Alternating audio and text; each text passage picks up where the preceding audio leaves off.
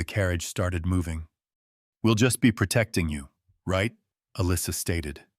"We were also told we might have to go out and fight some monsters," Shin added.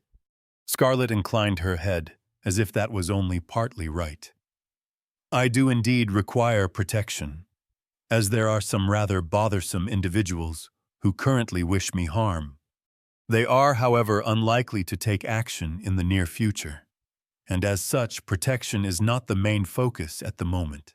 She started tapping her finger against the windowsill. Alyssa's eyes were drawn to the movement.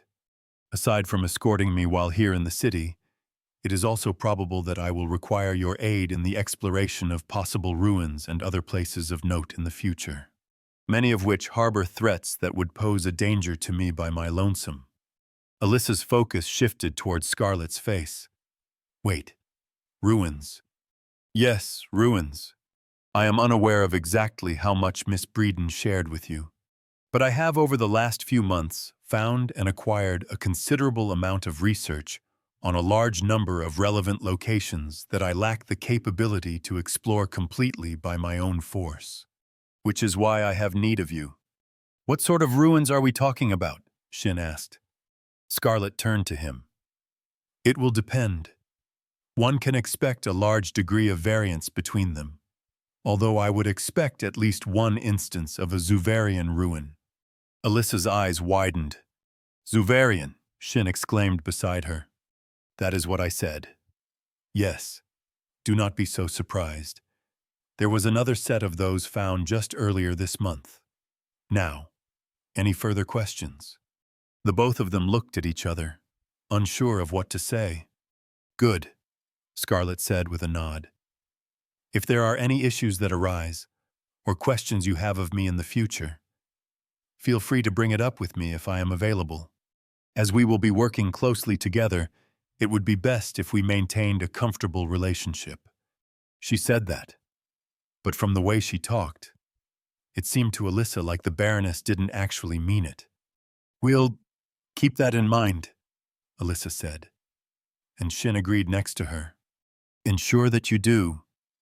With that, Scarlet turned her head to look out the carriage window, and the cabin descended into silence. Neither Alyssa nor Shin dared to say anything more right now. The silence stayed for the rest of the ride, making Alyssa shift in her seat from time to time just from the awkwardness she felt. She almost let out a sigh of relief when they finally appeared to have arrived at their destination. The Baroness was the first to exit the carriage, followed by Alyssa and then Shin. Alyssa had barely noticed it during the ride, but they had entered the Eastgate district. That wasn't really a surprise to her, though, considering that's where most of the nobles lived. The streets here were both wide and clean, with the street they were on right now being lined by rows of large mansions, as well as a broad garden that spread out at the end of the road. The older man who had driven the carriage walked up to the iron gates of one of the mansions, a large building of white and gray stone with 3 floors, and opened it to let them inside the low stone wall that surrounded the front of the estate. Scarlet immediately started walking down the small stone path surrounded by flowers that led to the entrance. Alyssa felt a pull on her sleeve and looked to see Shin signaling for her to follow. She shook her head free from any stray thoughts she'd had about the cost of all of this, and also started walking down the path. As Scarlet reached the mansion, its broad doors were opened by a slightly older woman wearing a loose dark gown with a wide skirt, with graying hair at the temples. "Welcome, my lady.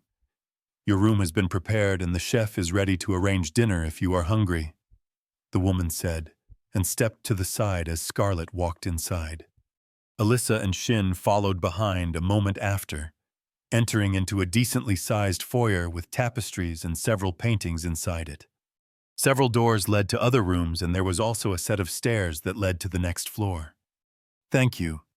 Dinner would be appreciated. I am quite weary and have not yet eaten," Scarlet said as she moved to the center of the foyer. The older servant had a look of surprise for a moment, but gave a curtsy as her expression relaxed. "I will inform the chef. Prepare something for my guests, too," Scarlet added. The woman glanced at Alyssa and Shin. As you wish, my lady. She then walked off and through a set of doors at the end of a short hallway. Alyssa looked around, unsure what to do now. Then another door opened, and a middle-aged man with slicked-back black hair and a black suit entered the foyer before bowing towards Scarlet. My lady, welcome to Elisted. It's always a pleasure to have you here. Scarlet appeared to examine him for a moment. Yes, I imagine it might, she said slowly, then looked around. Is my sister here? Madame Eveline is upstairs in the office. She has been busy the whole day with matters related to the fief and the business here in the capital. I see.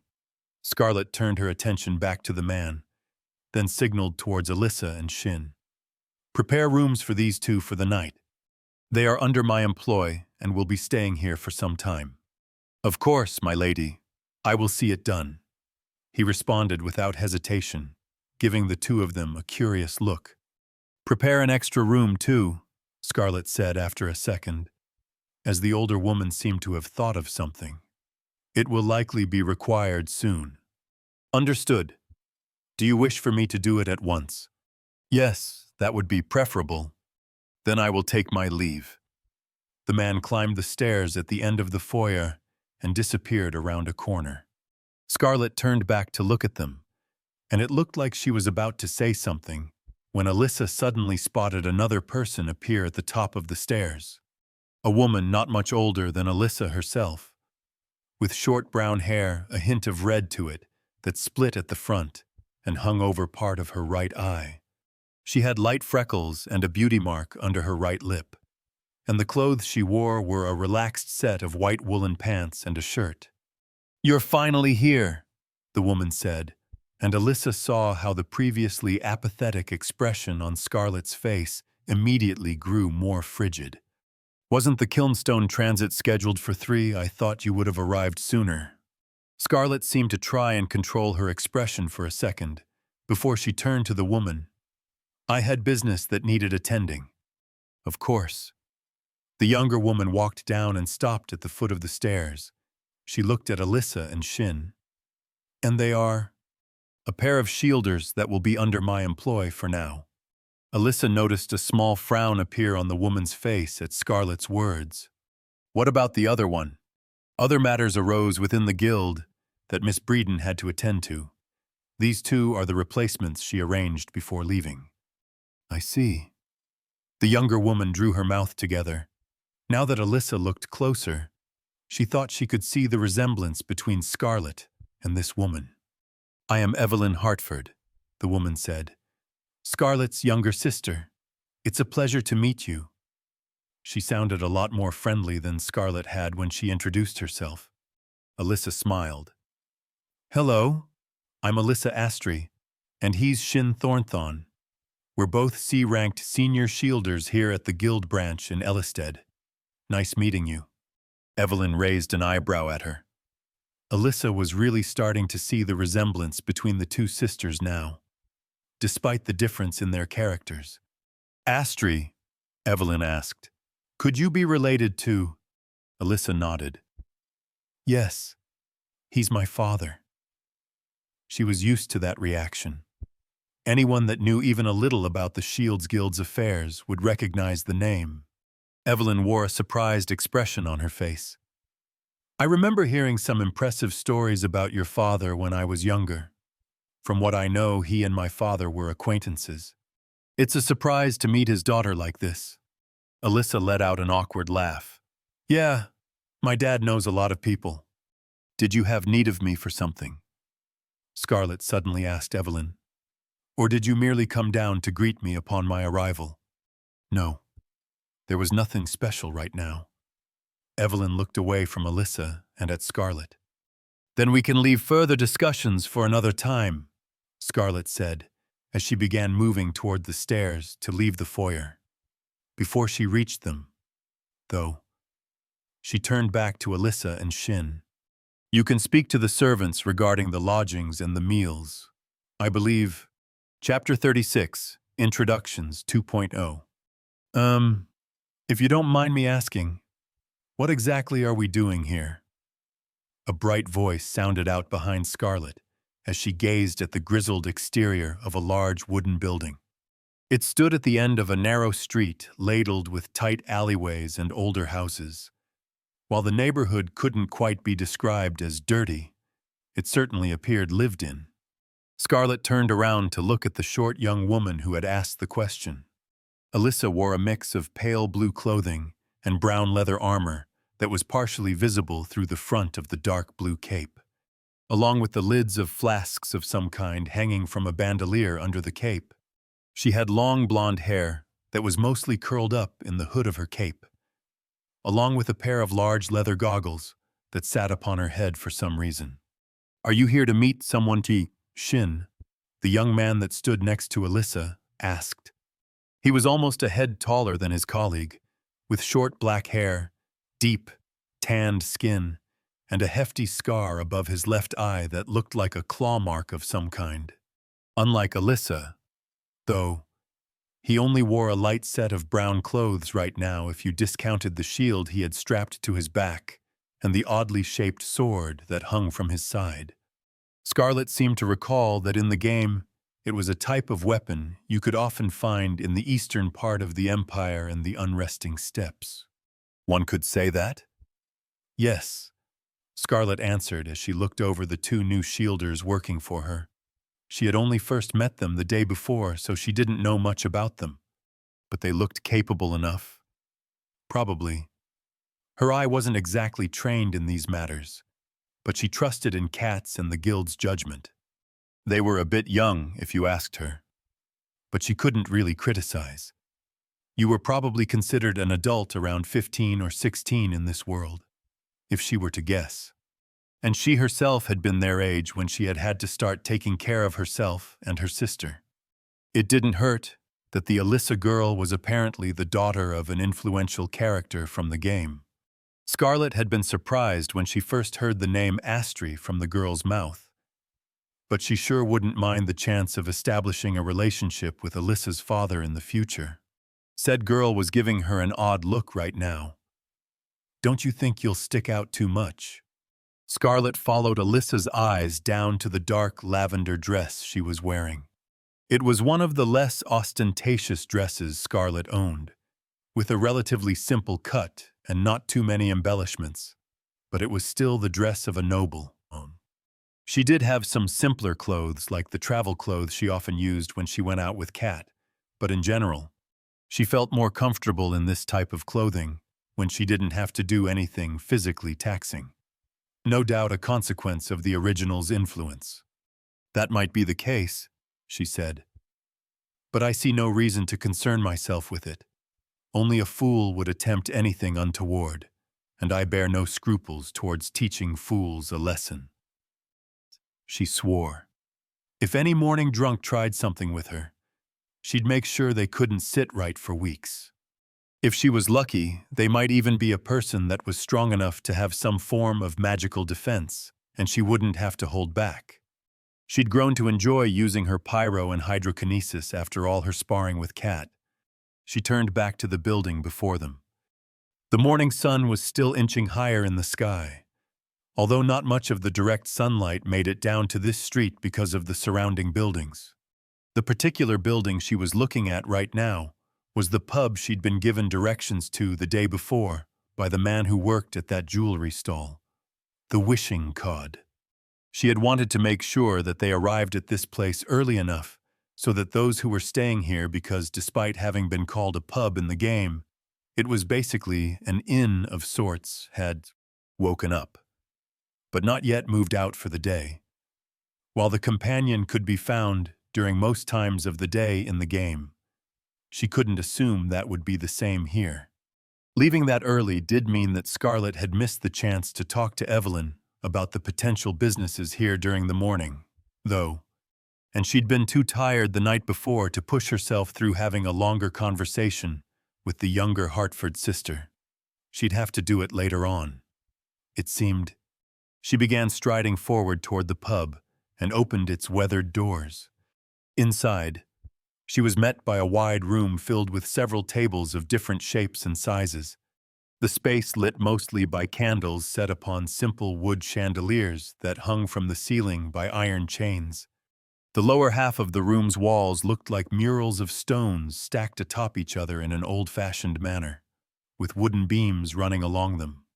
The upper part was made of a simple, murky white stone that she had seen on many of the buildings in this part of the city.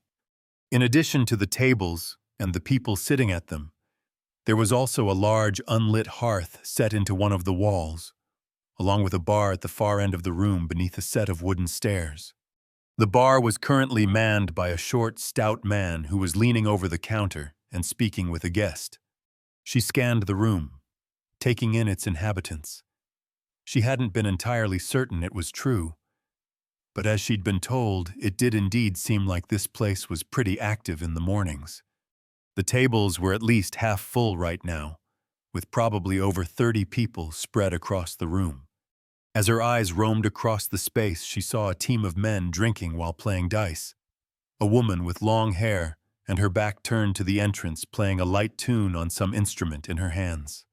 A pair of men in thick brown robes that looked to be busy eating breakfast, until her gaze finally locked onto the figure of a young man sitting alone at one of the smaller tables in the corner of the room.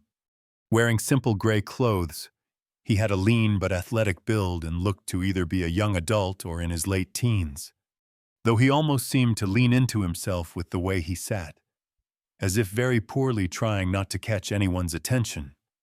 He had a very distinct appearance with his wild, neck-length hair that was a stark white. She found him. Her entrance appeared to have caught the attention of some of the pub's patrons, but she completely ignored that as she turned back to the two shielders that entered behind her. "Find a table and buy something to eat, if you did not do so before we left. I will compensate you for any costs," she said as the two looked at her. "What about you?" Alyssa asked. Scarlett looked back at the lone figure in the corner of the room. "I have some matters to discuss with that individual." Both Alyssa and Shin glanced towards where she was looking. "Oh, well, all right then. Just give us a sign if you need help with anything." "Okay."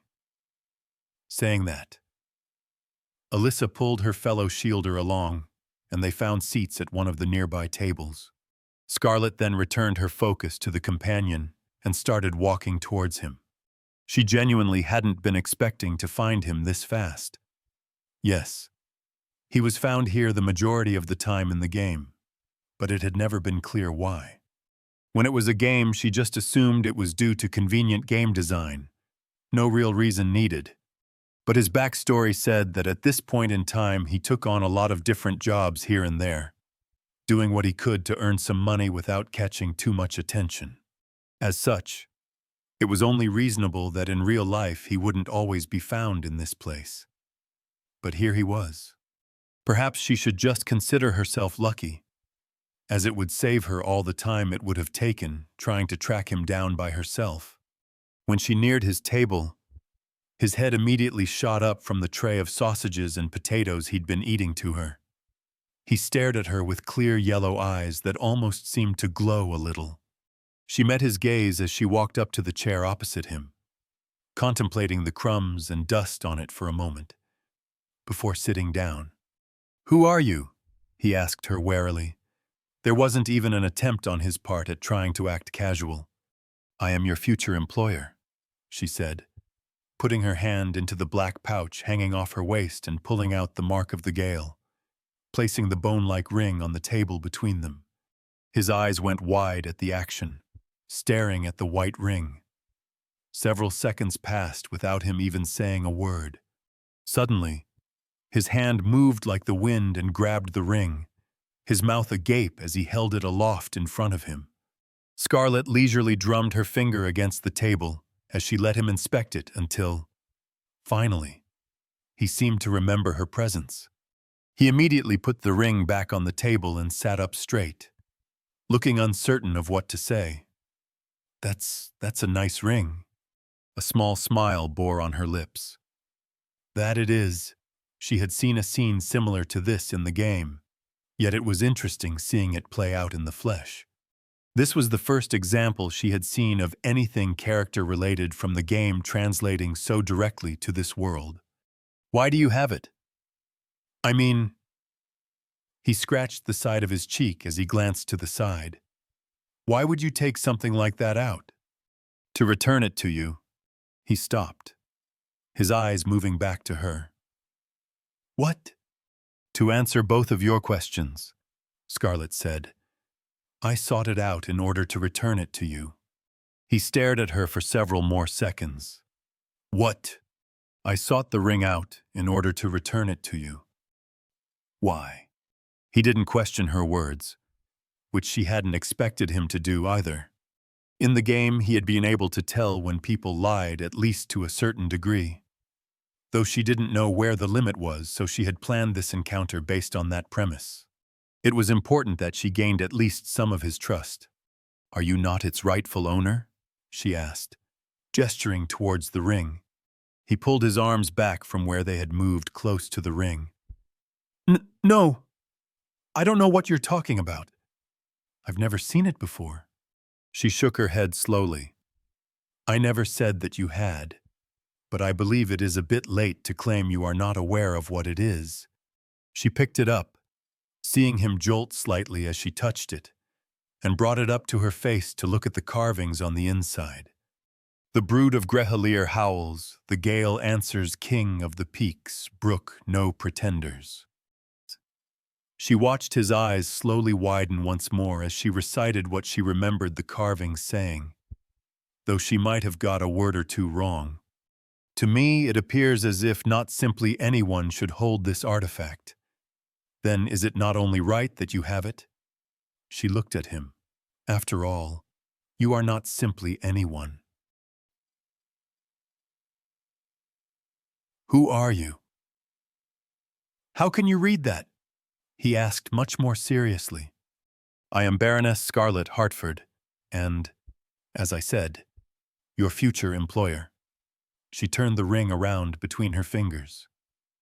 As for your second question, the truth is that I am unable to read it myself. I have, however, seen a translation of it. Although I cannot entirely speak for its accuracy. I've never heard of you, he said after a moment. What do you want with me? She raised an eyebrow and signaled to the ring in her hand.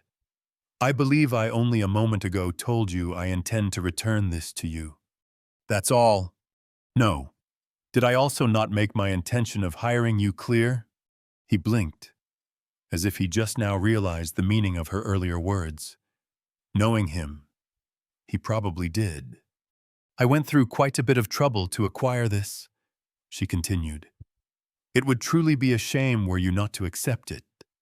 His attention seemed to continually shift between her and the ring, as if he was unsure what was the most important.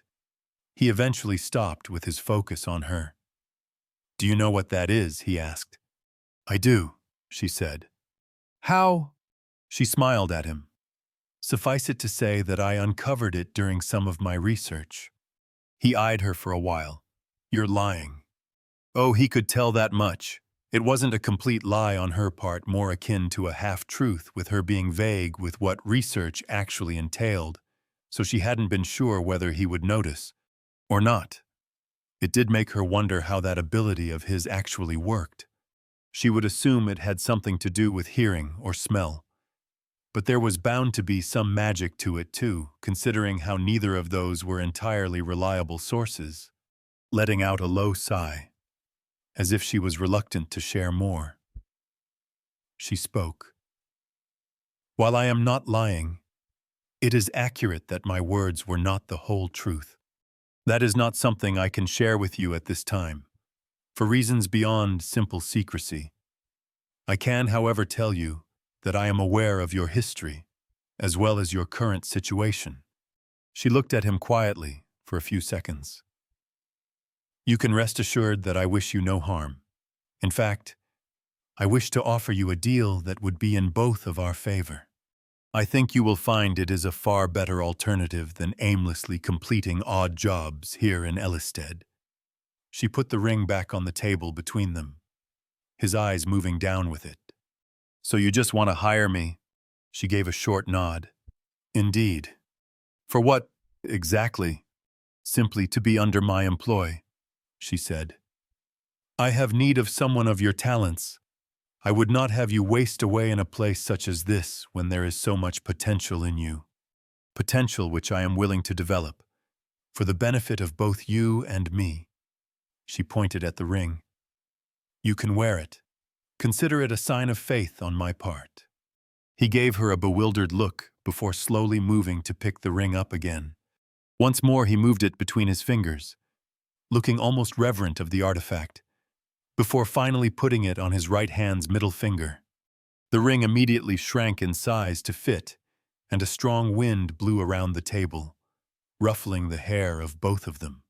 Scarlett had to mentally force herself to ignore the stares the phenomenon gathered as she began fixing her hair and observed the young white-haired man's eyes light up for a brief moment. Then he was just staring out into the empty air, completely oblivious to his surroundings. Scarlett wasn't sure what he actually experienced from equipping the ring that had never been made clear in the game, but she assumed it was something important to his backstory. It took a while, but eventually, he returned to the present, his gaze slowly shifting to her. I never believed I would find this. I gave up on it long ago. You. He looked at her. Then the ring. Thank you. Scarlett fought away a frown as she corrected the last of her disarrayed hair. I am glad that my gift was satisfactory. And what do you have to say to my offer? His expression changed from that of gratitude to uncertainty once more. I don't know. I have things I have to take care of. People that... He trailed off. I don't know if I can trust you.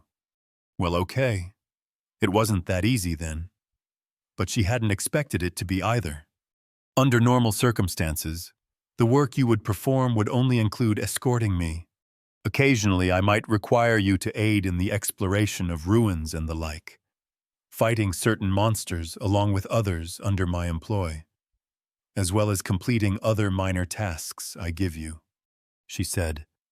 However, food and lodging will be provided by me, as well as any necessary equipment. In addition to that, you will also be paid 500 solars every month. 500! He exclaimed loudly enough for the group of men playing dice a few tables over to look over at them, joining the assortment of eyes that were already watching them. Well, whatever. It wasn't as if any of the people here mattered right now. That is what I said. Yes. She'd had an inkling that would convince him some. He hesitatingly looked at the ring, seeming to consider it for several seconds. Finally, he gave a quiet nod. Okay, I'll do it. Then he gave her an intense stare. But this better not be some kind of trick. Her eyes narrowed. Is that a threat? He paused, blinking for a moment, before suddenly bringing his hands up in the air in front of him. Oh, no. I didn't mean it like that. Definitely not like that. He hurriedly said. I just meant that if it was, then I couldn't continue working for you and would have to quit, even if you're paying really well and know who I am and about the ring. But I definitely didn't mean to threaten you or anything, I promise. It was weird seeing him like this, being so close in real life to how he was at the start of the game.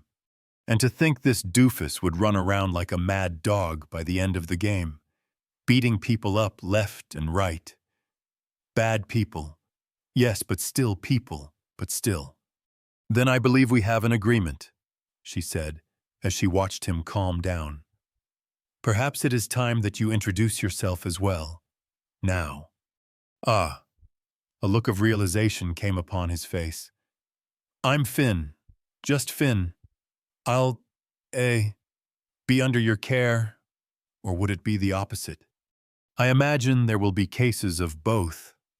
She brought a hand into her pouch to pull out 10 silver coins worth 100 solars. This is a small advance you can use as necessary.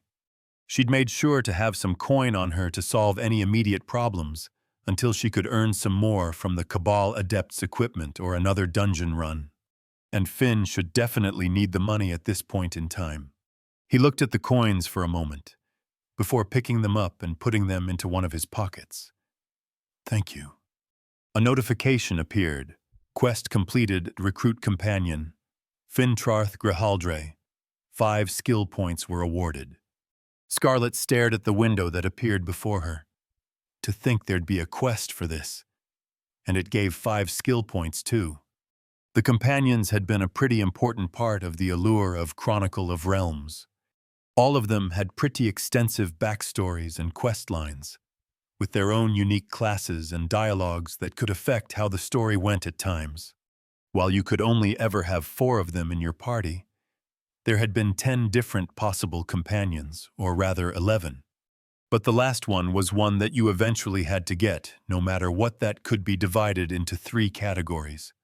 Those who were good and would only stick with the player in a good run.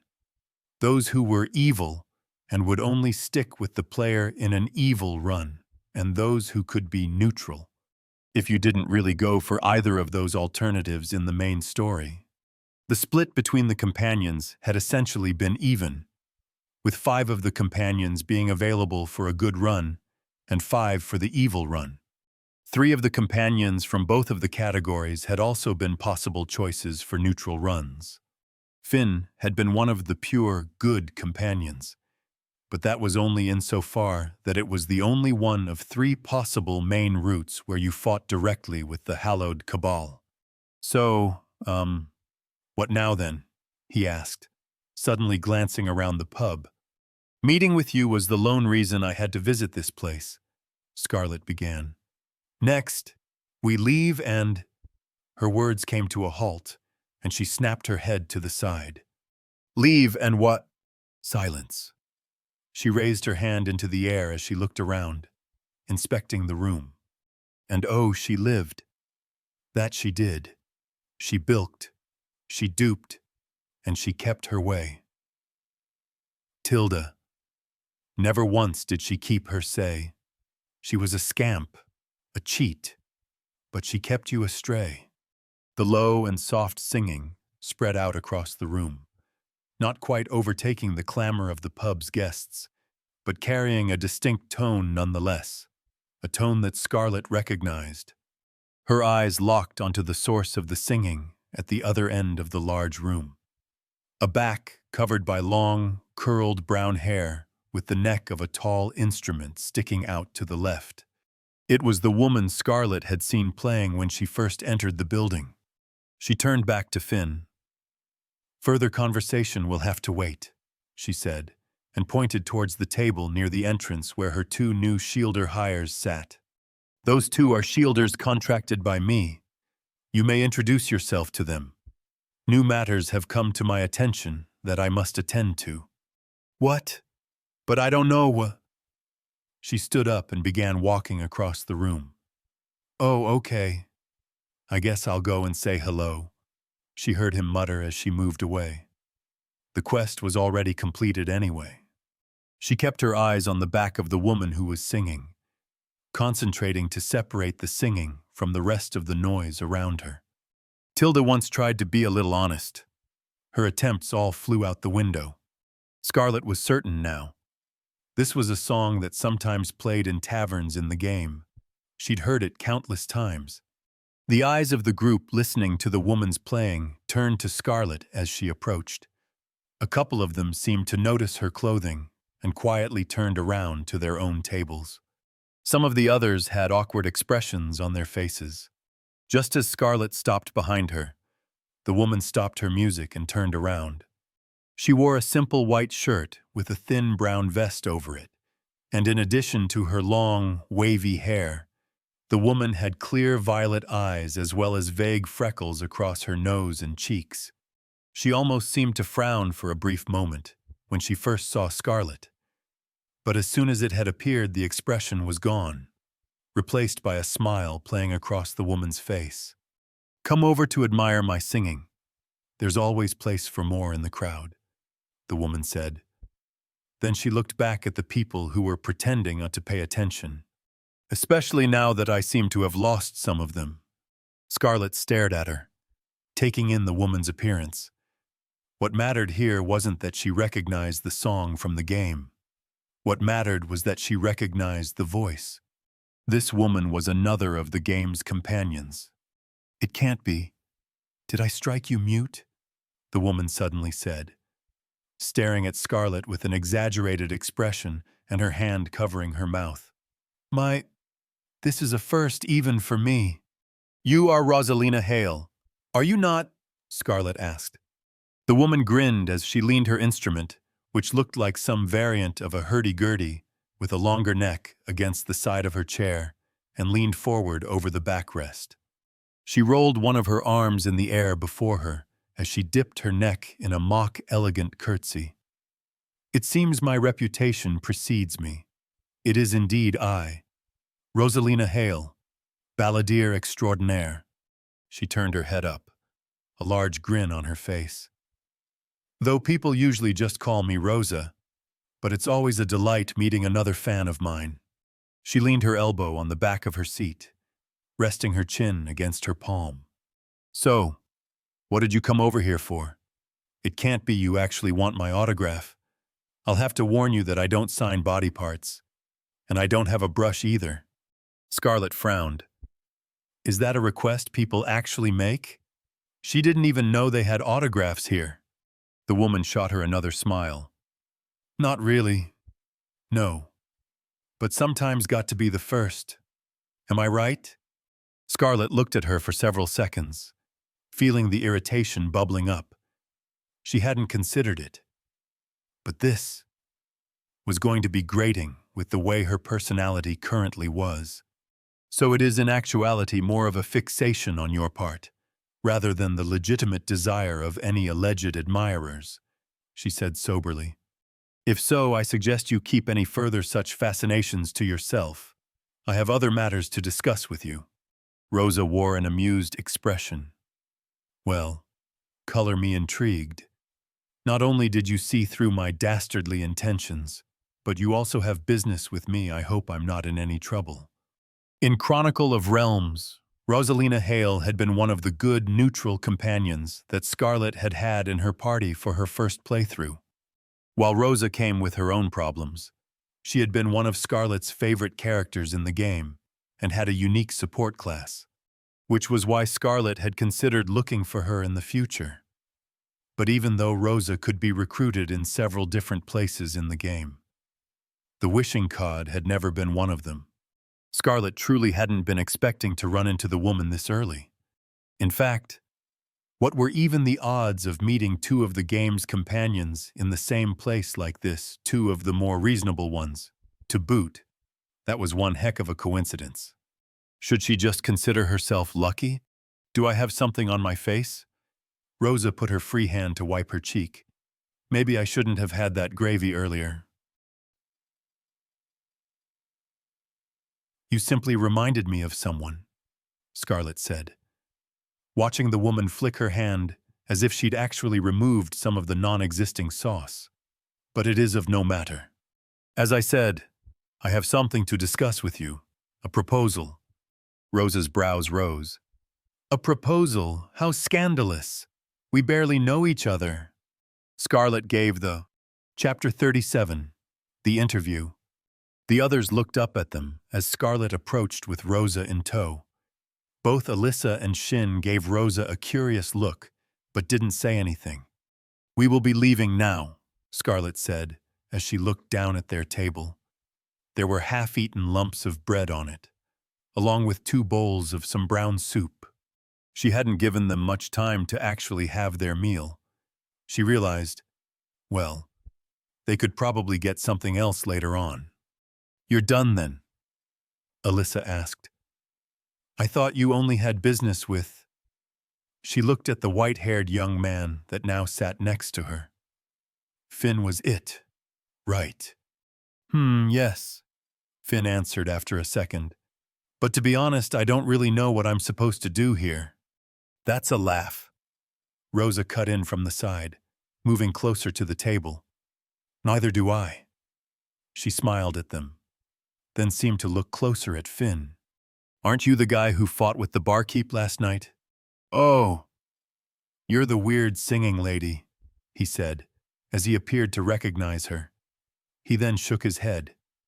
"And no, that was just a misunderstanding. I only told him this place smelled—" "Ah, of course. That's one of the classics."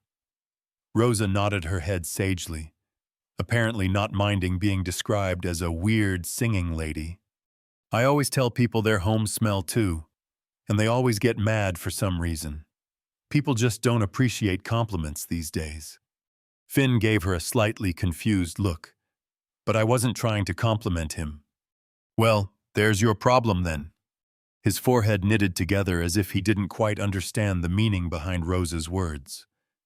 When Alyssa leaned in beside him, "Why would you tell the barkeep that his business smelled?" "I thought it would be good if he knew. There was a rotten piece of meat under the stairs." The people around the table went quiet for a moment. "Who are these two supposed to be?" Shin eventually asked, looking at Scarlet as he signaled towards both Finn and Rosa. "They are people I have hired, in part to assist you in your work." Scarlet responded. She gestured to Rosa. "Her name is Rosalina, and it appears you have already been introduced to Finn." She pointed to the white-haired young man next to Alyssa.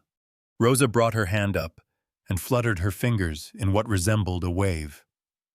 "You can just call me Rosa." Alyssa met her greeting. "Hello, I'm Alyssa. This is Shin. We're both shielders." Shin gave a short nod. "Shielders."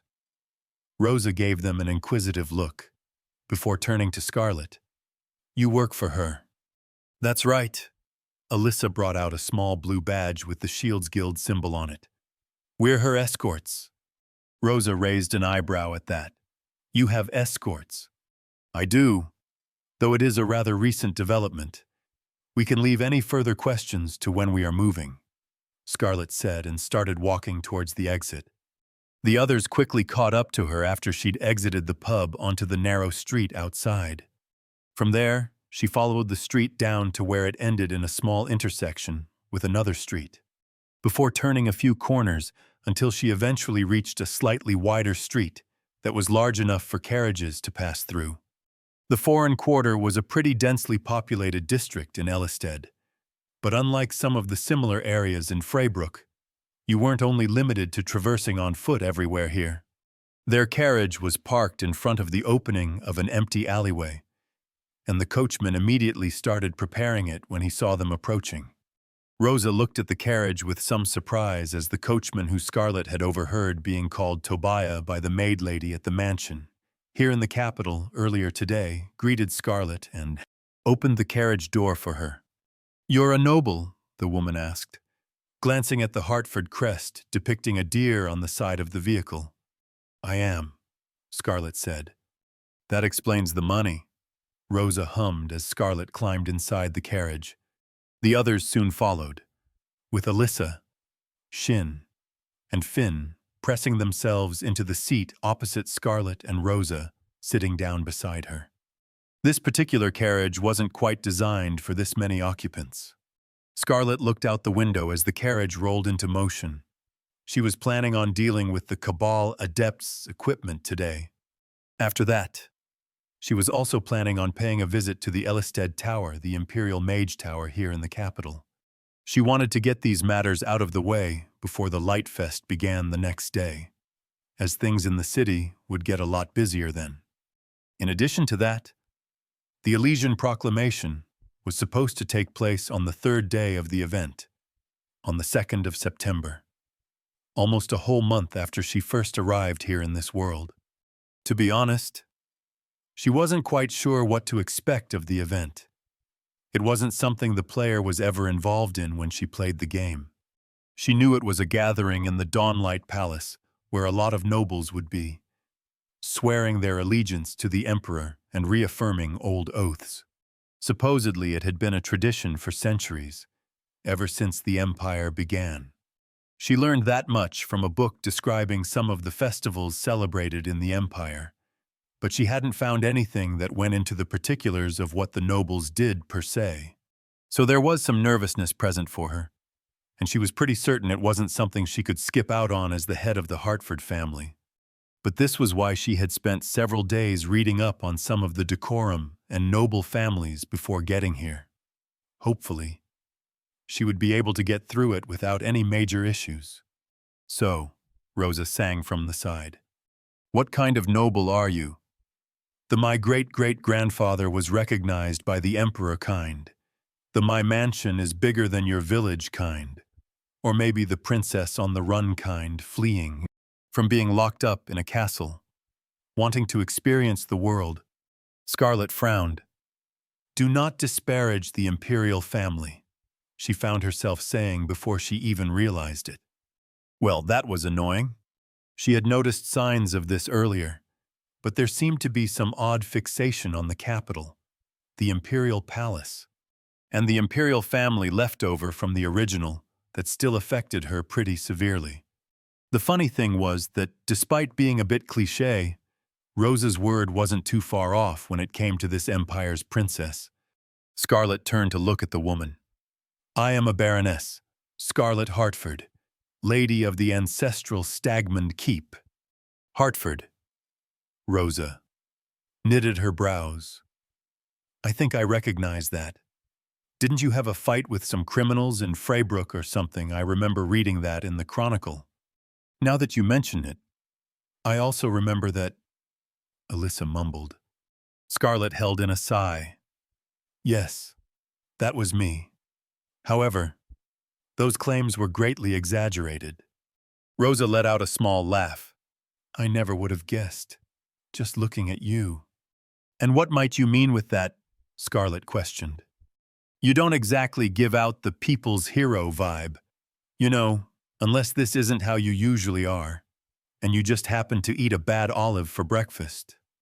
Describing me as the people's hero is an even greater exaggeration than the original claims, Scarlet said coldly.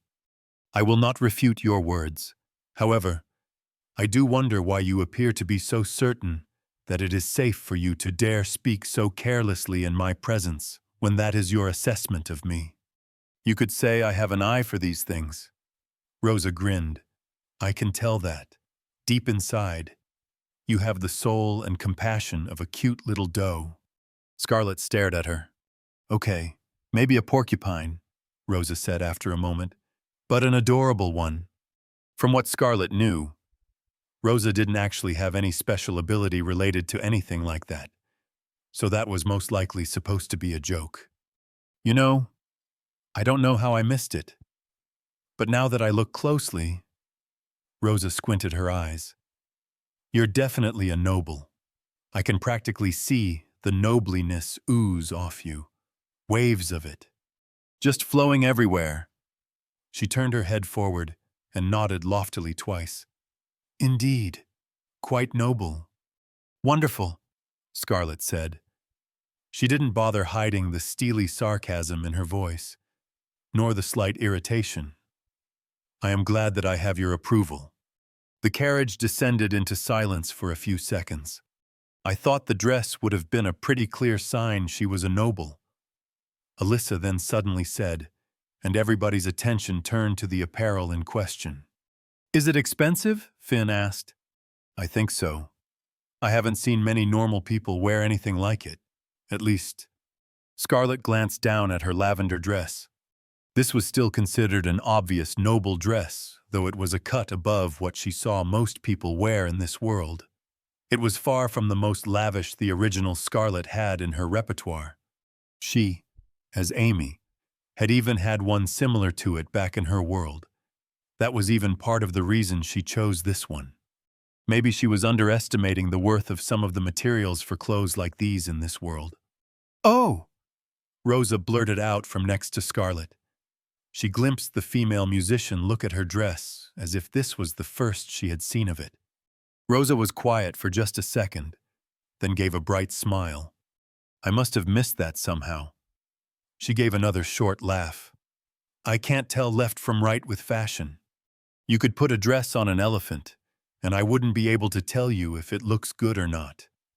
Not to say you're an elephant. But if you were, I'm sure you'd be the envy of all the other large, noble elephant ladies. Then it is fortunate that the work I would have you do does not rely upon your fashional acumen, Scarlet said, nor on your ability to offer compliments. Oh, but I'm great at compliments, Rosa grinned. It's all about what kind of compliments I'm giving. She picked up her instrument. Scarlet was just going to call it a hurdy-gurdy from where she'd put it on the seat next to her, patting the lacquered wooden side. But I'm curious. What exactly is this work you want me to do? Most people come to me because of this baby. Her smile grew a bit more playful, and she pointed to herself. And, of course, because of this baby. I am certain that they do, Scarlet said coolly, then gestured to the 3 people opposite them. Their job will be to escort me, as well as aid me in future excursions. She looked towards Rosa. Your job, should you choose to accept it, would include supporting them in their endeavors. This would denote some degree of danger, which is the reason for the high wage, but there is not a large risk of severe injury. Of that, I can assure you, I can. And the potential benefits on your part far outweigh merely the wage. Rosa scrunched her eyes up at her. Benefits like, she asked, dragging out on the second word. Scarlet looked away and out the window. Being employed in my service would no doubt give you access to artifacts and other useful resources, though I do not know how much would interest you. She paused for a moment. What might be of more interest to you is the possibility of forging a connection with the head of a noble household, one who happens to hold a large amount of knowledge on a wide number of areas, and whose aid could prove very helpful in the future, should you require it. And that person just so happens to be you. Scarlet gave a nod. Yes. What makes you so sure I'd be of any use? Rosa asked. One could say I have an eye for these matters, Scarlet said. She glanced briefly at Rosa, gauging the woman's expression. While she hadn't been ready to meet her, and as such hadn't prepared a proper excuse, she did know something that would almost be guaranteed to convince the woman. But she knew both of them would probably prefer it if she didn't bring up the matter. Thankfully, Rosa didn't seem to mind the vague answer. Mysterious, the woman said with a smirk. Now you've definitely got me all curious. I think I'll accept this offer of yours, for now. At least until the other end of the hammer falls. She then turned to look at Finn, who had been sitting quietly and listening in on the conversation. What about you? Did she give you the same offer? His eyes widened slightly. Yes, no. He looked at Scarlet. I'm still a bit confused about the details of what you want me to do. Nothing. For now, Scarlet said. It would be enough to do as those two. When asked, she gestured towards Alyssa and Shin. You will have an opportunity to showcase your capabilities soon. Either tomorrow or the day after, presumably. Until then, there is no need to worry about it. Does that hold for me as well? Rosa asked. Yes, though I do not expect you to always accompany me as they will. Finn would be really handy to have along, especially when in more dangerous places, because of his excellent perception abilities. As for Rosa, for now, it would be enough to only bring her along when raiding dungeons and on other similar jaunts. I will ensure that a room is prepared for you at the mansion I am staying in. When I have no need of you, you may do as you wish with your free time. But you're still paying me. Yes. Oh, this is definitely too good to be true. Tell me as it is. Rosa eyed her. This is some kind of scam, isn't it? It is not, Scarlet told her. She's not lying, Finn said. Well, if he says so, then I guess it must be true. Rosa leaned back in her seat. Maybe I'll use the time to finish up the new song I've been writing. You create your own songs? Alyssa asked. Of course I do. No self-respecting bard wouldn't, Rosa responded. Scarlet tuned the ensuing conversation out as she looked out the window at the passing buildings and people. Chapter 38. The Fantasy Tower. The first location Scarlet visited with the others was a shop located in the Coins District. She knew from the game that it dealt mainly with magical equipment and artifacts. When she had been thinking of what to do with the Cabal Adept's armor, it had been one of the first places that came to mind.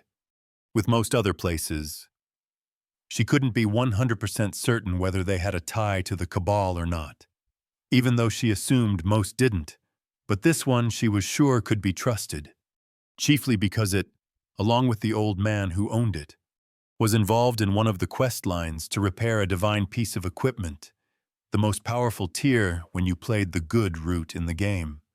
After arriving at this place, she'd had Finn and Rosa stay behind as Alyssa and Shin helped her bring the equipment inside the shop.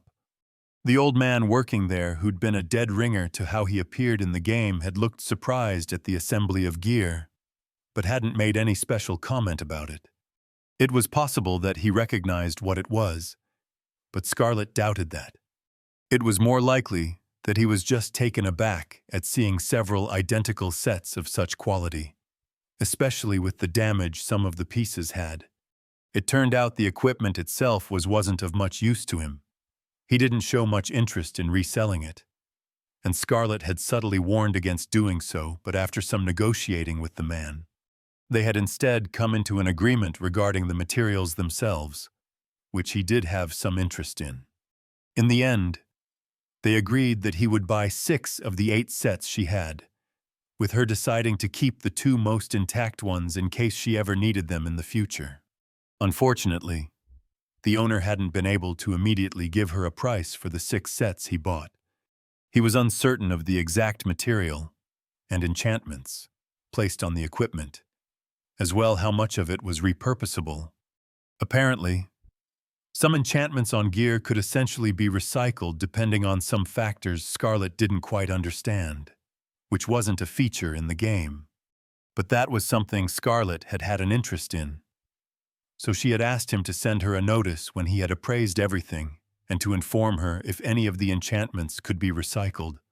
His rough guesses for a price from just the first glance had been somewhere in the upper thousands for all 6 of the sets, which had been less than Scarlet had wished for. But hopefully that estimate would change in the future, after he'd had more time to look into it. The sets were mixes of rare and epic equipment, after all. In the game, just one such set could probably run for well over 20,000 if it was brand new. After having finished at that shop and bid their goodbyes, Scarlet had left the Coins District behind along with the others. Traveling along the bustling Sunset Walk to the Ascendant Court at the heart of the city, they'd journeyed past the ever-active Mausoleum as well as the grandiose Ustrum Assembly, all the way to the northern part of the city, where the Wise Quarter was located. Ellisted was divided into 11 districts, and of those, the Wise Quarter was one of the smaller ones. This part of the city was dominated by fewer, but more extensive buildings, several of which Scarlet knew as schools or academies of some sort from the game.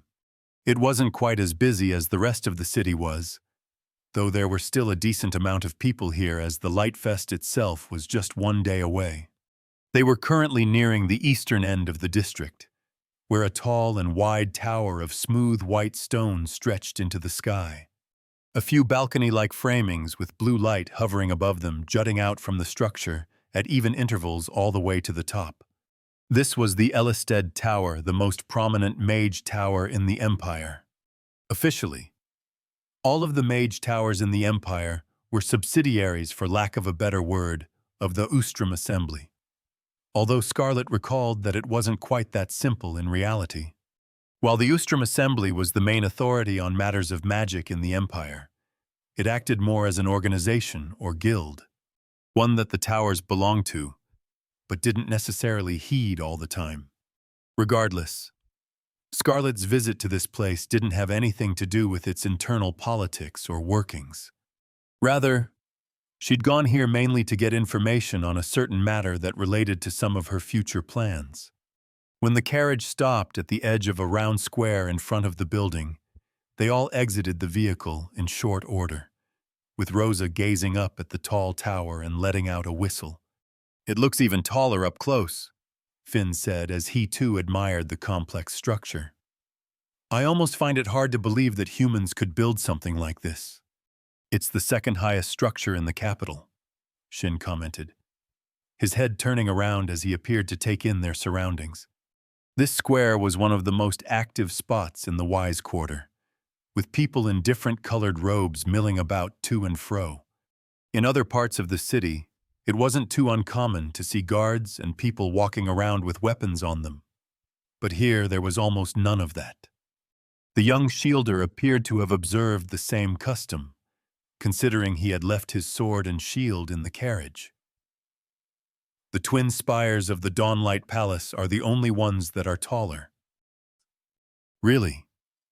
Finn turns to him with an impressed look. "I've only seen them from a distance before. I had no idea they were also that tall." "It's because the palace is built on elevated cliffs. Otherwise, the Ellisted Tower would be 13 meters higher. They purposely made it shorter back when it was built, as not to offend Emperor Gautier. He was said to be an irritable man. Even when he was the emperor." Finn furrowed his brows. "Why didn't people just stop following him? Then I've heard rebellions have happened before." "There are a dozen different reasons. And while it is true that rebellions have felled dynasties in the past, that has never happened in the Empire. It also didn't help that Emperor Gautier was famed as one of the strongest warriors of his time." "Oh, that makes sense then." Finn nodded his head. "But how do you know all of this?" "It's because he spends all his time with his nose in books," Alyssa said with a joking grimace. "Nobody cares when Emperor whatever did who knows what, but he can't get enough of it. Maybe if you did care about some of it, I wouldn't have had to do all of the homework your dad used to give you." Shin casually shot back. Scarlet watched the young shielder girl jam an elbow into her colleague's side. "Maybe you should keep your trap shut." Rosa also looked on with a smile. "Ah, young love," she hummed. "Huh." Alyssa let out a short laugh. "He'd be lucky if a girl so much as talked to him. You know, he hasn't even danced with a girl once in his life." Rosa raised a brow. "Oh, but he's pretty handsome, isn't he? He's got that look to him. Cute, with just a splash of rugged to the side. Add a smidge of cool nonchalance, and most girls would be swooning." Alyssa shook her head. "It's the opposite. He just scares them off. If anything, then Finn would be the handsome one." She gestured towards the white-haired youth that walked to the side, causing him to turn to them with a perplexed expression. "Did I do something?" "You can ignore it. She gets riled up easily," Shin said. "I do not," Alyssa exclaimed. Finn looked on at the two. "But I'm not even a—" he began, but stopped before saying more. "If you are about finished." Scarlet cut in as they closed in on the large open brass doors that served as the entrance to the tower. "You can save those conversations for a later time. There is business for me to attend to here." Rosa let out a light laugh. "Ah, but don't you think it's at least a little bit interesting?" "I have no interest in matters of romance, or the lack thereof," Scarlet said. It really was one of the last things she cared to think about in her current circumstances. She hadn't been on a real date for years before coming here, and now certainly wasn't the time to start bothering with that. It was bad enough that she had a fiancé she barely knew. She pushed those thoughts to the side and walked through the open doors. Entering into a large lobby, it was almost like a chamber, with a curving ceiling lit up by blue magical lights, and moving towards the center of it, where a circular area not too dissimilar to a reception was. The rest of the lobby was filled mostly with people in robes, walking between different bookcases spread around the room, or conversing at tables that lined the walls.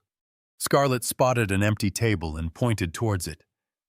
"These particular proceedings will not require the assistance of any of you. You can wait there until I am finished with what I have come here for." You're going alone, Alyssa asked. I am in no danger here. I guess not. But the young woman glanced around the room. Scarlett stopped for a moment and looked the others over for a moment, considering. Very well. It would be inconvenient if you all came with, but one of you can. Decide amongst yourselves who. With that, she began walking towards the center of the lobby again, leaving them behind. A little while later, Shin caught up to her, giving her an affirmative nod before silently closing in to walk behind her. When they reached the center area of the lobby, a man sitting behind a crescent-shaped desk, peering over a pile of papers, looked up at her. He had short, balding hair and wore a deep black robe with long sleeves. "Can I help you?" he drawled out with tired eyes. "Yes," Scarlett said, setting herself into the noble persona. "I wish to meet with one of the tower officials." There were a couple of things she wanted to discuss with the people here. There were some basics matters that any member could probably give her answers to, but the most important subject point was something that only certain people could help her with. She was going through the list of names in her mind of those who fit that criteria. "For what reason?" the man asked, idly bringing out a new piece of paper from a pile to the side and bringing a black pencil up to his lips. "Inquiring into the purchase of several magic-related articles, as well as the trade of some highly valuable information." He started writing something on the paper. "We have a branch who handles the selling and buying of material and items further down in the Wise Quarter, as well as a small establishment in the Coins that handles any common official requests. I recommend that you try visiting those. I'm sure they'll be able to help you." "Common requests." Scarlett felt her eye twitch. "I believe I said I wished to meet with an official, not send in a petition. This is the Imperial Mage Tower. Our members are some of the most esteemed mages and wizards in the Empire. I realize it might be an inconvenience for you, but they simply don't have the time to meet with just anyone that asks. The other places I pointed you to are more than capable of assisting you, so once again I recommend that you turn to them." He stopped writing and looked up, his eyes glancing over to Shin, who stood behind her. The man's eyes seemed to stay on the scar above Shin's left eye for a second. He then looked back at Scarlett, only now seeming to take in her appearance. "What was your name, if you don't mind me asking?" "Scarlett Hartford," she answered. "Baroness Scarlett Hartford." The man was quiet for a few seconds. "Perhaps there is someone who is available at the moment." And he bent down, picking up a thick tome from beneath the desk and placing it beside the arcs of paper in front of him. He opened it and flipped through it, stopping at one page and trailing his finger down it. "It appears that adjunct mage Alan Fletcher is free. I could have a meeting arranged with them if you wish." She had no idea who that was, but an adjunct mage wouldn't be of any use to her. "Is Adelicia Mendenhall here?" she asked. The man paused, looking up at her. "Emeritus Master Docent Grand Wizard Mendenhall is currently on an exchange expedition to the Rising Isle." Oh, wow, that was a mouthful. And emeritus. She was expecting some Latin terms here and there, considering how prevalent it was in the English language. And she knew docent was a rank here, so that didn't surprise her. But straight out, hearing an adjective Latin term like that used as one might back in her world felt weird. She really had to look into the linguistical history of modern Imperial sometime in the future. Still, it was a shame that Adelicia Mendenhall wasn't here. The woman was one of the more important people in the tower, and the one Scarlett felt most confident about being able to work with. Then Kennard Berkeley. He wouldn't know anything about what she wanted, but he should at least have the authority to make a deal with her. Master Docent Mage Berkeley is also on the Rising Isle. Scarlett frowned. "Very well. Then is Swale available?" "Do you mean Master Docent Wizard Swale?" "Yes," she said, She barely remembered anything about him but his last name. But he was the head of one of the tower's departments, so he should still be able to help her. The man gave her a long look. He is also away on the expedition. Was every member of the Ellisted Tower on this damn expedition? Or was this man just straight up lying to get rid of her? She swallowed back a sigh. If so, then I do not have many other options. Is Merlion Rowley still present? I presume he would not have joined this expedition. He was far from her first choice, but it should still work. She saw how the man's expression grew a bit stale. Baroness, I understand that you have business you want to carry out with us, but all of the people you have mentioned are highly influential and busy members of the tower. Even if they were here, I would not be able to arrange a meeting with them for you, and that goes twice for Vice Dean Rowley. Scarlet leveled her gaze at the man. I would not be so certain of that. Inform Rowley that I know the location of a primordial spell and am willing to trade it. The black-robed man froze, his mouth stuck in a half-open grimace. Surely you can't be serious. This isn't the place to joke around like that. She kept her eyes locked on him. Do I appear to you as a person who would so carelessly lie about such significant matters? That's not what I mean. Then contact him. Inform him that Baroness Hartford wishes to meet, and that it will not take long. The man stared at her for several seconds. She crossed her arms. I am waiting. I'll see what I can do, he eventually said, and began sifting through drawers under the desk. But I can't promise that he'll be available, or even answer. It will take some time. Then I will wait here.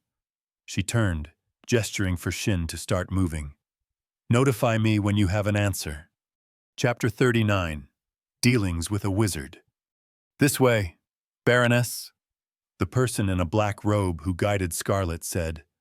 They were a middle-aged woman with dark brown hair that was pulled up into a bun at the back of their head and had originally come to find Scarlet in the tower's lobby after she'd been waiting there for about half an hour. As Scarlet had expected, Rowley had agreed to meet with her after hearing about what it was that she was offering.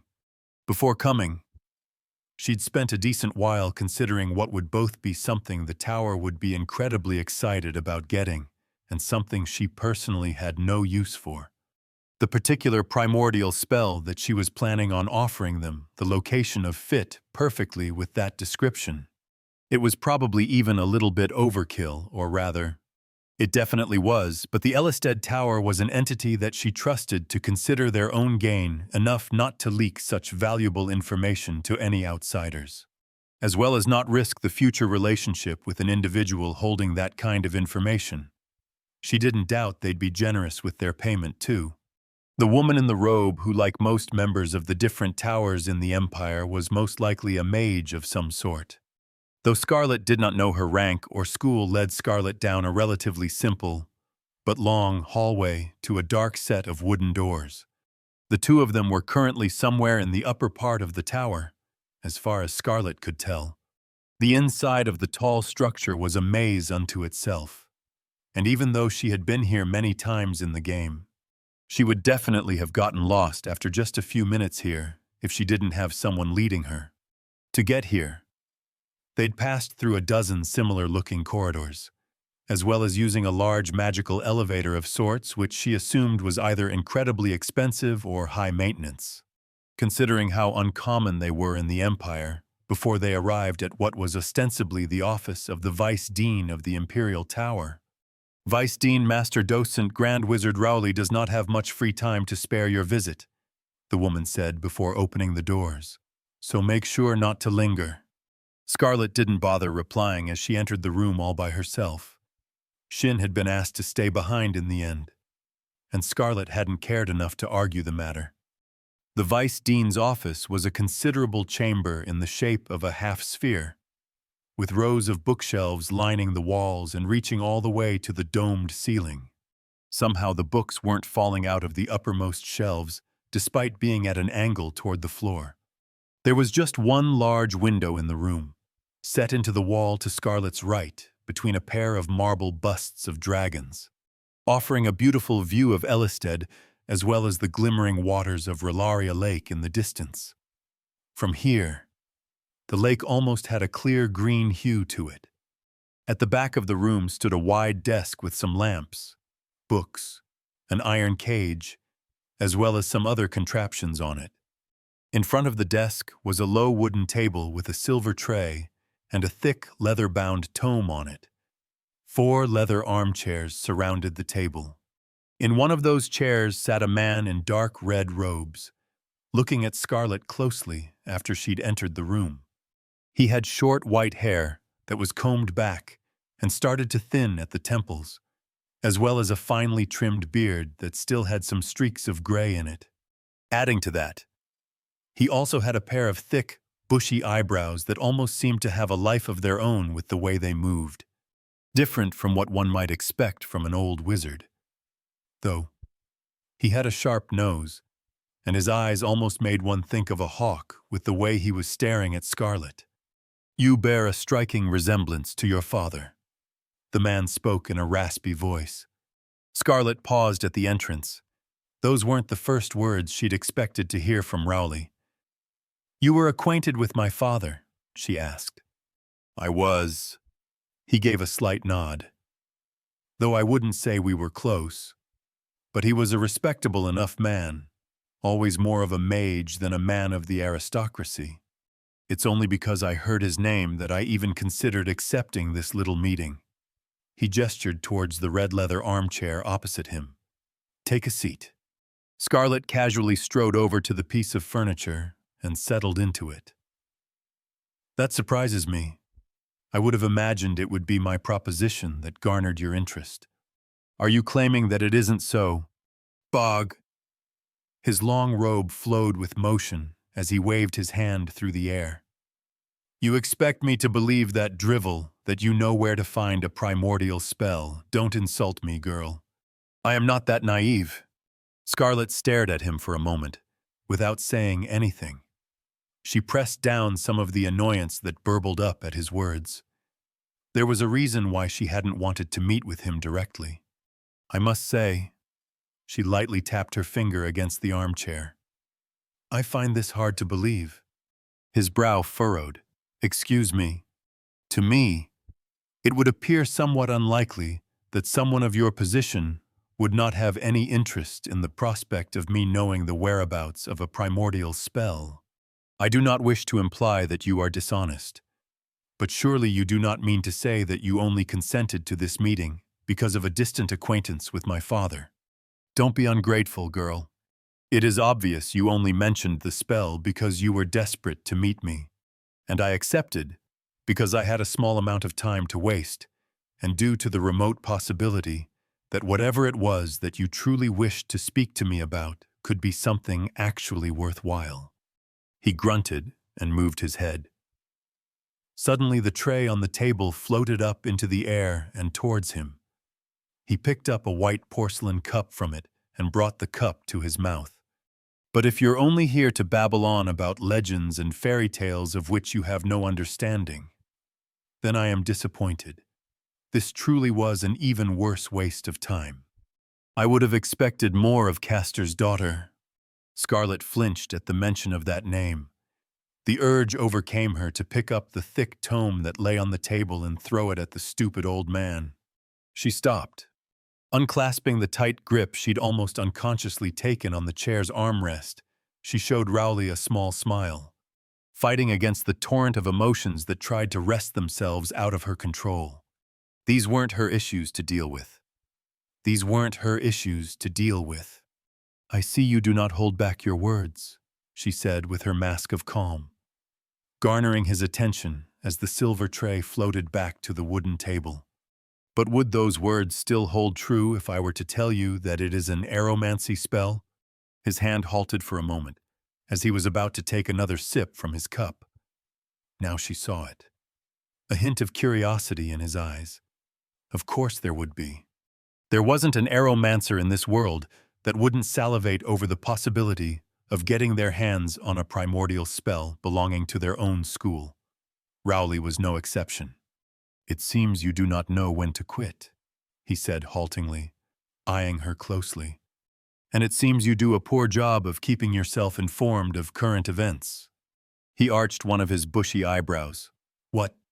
"It was barely a month ago that a Zuvarian ruin was discovered in the region near Freybrook," Scarlet explained. She didn't actually expect him to know about something like that, but it would work as a decent excuse. Rowley nodded slowly. "I am aware, and—" Oh, he'd actually heard about it.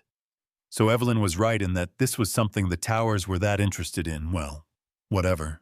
It worked in her favor. "Then I presume you are also aware of who it was that discovered those ruins?" she asked him. He looked at her wordlessly for a few seconds, silently bending forward to put the cup held in his hands back on the tray, before leaning back in his chair. "You're saying it was you?" "Of course." She couldn't stop a small sneer from forming on her lips. "It is truly astonishing. The knowledge the old Zuver had of legends and fairy tales." He sat still for several more seconds, examining her as if he was now studying a subject. "I will have to confirm this with my assistant, but say you're speaking the truth. What is it that you want in return?" She met his gaze, trying her best not to show too much of the emotions that had boiled up at his previous comments. "First off, I thought it would be fitting to agree on a transactional fee before we begin any true dialogue. I am certain that, with the resources the Tower has at its disposal, this is not a matter where you will be overly miserly. That would depend on what it is you ask." "Nothing much," she responded. "It would simply be convenient to me if the Tower could grant upon me and the Hartford household some potions and other magical artifacts, in addition to offering a discount on scrolls and other magical items in the future." "Bag!" Rowley shook his hand. "Is that all? What do you take us for, some minor mage tower in the backwoods? None of that would be an issue. Up till now in this world, Scarlet hadn't given much thought to potions and the like. Healing potions were expensive, and not even close to as efficient as a healer was. As most of the things she'd done up till now hadn't really been too dangerous. Though she had misjudged the Cabal ambush somewhat, she never prioritized the potion matter. After getting injured in that attack, though, she had reevaluated that conclusion somewhat, and decided to look further into the subject. Unfortunately, that was around the point where she learned about her current financial situation. Some inquiring on her end had also revealed the fact that the Brook Tower in Freybrook, the only place selling potions in that city, didn't have a large supply of the items to begin with. Now that she had already found Rosa, Scarlet might not actually have any need for such potions, as the Chipper woman was a pretty decent healer in her own right. But that didn't mean it wasn't a good idea to get some now that she had the chance to get some free things. And any artifacts and other magical items the Ellisted Tower could give her could either be used or sold for a decent amount. Add on a discount to that and she could probably benefit greatly in the future. Scrolls weren't a thing she actually had any real need for at the moment in the game. They were just used to learn new spells, which there were spell books for here too, but it could come in handy sometime. "Of course, that is not all," she declared. "I would expect so." He shook his head. "Out with it. If your information does indeed turn out to be accurate, I will personally see to it that whatever you want is fulfilled." She leaned forward. "I require the Tower's assistance in locating a particular person." He steered his stare toward her. "That is all." "That is all." "Humph." He turned towards the desk at the head of the room, from which a flat, circular instrument made out of metal started floating towards him. He put the object down on the table between them. It looked a bit like a sextant. "Then, of course, it would be of no problem. That is certainly within our means. Who is it that you want to find?" "The gentleman." She saw the expression on Rowley's face freeze, the pupils in his eyes dilating as he went completely silent. The aloof air he'd adopted towards the end of their current conversation was completely gone as he narrowed his hawk-like eyes at her. Scarlet continued on. "You should be aware." I'm afraid we won't be able to do business with you. He interrupted her. She paused, her forehead furrowing into a frown. What? As a favor to your father, I will pretend this conversation never happened. I ask that you don't contact me again. He continued and turned away from her. Why are you? He waved his hand, and suddenly the air around Scarlet shimmered. The space around her seemed to shift and bend in on itself, and for just a moment everything turned pitch black. A second later, she found herself letting out a painful yelp as she fell tail first onto solid stone. She was outside Ellisted Tower again, the soaring structure stretching up before her. What the hell just happened? Did he just teleport her? Did that decrepit old man actually just kick her out? What the hell did he think he was doing? How dare he just... She spun her head to look at the people around her. There were at least a handful of people in robes that were staring at her with surprise plastered across their faces. She wanted to scream at them, to mind their own business, but she forced herself off the ground as she patted the dirt off her dress, then immediately started marching back towards the tower's open doors. Entering the building, she strode through the large lobby. Her eyes locked onto the center of the hall where the bald man from before sat. He looked up at her as she approached. I'm sorry, Baroness, but I'm going to have to ask you to leave, he said carefully, putting down a rectangular object with glowing lines on it on the side of the desk in front of him. Scarlet stopped in front of him. What? Vice Dean Rowley has instructed that you not be allowed on the tower's premises, and that all dealings with you directly are to be restricted for the immediate future. He paused for a moment. I think it would be best if you left without delaying before we're pushed to enforce those orders. She stared at the black-robed man quietly, processing his words. Did Rowley just blacklist her? That old bastard. She clenched her teeth as her nails bit into the palm of her hands. It had been a long time since she felt this humiliated. She knew this wasn't wholly her own emotions, but she still had to mentally hold herself back from lashing out right here and now. If Kat had still been here, and they were back at the mansion, the woman might have been able to help Scarlet vent these feelings. But now she was left here not knowing what to do. The man before her visibly grew more anxious the longer she stayed quiet. Eventually, she turned around without a word and began walking towards the exit. Rosa, Finn, Alyssa, and Shin had apparently noticed her return and started moving towards her, but seemed to slow down when they got a closer look at her. She simply gestured for them to follow and kept on walking. What the hell was up with Rowley's reaction? Why did he panic as soon as she mentioned she was looking for the gentleman in the game? Rowley was one of the people that helped you find him to begin with. Was there something she wasn't aware of behind their backstory? Or had something changed? It was impossible for her to know right now. Whatever it was, why would it cause Rowley to restrict all interactions with her because of just looking for the gentleman? She was offering him a freaking primordial spell, literally one of the strongest spells in the game, that was supposed to be a wizard's wet dream in this world. So what if he couldn't help her with finding the gentleman? He could at least have made a deal with her regarding the other things.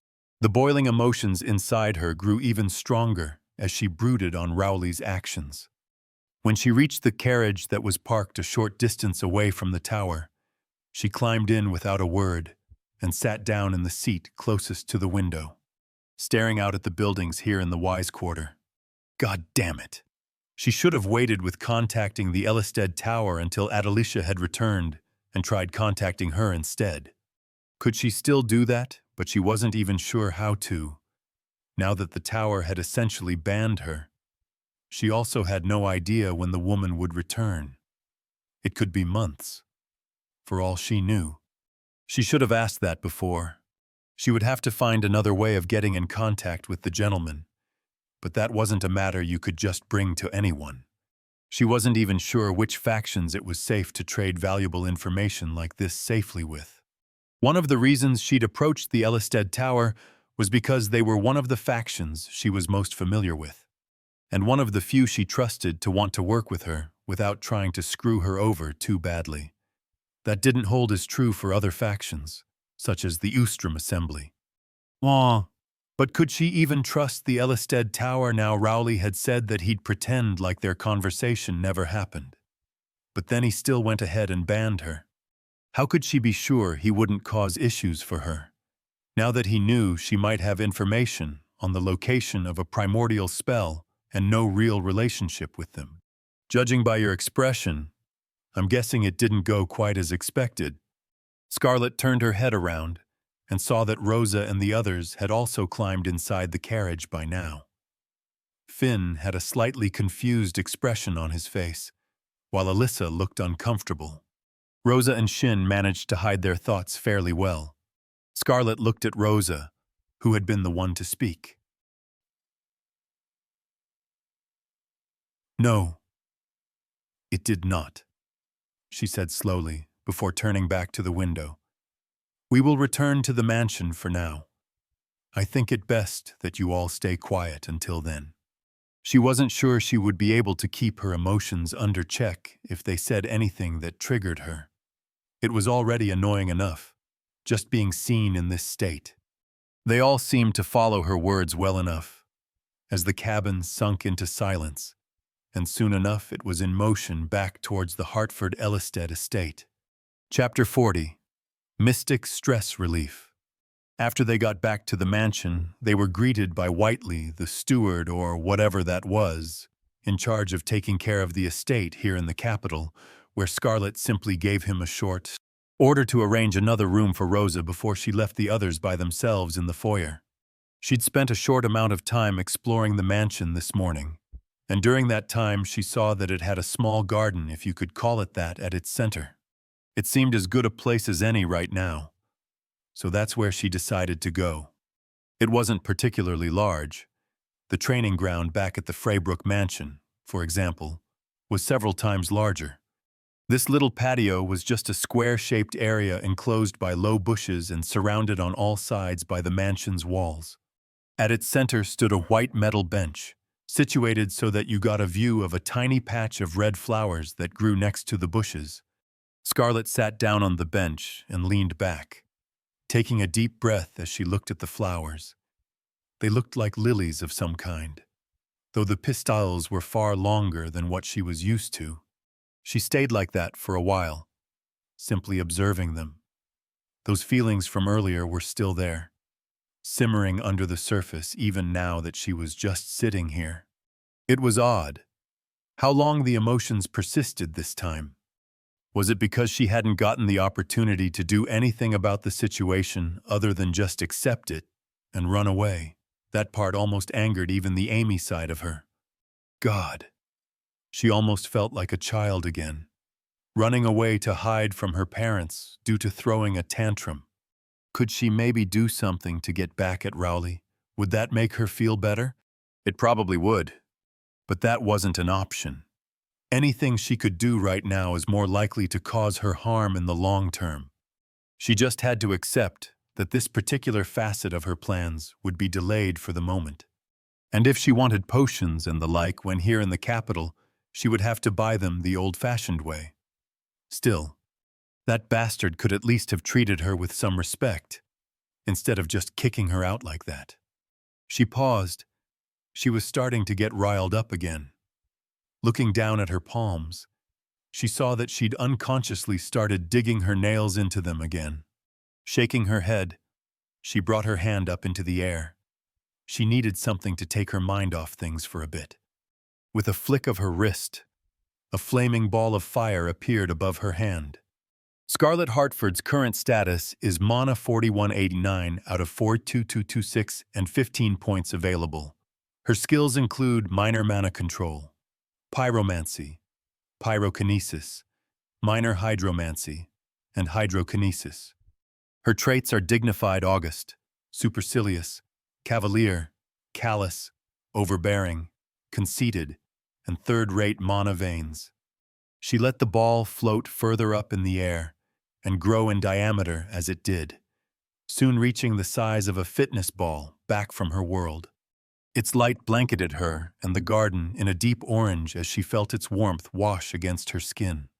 With some additional mental exertion, a sphere of churning water formed next to the sphere of fire, although only about half the size. The reflections across its surface were interesting to look at. It had been a while now since she had upgraded her hydrokinesis to just hydrokinesis, and she had mostly acclimated to the difference. Now both of her skills were at the same level. Hydrokinesis wasn't as pliable as pyrokinesis was, though, to her, it felt like the water skill had much more of a weight to it, while pyrokinesis almost felt like playing with Play-Doh. The volume of water she could control was much less than what she could control with her fire. It might have something to do with the fact that her pyromancy was at a higher level. Or perhaps that was just how the different elements worked. That wouldn't be too unreasonable either.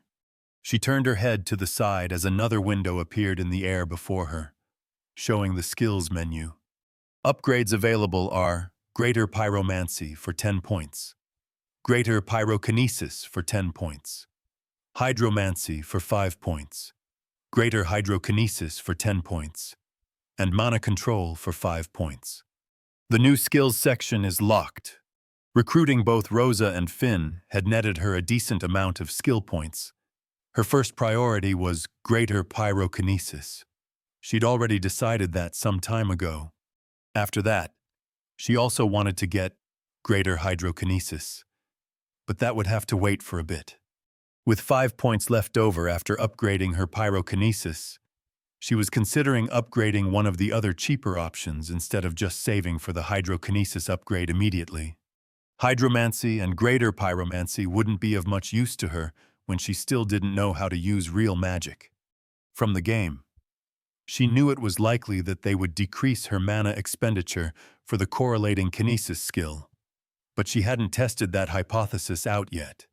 She would eventually, because she would definitely need something like that later on. But right now, she still wanted to focus more on raw power. Mana Control was the other option, as the new skills section was unfortunately still locked. Thus far, she was no closer to figuring out how to unlock it, or when it would happen. Her eyes hovered on the text for the different skills. She'd considered the value of Mana Control on several occasions. Because it was a bit of an unknown factor, what it actually did in this world, she hadn't brought it into her calculations for any of the builds she had come up with. Though she had been curious whether it did anything more than just lower mana costs like it did in the game. That could be what Control referred to. If so, then it was around the same priority level as Greater Pyromancy and Hydromancy. But there was of course also the possibility that it did more than that. She'd considered it likely, even considering that her pyrokinesis and hydrokinesis skills had appeared to work differently in this world compared to in the game. One possibility she had considered was that it could be a skill that'd help her in her efforts to learn spells. That wasn't too far-fetched, no matter how exciting of a prospect that was. However, learning spells wasn't a priority of hers. She had given it some effort. Far from enough to get anywhere noteworthy, but enough to make it clear to her that, even with more help, she wouldn't become a master mage anytime soon. Even if she learned the necessary steps to control and shape her inner mana, which was somehow different from what she did with her other magic. But still, a part she suspected could be aided by the effect of skills from the system. She'd realized that actually learning some of the spells was much more complicated than that. She was still dreaming of doing it, eventually, but it wasn't reasonable to expect her to learn what essentially took some of the mages in this world decades in not even a quarter of that time, even with the system's aid, at least not judging from how it appeared to work at the moment. And unfortunately, she had never been the kind of person that was good at learning those kinds of things. But that didn't mean it wasn't worth trying to upgrade minor mana control. At least, even if it did just affect mana costs, which was the minimum of what she was hoping. It would still be worth investing in when she had points left over in the future. She focused on the upgrade window and the different options in it, and imagined herself spending her skill points. Her status window updated. Scarlet Hartford now had mana control and greater pyrokinesis among her skills. Her mana was 4127 out of 42226, and her points were reduced to 0. Her traits remained the same. As her status window updated itself, she suddenly felt like a small weight was taken off her mind. She looked up at the 2 elemental spheres that hovered above her, but they were unchanged. Her perception of them, though, was clearer, vaguer, both. Oddly enough, even though she previously hadn't considered maintaining only those 2 a strain on her mind, now it was clear to her that they had been. She'd just grown used to it. But now they were noticeably easier to maintain, to the point where she felt she could almost completely forget about them, and they'd still remain. In that sense, their presence to her senses was vaguer, but at the same time, she felt a stronger hold over them. She let both spheres dissipate into the air and concentrated her attention on the space above her palm. A basketball-sized ball of water appeared above it, the water swirling across its surface for a moment, before she managed to get it completely still. It seemed her literal control hadn't changed much. This was the largest sphere of completely still water that she could create with her hydrokinesis at the moment. It was something she had experimented a bit with for her aqua mines. She glanced at her status window, which showed her mana at 3978 out of 4226. Before, just conjuring this had taken around 200 mana for her, but now it didn't even take 150. That was a pretty decent decrease. She let the sphere dissipate and created another one of fire a few feet above her. She then let it grow, both in intensity and size. It quickly became larger than the previous one she had made, and she had to pause its expansion when it had reached almost 3 times that, because it was becoming a bit too large for her current space.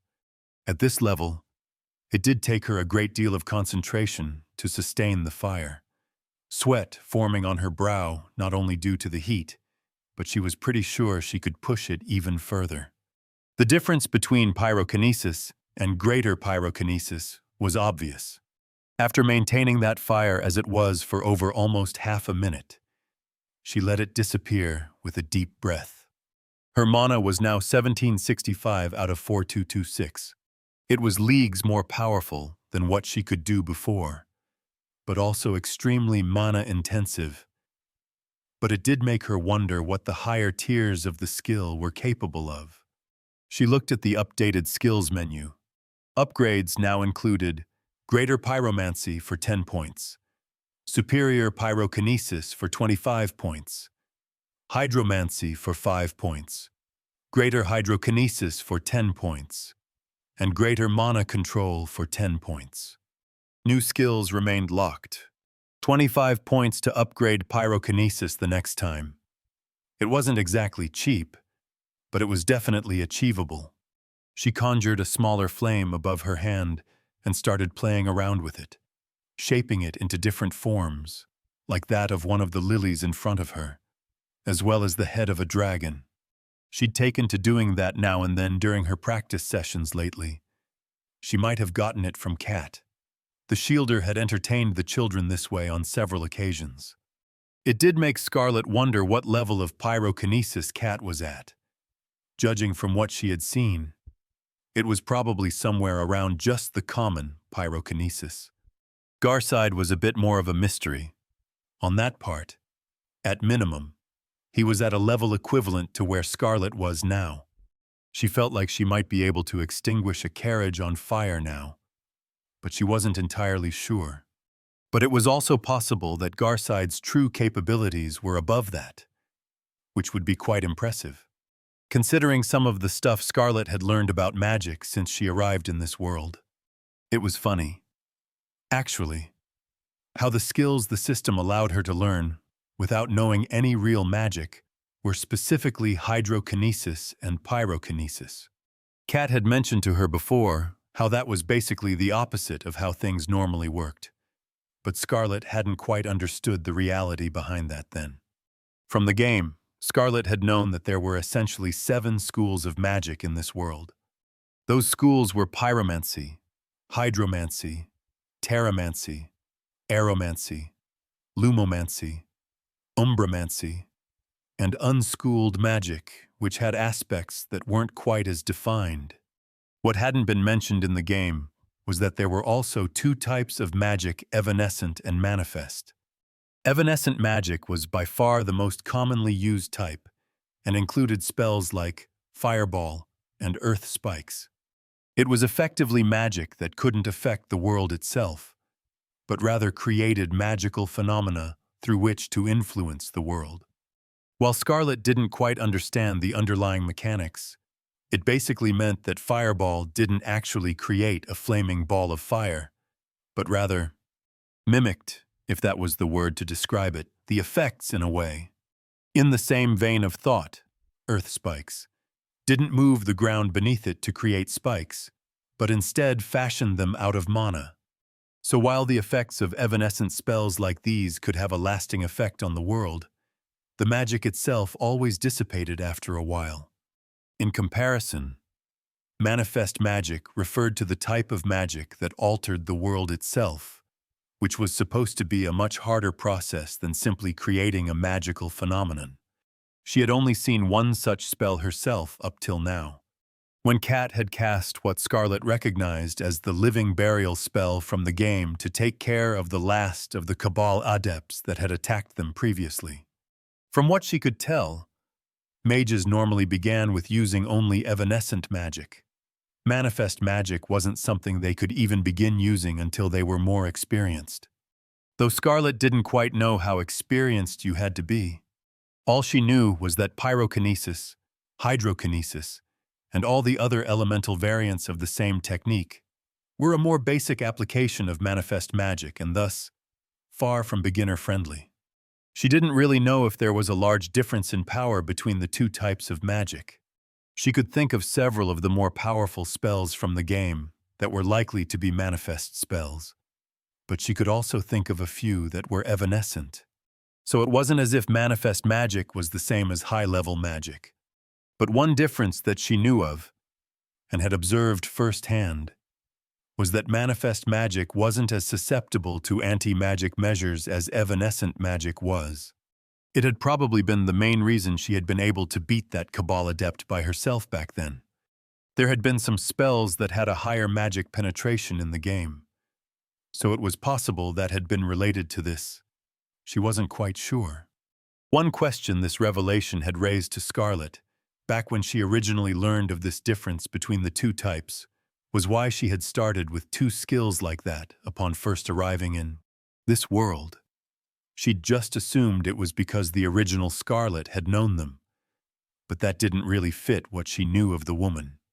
After all, the original Scarlett was supposed to be a very mediocre mage. Despite thinking it over for a while, she hadn't come up with a certain answer to that question. The original might have been better at magic than she thought, but that didn't seem very likely. Still, in the end, that was just one more question added to an already long list of things she didn't understand about this world and was unlikely to find any answers to any time soon. Well, she wasn't one to waste too much time trying to solve things she didn't have much chance of understanding without more information. A snap of her finger brought forth a small array of elemental spheres that hovered a little unsteadily around her. As of now, she still had some mana left, and if she was frugal with it, she could probably spend a bit more time out here without feeling like she was delaying.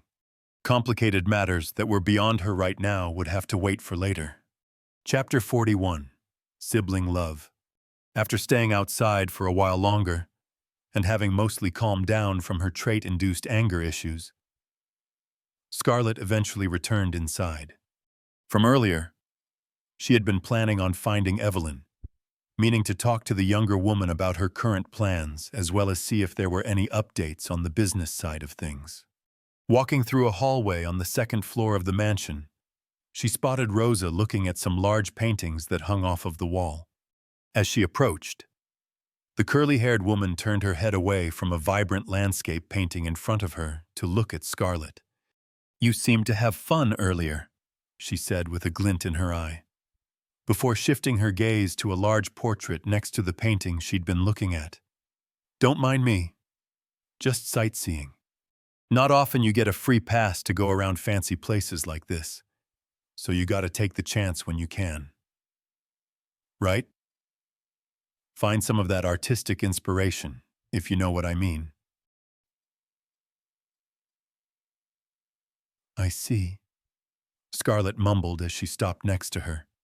She'd met enough of the creative sort in her life to know that they came in all kinds. She looked over at the portrait Rosa was studying now. It showed a beautiful woman with dark black hair standing in a scarlet dress with golden filaments across it, staring straight ahead with an almost imperious expression. "So, who's this supposed to be?" Rosa asked. Scarlet examined this painting for a short while. "This is Maria Liana Hartford," she eventually answered. She was the head 5 generations back, as well as an accomplished mage. There was a family tree of the Hartfords that was recorded on one of the walls in the library back in Fraybrook. During the last week, Scarlet had spent some time familiarizing herself with the different previous family members on it, and Maria Hartford had been one of the more notable ones.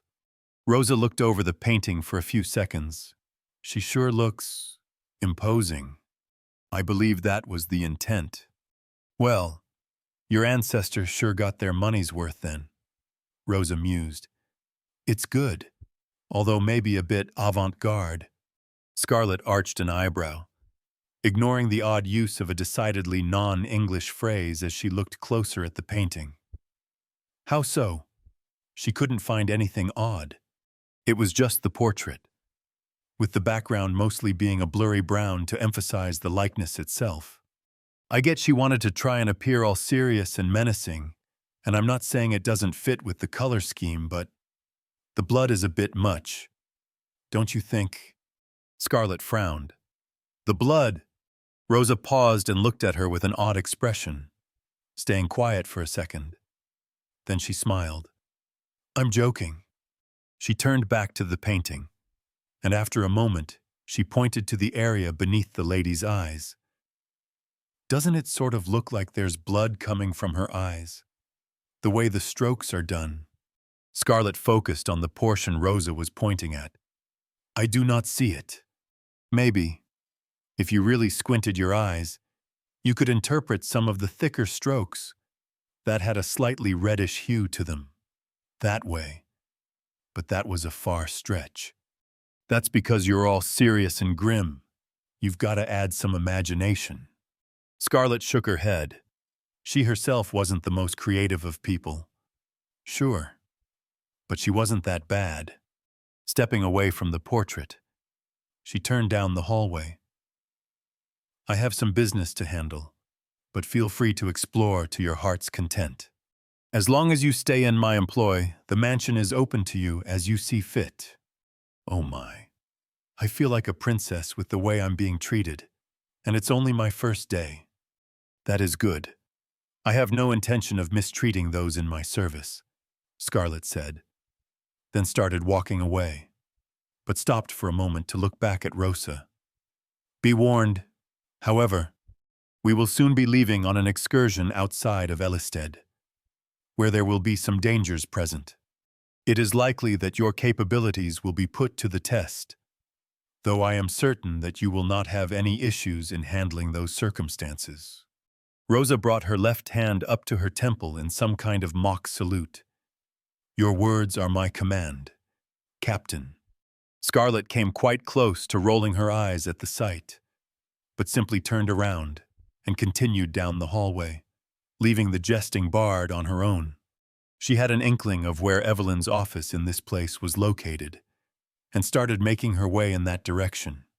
In the process, she passed by a young maid that was cleaning a window facing the small garden Scarlet had been in before, the woman almost jumping away in fright when she first caught sight of her.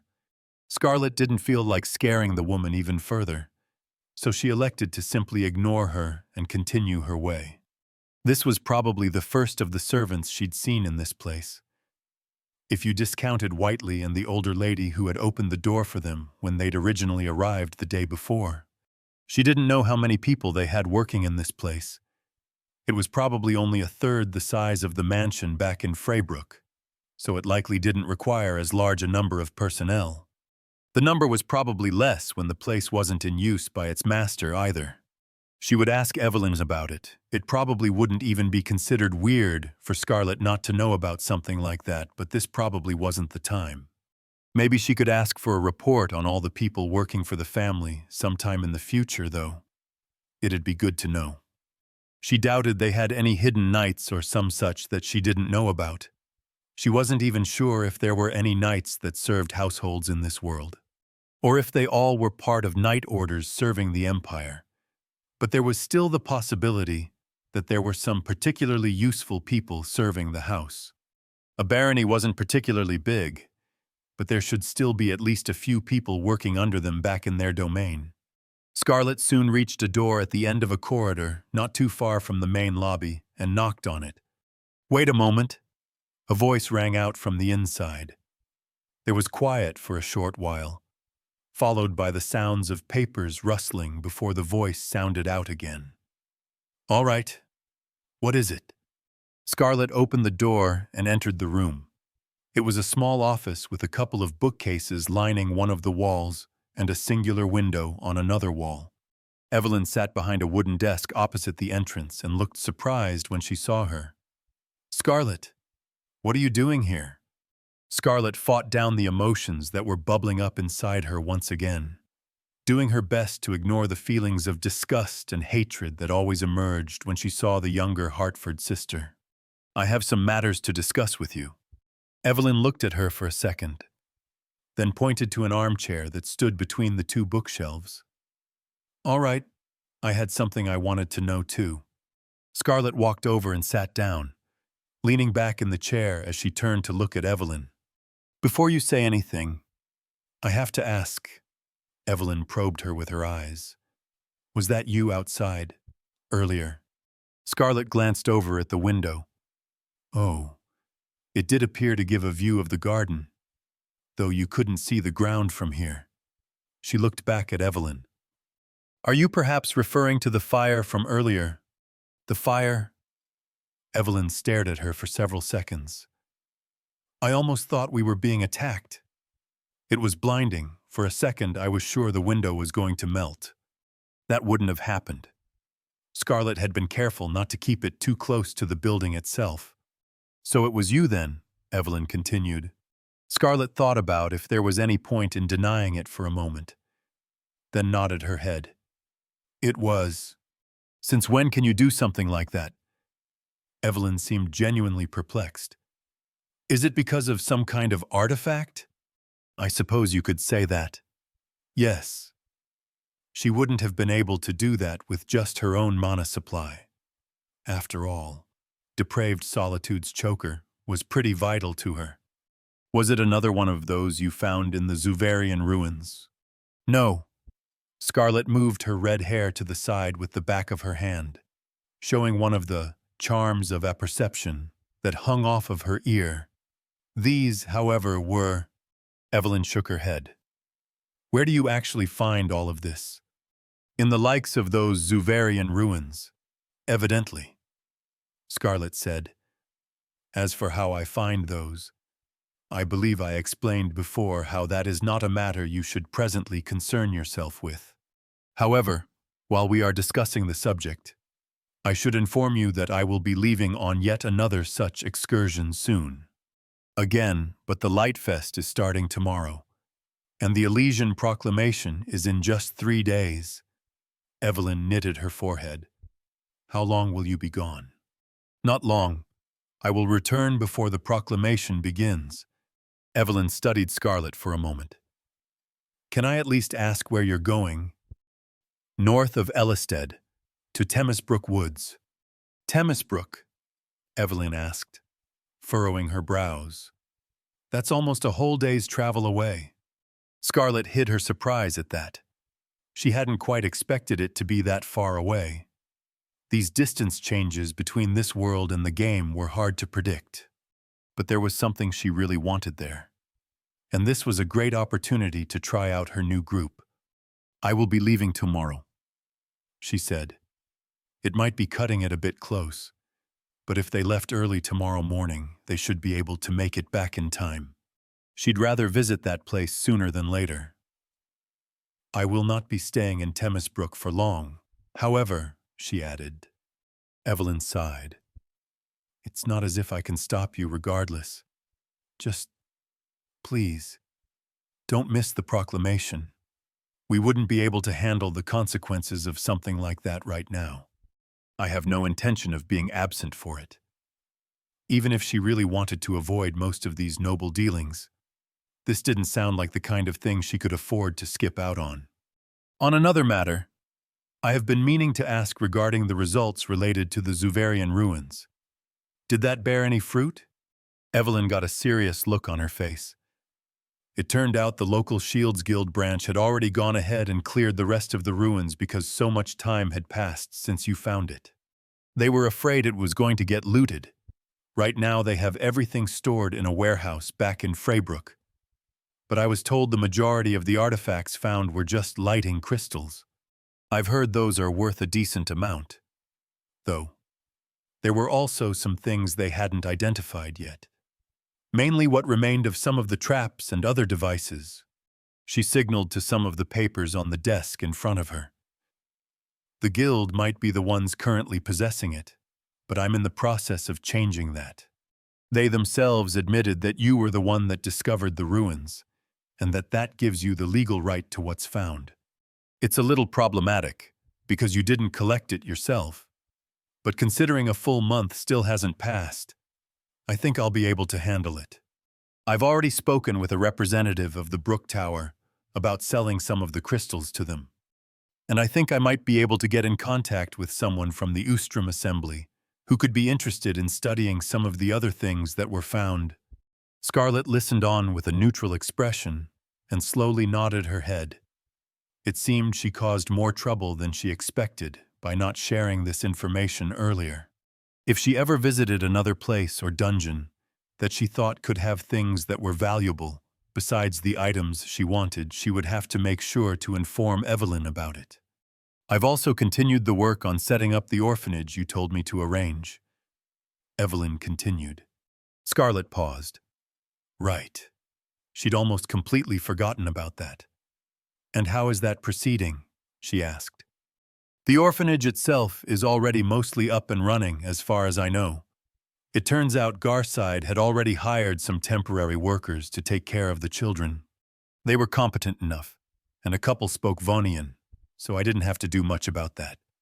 It'll take some time for the orphanage to be officially recognized, though, so it won't be eligible for any allocations from the city or official donations. That would require passing several inspections and a lot of time, but I'm working on the necessary paperwork right now. You're going to need to name it, though." Scarlet arched an eyebrow. "Me? We'll be setting it up in the household's name, and you're the family head. But if you find it annoying, I can—" "No, I do not mind." Scarlet waved her hand in the air and looked out the window, leaning her head on her fingers. What should she name it? Naming things wasn't her forte. "Call it the Scarlet Cross," she said after a moment. She wasn't averse to copying pre-existing groups. She also imagined that people wouldn't find it particularly odd if she, as Scarlet, named things after herself. Scarlet Cross. Evelyn seemed a bit surprised at the name. "All right, if you say so," she said, looking down as she wrote it on a piece of paper. "There was also one more matter I wanted to discuss," Scarlet added. Evelyn looked up again. "And what's that?" "It's regarding some promising business prospects here in Ellisted." Scarlet noticed a blank piece of paper at the front of the desk. She raised her hand in the air, focusing. She created a straight line of fire in a shape similar to a pen above the paper. As lightly as possible, She then tried to press the faux writing implement against the paper as she burned a few place names into the sheet. It was a bit hard from this angle, but Scarlett felt like the result wasn't too bad. When she finished, she turned her attention back to Evelyn, who was staring at her in shock. Gesturing to the paper, Scarlett spoke. "These are locations of 3 closed-down businesses on the Silverway that I have reason to believe will make for good investments. I would like for you to inquire into the possibility of us acquiring and managing them in the future, when given the opportunity." Apparently still a bit surprised about the whole fire pen thing, Evelyn reached out for the paper with a doubtful expression. She touched the letters that were burned into it, examining them, before turning the piece of paper around to actually read what it said. Scarlett looked on as she did. Using her pyrokinesis like that had mostly just been an off-the-cuff impulse that struck her fancy. It had seemed far simpler than rising from her chair. At least. But she had to admit, it was a little amusing seeing the younger woman react like this to it. "What are these places?" Evelyn suddenly asked. Scarlett leaned back in her chair as she tried to recall the game variants of the names she'd written down. They were all the places she had visited the day before. "I believe one is a weavery, one is a silversmith, and the last dealt with jewelry of some kind," she said. "I am not knowledgeable of the specific details of these locales, nor of the types of appliances and equipment that are present there. I simply wanted you to explore the possibilities." Evelyn looked up at her. "Really, that's everything?" Scarlett gave a short nod. "It is. Yes. There is no obligation for us to act on this matter if you judge there to be no value in it." Evelyn went quiet. She stared at her as if she was looking at a ghost. Scarlett was beginning to get used to variants of that expression by now. "It'll have to wait until after the proclamation. At least," Evelyn said. "That is acceptable. And there's no guarantee of us being able to afford to buy these places, even if we manage to sell the artifacts from the ruins. We have other debts and expenses that we have to prioritize. I will arrange some additional funds if necessary. We can consider it as an investment." Evelyn went quiet again. Then she opened up a drawer on the desk and put the paper in it. "I'm assuming you won't tell me why you're so interested in these places in particular," she stated dryly as she closed the drawer, leaning forward on the desk. "You assume correctly." Scarlett could have tried and thought up some lie for this part. But considering how little even she actually knew of these locations, she would have been hard-pressed to come up with anything believable. She doubted saying she had a feeling would cut it. Thankfully, Evelyn seemed to give up pretty easily on most matters that had to do with Scarlett. That in itself didn't exactly bode well for the sister-sister relationship between the two. She didn't want to think too much about what Evelyn had to have dealt with over the years, but Scarlett didn't mind using that fact at times like this. Silence filled the room. And after some time with neither of them speaking, Evelyn asked, "Was there something else you wanted to talk about?" Scarlett looked at her for a moment, then shook her head.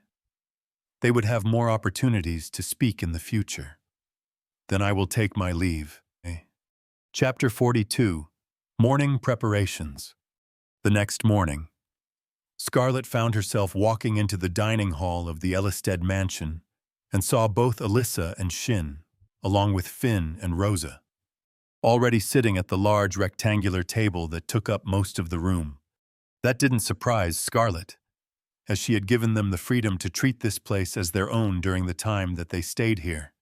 What did surprise her, though, was the fact that Evelyn was also here, in the middle of a conversation with both Alyssa and Rosa, as they all ate what looked like a hearty meal consisting of bread, soup, and some kind of meatloaf with different sauces on the side.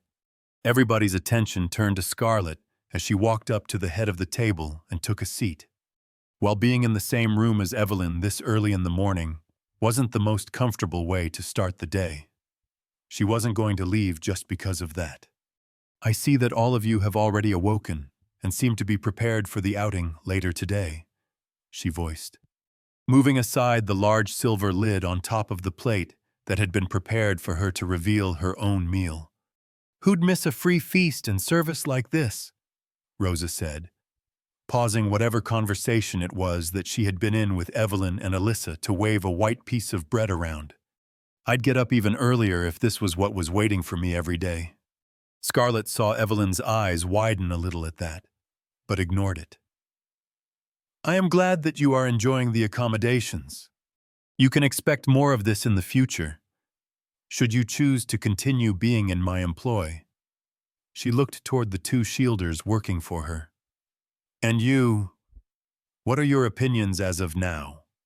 Alyssa looked slightly surprised by the question, the young blonde putting her hands up in front of her.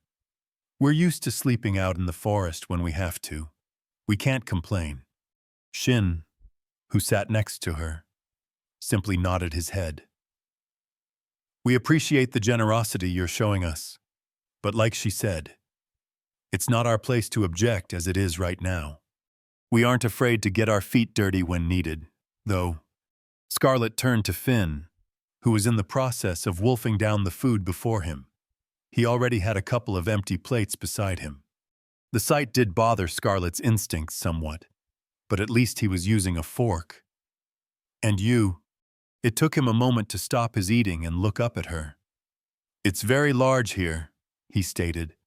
Scarlett waited for him to say something more, but that was all. I suppose you are correct, she admitted. And I suppose there has not yet been much time to form an opinion exceeding that degree either. Her eyes shifted to the white ring around his finger. And what of my gift have you succeeded in familiarizing yourself with it? In the game, it took a while before he unlocked any of the special abilities related to it. So she wasn't expecting it to do that much for him yet. His yellow eyes also turned to the ring. No, not yet. As she expected. I am sure you will eventually, she said before turning back to her meal. He got a gift, Rosa asked from the other side of the table. Scarlett gave a short nod. Indeed. Can I ask what it was? You can? Scarlett cut into a piece of meat with a silver knife and fork. But it is not my place to answer, she added on, bringing the fork up to her mouth. Rosa looked at Finn, but he stayed quiet. Secrets. I see how it is. Then I won't pry. The room lapsed into silence for a short while before the conversation that Evelyn, Alyssa, and Rosa had been in before Scarlett arrived seemed to get picked up again. Evelyn looked a little bit uncomfortable now, which could just be because of Scarlett's presence. But from what Scarlett could hear, they were discussing the different places Rosa had visited across the Empire. Judging from the woman's words, she'd moved around quite a lot. Right, Rosa said after some time had passed, and their conversation had instead shifted to the places Alyssa had visited in her time as a shielder.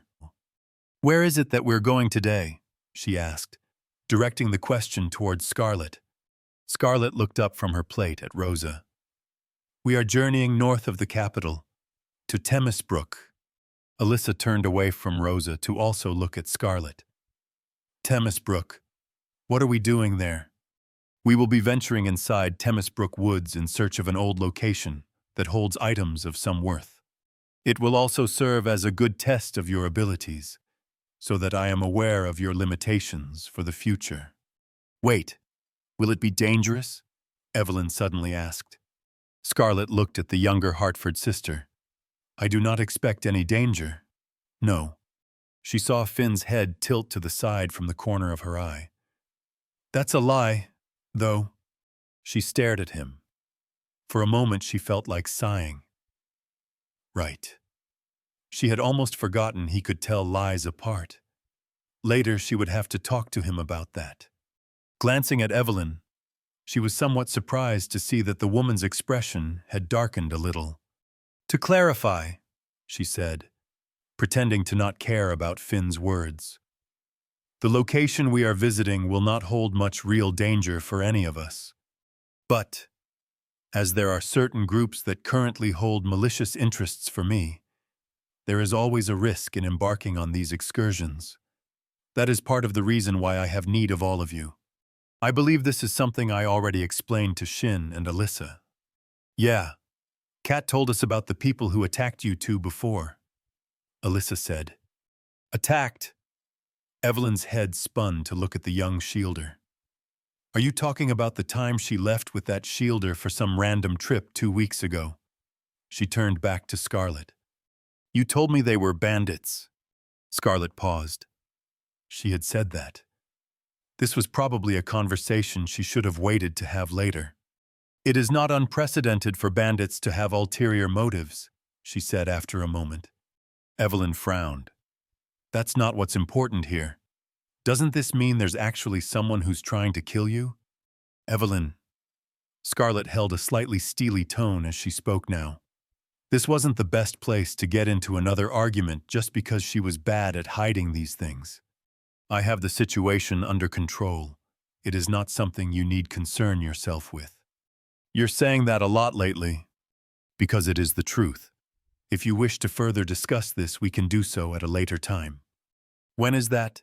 Evelyn asked. You're not returning until right before the proclamation, are you?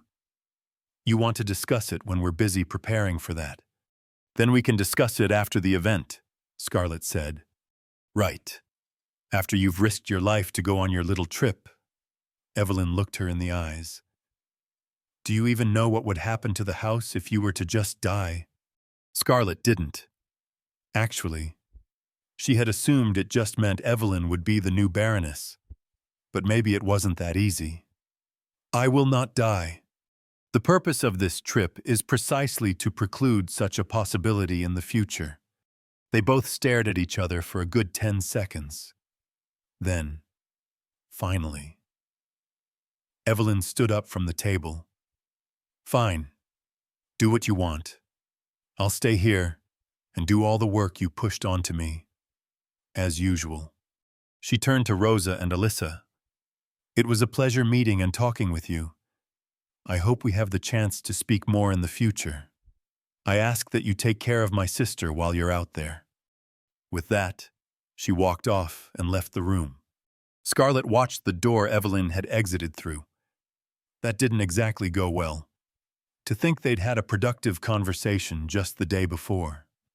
Glancing at the others, who had all been quiet during the whole exchange, she saw that Alyssa looked a bit awkward about the whole thing, while Finn and Shin looked like they didn't care about any of it. Rosa's expression was unreadable. Perhaps we should discuss today's matters, Scarlet said, feeling a bit embarrassed. Later that day, Scarlet and the others sat in a carriage as it began the journey to leave Ellisted. This carriage was a little bit bigger than the one Scarlet had used before. Apparently it was the one they kept in the capital. So if Scarlet counted right, the Hartford family had 3 or so of them around. But it wasn't as adorned or comfortable as the other 2 Scarlet had used. She wasn't going to complain. But it was slightly distracting that the carriage rattled as much as it did when it moved. She hadn't considered it much before, but there probably was some kind of enchantment on the other carriages she'd been in. Next time she might use the fancier carriage for a trip like this, though that probably meant it'd need a few days of cleaning and maintenance before she could use it again. It had been pretty dirty when she originally returned from Whistle Creek. The district in the capital where their mansion was located was called Eastgate and was, unsurprisingly, located in the eastern part of the city. Oddly enough, though, there wasn't actually a real gate anywhere in the district as far as Scarlet was aware. Ellisted, unlike many of the other cities in the Graynell Empire, wasn't a city that was surrounded by walls. She was far from the best when it came to the history of this world. But from what she knew, the main reason behind many of the Empire's cities being walled wasn't to ward off sieges and the like, but rather to keep away monsters. She didn't know how large of a problem it actually was. There were, without a doubt, dangerous monsters in the wild, which you encountered all the time in the game. But it wasn't as if the world outside the cities was a hostile wasteland. There were plenty of smaller towns and villages, like Whistle Creek, where people lived mostly peaceful lives without such defensive measures. Maybe monsters were attracted more to places where a large number of people were gathered. Or maybe things like that were more an issue of the past and things had changed since then. Scarlet didn't know. What she did know was simply that Ellisted, at least, never had to bother with those things because it, along with the immediate area surrounding the city, naturally repelled the majority of monsters. You had to get a decent distance away from the city before you would even start running into any of them. Officially, this was due to the city being blessed by Itar back when the Empire was founded. Unofficially, Scarlet knew that it wasn't quite that simple. Although the Eastgate district was far from as active as the other parts of the city, being mostly where only the more affluent members of society lived and all that, there was still a decent amount of activity on the roads this morning as their carriage moved closer to the borders of the city. Anywhere they passed, there were large lights set up along the roads and some of the buildings. Different symbols representing the sun also decorated many houses, and every now and then she saw adults and children walking around with paper lamps on tall sticks in their hands. The Light Fest had officially started, and things were in full movement for the celebration. Scarlet didn't really mind missing the first 2 days of the event due to this trip. She had never been much of a fan of festivals, but it had occurred to her that some of the others might not feel the same way about it. Although, looking at them where they sat next to her in the carriage cabin, they didn't seem to care too much about it. Rosa was playing a soft tune on her hurdy-gurdy as Finn and Alyssa listened on, while Shin was immersed in a book that was almost as thick as Scarlet's forearm. That was good. She was still pretty new to this whole boss business, so it'd be kind of sad if she had already ruined the morale of those working under her. She looked back out the window, casually taking in the sights passing by. This trip didn't worry her too much, though she did understand that Evelyn would be worried after learning there were actually people who were going after Scarlet. Or, well, she didn't quite understand it, apparently. She'd been under the impression that Evelyn would have preferred if she died so that she herself could inherit the barony and do something good with it. But assuming it wasn't that simple, judging from Evelyn's words, she wasn't certain what to think. It could be that Evelyn actually cared for her somehow. There were some signs that suggested that could be true, but it could also just be that there were some complications if a househead were to just die in this world. In the game, you didn't deal with Scarlet until after you'd gotten definitive proof of her crimes. After all, nonetheless, Evelyn clearly didn't want her to just drop dead on a random trip like this. But Scarlet felt pretty safe with the current setup she had going. As senior C-ranked shielders, Alyssa and Shin were guaranteed to be decently strong fighters. In game terms, they would at least be somewhere in their late 30s when it came to levels. Rosa started at a slightly lower level when you first encountered her in the game, but she was also a support character, so it didn't matter as much. Finn started at level 40, and he was a powerhouse. So while her group level-wise probably wasn't much stronger than the usual Cabal assassination groups that were sent after the player in the game, she was pretty sure they were more than strong enough in reality. And unlike last time, when they'd been surprised by an ambush, any future attack was almost guaranteed to be noticed by Finn well in advance. He was an expert at things like that. As such, unless the hallowed Cabal decided to send someone actually strong against her, which she highly doubted, considering how low of a priority she should be, with them sending only a basic assassination group after her last time, and how busy their higher-ranked members were, she should be safe on that front. Besides, she wasn't actually expecting another attack from the Cabal for a while. In the game, they didn't even come once a month. No. What she feared the most right now wasn't the Cabal. Rather, it was the uncertainty of the situation with the Ellisted Tower. They probably would not do anything to her, if she were to just judge from the interactions she'd had with the tower in the game. But there was always a possibility that they would, and she wasn't quite sure how to act if they did. If they sent someone truly strong, like Rowley himself, then there literally wasn't anything she could do to stop him. There were no easy-to-get items that would miraculously help here, and she didn't know any people in the capital that were both strong enough to protect her and trustworthy enough that she could use her information to pay them. The guild was an option, but they were occupied with their own business at the moment. The followers of Itar weren't all bad either, but getting involved with them this early would leave her tied to them on a level she didn't want. She could try and turn to the Ustrom Assembly. They were the closest thing the Elisted Tower had to a competitor here in the capital. But they were also a lot more greedy than the tower, so making a deal with them to ensure her safety would essentially guarantee her getting entirely beholden to them. The Rising Isle was better in that regard, and they were definitely a powerful faction even in the Empire. But they didn't actually have a base in Elisted. She only knew that members visited sometimes, but that wasn't often. In the end, she would just have to hope that if the Elisted Tower did try something, they wouldn't do it immediately. If she got a few days to visit both this dungeon, and maybe one more after the Elysian Proclamation, then she would at least be somewhat ready to deal with any potential attacks. Though she would still have to figure out an alternative to how she would get in contact with the gentlemen. They were a bit shadier than she would have preferred, but she did have a couple of options in mind. Of course, she couldn't forget the proclamation itself. As the important event that it was, she was still woefully uninformed on what it actually entailed, and she was guaranteed to meet a lot of nobles that knew the old Scarlet there. All in all, she had a lot of things to think about right now. In that way, this trip felt almost like a vacation to her, if you overlooked all of the risks related to it. God, things really would have been much easier if she had just transmigrated to this world as your ordinary adventurer.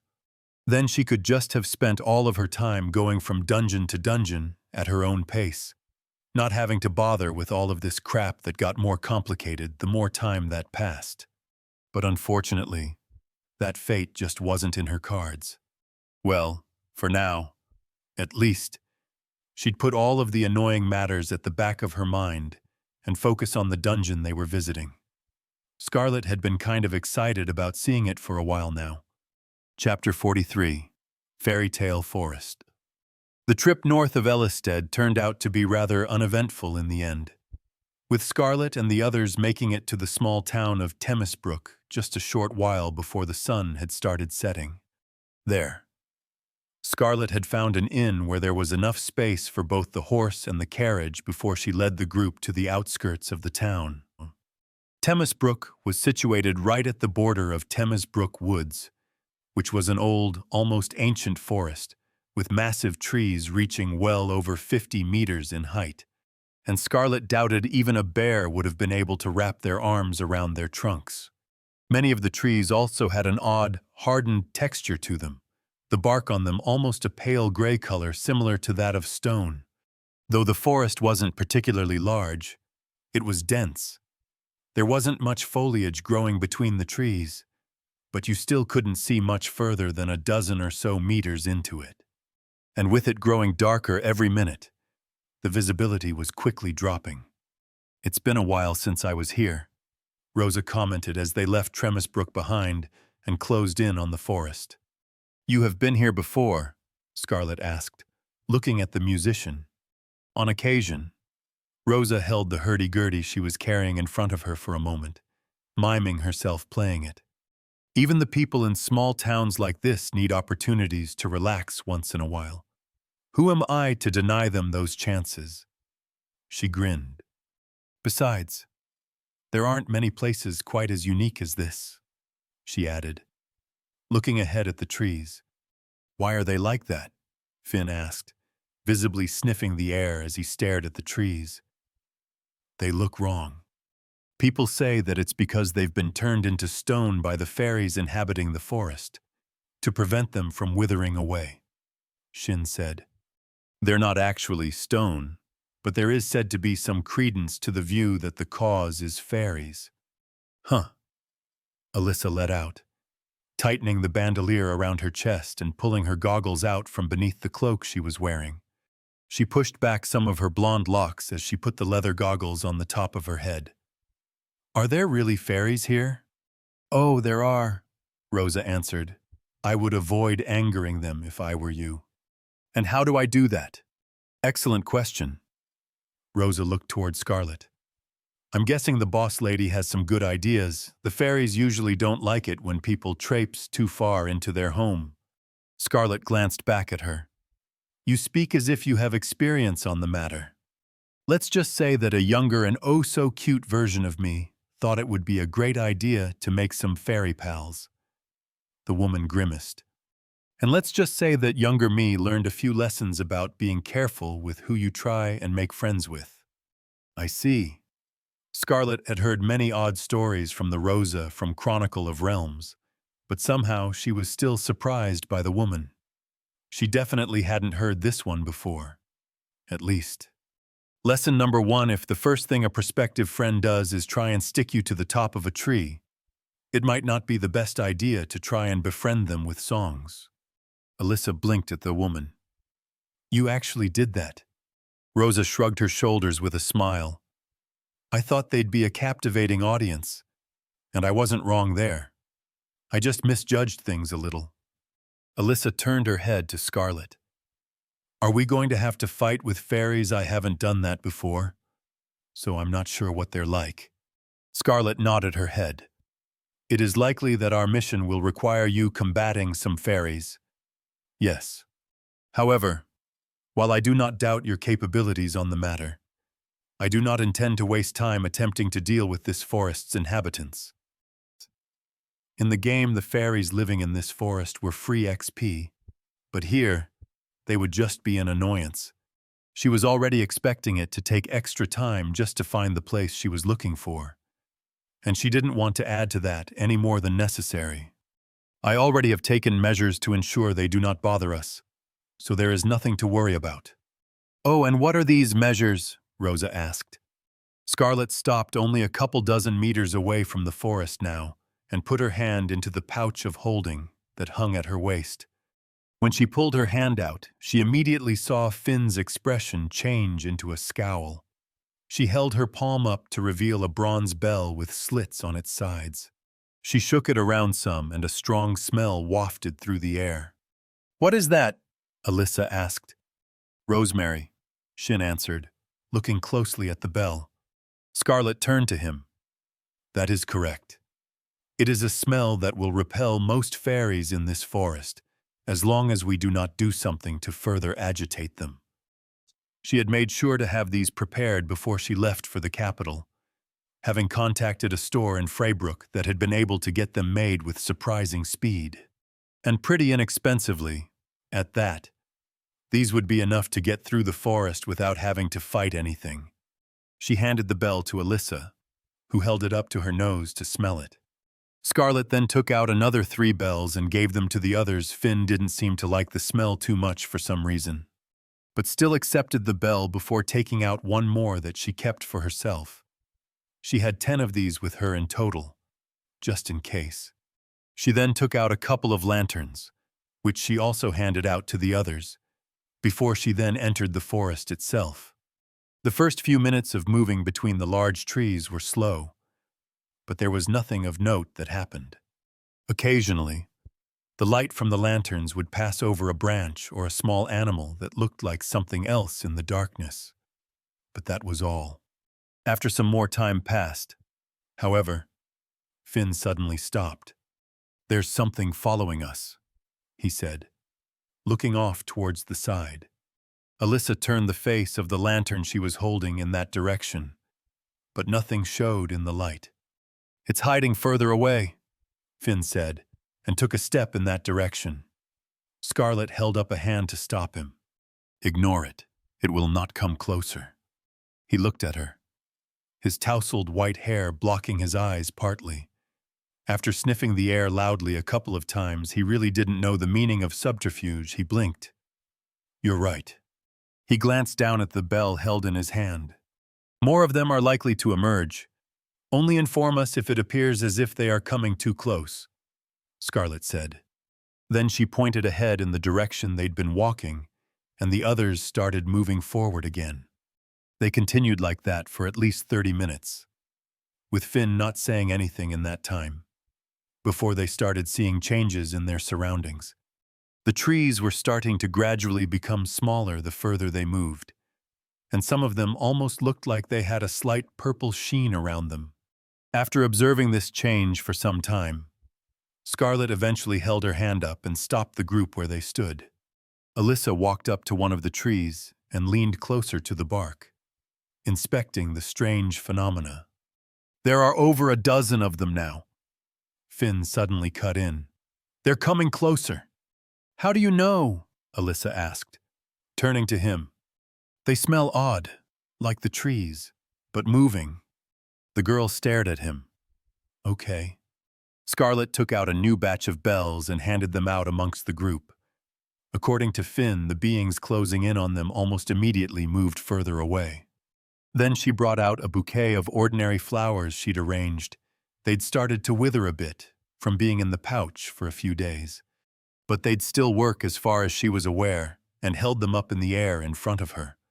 It barely required any effort on her part to light them up with her pyrokinesis, after which she closely observed the flames. The smoke wafting off the flowers almost seemed to clump together as it rolled in a certain direction, deeper into the forest. Rosa leaned close to the burning flowers, eyeing the strange smoke. "Now that's an odd sight." Scarlet simply pointed in the direction the smoke moved. "We are nearing our goal," she said, and started walking again. When the flowers were almost gone, she simply took out another bouquet and repeated the process, continuing like that for a while until they finally reached a small clearing that was lit up by the moon that was now hanging high in the night sky. Flowers of all colors blanketed the clearing, and at the center of it was a small lake of clear blue water. It was completely tranquil, not a ripple on its surface, to the point where the moon's reflection on it almost looked like the real deal. Rosa let out a low whistle at the view, and the rest of the group seemed similarly impressed. "Is this what we were looking for?" Shin asked, his eyes scanning the clearing and their surroundings. "It is the entrance," Scarlet answered. "Entrance? What entrance?" Alyssa had bent over to examine a flower that had petals that were a mix of blue and yellow, but now looked up at Scarlet with a knitted forehead. "Don't tell me it's the lake." Scarlet walked over to the center of the clearing, stopping at the lake's edge. "It is not," she said, and bent down to put her hand into the water. For a moment she tried controlling it with her hydrokinesis, but nothing happened. She'd suspected that wouldn't work. Rosa walked up beside her and also leaned down, collecting some of the water in her palms and bringing it up to her mouth. "Oh, that's good," she said with a smile. "Not often you find water this refreshing." Scarlet arched an eyebrow. She would have been careful with drinking water she didn't know the quality of beforehand, but apparently health concerns like that weren't on the woman's mind. Shaking her head, Scarlet stood up and turned to the others. "From here on, things will become dangerous. If you have any further preparations to complete, then do so now." At those words, Shin unclasped the polished metal shield he'd worn on his back and took a firm handle on his strange-shaped sword that was clasped to his side. He wore a set of gray armor along with a pale blue short cloak that wrapped over one of his shoulders. Beside him, Alyssa took out a small hand crossbow from beneath her own cloak and opened the cork to one of the bottles that hung on her bandolier, bringing out a number of bolts from a pouch on her waist. The girl then proceeded to dip the tips of the projectiles into the bottle before attaching them to a small space on the side of her crossbow. Last of all, she pulled down the goggles on her head and gave a nod. Compared to those two, Finn just remained as he was, briefly glancing at the ring on his finger. He mainly fought with his fists, and Scarlet knew that worked for him. But she would have to get him some real equipment that would work for him later on. She glanced over at Rosa. The woman was simply looking over her instrument, not appearing particularly worried. "I take it you are all ready then," Scarlet eventually said, and turned around to look at the lake itself again. "Then we will begin." She took out a coin made out of gold from a small pocket on her pants. It had a relief of the sun on one side, and of a man with a spiked crown on the other. This was a coin worth 100 solars. She would have preferred to keep it, but this was the only way she knew of to do this. Turning her eyes toward the reflection of the moon that was at the center of the lake, she paused for a moment. She frowned. This part might actually be a bit too hard for her. She looked back at the others. "Come here, Finn." The young man walked up to her with a slightly perplexed expression, which turned into pure confusion when she handed the golden coin to him. "Throw this into the lake, where the moon is reflected." He looked up at her, blinking. "But this is worth a lot." "That may be so, but this is the only way." She pointed out into the water. "Throw it." He hesitated for a second, glancing down at the coin, before taking a step forward, moving his arm back behind his head. He then brought it forward in one smooth movement and released the coin in flight towards the lake's center. It struck the moon's reflection and immediately disappeared beneath the surface, leaving small ripples that spread out around it. It was quiet for a short while. Then a loud sound like 100 disharmonized lutes spread out across the clearing. The water closest to them solidified as it formed into stairs that descended into a bright space where nothing could be seen. Scarlet temporarily looked back at the others, who all looked a bit surprised, then took the first step onto the water. Her foot didn't sink through it. She gestured for the others to follow. Then she climbed down. Chapter 44. Is it really a real fairy tale without any fairies? Scarlet found herself walking up another staircase of water, surrounded by silver light. And a completely different kind of forest presented itself in front of her eyes when she reached the top of those stairs. The leaves on the trees here were a deep violet, fluttering in strange patterns along with some unseen wind. Fluorescent lines carved themselves into the trunks of the trees, continuing down into the ground, where dozens upon dozens of them met up into a complex weave of veins that seemed to encompass the entire forest floor. That wasn't the only odd thing about this place. The sky was almost completely pitch black, with no stars at all visible in it. The only thing visible there was the full moon. Yet something about this one was off. Even though she couldn't quite put her thumb on what, she knew it was a sort of replica of the moon she had just seen, which had also reached its full phase. The game had been relatively simplistic with its calendar after all, and the moon phase followed that by having a full moon at the end and start of every month. That was also part of the reason she had wanted to visit this dungeon first, although it most certainly wasn't the only reason. She looked back. Behind her was a lake much like the one she had just descended into, surrounded by several strange flowers and plants.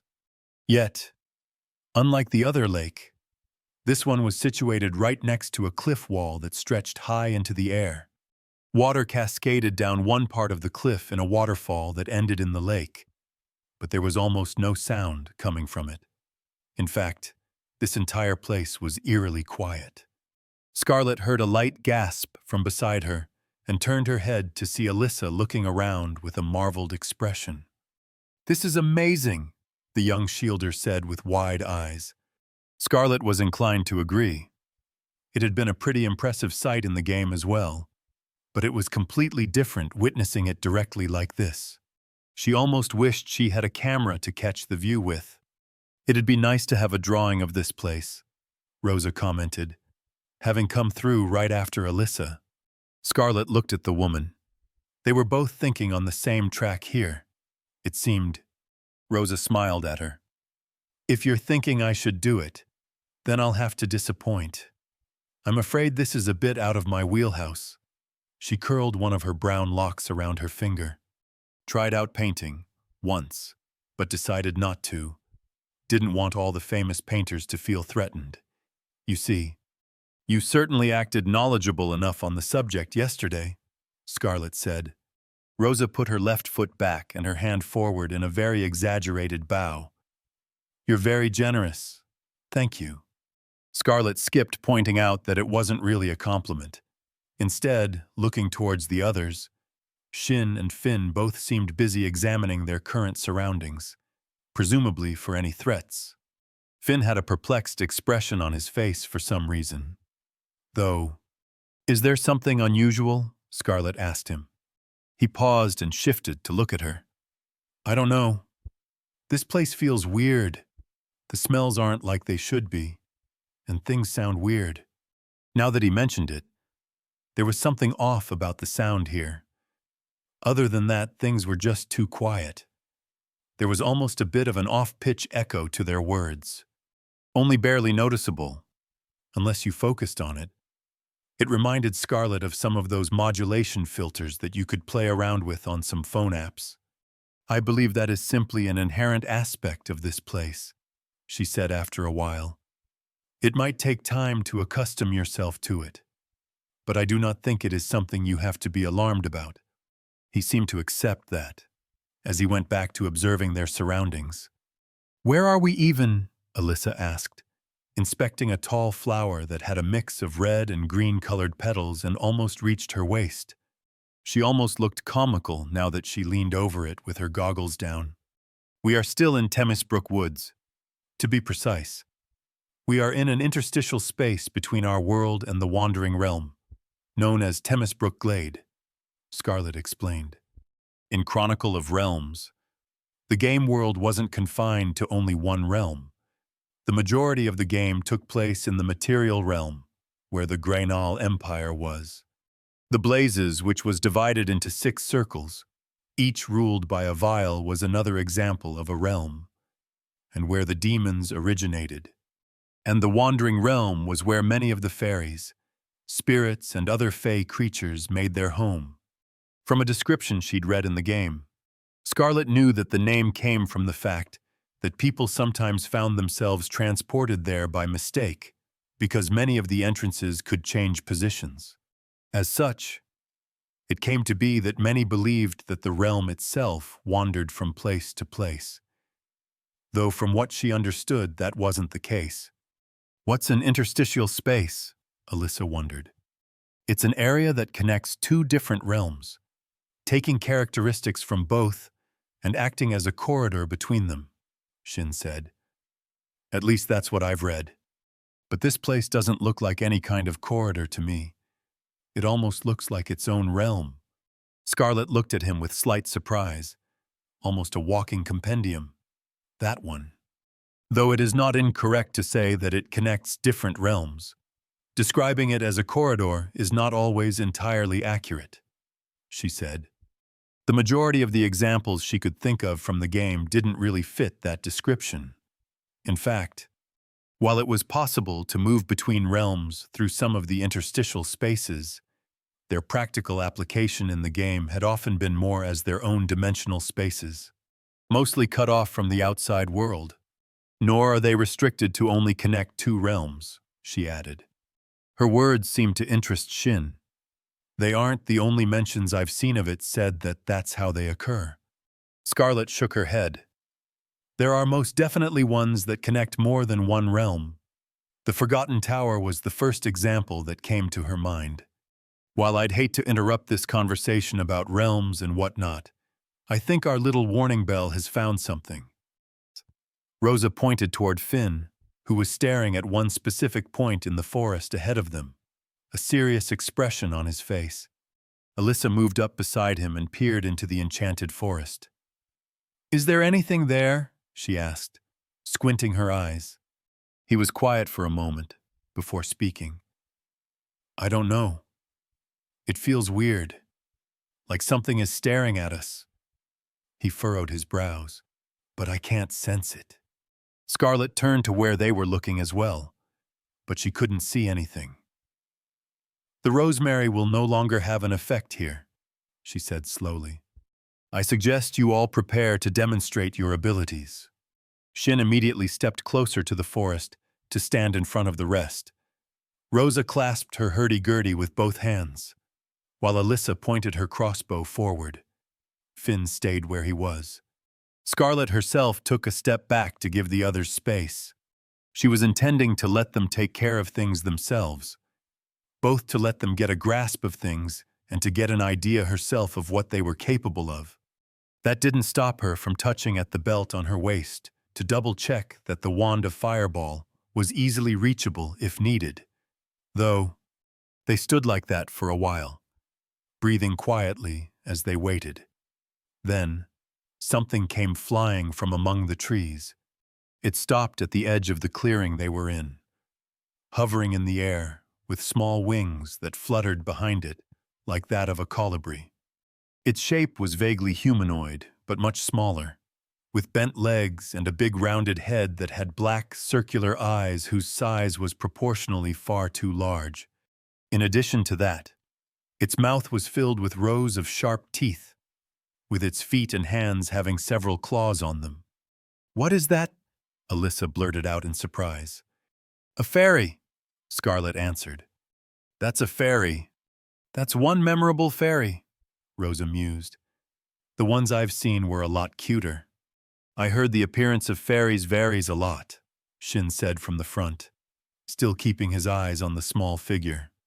"Yes, this particular one is a restless blot sprite," Scarlet explained, watching the odd little creature. Its appearance was decidedly ferocious, even though all it was seemingly doing right now was observing them. "Isn't it going to do anything?" Alyssa asked, and just as she did, it darted off deeper into the forest, quickly disappearing between the trees.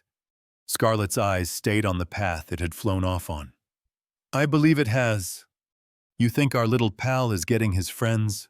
Rosa asked. Suddenly Finn let out a low growl and took a step forward, bending forward with his hands in front of him like he was ready to slash something down with them. No one had to ask the reason as a high, almost buzzing noise emerged from the forest barely a moment later, the strength of the sound only amplified further by the odd after-effect of this place.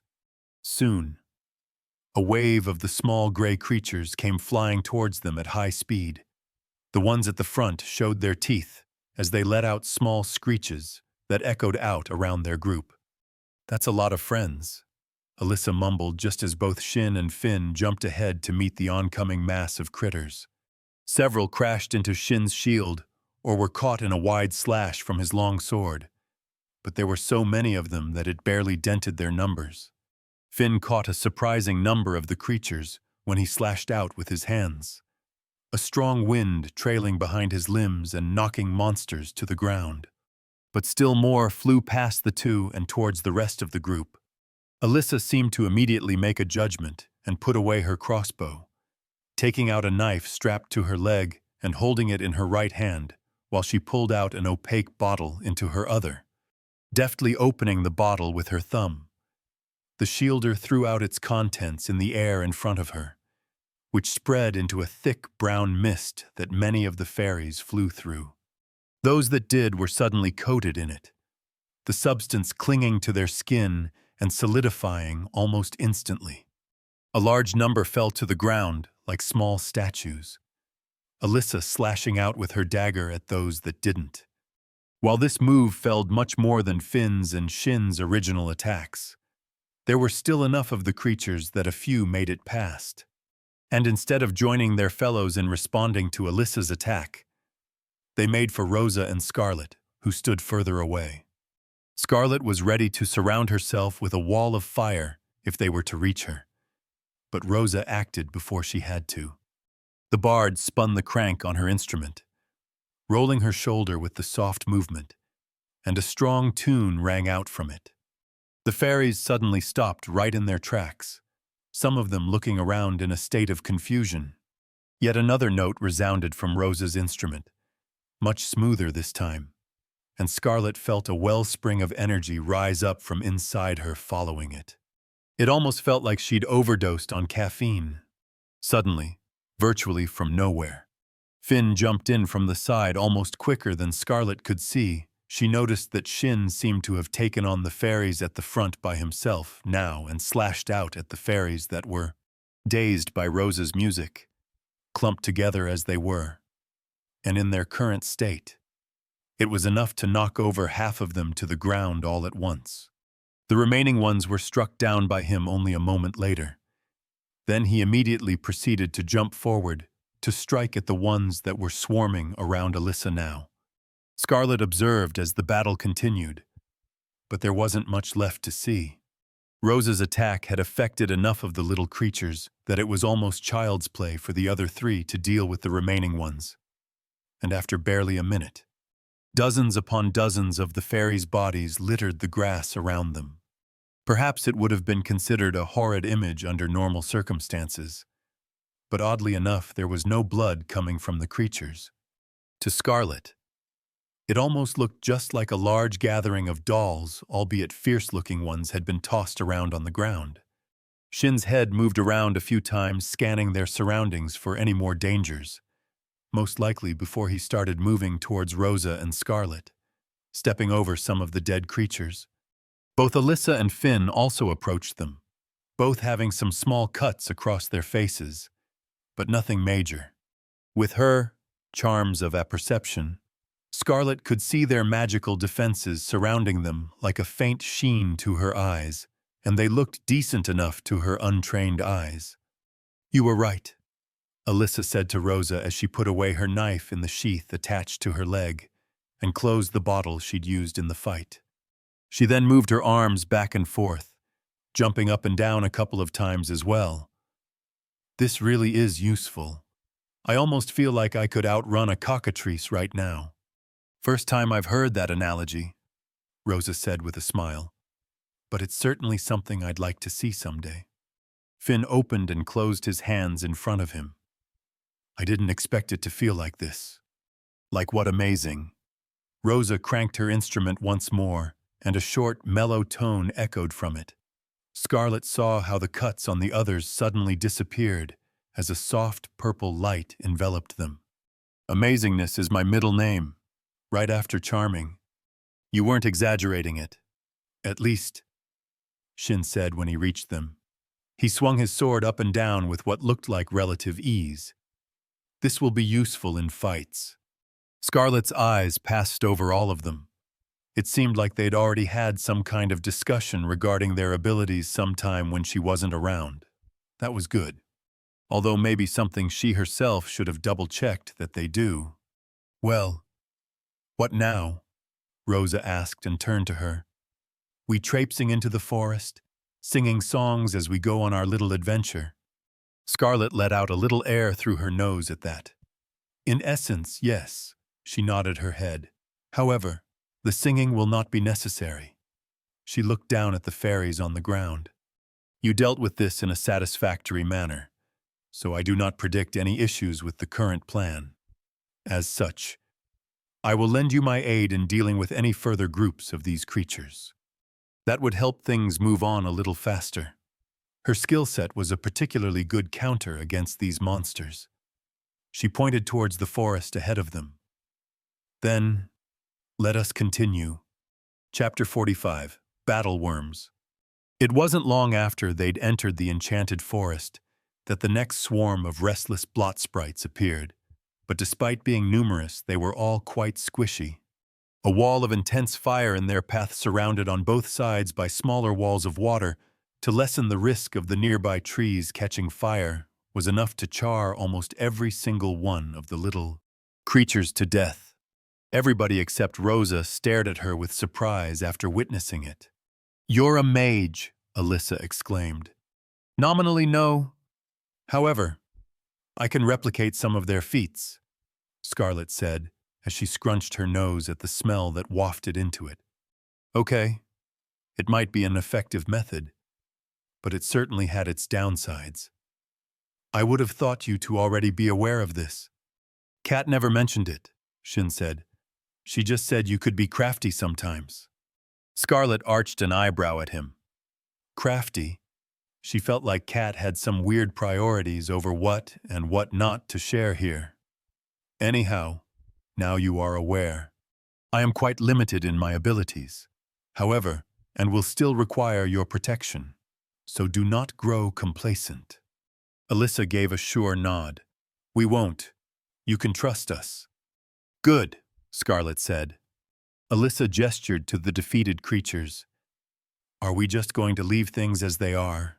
She looked around at some of the plants around them. I'm not sure about these fairies, but some of these plants look really interesting. It might be worth bringing some of them with us. Scarlet shook her head. Leave it be for now. We cannot carry it all with us, and my pouch is limited in its capacity. We will handle any gathering as we make our return. Okay, if you say so, Alyssa said, though there did seem to be some reluctance in the young woman's voice as she looked at an oddly shaped plant. As they began to delve deeper into the forest, they continued to be accosted by swarms of restless blot sprites. Every 10 minutes or so, the critters were certainly annoying.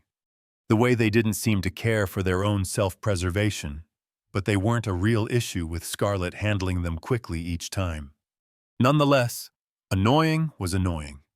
After about an hour of walking deeper and deeper into the magical woods, Scarlet was beginning to wonder how much they had left.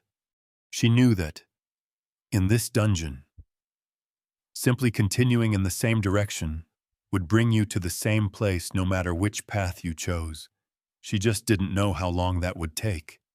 And while the sights around them were breathtaking, with the glowing lines etched into the trees and the forest bed, the diverse flora, and the beautiful leaves hanging above them, you did get used to the sight after a while. There were only so many times she could see the same color-shifting flower before it wasn't as special anymore. Honestly, she was a bit let down by the experience. Perhaps she would have enjoyed it more before she arrived in this world. Or maybe she was just naturally too much of a cynic when it came to these things. She preferred it in small doses. Finally, just as she was starting to worry if the structure of this place had changed from the game, she spotted something other than the now familiar trees ahead of them. It was a large clearing. A tranquil lake sat at the center of it, with a small island situated in the middle of the lake. On the island was what looked like a classical park pavilion, made of old white marble, and overrun with vines and plants that clung to its pillars. Though it was hard to tell from here, there seemed to be some kind of blue light originating from the center of that pavilion. The others also appeared to take note of this as they neared the clearing. Rosa squinted her eyes, looking toward the structure. Looks like a perfect spot for a short little break. It would appear so, yes, Scarlet said. Okay, from that, I'm assuming it isn't. Leaving the underbrush of the forest itself, Scarlet stopped at the edge of the clearing, a dozen or so meters from the lake itself. A wise assumption. The others stopped beside her, scanning the area. Scarlet noticed a slight disturbance on the surface of the lake. There was virtually no wind at all here, so the surface was mostly still. I would suggest you all prepare yourselves, she said, focusing on the spot she'd seen. Finn and Shin took a couple of steps ahead, while Alyssa brandished her hand crossbow. Rosa, as usual, had a small smile on her face as she held her instrument in her arms. Everybody was quiet for a while, but nothing happened. Do you really think something is going to come? Alyssa asked, looking around.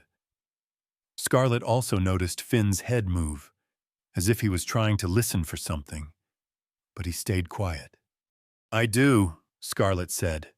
Maybe they had to get closer before it started. Well, she wasn't going to do that. That's only what you did in games, where dying once or twice wasn't a big deal. She conjured a large ball of fire right above the lake's surface. Steam immediately rose from under it with a loud whoosh as the flames touched the water. A second passed. Then something massive emerged from beneath the surface and swallowed the sphere, too fast for her to even see. before disappearing back into the lake immediately after. Well, that went better than she had expected. She only meant to catch its attention. A deep, reverberating noise reached their ears as something that resembled a tail created a large splash in another part of the lake. "What in Itar's name is—" Alyssa began. Her words were interrupted as a geyser of water erupted up from the water as a gigantic, elongated creature flew dozens of meters into the air. A high-pitched screeching followed its wake, almost forcing Scarlet to cover her ears to avoid pain. The creature's skin was a deep beige, almost coral tint with bulbous nubs and thick hairs spread unevenly along it, taking on a purple shade the closer it got to its tail. Its head, now turning away from the sky and to them, was just one massive mouth, with a maw of rough, yellowed teeth that grew irregularly. It opened to reveal a pitch-dark abyss. Above it was a pair of stretched, sunken-in eyes that were nothing but black. The creature was floating in the sky as if by magic, and reminded Scarlet of an earthworm if you'd first put it through some kind of Lovecraftian nightmare machine. Rosa let out a low whistle. "I'll admit, I wasn't expecting that. It's been ages since I met someone with teeth that bad." The high-pitched screeching echoed out from the creature once more, even stronger than before. This time Scarlet covered her ears. "All right, enough of that." Rosa cranked her instrument, and two melodic notes followed each other. Suddenly, the sound around them quietened down considerably. Scarlet lowered her hands, giving the woman a curious glance. She didn't know Rosa could do something like that. "Do we have to fight that?" Alyssa asked, staring up at the horrifying monster. Almost as if in response, the behemoth began its descent straight towards their group. Before anyone had the chance to say anything else, Finn was off, running ahead to meet the creature that now focused its attention on him. Finn bent down just as its large maw loomed over him. He jumped up right before it reached him and struck it just beneath its mouth. Amazingly, even though the blow seemed limited in its effect, it was enough to knock the monster slightly off path. Instead of devouring Finn, its head slammed into the grass behind him with full force, gouging up a mountain of earth as it burrowed through meters of ground. The rest of them hastily moved to the side to avoid it, feeling it would be a waste to miss this opportunity. Scarlet conjured another, larger, sphere of fire of an even higher intensity than before in its path, and watched it get devoured with a small smile. Even more screeching rang out as smoke left its mouth, but the majority of the noise was cancelled by Rosa's magic. Scarlet wasn't the only one taking this chance either, it seemed, as Alyssa aimed her crossbow and shot off a bolt that went straight into one of its eyes, disappearing in the black sclera. All of them moved further away as it finally reached a halt just before the forest edge and turned towards them. More of Rosa's music sounded out as Scarlet felt a new sense of renewed vigor suffuse her. And once again, Finn came running at the monster, with Shin following. It roared at Finn, meeting the young man head-on. This time, however, Finn's jump brought him on top of the monster's head, where he started bashing down at it with full strength. It started writhing in all directions in response, and soon Finn was sent flying into the nearby trees. Shin came running at it, his shield now on his back as he wielded his sword with both hands. A silver light slowly formed around the blade, soon extending out of it like a long lance, and he used the distraction Finn gave to slash out at a spot right under its mouth. Cutting off a decent chunk of meat, the blade disappeared in the process, however, and now the monster's attention turned to Shin. It seemed to have a hard time finding him, though, as it spun its head around several times before lashing out. Scarlet now noticed that its right eye, where Alyssa had fired her bolt earlier, had rapidly taken on a sickly green color. As Shin managed to jump to the side to dodge the creature's lunge at him, Scarlet raised her hand to create another fire sphere. The monster didn't appear to have any special defenses other than its large size. It moved around too much, however, and her sphere didn't do more than singe the parts of its skin that it briefly touched. That was enough to catch its attention, though. Soon it ignored Shin, who was slashing at its side with his blade, and started flying towards Alyssa, Rosa, and her, who were all standing near each other. Rosa immediately responded by playing another short musical piece, whereas the air between them and the creature suddenly started moving, as if there was a hot fire under it. "Move it!" the woman called out, as she took Scarlet by the arm, and both of them ran to the side, with Alyssa running the other way. The worm monster didn't seem to even notice their movement, as its maw tore straight through the place where they'd been, and tossed up a cloud of dirt around it. Scarlet saw another opportunity, as it was about to turn around, and created 4 aqua mines among the largest ones she'd ever created, and detonated them close to its still working eye. Sweat running down her temple. She saw how one of them struck its eye and caused it to let out another bout of high-pitched screeches. It started throwing its body around randomly in search of them, like a worm trying to escape on land. When both Shin and Finn suddenly came running up, Finn jumped at it once again, landing on its head and only barely hanging on with his whole body. Then Shin threw his sword with accuracy that amazed Scarlet, and Finn caught it by its blade and slammed it straight into the monster's head. Another screech from it was followed by the monster flying up into the sky with Finn on it. He wasn't about to let it go, though, as Scarlet observed him continuously slamming his fist into it over and over again, next to where the sword was. Eventually, it was too far up for her to see what happened, but suddenly she felt the air around them move as the creature let out one more scream, louder than all the others, before stilling in the air and starting to fall towards the lake. She saw Finn grab the sword from its head in its descent and jump off from what would probably be considered a 4-story building's height and land at the border of the lake without any issue. Water flew in all directions as the monster's dead body landed in the lake, and Scarlet watched on as the giant carcass slowly sunk beneath the water. "I feel like I have to take a bath," Alyssa grumbled, wearing a grimace as she smelled her cloak. There was what appeared to be some kind of mucus or slime covering part of it. Luckily, Scarlet hadn't gotten any of that on her. Shin walked up to Alyssa and gave her a once-over before nodding his head in agreement. "You do. Maybe 2. She glared at him. "What now?" Rosa asked, moving up beside Scarlet. "We having a picnic?" She gestured toward the pavilion on the island at the center of the lake. "Of a sort," Scarlet said, trekking closer to the lake where Finn was staring down into the water with a frown. "Is there something wrong?" she asked.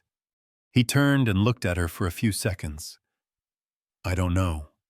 I can't sense things well here. Everything is off." He pointed down at the lake. "The fish here aren't acting like they should. Not with a predator this large nearby. Even now they're barely reacting to it." Scarlet tilted her head. He could even sense the fish moving around in the lake. She didn't know his senses were that good. What she did know was that, for some reason, he usually couldn't sense things well in the wandering realm. She thought about it for a minute. "Perhaps it is because there are in actuality no fish here," she said. This earned a befuddled look from him.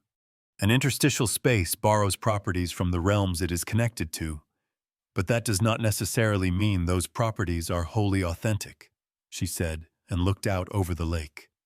"I imagine this type of phenomena could be the product of that trait. Not that she knew the details about how this stuff worked. That was just a guess of hers, judging from some of the descriptions she'd read in the game and what Finn just said. She pointed up at the moon that hung in the night sky above them. Much like the moon, the fish might not be entirely real. Finn's eyes widened, his bright yellow irises suddenly starting to shift around as his gaze began moving around fervently. It was as if he was taking in their surroundings and the nature around them for the first time. Then he turned back to the lake and, without saying a word, dove straight into it before Scarlet could even say anything. "Somebody's excited," Rosa's voice sounded out next to her, the bard grinning as she walked up to the edge of the water. "He found a fish he wants to catch." Scarlet shook her head. "I am uncertain. However, I wish he would have stayed for a moment longer before leaving." "I get what you mean," Rosa hummed along. "Used to have a dog myself, when I was younger. Cutest little mongrel you'll ever see. Wouldn't stop running around trying to give people's legs a shagging. Though," Scarlet turned to look at the woman. Did she already have an idea as to what Finn was? As far as Scarlet knew, Rosa shouldn't know about his tribe, so that shouldn't be the case. But it was true that he wasn't exactly the best at acting inconspicuous when it came to his abilities either. Rosa getting some kind of idea from that wouldn't be too surprising. "So, how we getting over there?" The woman pointed towards the pavilion. "I'm guessing you're not planning for us to swim." Scarlet observed her for a moment longer, then turned to look out over the water. "I am not," she said. The water's surface right in front of them was suddenly broken by a head of white locks. Finn looked up at them, with water dripping down his face, his hair sticking to the skin like seaweed. "The fish are missing," he said almost like a question, as he moved to climb back up on land. "The lake is completely empty except for that monster." "Then we have one mystery solved," Scarlet said, and stepped in front of him, halting him from climbing up. "Before you leaped into the water, I intended to present you 2 tasks. She pointed towards where the monster's body had sunk beneath the surface. "The first is to retrieve the core of that creature." Finn stayed afloat by kicking water. It seemed to be rather deep, even this close to land, and spun around to look. "It has a core." "It does, although I cannot tell you where, as I do not know. It will be your responsibility to locate it by yourself. Can you manage that?" He looked back at her and nodded. "Yeah, probably. What was the other task?" She pointed to the island next. "While it is not visible, there should be a bridge connecting to that island. However, it can only be seen from under the water, so I require your aid in finding that as well." From what she remembered, you could avoid the fight with the worm monster completely in the game if you already knew where that path was.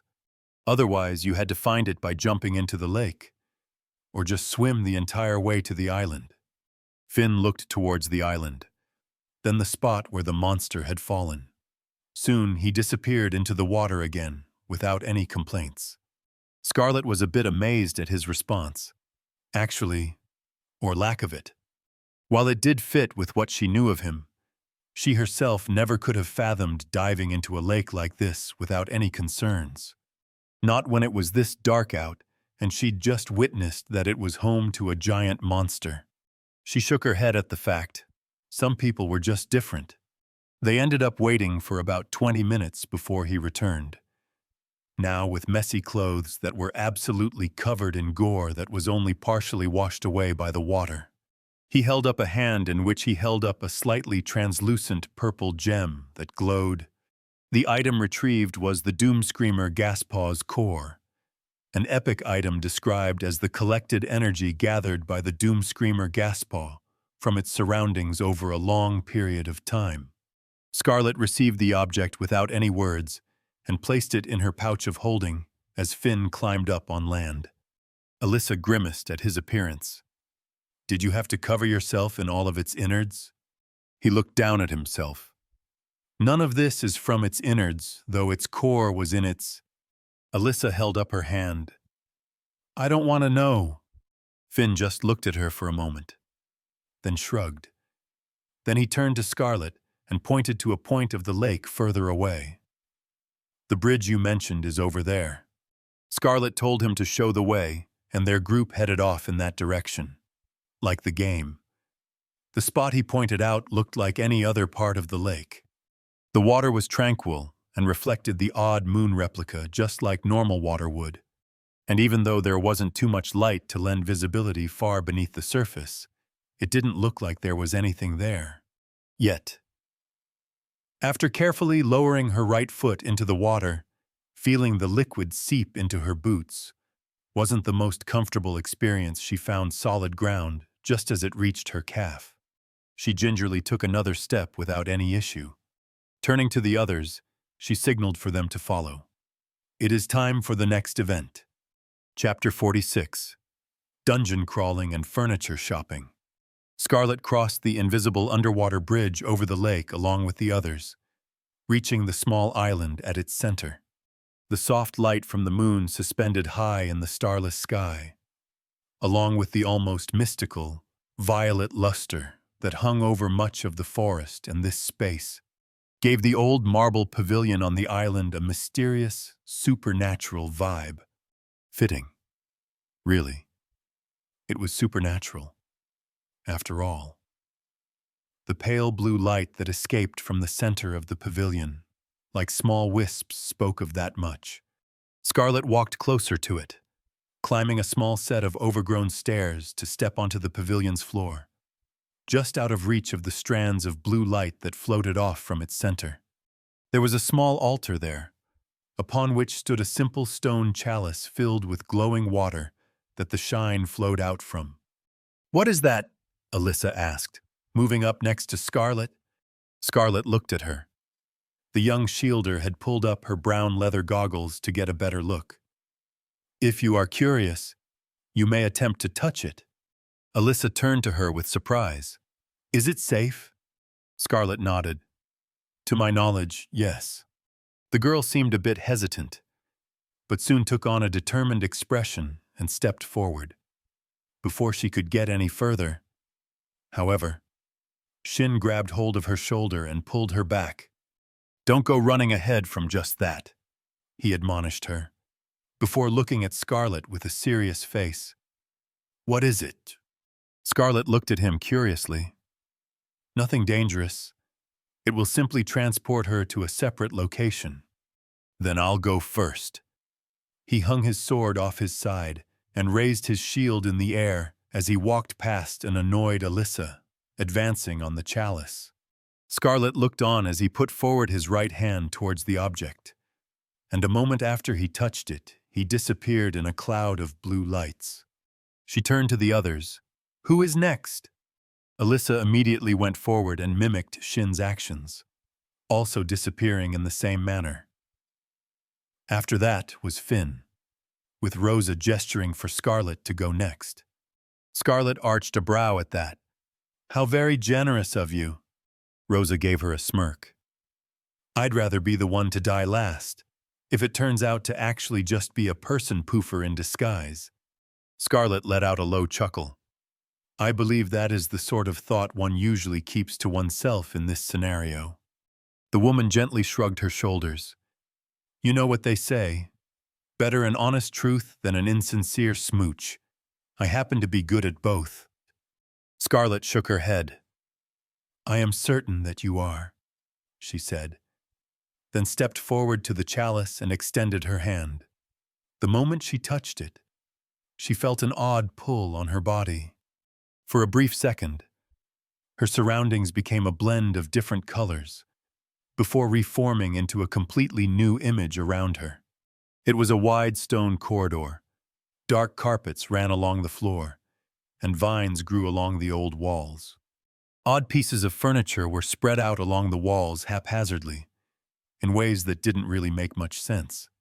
A table stood on its side next to a short bed, for example, with several wooden chairs placed on top of each other, almost like a bookcase not far away.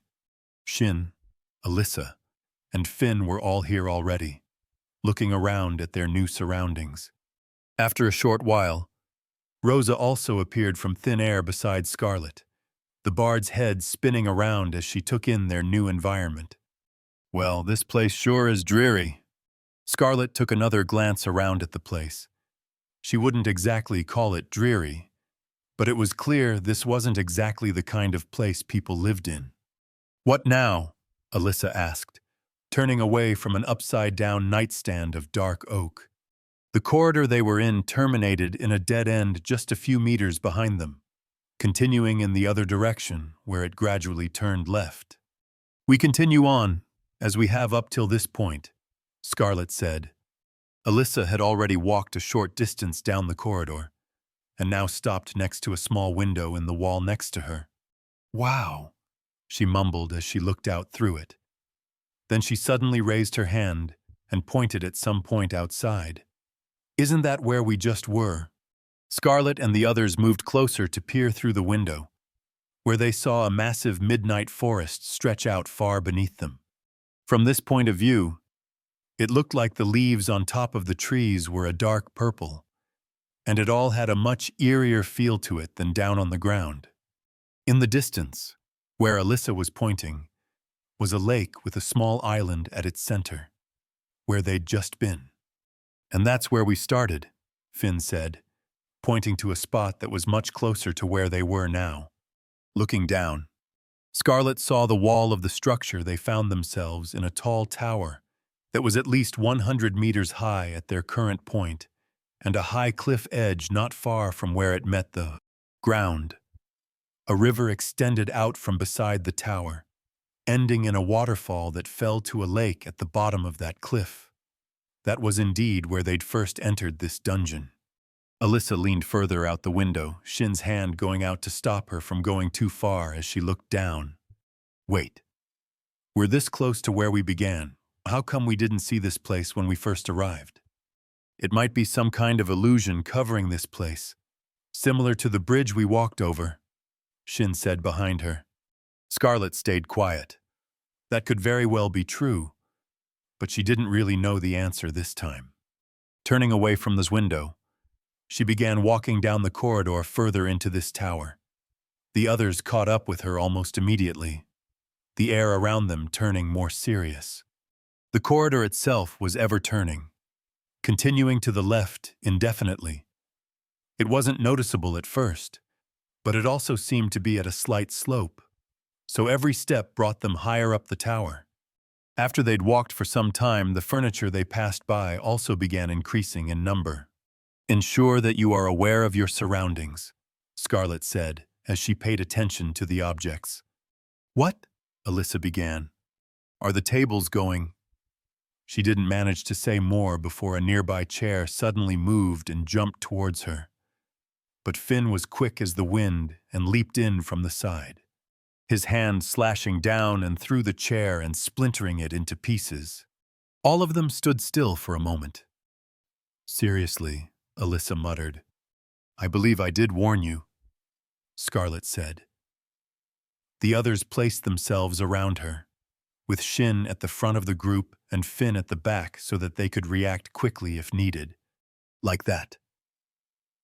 They continued following the corridor, with the occasional furniture springing to life to attack them, though it wasn't anything they couldn't easily handle. After they'd been walking for a while, and destroyed dozens upon dozens of pieces of furniture, they finally reached what appeared to be the end of the corridor. A very large set of heavy iron doors stood before them, guarded on both sides by 3 pairs of armor. The suits of armor were all a deep black and held different weapons. Scarlett signaled for the others to stop before they got too close. Finn sniffed the air as Shin appeared to examine the armor carefully. Alyssa put her hands on her waist. "Let me guess. Those things are going to start moving as soon as we get near, aren't they?" Scarlett nodded her head. Astute prediction. The shielder let out a sigh. "What's up with all of this moving junk?" "Animated objects are a well-known occurrence when it comes to fairies," Shin said. "Well, I've never seen any myself before, so I didn't know." "That's because you never studied." Yeah. Whatever." Alyssa turned away from the armor and to Scarlett. "So are these just regular old metal then if you ignore the fact that they can move?" Scarlett tilted her head to the side. She wasn't completely sure. "Actually, I would imagine so. Yes. However, their weapons are likely to be artifacts or magical in some manner." "All right then. Alyssa gave a slow nod, adjusting her goggles as she turned to the stationary armor. She then pulled her cloak open and shifted the bandolier across her chest so that she could reach the pouches on the side, her fingers passing over a couple of them before grabbing a thin vial that had a thick, silvery liquid inside it. It looked a bit like quicksilver. Shaking the vial for a few seconds, Alyssa then took a step forward and did a quick underhanded toss with it. The vial landed on a spot between the armor, shattering into 100 pieces as a metallic cloud immediately spread out in thin strands, soon extending to envelop the two closest suits. Scarlet saw how the dark metal of the armor suddenly started frothing where the gas touched it, and within moments, it evaporated into a dark cloud of smoke that rose toward the ceiling. As the argent cloud continued to spread, 4 of the 6 suits of armor were reduced to essentially nothing within 30 seconds. The last 2 had only partially been within reach of the gas, but they still lost a full quarter of their plate, revealing an empty space inside as they fell over on the ground. The defenders of these doors never even got the chance to start moving before they were defeated.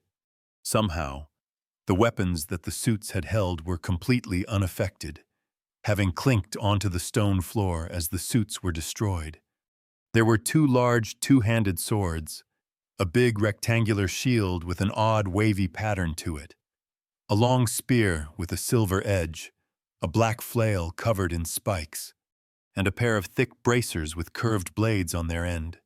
Rosa let out an impressed whistle. That certainly saves us time. Didn't know alchemy could do that.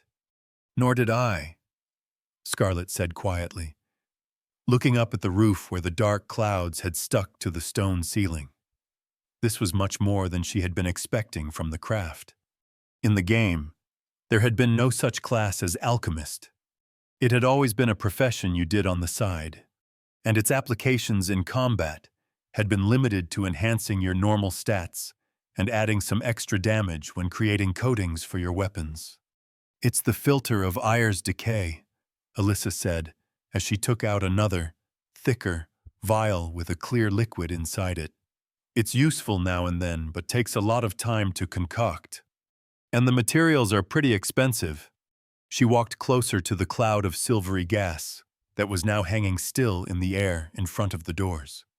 It also takes ages to disappear, and you don't want to breathe it in, she added, opening the new vial and flicking its contents at the cloud.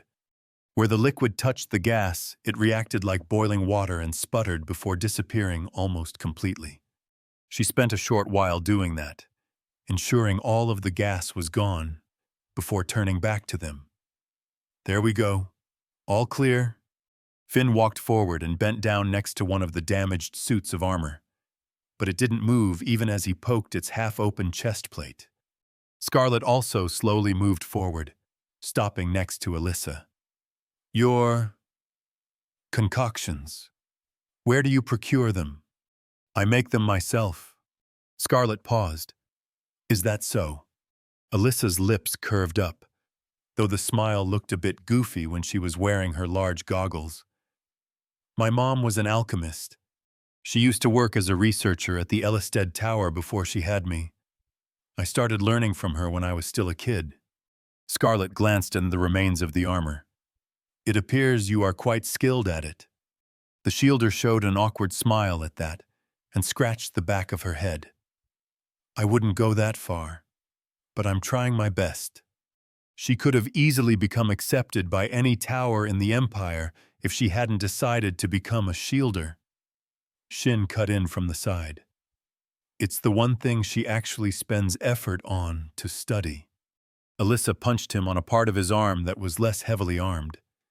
Not everyone is as obsessed with books as you. Scarlet observed the two's interaction for a moment, then spoke. If you wish, I could look into the prospect of the Hartford Barony assisting you in acquiring materials for your alchemy, she said. In exchange for some of your services, Alyssa turned to her with wide eyes. What are you serious? Scarlet nodded. I am. I don't know. I don't exactly do commissions and things like that.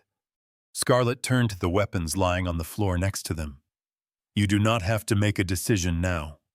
We can discuss it further at a later point, if you are interested.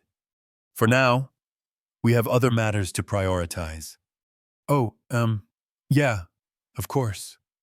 Alyssa nodded along thoughtlessly. Scarlet stepped closer to the spear with the silver edge.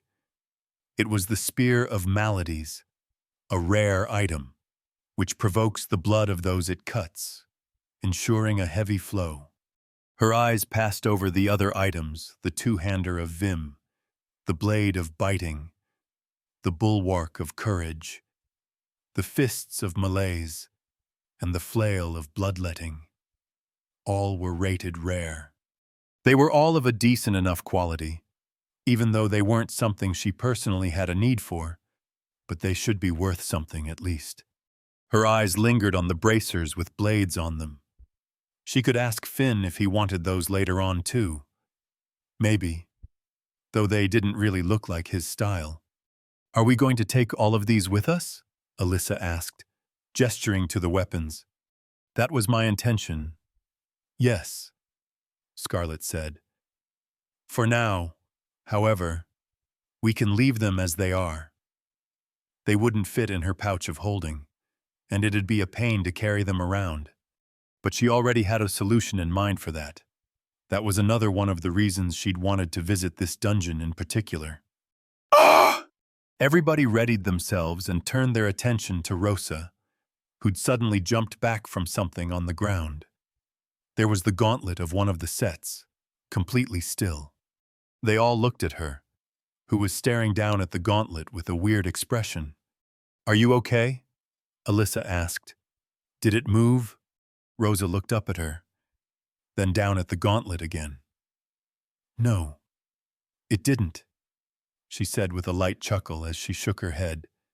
Just hit my foot on it, and my mind was playing tricks making me think it was after my little toesies. I'm fine. Finn studied her for a moment. Are you sure? She smiled. Of course I am. I'm always fine. She lightly kicked the gauntlet away so that it knocked into the stone wall, then pointed towards the doors ahead of them. So, how we getting those open? I've seen buildings that look lighter than that.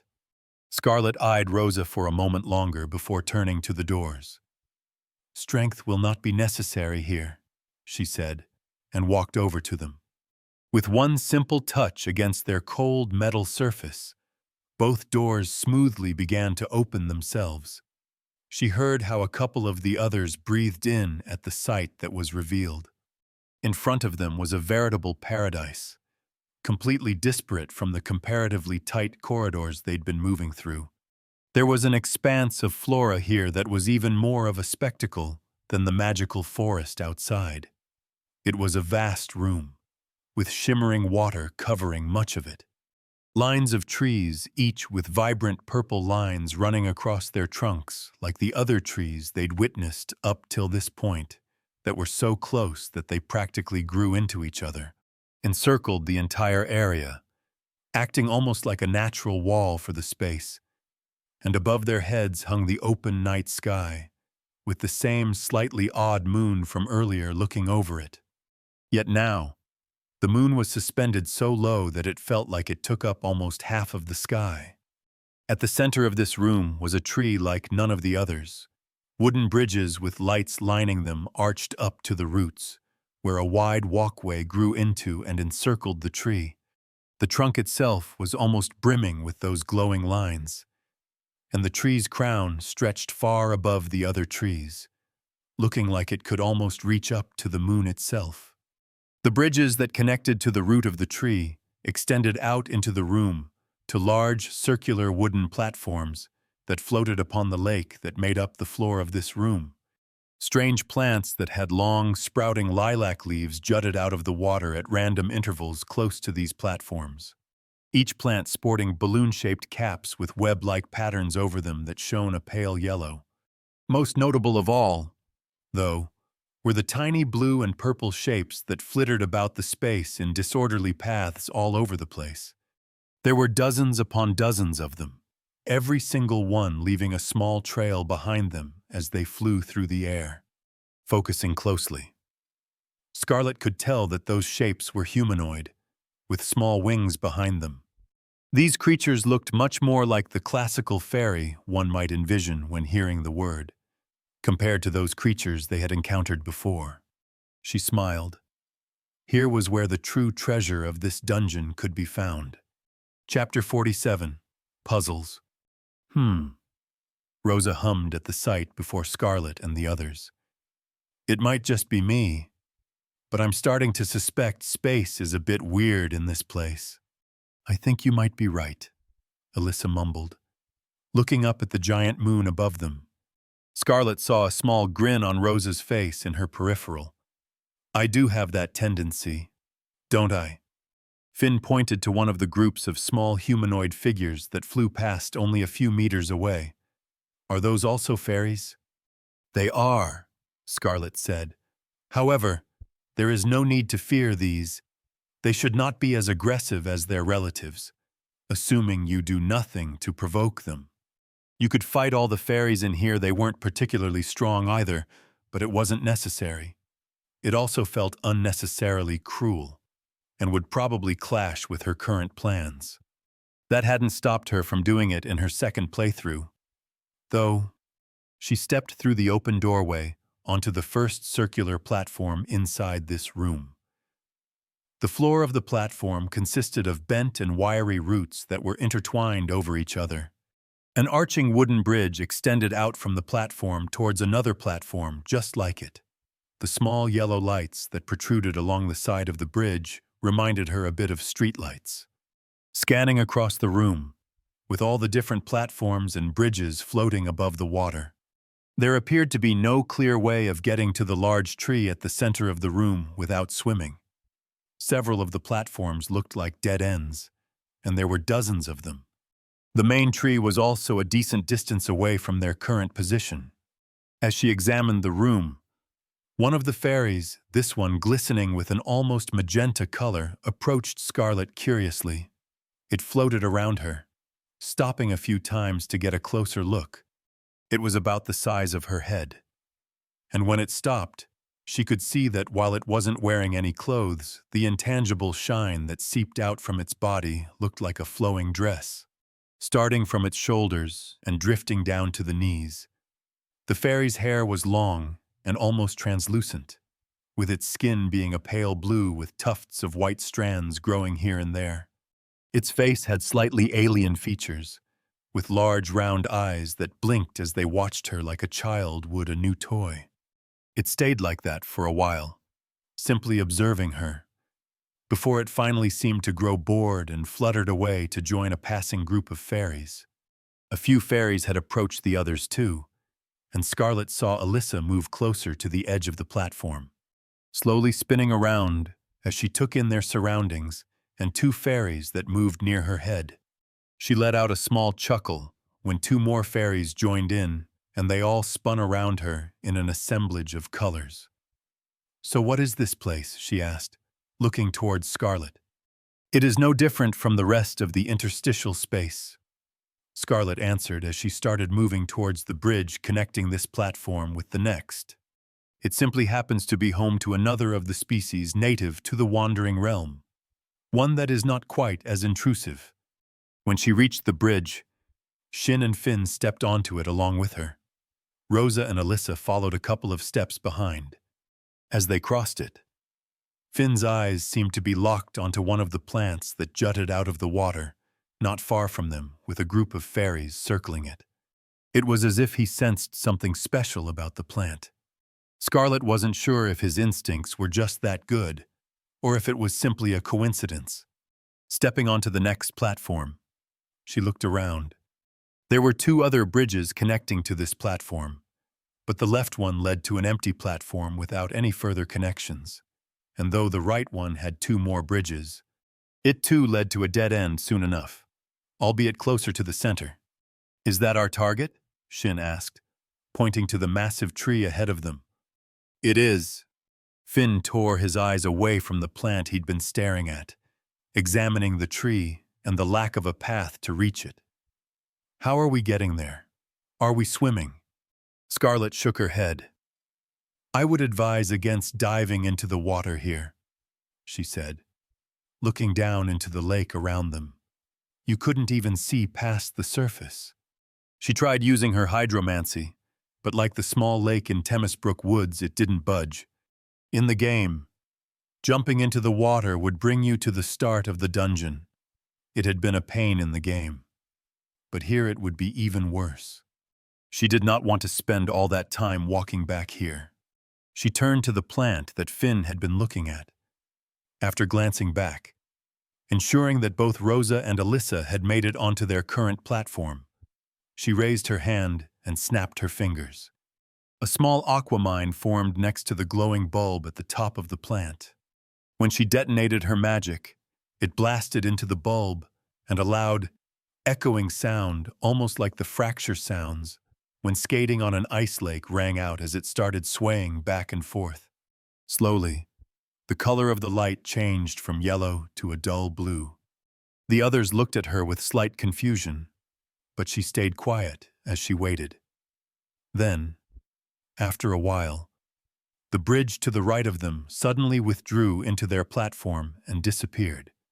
Another bridge grew out even further to their left, establishing a connection to another platform on that end. Wow, that's certainly unique, Rosa said. How did you know it was going to do that? Alyssa asked. I was informed of it beforehand, Scarlet said, as she casually started crossing the new bridge to the next platform. We are not the first people to visit this place. The next platform had 2 bridges connecting to it, but Scarlet only looked at where they led for a brief moment before choosing the rightmost one. She then led the way over 2 more bridges, before eventually stopping at a platform that had 3 bridges jutting out from it. All of them appeared to lead to dead ends, though. She frowned as she examined their current location. She was pretty sure this was the correct platform at this point, if you followed the game's designs.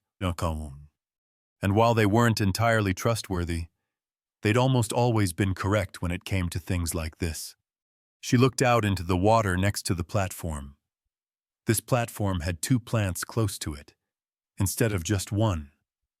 Which one was it at this step? She felt like it was the left one. After spending a moment trying to remember, she just shook her head and put her hand into the pouch at her side, bringing out the red leather journal she used to keep notes. She had spent some time trying to memorize this, but it was best to double-check just in case. She opened it up and flipped through its pages, making sure to turn it away from the others as they looked on with curious gazes.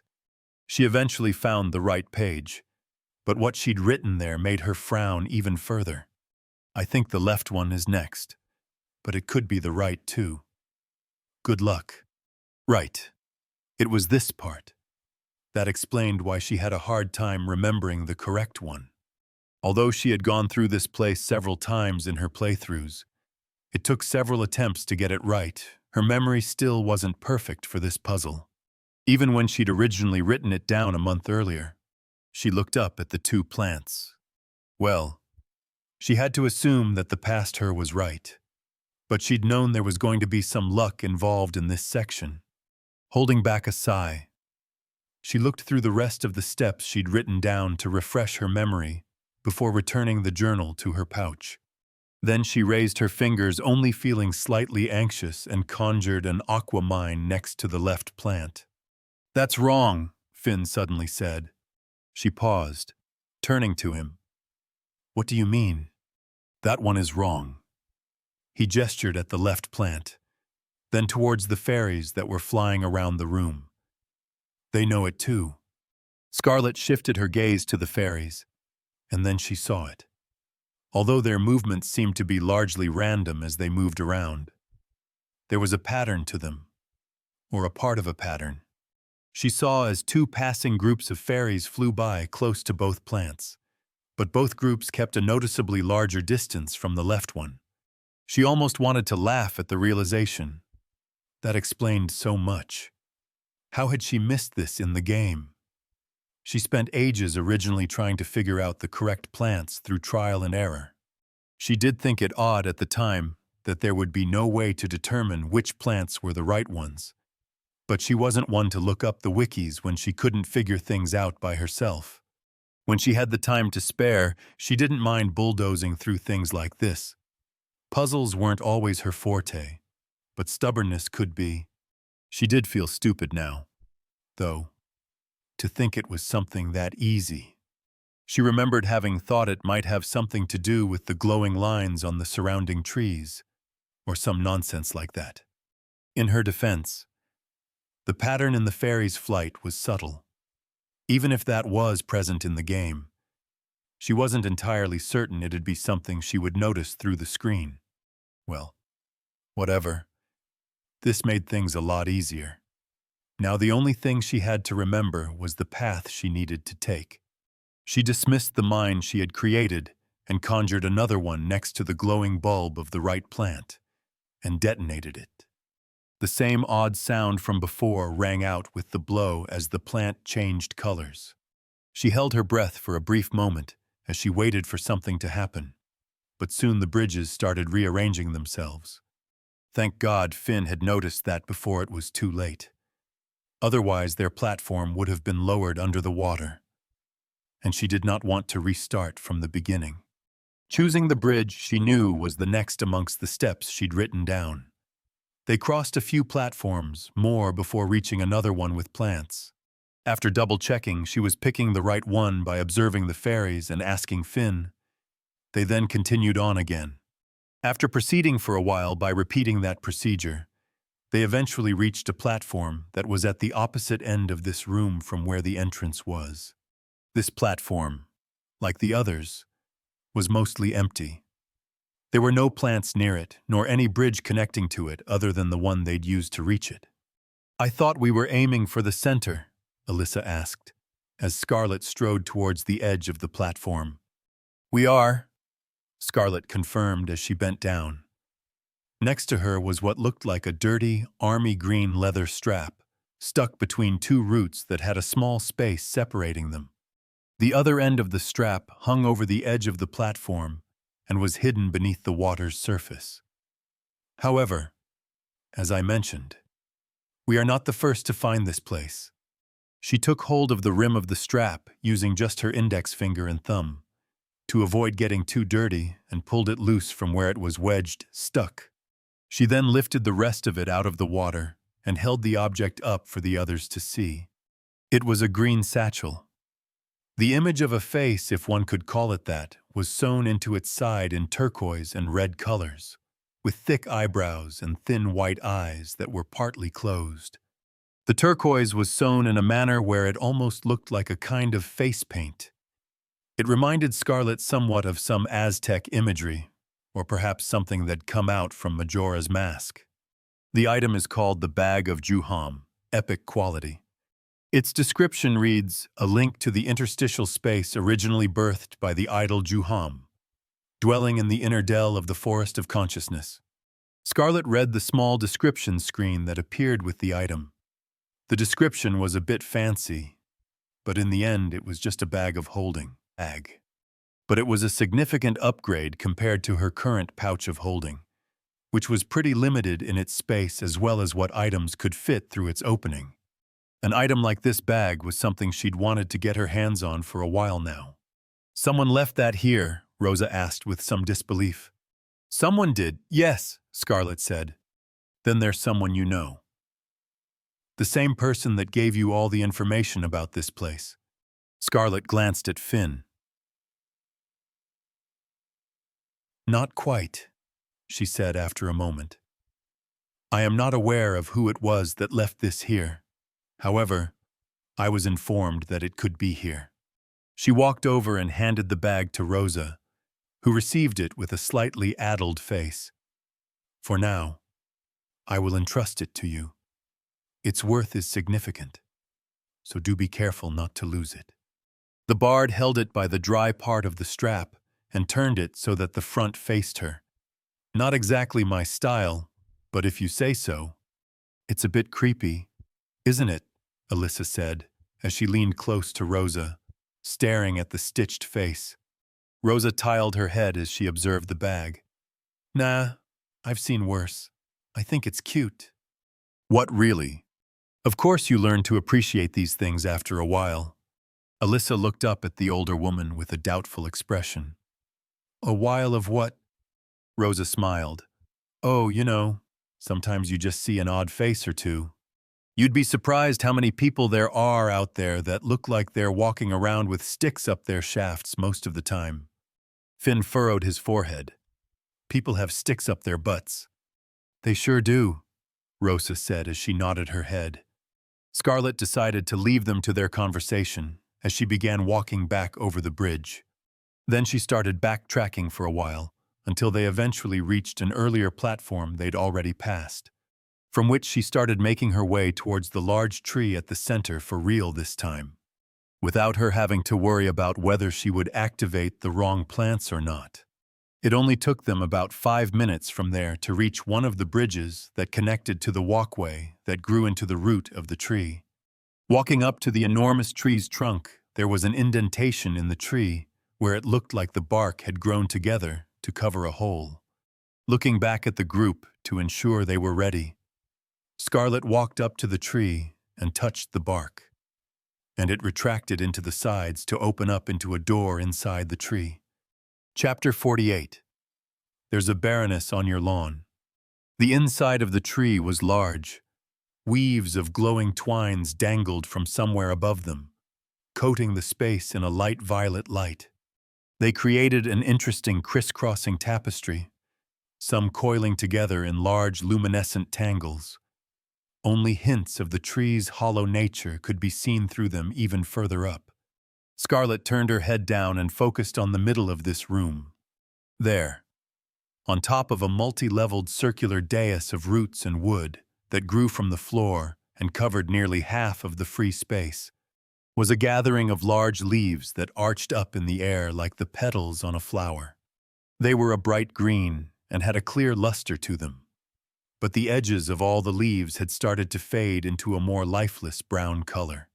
Between the leaves was an empty space, like an altar or a throne, lined by crowns, where a lean figure with blue-green skin waited. Its features were vague and androgynous, with bark growing in spots across its body, along with tufts of pale hair that glimmered slightly. Thin, long ears pointed up in the air, and the hair on its head was more akin to thin filaments of translucent grass than anything else. The lower half of its body was also soft bark that grew into the wood itself beneath it. The being watched them as they entered its abode. One of its eyes nothing but a large golden iris that had an almost childlike gleam to it. The other eye, however, was sickly and colorless. This was the last boss of this dungeon, Euphorbia Wildshimmer. Scarlett wasn't sure if that had been its name in the game, or simply the type of creature that it was, but that didn't matter.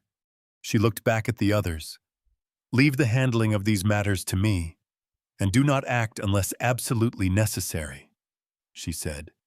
After seeing that they all understood, she looked back at the center of the room and cautiously began walking forward, gauging the figure's reactions as its gaze repeatedly shifted between her and the other members of her group behind her.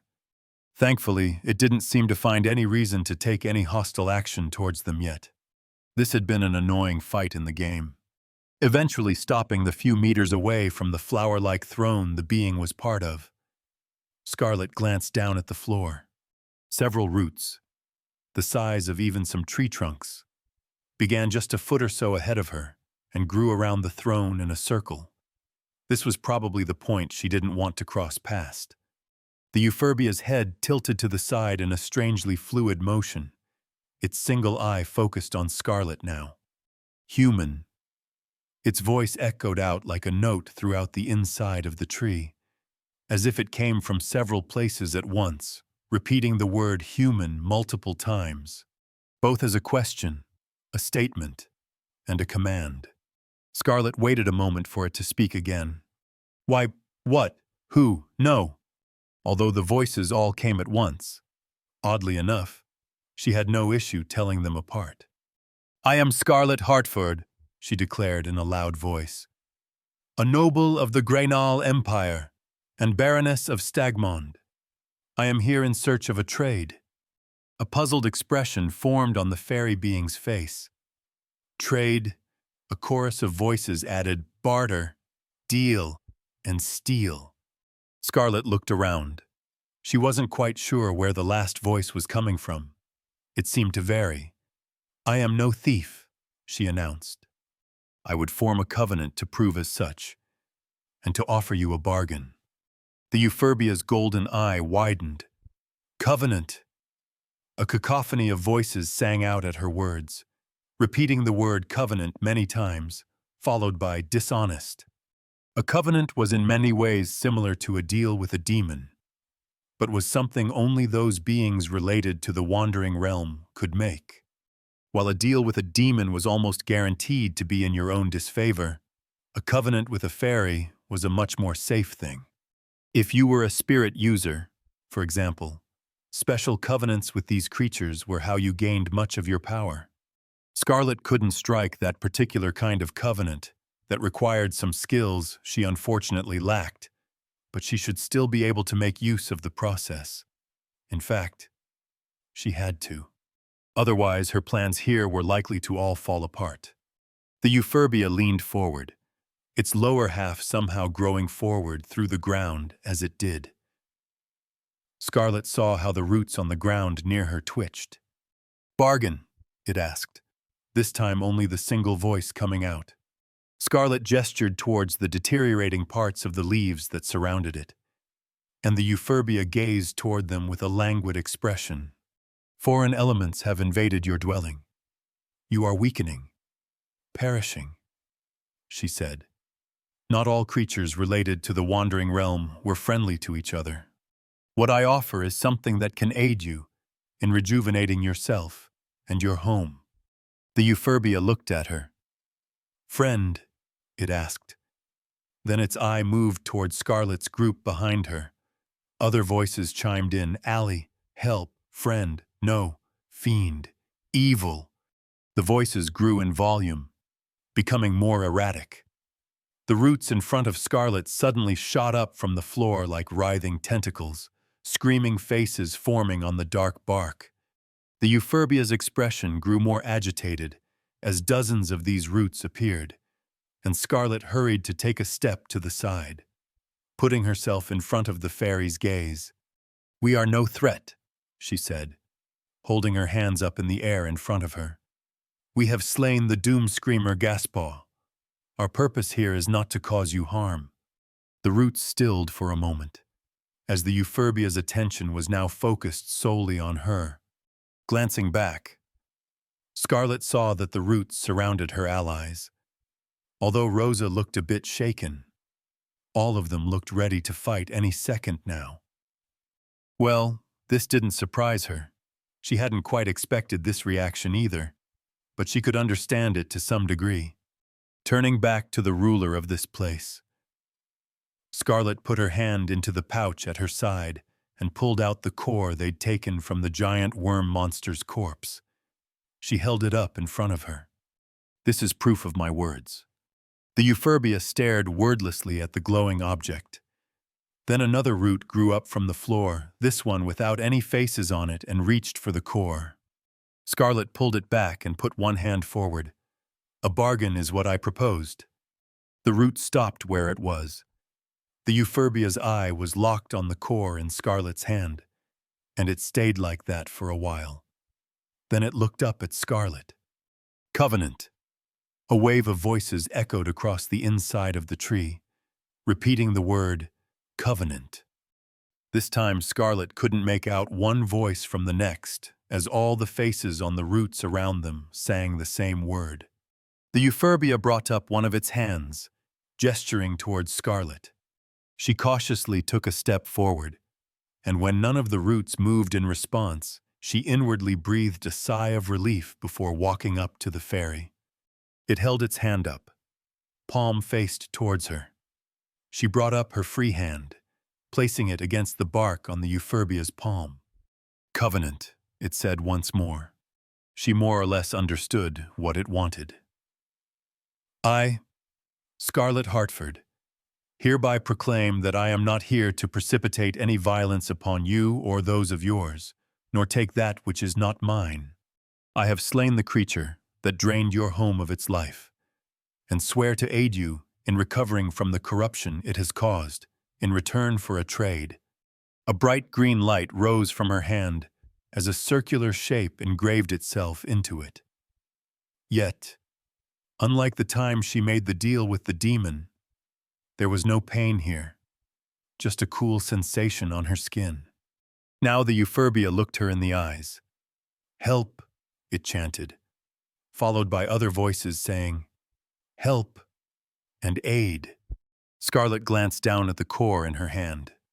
The way she understood it, this core was a pure concentration of the mana and life energy that had been stolen from this space by the doom screamer Gaspaw over a long period of time. The worm had essentially been a very large parasite, and the core was where it saved most of what it took. This also meant that the core itself was worth a lot as a magical item and reagent. That's why it had dropped from a mini-boss like that. Honestly, she would have liked to keep it, but the path she was choosing was far better for her. She looked up and offered it to the fairy, who reached forth and grabbed it in both hands. The euphorbia held it in front of its torso as it stared into the translucent purple surface. It then turned away from her and moved to the center of its natural throne. Scarlett then heard how it crushed the core. A blinding light sprang out and blocked her view for a couple of seconds, but the light itself soon began being absorbed by the euphorbia's lean shape. The fairy's skin grew brighter and brighter, at the same time as the leaves surrounding it began regaining their color on all of the damaged parts. The change wasn't immediate, going on for about half a minute, but when it was finished, it turned back to look at Scarlett. Both of its eyes now shone a clear gold. It nodded its head. Helped. Other voices added good, trade. A notification appeared. Side quest completed. Help Euphorbia Wild Shimmer recover its power. Skill points awarded 2. Oh, it tracked that as a side quest that did surprise her somewhat. But this was an optional way of clearing the dungeon, so maybe it shouldn't be that unexpected. For a while, the Euphorbia stood completely still as it observed Scarlett. Then it turned its head to the side and moved its arm. Part of its throne morphed at the motion. With 3 spots in the wood suddenly rising, 3 items revealed themselves. One was a long staff of curling dark wood. It had several leaves growing off of it, and odd symbols were engraved on its shaft. At its top, the wood coiled into itself around a large amethyst that glittered as light fell on it. The first item is the Moonshadow's Crown, an epic staff. Endowed within this staff is the harmonious power of the lunar, tranquil in its state as it waits to envelop its surroundings. Next to it was the second item, the Pastoral Glade's Bulwark, an epic wooden shield. Endowed within this shield is the Arcadian power of the forest, calm in its rest as it waits to protect its surroundings. Those 2 items were certainly impressive on their own, but they weren't where Scarlett's focus was. She was looking at the third item. It was a small ring of carved wood that had an almost golden luster to it. One could almost mistake it to be made of gold, if not for the telltale grooves of the wood itself, where its upper part was like 2 horns that enveloped each other. The third item is the Lifeblood's Eternal Circuit, a unique ring. Endowed within this ring is the lifeblood of Themis Brook Glade, overflowing and eager with the ambition to support its wearer. This was Scarlett's main goal in visiting this dungeon, because, while there was a plethora of other powerful artifacts and items that she could try to find, this was one of the few ones that solved one of the largest concerns she'd had recently, namely, that of her own fragility. The description of the item itself this time wasn't too bad when it came to describing the actual effect. But if one were to be more specific, this ring gave her access to the class spell, Shitty's Flowing Garbs, which belonged to the Druid class tree, a variant of the Spirit User tree, just like class spells such as Adumbral Cape or Mana Barrier. Shitty's Flowing Garbs gave you a magical barrier that defended against damage, something she had been sorely lacking, considering one attack from most things would be enough to kill her. This was also why it had been absolutely vital to her that she sacrificed the Doomscreamer Gaspaw's core to help the Euphorbia. Otherwise, the only way to clear this dungeon was to fight the Euphorbia. Its condition would then rapidly grow worse. And while you still got loot from the encounter, they were corrupted versions of these items, more fit for offense than defense. Scarlet bent down and picked the ring up, palming it in her hand as she turned it around, like when she originally acquired the Charms of Apperception and her other items. She felt a warm sensation from the ring for a moment, when a connection formed with it. Putting it on, she could feel the connection at the back of her mind, just asking to be pulled. She did. She saw how a faint shimmer formed around her arms and hands. It reminded her a lot of the magical barriers Kat, Alyssa, and others used, but it was more purple in its coloration. Looking over her body, with her artifact-powered vision, she also felt like her barrier was a lot more transparent, or perhaps clearer, than the other variants she'd seen. It wasn't quite as ever-changing as Mana Barrier was. For example, there were also fewer of those points of instability that she'd trained herself to look for in Kat's and others' defenses. Pleased. The Euphorbia's flowing voice sounded out from beside her. Other voices asked, happy, trade, promise, covenant. Scarlet looked up as the voices echoed out, yes, this is a satisfying prize. She looked at the staff and shield, moving to pick them up too. They were heavier than they looked. Scarlet was still not in the best of shape, but it was nothing she couldn't handle. Holding both in her arms, she walked back to her group. The roots that had been surrounding them had returned back into the ground by now. Handing the items to Finn for the moment, Scarlet turned back to the Euphorbia. It looked at her with a curious gaze, then pointed to Scarlet's group. Leave. Other voices asked, go, elsewhere, bad, away. Scarlet paused for a moment, then nodded her head. Yes, our purpose has been fulfilled. It leaned its body to the side, then pointed at Scarlet herself. Stay. Other voices suggested friend. Home. Good. Scarlet's eyes widened slightly. It was expecting her to remain. She shook her head. No, I will also be leaving. I have a home that I have an obligation to return to. The voices went quiet, and the Euphorbia stared at her for a while. Then it moved its hand, and a root made its way towards Scarlet. For a brief second, she thought it was attacking Finn, and Shin even moved to get in front of her, but the root stopped a short distance away. Then the tip of the root glowed a light blue, and a small blue crystal took shape. Scarlet only barely managed to react and catch the object as it fell. Gift. The voices repeated, gift. She stared down at the crystal. The crystal was identified as the Mark of the Fae, a rare item, a mark of gratitude from a being of the wandering realms. She had no idea what this was. She'd never gotten it in the game.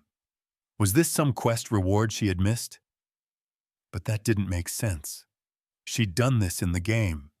She looked up at the Euphorbia, who was looking at her with anticipating eyes. As far as she was aware, her actions in this dungeon up till now hadn't been too different from what she'd done in the game. She was pretty sure this just wasn't an item you could get in Chronicle of Realms. Even if it appeared to have a description, and all that here, a feature she'd thought only in-game items had retained in this world. She didn't really know what to do with this. Throwing one last glance at the item description, She gave the euphorbia a slow nod. "I appreciate the gesture," she said, and put the crystal inside her pouch of holding. She would try and figure out what it was later on. The euphorbia smiled, the gleeful expression looking very childlike on its face. Then, without so much as another word, it sunk down into the tree and disappeared. A final notification appeared: quest completed, cleared Temis Brook Glade. Skill points awarded 5. Silence filled the inside of the large tree as the quest completion message appeared. "Well, that sure was something," Rose's voice sounded out. "That fairy was weird," Finn said as he stared at the spot where it had vanished. Alyssa shushed him. "It could still be listening. Don't be rude." "It called us bad, though. Wasn't that rude?" Alyssa shook her head. "No, I don't think it meant us specifically. Maybe it just doesn't like humans in general." Scarlet turned around to the exit. Shin stepped closer and looked at her. "Will it be safe for you to leave?" She gave him a questioning look. "I believe so. Why would it not be? Many of the collected stories of fairies and the wandering realm describe people being abducted against their will. It seemed to want you to stay. So can we be sure it won't try to stop us later on?" She gestured to the pouch at her side. "It is unlikely. What it gave me was a sign of gratitude among its kind. It would not express that by also confining me here." He leaned his head back, quiet for a moment, as he gave her an interested look.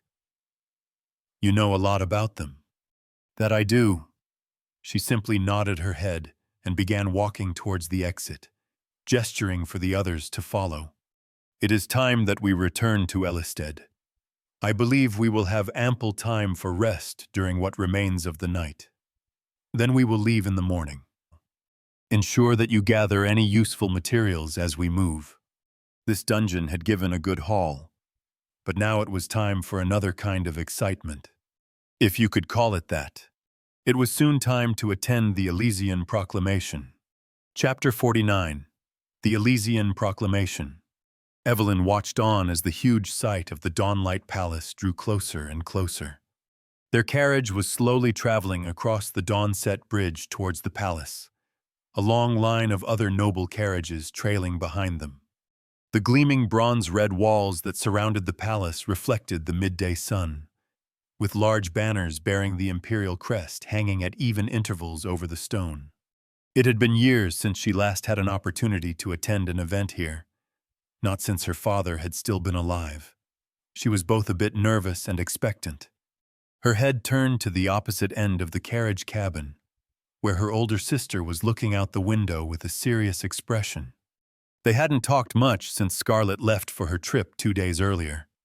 Evelyn had heard that she returned the night before, at least. Unharmed, thankfully. After that, most of this morning had gone into preparing for the proclamation. Evelyn herself wore a white undershirt with a deep green jacket over it, gilded with silver buttons and studs. It was one of her more expensive pieces of clothing, but not one that was likely to stick out much amongst the noble cliques of the capital. Scarlet, in comparison, wore a lustrous dark red dress that left her shoulders mostly uncovered and flowed into a captivating V-neck. It was a tight fit, focusing more on gracefulness than comfort. But it wouldn't surprise Evelyn if that was what was in fashion right now.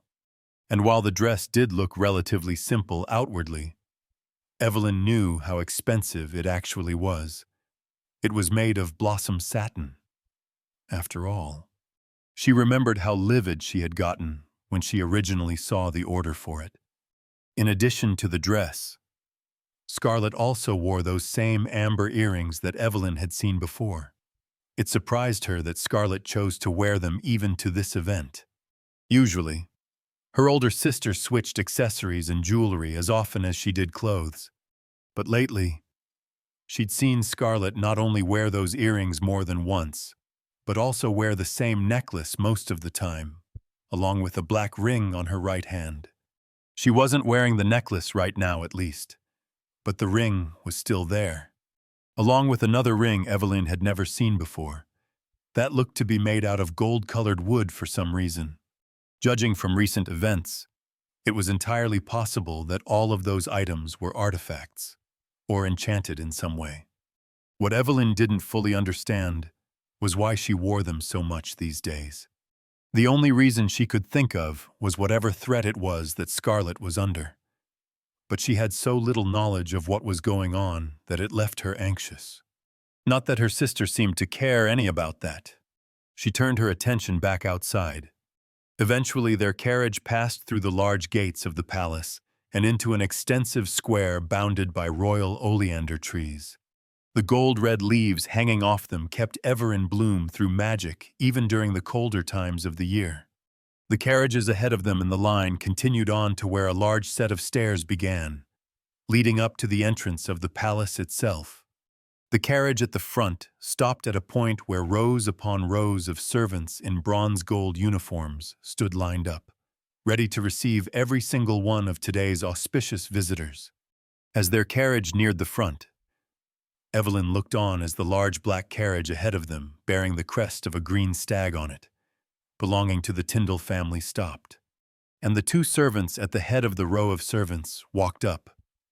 They bowed, and one of them opened the carriage door to let out a group of 5 people. After that group's carriage had left, and they started climbing the stairs, guided by the 2 servants. Evelyn's and Scarlet's turn was up next. 2 more servants approached their carriage. Scarlet was the first to exit the vehicle as the door was opened, with Evelyn following close behind. His Imperial Majesty, the gilded sun of the Empire, and the light who shines upon us all, bids you welcome, Baroness Hartford, one of the servants said, a middle-aged man with slicked-back black hair.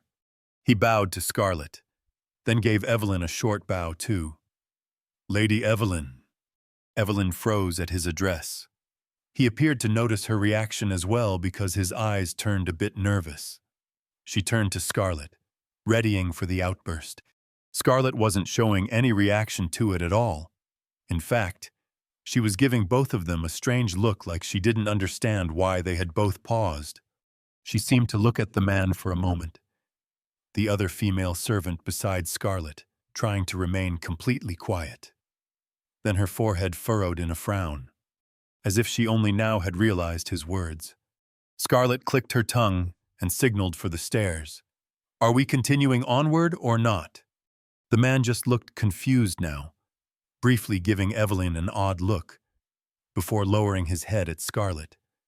Of course, Baroness, follow me. Follow.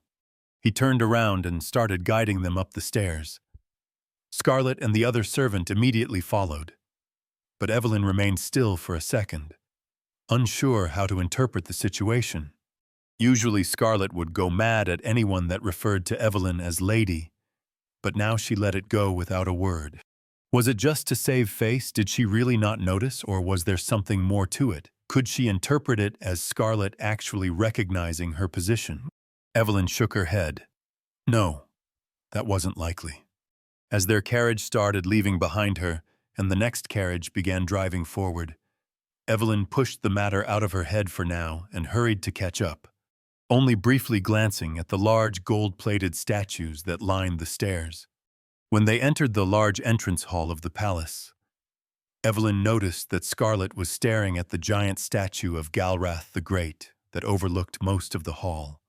Scarlet had always had an odd fascination for the Empire's founder, beyond just what was normal. Reaching the center of the hall, the 2 servants turned to them. The man spoke. Baroness, I will lead you to the inaugural chamber where you may finish your preparations. Please, follow me. Scarlet diverted her attention from the statue to him, giving a slight nod. Very well, she said, following the man as he began walking towards a flight of stairs at the side of the hall. The other servant then walked up to Evelyn. My lady, I will lead you to the chamber of Elysia, she said in a low voice. Evelyn watched for a moment as Scarlet left, then looked at the servant. Please do, she said, then proceeded to follow the woman. Dawnlight Palace was a massive structure, not only on the outside. As they walked over to the golden stairs at the center of the room, they soon exited the entrance hall and continued through several gilded halls. They passed dozens of guards in polished steel armor, emblazoned with gold along the edges and wearing crimson capes. Imposing swords hung at their sides, and not an inch could be seen of their faces through their helmets. Despite barely ever seeing any real combat, the palace guards were famed for their discipline, with only a few hundred members allowed within its ranks. They stood lined up on both sides of the corridors she passed through, ready to take action at any second if necessary. She imagined that a day like this, when they were showcased in front of many of the Empire's aristocrats, was among the most important days of the year for them. She recalled wanting to be one herself, when she was little. It was after the first time Father had brought her and Mother along for the proclamation, when she had seen them and dreamt of being a knight, of proving herself and joining the palace guard, and maybe even the Imperial Solar Knights someday. Of course, that was then. Now she had no interest in things like that. She hadn't even touched a sword in years. Her goal was only as a mage now, to eventually reach the same level as her father, and even further, like the forefathers of the Hartford family. After a while, they reached a corridor with a set of open doors at the end, offering a glimpse of other people inside. The servant guiding her stopped a short distance from the doorway, turning to face her and gesturing towards the opening. "Please enter through there, my lady," she said with a curtsy. "You can find a place to wait until the ceremony begins." "Thank you," Evelyn replied, walking past the servant. Passing through the open doors, she entered a truly massive hall of resplendency. Although not her first visit here, the sight of the Chamber of Elysia never failed to leave her breathless. The vaulted ceiling seemed entirely crafted from gold, yet it possessed a unique translucency that gave a rich, hued view of the clear sky above. Sunlight streamed through, casting reflections on the hall's impeccably polished floor. The walls, adorned with stunning tapestry, were made of pristine white marble. Each tapestry probably represented years, perhaps even decades, of intricate workmanship. The rectangular hall stretched out before her, and Evelyn had entered through a smaller entrance located in the middle of the hall. On her left, at one end of the room, loomed a tall set of bronze-red metal doors. From them extended a gilded red carpet, stretching across the space and culminating in a short flight of stairs that led to a platform. Atop the platform stood an ornate golden throne beneath a decorated vermilion baldachin. Behind the throne, a curved staircase ascended to a smaller set of doors overlooking the chamber. Evelyn's gaze swept across the assembled guests. Arrayed along the walls were individuals clad in bright white capes and black armor heavily embellished with gold. The Solar Knights were traditionally the only knight order involved in this ceremony, assuming the palace guard's role for the day. Unlike the palace guards, however, they weren't wearing their helmets. She recognized a few faces among them, none she knew especially well, but people she had heard of or greeted on some occasion or other. As she continued looking around, she couldn't help but notice that the Solar Knight's captain was missing. That was odd. Wasn't he usually in command? Instead, she only saw Leon Delman, the vice captain of the order and her sister's fiancé. He stood by the stairs leading to the throne, his gaze fixed ahead, both hands resting on the pommel of his sword, which leaned against the floor. Apart from the knights, the large hall only housed about 30 or so people right now, most of whom were gathered in groups near Evelyn, avoiding the central area where the carpet was. Among them were some of the members of the Tyndall family she'd seen earlier, as well as individuals from other influential families. There was no one here yet that was from anything less than a count's household, except for her. As only the sister of a baroness, she hadn't had many dealings with these people. Her father had done some business with the Tyndalls, so she had interacted a bit with the current heir, and his brother both were twins with dark, neck-length hair and elegant green outfits, but she doubted any of them remembered her. She'd only been a child back then. But all of this was part of the reason she had wanted to attend the proclamation this time. The majority of her associates were merchants and commoners. She had far too few contacts amongst the nobility.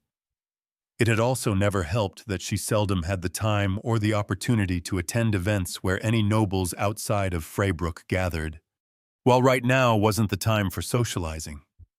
During the ball after the ceremony, she was planning on talking to as many people as she could.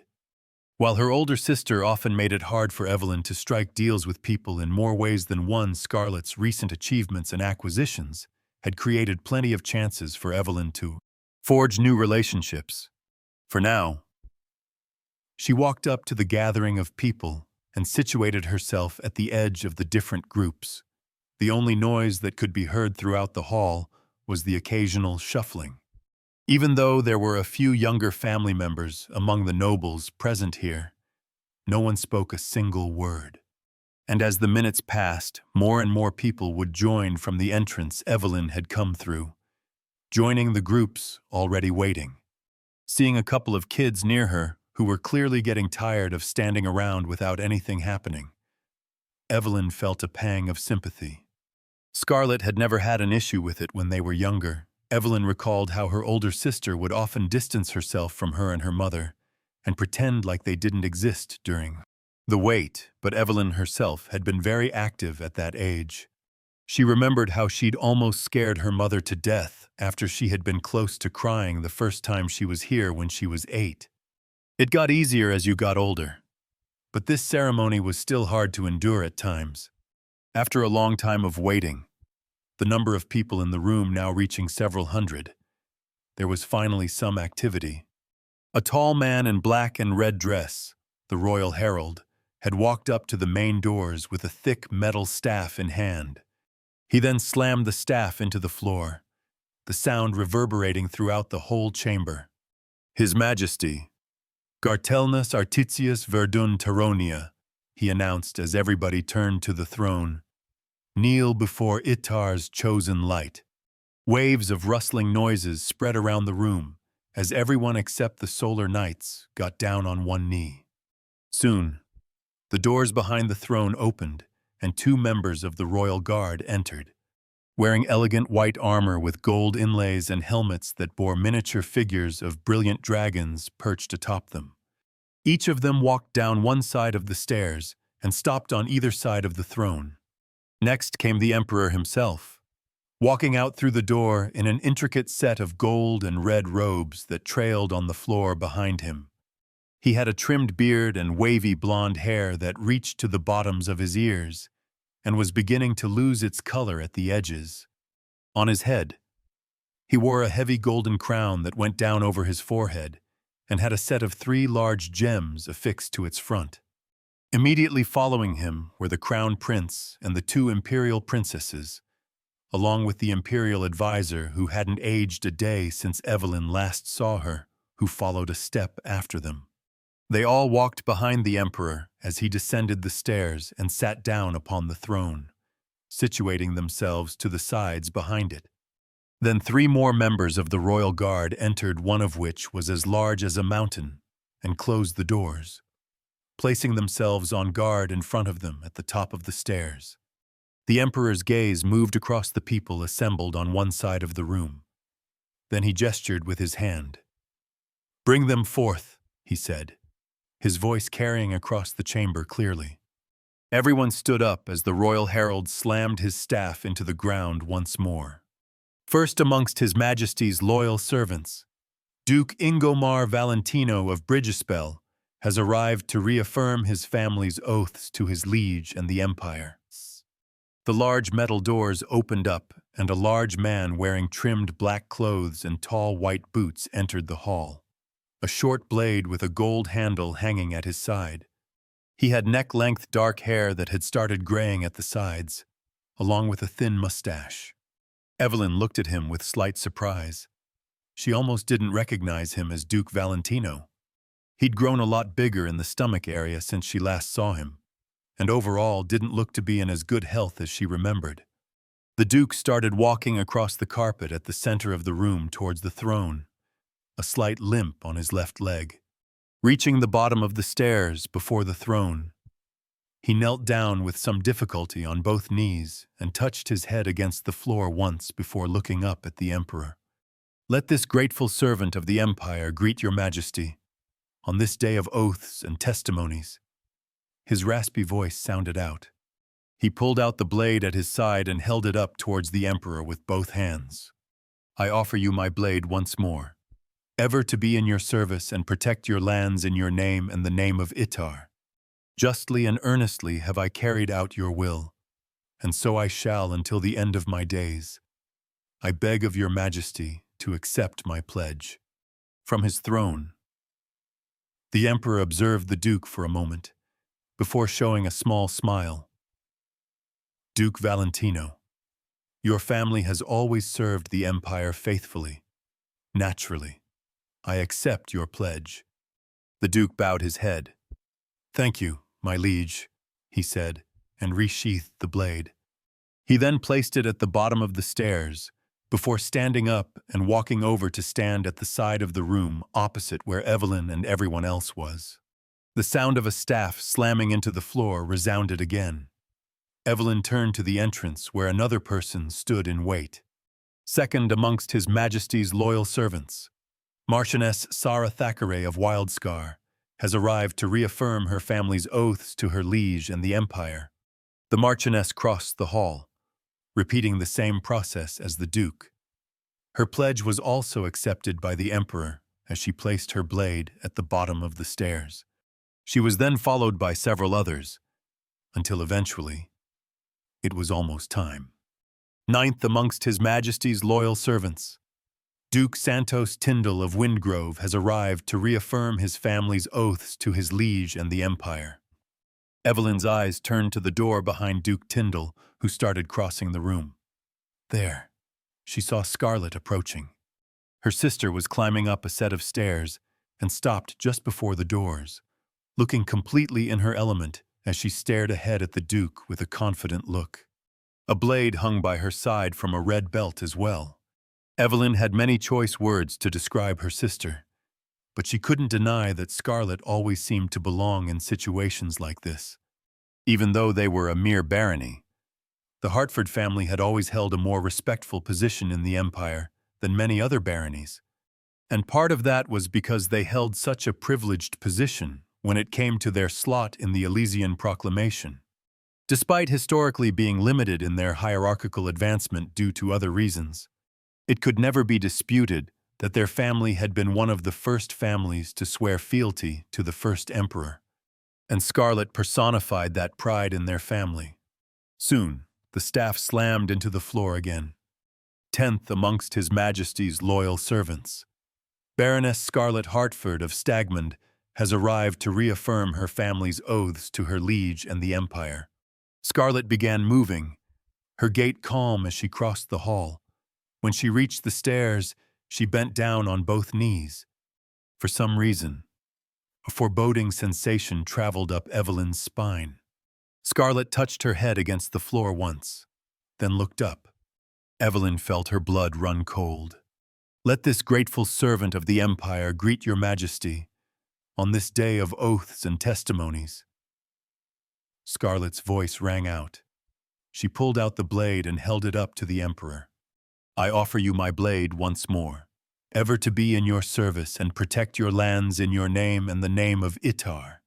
Justly and earnestly have I carried out your will, and so I shall until the end of my days. I beg of your Majesty to accept my pledge." Evelyn heard the gasps from the people around her, but she could barely tear her eyes away from her sister. What had she just done? Chapter 50. Pledges Matter. Scarlet felt the stares of people bearing down upon her, a strange mood covering the room following her words. The man before her, sitting on a golden throne overlooking the room, had an inscrutable expression on his face as he studied her. The Emperor's gaze felt stifling to her. the lingering emotions inside her urging her between supplicating in front of him and rising up to teach the noisy people around them a lesson. She chose to do nothing for the moment. She wasn't quite sure why the original seemed to have such a heavy obsession with the Imperial. It definitely was to an unhealthy level, but it wasn't something she wanted to feed too much into when she could avoid it. The Baroness appears to have a high opinion of herself, the Emperor suddenly said, leaning back on his throne. Scarlet felt an odd sensation travel up her back.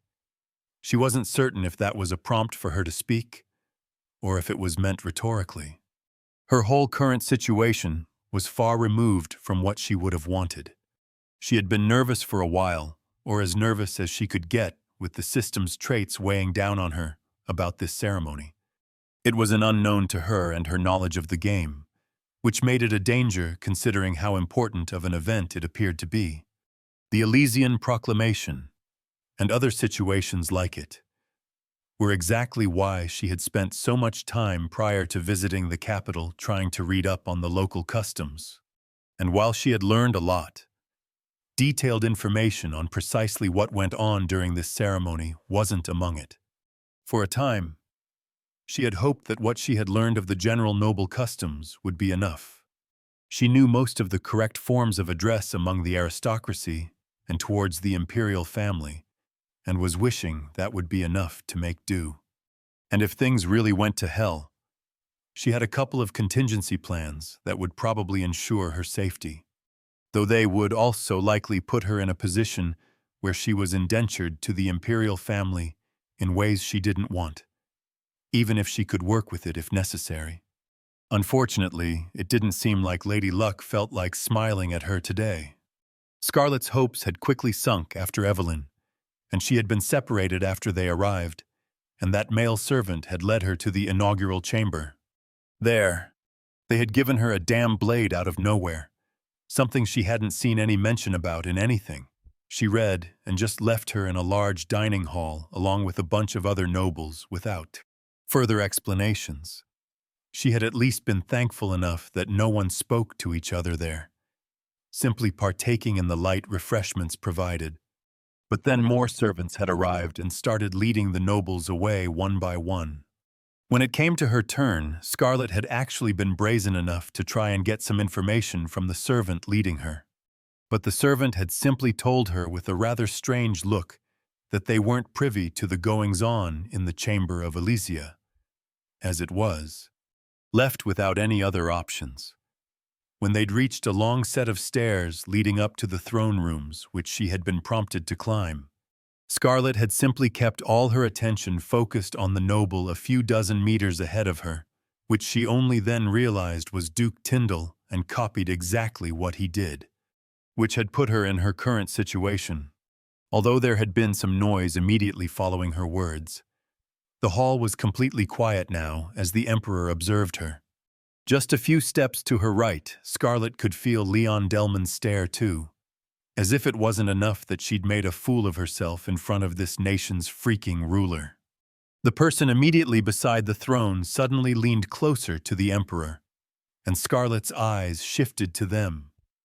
It was someone she recognized well, wearing a tight-fitting red dress, with what almost looked like purple scales running down along its sides, and with a long silver staff in hand that had a purple gem affixed to its crown. Was the Imperial Advisor, a woman with long black hair and a striking appearance, Evelia Blackwood. The woman whispered something in the Emperor's ear, who nodded along slowly.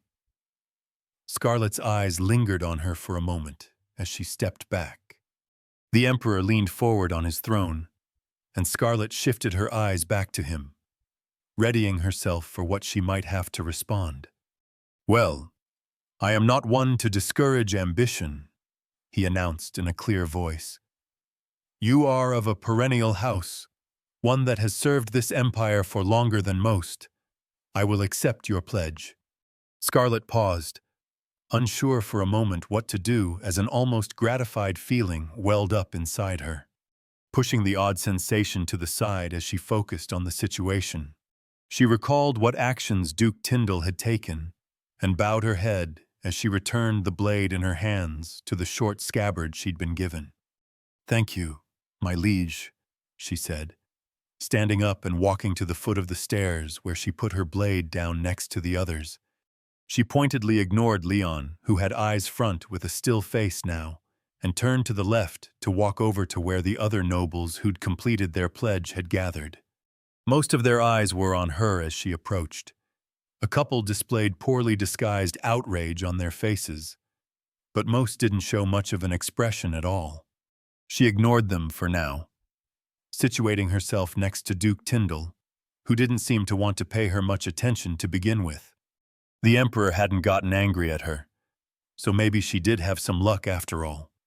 She'd work with what she got. Looking back toward the platform where the Emperor sat on his throne, this was Scarlett's first real chance to observe the people around him. Most of them she recognized. Behind the throne and slightly to the right was a tall man somewhere in his early 20s with bright blonde hair that curled to one side. He had a sure smile on his face, wearing an odd mix between a red and blue uniform and golden pauldrons and bracers. That was the Crown Prince, who, while not super relevant to the overarching plot of the game, did appear now and then in Chronicle of Realms. At the same spot, but to the left of the throne, was a young woman with neck-length black hair resembling a bob cut. She wore a tidy set of black and red attire, with a frilly scarlet cravat, standing with a straight back as she looked on at the current proceedings with a neutral expression. This one Scarlett knew best. After all, Princess Regina was one of the game's companions. She turned her eyes away from the princess. Regina might be a companion, but that didn't mean Scarlett wanted anything to do with the young woman. While having her in your party was fun in the game, having an escaped princess running along with you in this world just sounded like an even worse recipe for disaster than whatever she'd just done. Slightly behind Regina was the second imperial princess, a young girl with bright golden hair arranged into a long braid. Scarlett didn't know too much about her. The second princess had mostly just been an NPC you could share some short dialogue with in the game, but nothing major or plot-related. Avelia Blackwood stood in front of both of them, closest to the throne. Scarlett avoided glancing at her for too long. She didn't want the woman to think she had any interest at all in her, and instead inspected the 5 people in golden white armor that surrounded the imperial family. With their helmets on, she wasn't quite certain exactly who was who, but she had some idea at least. She only remembered the names of 2 of the royal guards, though. The absolute giant of a figure that stood at the top of the stairs. Scarlett wouldn't be surprised if he would have won some kind of Guinness record back in her world, guarding the door the imperial family had entered through that had to be Holger the Mammoth. The sword that hung over his back had to be longer than Scarlett was tall. And though she wasn't quite sure which of the other white-armored guards was Leandra the Swift, there were 2 that looked more female, so it was probably one of them. While Scarlett hadn't paid it much mind in the game, it did occur to her that all the members of the Royal Guard had epithets of some kind. She wasn't quite sure if that was something you gained when joining, or if there was some other connection behind that. Whatever the reason, in the game it had served as a pretty good indication that they were strong. She turned her gaze back to the Emperor himself, mostly trying to ignore the feeling of reverence that filled her when she looked at him and the rest of the imperial family. She had no idea why the original was so fixated on them like this, but she had to admit that he had an air of grandeur to him, gazing out over the throne room, filled with people who were all important in some way or the other. She found it a little bit humorous, however, that he was the one up on that platform that she had seen the least of in the game. He barely appeared in it at all. In fact, the only time she had seen him was in her second playthrough, when she assassinated him. He always died about 1 year into the game, no matter what you did, though. It was just that in her Cabal playthrough, you could complete a long quest line where you were the one to do it, albeit with the help of some powerful members of the Cabal. She followed his eyes across the space. The next noble in line had already approached the large doors to the throne room, but there were still countless stares in her direction. She paused when she spotted Evelyn among the crowd. The younger woman had a horrified expression on her face. For just a brief moment, Scarlet felt a pang of guilt at having been the cause of that.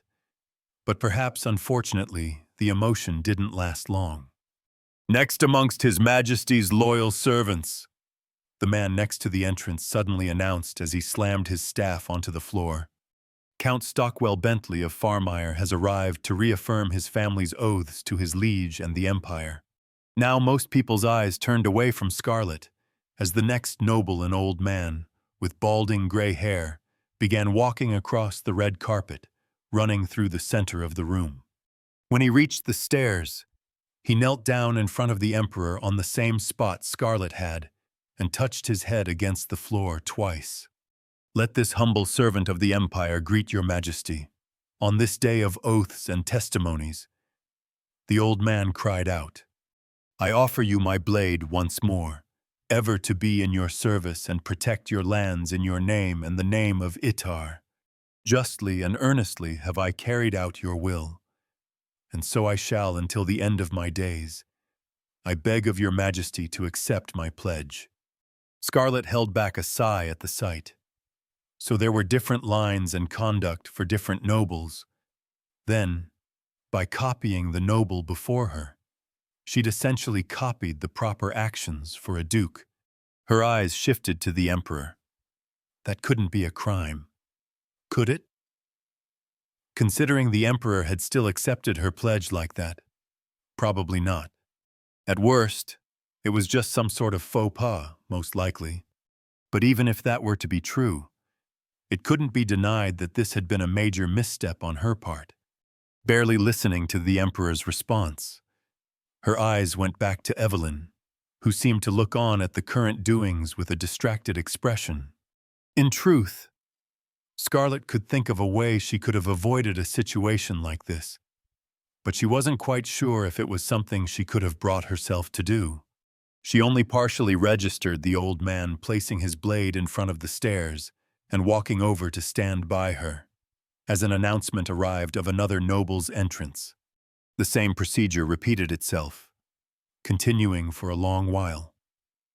Most of the titles the nobles held gradually grew less important as time went on. Scarlet recognized a few of them here and there, Count Notley among them, but it was mind-boggling how many of them there were. What was even more amazing was how the announcer fellow could keep track of all of them, as well as the order they were in, while she herself didn't count. She was pretty sure there were at least 200 of them, if not more. She'd only seen maybe a sixth of them when she was still there in the inaugural chamber, so she hadn't expected quite this many. One of the things she did take note of while observing the train of nobles pledging their allegiance to the Emperor was that a baroness, such as herself, was supposed to touch their head to the floor 5 times, not one before addressing the Emperor, as well as refer to themselves as lowly servant instead of grateful. They were minor details, but such things mattered in this culture, she assumed.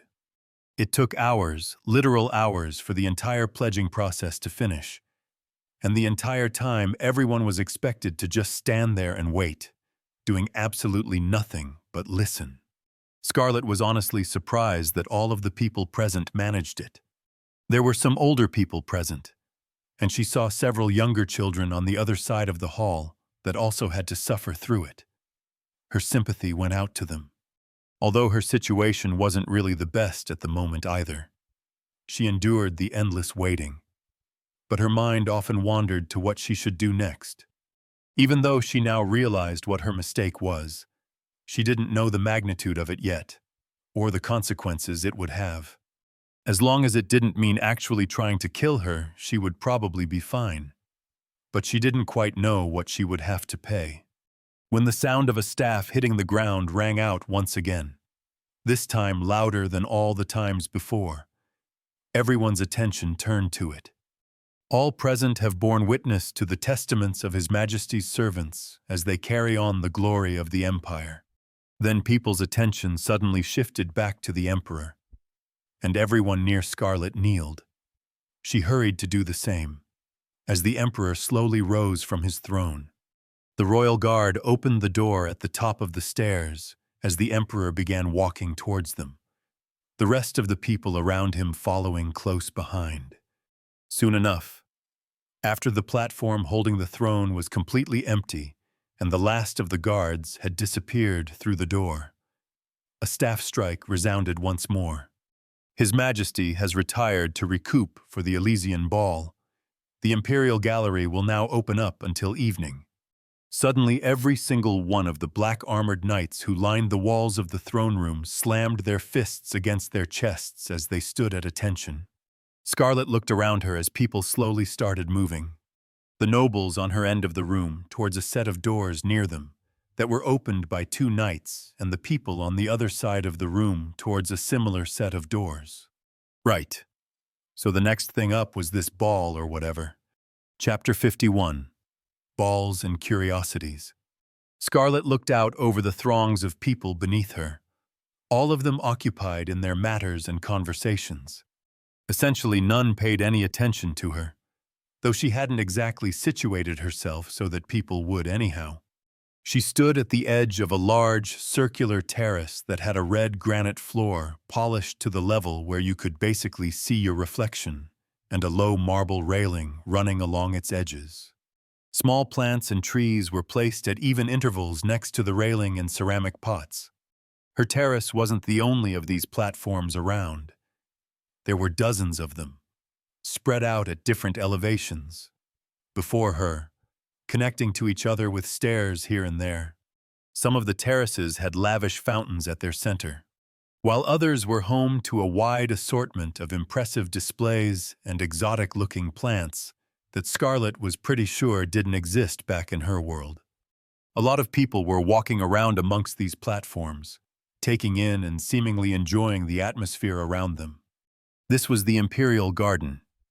If memory served her right, it was named Rosa's Garden, or Rosalind's Garden, something along those lines, at least. And this space was large, absolutely massive. In fact, the throne room they'd been in earlier, the Chamber of Elysia, as it were, might have been big. Yes, but this place was on a different level. It was probably over 50 meters to the ceiling, and the entire outer wall of this space was made out of glass, giving an incredible view of Rilaria Lake. The sun hadn't quite begun to set yet, but it was moving towards evening. Still, some ships could be seen out on the gleaming water, and if you really squinted your eyes, you could just barely make out land on the other side of the lake. But the grandeur of this place aside, Scarlet wasn't really enjoying herself. The terrace she was on was close to one of the entrances, but definitely one of the more boring ones when it came to the decor. The only ones here, except for her, were a male servant who'd served her a glass of wine earlier, and an old couple that sat on a bench a few meters from her. She had considered moving on to one of the other platforms, but she didn't really know what more to do, so she just ended up staying here. It did give her a good view of the venue, at least. After the proclamation ceremony itself had ended, if that was what that whole thing earlier had been, Scarlet, and the rest of His Majesty's loyal servants had been led to a few rooms similar to the inaugural chambers they'd been led to at the start. There, they had been given some time to refresh themselves and interact, but that hadn't resulted in much for Scarlet.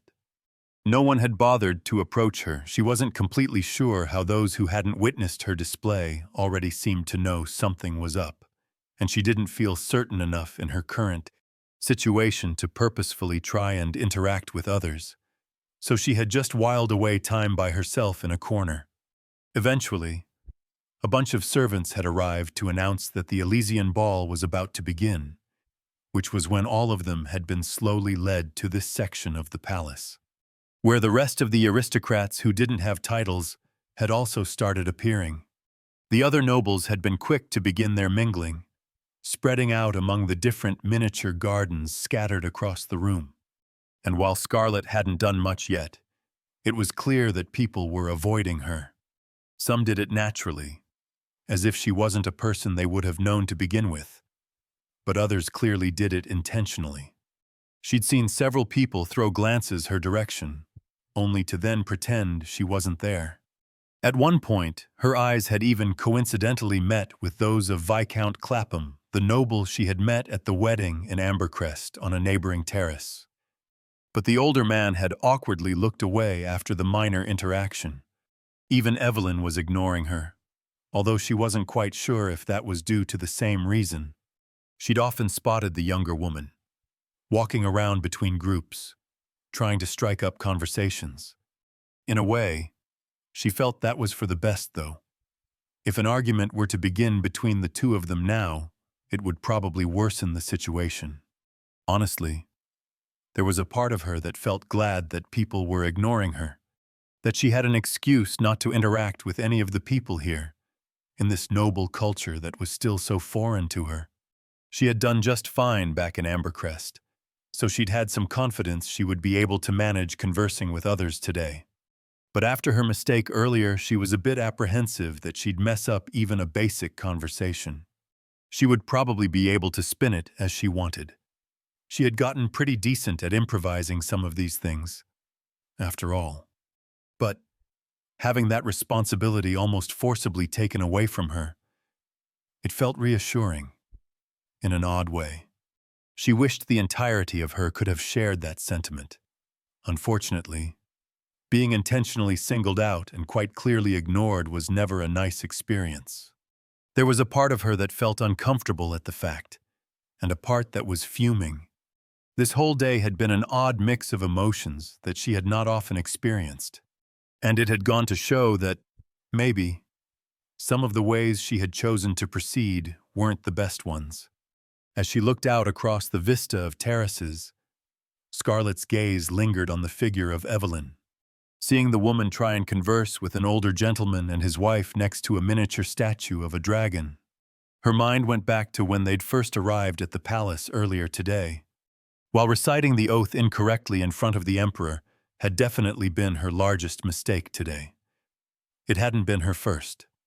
That had probably been when she hadn't shown any special reaction to the servant's welcome after she and Evelyn had exited the carriage. Back then, Evelyn's strange look had clued Scarlett in that there was something she was missing. But it wasn't really until then that it clicked in her head that she had only ever heard Evelyn being referred to as Madame around her, instead of Lady. And this was despite her having read that Lady was a completely normal thing to address people with when in person, if they either held a title or were the heir to one. From that, Scarlett had roughly guessed the situation, but it had been a bit late to do anything about it at the time, so she had simply ignored it and continued on. Still, she did wonder what Evelyn's view of her was right now. It must be so confusing to her right now, seeing who she thought was her sister acting so erratically. Scarlett took a sip out of the wine glass she had placed on the railing in front of her, as her eyes moved away from Evelyn, slowly roaming over the other people here. Of the ones that were close enough to make out, there were a few she recognized from the game. Bendon Tyndall, standing at the center of a group of young women in fancy dresses. Count Hayden, standing in a group of other middle-aged men laughing next to a silver fountain. Count Soames, the portly man grabbing another 2 glasses of alcohol from a nearby servant. Baroness Hartford, a voice suddenly called out from behind. Scarlett turned around and froze for a brief second. In the same black and red outfit as before, but now with a gold-handled saber hanging from her left side, was Princess Regina. A step behind her was one of the royal guards, now without a helmet. A woman with sharp eyes and pale blonde hair that was mostly tied up in a bun at the back. It took a moment longer than she would have wanted for Scarlett to remember what would be the correct way of address in this situation, as she performed a small curtsy. Greetings to the first star of the Empire, Her Imperial Highness. She really hoped there weren't any other special rules other than what she'd found today. The princess observed her for a moment. Although Regina was younger than Scarlett, maybe even younger than Evelyn, She had a very stern expression on her face, along with two golden irises that clashed with her black hair. "I think this is the first chance we have had to speak," the princess said after a moment, before gesturing to the woman behind her. "You're likely already aware, but this is Leandra Alston, the third sword of the Royal Guard. She is oftentimes my escort for events such as this." The woman behind Regina nodded at Scarlet. "Baroness." Scarlet glanced at the woman, giving a slow nod in return. "I am well aware, yes." That was definitely Leandra the Swift. It didn't surprise her that she was the one to guard the princess today. But she didn't know if the original had ever met Leandra, so it was best to play it safe. The princess looked back at Scarlet. "I have heard some of you before. You're Sir Leon's fiancée, aren't you?" "That is correct. Your Highness, are you well acquainted with Sir Leon?" "I suppose you could say that. He's the vice-captain of the Imperial Solar Knight Order. After all, he spends a lot of time here in the palace." "I see," Scarlet said. A lot of the normal steeliness and coldness that was usually such a natural part of her speech was easier to control when speaking to the princess. She realized it was a nice change from what she was used to, although she would have preferred it if Regina hadn't approached her to begin with. "Is it common that he speaks of me?" "No. Sir Leon does not often mention anything from his private life. As far as I know, Leandra would probably know more about that." The princess looked back at Leandra, who raised an eyebrow in slight amusement. "Sorry to say, but I can't recall him ever mentioning you when I've talked with him." "There is nothing to be sorry about," Scarlet said, keeping her attention mostly focused on Regina. She wasn't sure what the young woman wanted. "It sounds as if Sir Leon is good at separating his personal affairs from matters unrelated to them. An admirable quality." "Yes. Sir Leon is an upstanding knight after all." The princess turned quiet for a short moment, staring at Scarlet. "I have heard some interesting news about you lately from an acquaintance of mine," she eventually continued. Scarlet readied herself. "What would that be?" "Your Highness?" She really hoped Regina's reason for talking to her wasn't something that would cause her even more trouble. It wasn't as if the princess was a walking time bomb, but it was frighteningly easy to get her to join your party in the game. And while the following quest lines related to her being a princess were interesting from a player's point of view, Scarlet doubted she would feel that way in real life. "Is it true that your house recently uncovered a new Zuvarian ruin?" Scarlet paused, now that she thought about it. Regina had had an interest in the Zuver in the game. "That is indeed true. It was at the beginning of last month, in an area not far from Freybrook. I and a local shielder were the first to explore the ruins." "Truly?" the princess asked. While their previous exchange had only seemed like basic niceties to Scarlet, she now saw a small spark in the princess's eyes. "And what were your findings? Was there any new discovery, or anything else special?" "There were some artifacts amongst what we uncovered. We did also encounter some undead that appeared to have been buried there and protected the ruins." "Undead, yes. I've heard that's not uncommon." The princess nodded. "Then, what of the artifacts? Which era did they seem to hail from?" "I've read in Myers-Koch's Pursuit that many of the Zuvarian relics found in the southwestern part of the Empire appear to originate from the Datir period." Scarlet blinked at the princess, then shook her head. "I am afraid I will have to disappoint, Your Highness. However, I am not the right person to ask such a question. I am not an expert on the subject, so unfortunately I cannot give you an answer. Nor can I speak for the value of the ruins or what was found there beyond some of the artifacts." "That is a shame." The princess looked slightly disappointed. "But if so, how did you find the ruins? From what I have heard, it does not sound like it was simply an accident." Scarlet gently swirled the remaining wine in her glass. "Perhaps one could say that it was partially a coincidence," she said. glancing down. By happenstance, I discovered some research in our family library left by one of my ancestors. It was a collection of old local tales that pointed to these ruins. For some reason, it had yet to be used, so I saw fit to change that. Really? The princess's eyes widened just barely. Then might we expect another discovery like this in the near future? Scarlet fought back a frown. She wasn't quite sure if the princess was just curious, or if she had another aim when asking that question. With what she knew of Regina, both were very real options. "I am uncertain," she said after a moment, taking a deliberate sip out of her wineglass. "We are still investigating some of the information. It is conceivable that this is all that we will find. As such, I do not wish to inaccurately attempt to predict the outcome." The princess seemed to study her for a second, then nodded her head. "The Baroness is quite prudent. I don't think I would act much differently in your situation. Still, I wish for the best in this research. There are still so many things about the old Zuver that we don't know, and any new findings are a blessing." Regina's head turned as her eyes appeared to move to one of the other terraces. Her gaze temporarily returned to Scarlet. "I will have to take my leave now. It was a pleasure speaking with you, Baroness. I hope we will get more opportunities like it in the future." "The honor has been mine, Your Highness," Scarlet said with a small curtsy. The princess then turned around to leave, and Scarlet glanced at Leandra, who gave her a curious look before adopting a neutral expression and following the princess.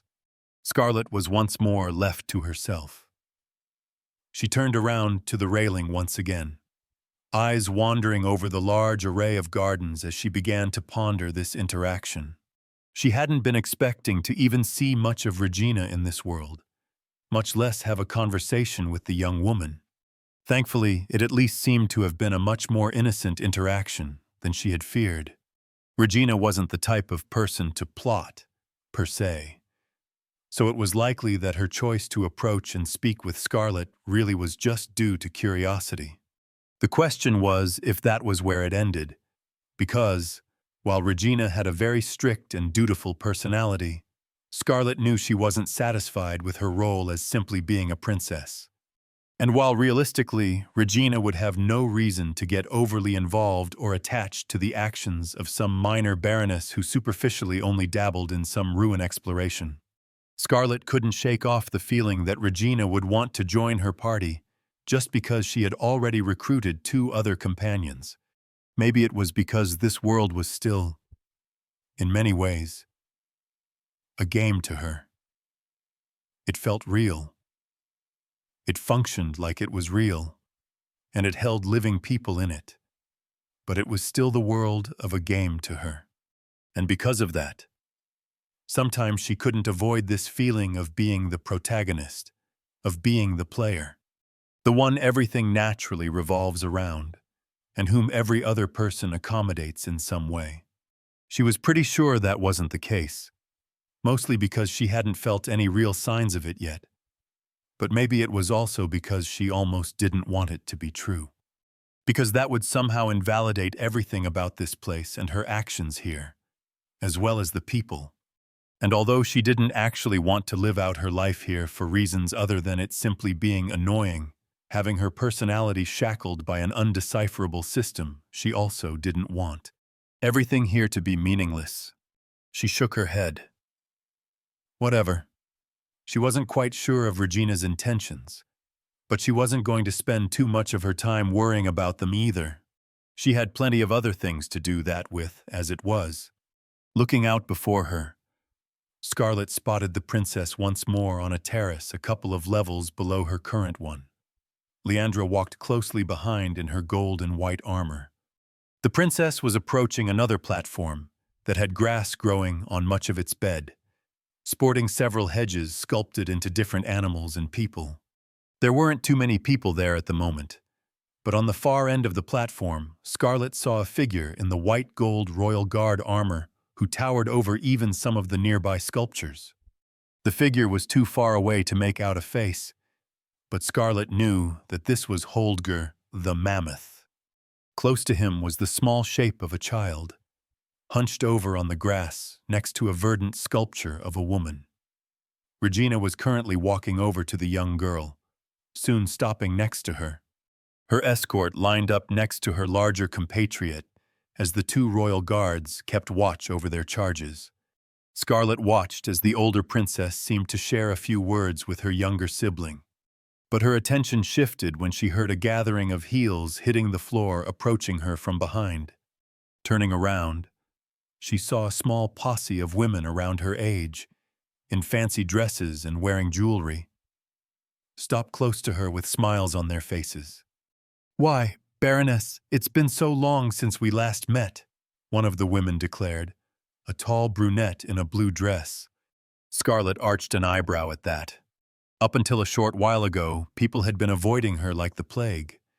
But now these women had just decided to approach her like that, while she was no expert on the subject. Her incoming bullshit-o-meter did go off at this. "I love that dress," another woman said with a large smile as the group stepped closer to Scarlet. A third woman shook a wine glass. "Yes, it's simply amazing. I had one like it before, but it couldn't compare to the cut on yours, Baroness." "Was that the first imperial princess you were speaking with earlier?" the first woman asked. "To think you would have connections even within the imperial family. As expected of you, Baroness." Scarlet eyed all of the women with an impassive expression. "Right. Being ignored definitely wasn't so bad then. Was there a matter of which any of you wished to speak to me about?" she asked coolly, earning surprised reactions on their ends. Not that she cared much. She had no idea who any of them even were.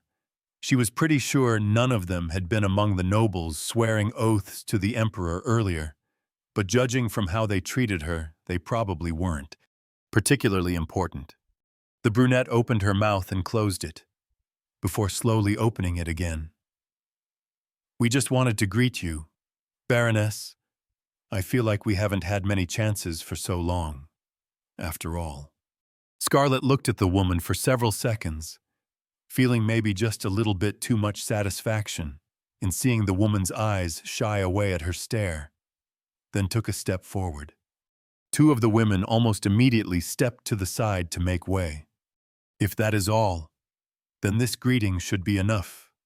I trust we will meet again sometime in the future," Scarlet said, beginning to walk towards the stairs that led down to the next terrace.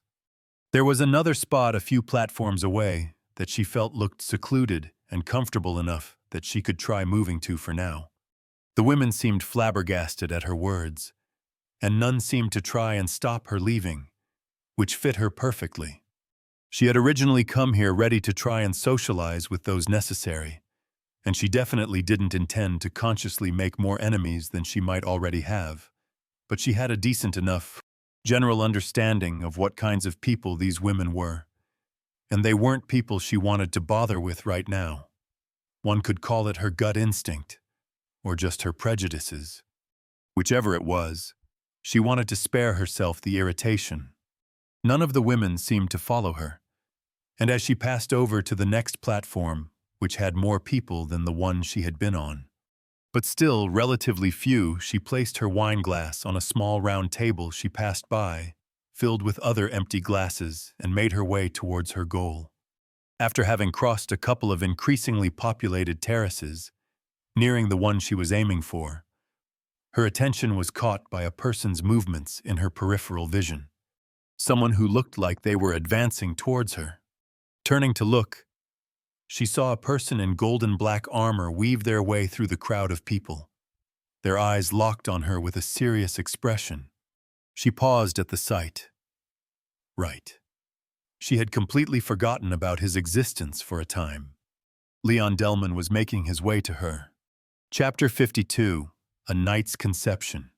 Leon stood close to the edge of one of the terrace platforms in Rosalind's garden, steadily keeping watch over the masses of people that were spread out around the garden. over one of the largest gatherings of power on the whole continent. Many important deals and connections were forged here every year. The Solar Knights were technically allowed to take part in the festivities, and he had let many of the others do so that they could enjoy the ball with their close ones, but he himself had refrained from partaking for the moment, with Captain Crowder and a third of the knights currently absent. He was the one in command, and he felt it important to maintain some sense of decorum in his current position. He might take some time later to go and greet Trista and her new husband if he spotted them, but he had never enjoyed these events that much to begin with. He had already neglected his mother and father when they had approached him along with his elder brother, citing his duties as an excuse. He had a hunch that he knew what it was that they wanted to talk about, though it had been a little amusing seeing the looks on their faces earlier, that now they were probably going to be the ones wanting to rescind the choice they'd forced upon him.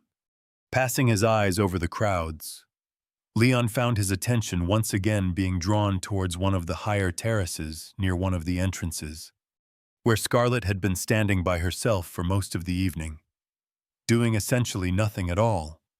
Shockingly enough, he had considered confronting her several times now. He still had a hard time understanding her thought process today. No matter how much he thought about it, he couldn't figure out why she had done that. Whether it was part of some new scheme of hers, or if it was just pure arrogance. It surprised him to see that Her Highness and Leandra were now speaking with Scarlet. The princess even looked to be the one to have begun the conversation. He furrowed his forehead. After the disrespect Scarlet showed to the other nobles during the proclamation ceremony, she was still approached by a member of the imperial family.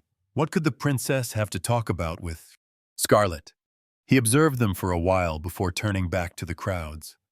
While he didn't like the thought of Scarlet having the chance to spread her falsities around her, it wasn't his place to decide what the princess did. He doubted Scarlet could, or would, cause any sort of harm to the princess anyway. His attention was caught by a group of nobles that stood on a platform adjacent to the one he was on, slightly beneath it. They were just barely within earshot of him. He recognized a couple of them, and the conversation they were having appeared to be about the Solar Knights. Captain Crowder wasn't the only one absent today, either. An older man with a long mustache said, "I presume I wasn't the only one that noted there were noticeably fewer of the knights present this year than the previous." Yes, I did see that," another man said. "It's uncommon for all of the captain's duties to be left to the vice-captain for an event such as this. How about you, Count Wyther? You are a patron of the Amber Knight Order, aren't you? Have you heard anything through your connections?" A tall gentleman in a red waistcoat massaged his chin. "No, I have not. But it certainly does appear as if something is brewing. It would not surprise me if we were to hear of it soon." Leon glanced at the group with a thoughtful expression. It was only a matter of time before people started asking questions. He wasn't informed of all the details either, but he knew enough about the situation. He would have preferred to have joined the captain if possible, but things were what they were. They all had their duties that they had to perform. After some time, he spotted the same head of distinct dark red hair once more, now moving amongst the crowd. Looking to where Scarlet had been before, he now noticed she was missing. His eyes returned to her. It seemed as if she was making her way towards another of the terraces that overlooked part of the venue. He looked over at one of the other platforms for a moment, where a fellow knight was keeping watch.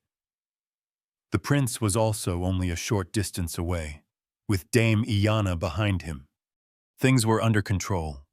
Leon considered it for another moment. Then he started moving towards where Scarlet was. This was one of the few opportunities he would have to speak with her in the coming week. Walking through the crowd of people in front of him, he neared her as she was close to reaching another of the platforms that were relatively empty. Suddenly, she paused. Her head turned toward him, and she stared at him with a cold gaze. She looked around, then began moving in the same direction as before again. Leon stopped for a moment, then started following again. While he had never considered himself an expert on Scarlet, it didn't seem like she was trying to avoid him. His advances stopped once again, though, when another person unexpectedly walked up and stopped in front of Scarlet. A man with graying hair and a small pair of glasses. "Ah, Baroness Hartford, could I have a moment of your time? Perhaps I have been intending to speak with you for a while now." Scarlet stopped and gave the man a cool, examining look. "Was there something you wished to speak to me about?" "Ah, yes there was. Actually." The man returned her a polite smile. "I am Baron Loreno Atherton, Master Docent Wizard and Dean of Faerun Tower. I actually sent a missive to your estate 2 weeks back, but I understand that you might have much to do. I wanted to speak to you about the Zuvarian ruins discovered last month, and the artifacts found there. You see, the Faerun Tower would be very interested in perhaps coming to some sort of agreement regarding the rights to examine and buying some of—" "I do not mean to be impolite," Scarlet interrupted. "However, all of the matters regarding the managing of what was found in the Zuvarian ruins are handled by my younger sister. If you wish to discuss it further, I would recommend speaking with her. I am certain she can be more of aid to you than I in this." The man's eyes widened slightly. I see. Your sister. You say—" "Yes, Evelyn Hartford. She is also here today. So if you want to continue this discussion, you can attempt to find her." He slowly nodded his head. "Then I will do so. I will inform her that you directed me to her." "Do so. Then I won't bother you any more than necessary. I hope you have a good evening," the man said as he left. Scarlet only seemed to keep her eyes on him for a second before she started walking again. Leon had observed the exchange quietly from a short distance, but he wasn't entirely sure what it was about. Had Scarlet discovered Zuvarian ruins, or maybe her younger sister had? He thought about what was the most reasonable alternative as he began moving again, soon climbing onto the platform Scarlet had stopped on. He slowly approached her, where she now stood beside the railing next to a marble bust of one of the previous emperors.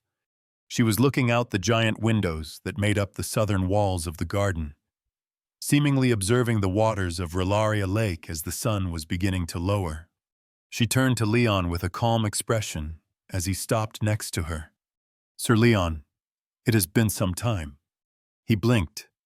Scarlet had never been a woman to show much of her emotions, except when angered, but she usually wasn't so distant as to refer to him with his knight title. Was she purposefully trying to dissociate herself from him? "What are you up to now, Scarlet?"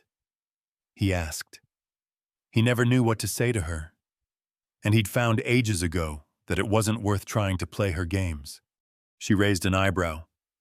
"I believe you asked me something similar the last time we spoke as well.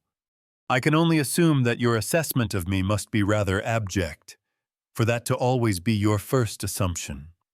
I learn from my experiences, and I try not to repeat any mistakes." Scarlet let out a low huff as if she found that funny. "Is that so? Well, to answer your question," she gestured around them, "I am partaking in the ball, same as everyone else." He looked at the mostly empty area around them. "It doesn't look that way to me." He saw the look in Scarlet's eyes turn a little harder. "I see no point in engaging in conversation with people who currently have no desire to speak with me. That is all. You expected anything less. This is your own doing." She looked at him for a few seconds, before turning to gaze out over the rest of the garden. "That may be so," she said slowly, trailing off. Leon stared at her, unsure what to continue with. That wasn't the kind of response he had been expecting. "My parents spoke to me briefly, earlier," he finally said. "They'll probably want to end the engagement after this." Scarlet glanced at him. Very well. You've got nothing to say about that. What is there to say? If one party no longer wishes for the engagement to continue, then there is no point to it. He frowned. But you were the one that was so obsessed with it to start with. And I no longer am. Scarlett started tapping her finger against the railing next to her. I would have thought this to be good news to you. Leon stayed silent for a moment, studying her expression. He was racking his brain for how this could be a plan for her to trick him into something, but he couldn't come up with anything reasonable. It couldn't be that Scarlett had found someone powerful she was trying to pursue. Would that perhaps explain why she'd dared to act that way during the proclamation? No. The Scarlett he knew wouldn't be satisfied relying so much on someone else like that. If there was one thing Scarlett was, it was proud. Then what are you going to do next? He asked, intentionally avoiding responding to her statement. This will leave you shunned by most of noble society. And now you won't even have the family of a marquis to support you. It is of no matter. Scarlett's eyes seemed to be focused on a certain point that was a few terraces away from theirs. Leon looked over and saw that Scarlett's younger sister was there, talking with a small group of people. None of this will have any true bearing on how I proceed from here upon, she continued. I am not limited simply by how people perceive me. He looked back at her. She wasn't wrong there. She'd always had a scary ability to make sure that just the right people saw her the way she wanted, even if others saw her for how she truly was. She turned back to him. I imagine we will not have many more interactions in the future. Should the engagement be cancelled, as you said. Is there something you wish to tell me? While you have the opportunity. He knitted his brows. She was taking all of this too casually, even if he doubted she had ever had any strong emotions for him. Scarlett had always been obsessed with the prestige and power that came with his family name. Doubly so after he became the vice captain of the Solar Knights, something he had suspicions she had gambled on transpiring from the beginning. Still, he shook his head. There is nothing. Although he had many opinions on the matter, he didn't think it was worth bringing any of them up with her. It was doubtful she would care about it anyway, and he didn't doubt that she could try and use it as leverage against him sometime in the future. Scarlett simply nodded. Then I believe we have no further business with each other. Yes, he slowly agreed. She stared at him, as if she was expecting him to leave. Eventually, he turned and walked away. Chapter 53. Deliberating. Scarlett felt the onset of a headache as she languidly leaned back in her chair. She had been feeling stressed out the whole morning now. Right now she was in one of the offices in the Capitol mansion. It was mostly empty. The only decoration here, a couple of bookcases at the edge of the room and the desk in front of her. She didn't really need more than that right now, so the plain nature of the room didn't bother her much. The ball had already ended the night before, so that wasn't what was stressing her out now. While it had been far from a pleasant experience by any definition of the word, and the only true silver lining was that she appeared to have managed to avoid committing any further large mistakes. During the ball itself, she didn't feel the need to excessively worry about it now that it was over.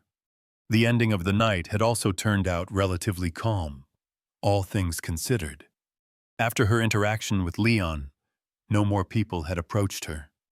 And when things had finally started dying down and people started leaving, she had been led back to the carriage and been allowed to leave the palace without any real issues.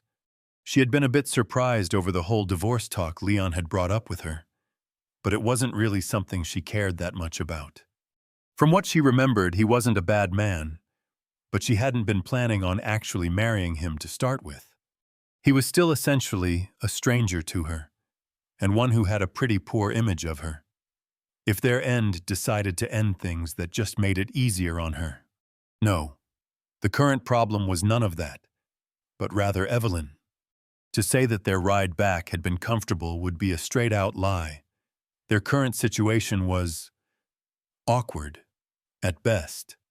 Scarlett had fully expected Evelyn to tear into her about what she'd done during the proclamation ceremony, but instead, the younger woman had stayed quiet the entire ride back to the mansion. Scarlett wasn't entirely sure how to interpret that.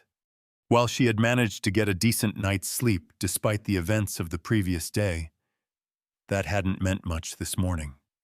Evelyn had been missing during breakfast, not that unusual of an occurrence between the two sisters, if Scarlett were to guess, but her absence had been especially noticeable today. Doubly so, as she had been spending a lot of time trying to figure out exactly what she should say to her, to keep her mind off of things for a bit. Scarlett had spent a couple of hours after that going through the bag of Juham to create an account of all the loot they'd picked up from Temesbrook Glade, but that had only gotten her so far. After that, she had started scanning through her little red book, going through her notes, and trying to get a sense of which of her current plans might get affected by or derailed because of what happened at the Elysian Proclamation. Unfortunately, there were a lot of things she was still unsure of when it came to how far-reaching the consequences of that were, so she had been somewhat limited in her conclusions. One upside was that attending the Elysian Proclamation had apparently been considered a quest by the system, which it definitely hadn't been in the game, so she had gained 5 skill points from that, on her way back at least. That meant she now had 12 skill points, which would be enough to upgrade her hydrokinesis to greater hydrokinesis. Her hydrokinesis was a bit limited in what it could do right now, but considering the increase in effectiveness that she had seen after upgrading her pyrokinesis, she had high expectations. A knock that sounded out from the door caught Scarlett's attention. "Enter," she said coolly. The door opened, and one of the servants entered. A black-haired woman Scarlett didn't know the name of. The woman curtsied. "My lady, we received a reply from the Tyndall residence." Scarlett raised an eyebrow. That was a quick response. She'd only asked her servants to send a letter earlier this morning. "What did they say?" The servant seemed to hesitate. "They declined your request for a meeting, my lady. They claimed they are preoccupied for the remainder of the Lightfest and do not have the spare time to fit you in." Well, Scarlett held back a sigh as she felt a rivulet of irritation swell up from inside. Like hell they were busy. There was no way they couldn't spare even half an hour for her. "Send another letter," she said. "Address it to the youngest son. Inform him I have an important business proposal, solely for him. It is something that he is guaranteed to have an interest in, and I need no longer than 15 minutes of his time." The servant woman curtsied. "Understood, my lady." Scarlett watched the woman leave as she thought about the matter. She didn't want to be too conspicuous when just setting up the meeting itself, but hopefully this would be enough to get him to at least agree to it. It would be annoying if her plans were delayed because she couldn't even meet the man. Turning her attention back to the desk before her, her eyes went to a pile of papers lying on it. Those were the notes she had written down detailing the items from the dungeon. It was 11 artifacts, all in all. The Bag of Juham Epic, Lifeblood's Eternal Circuit Unique, and Mark of the Fae Rare were items she was going to keep without question. She still wasn't really sure exactly what Mark of the Fae did or was, but she imagined it might be useful sometime in the future when she next interacted with creatures of the Wandering Realm. Regarding what she would do with the rest of the items, though, things were still a bit up in the air.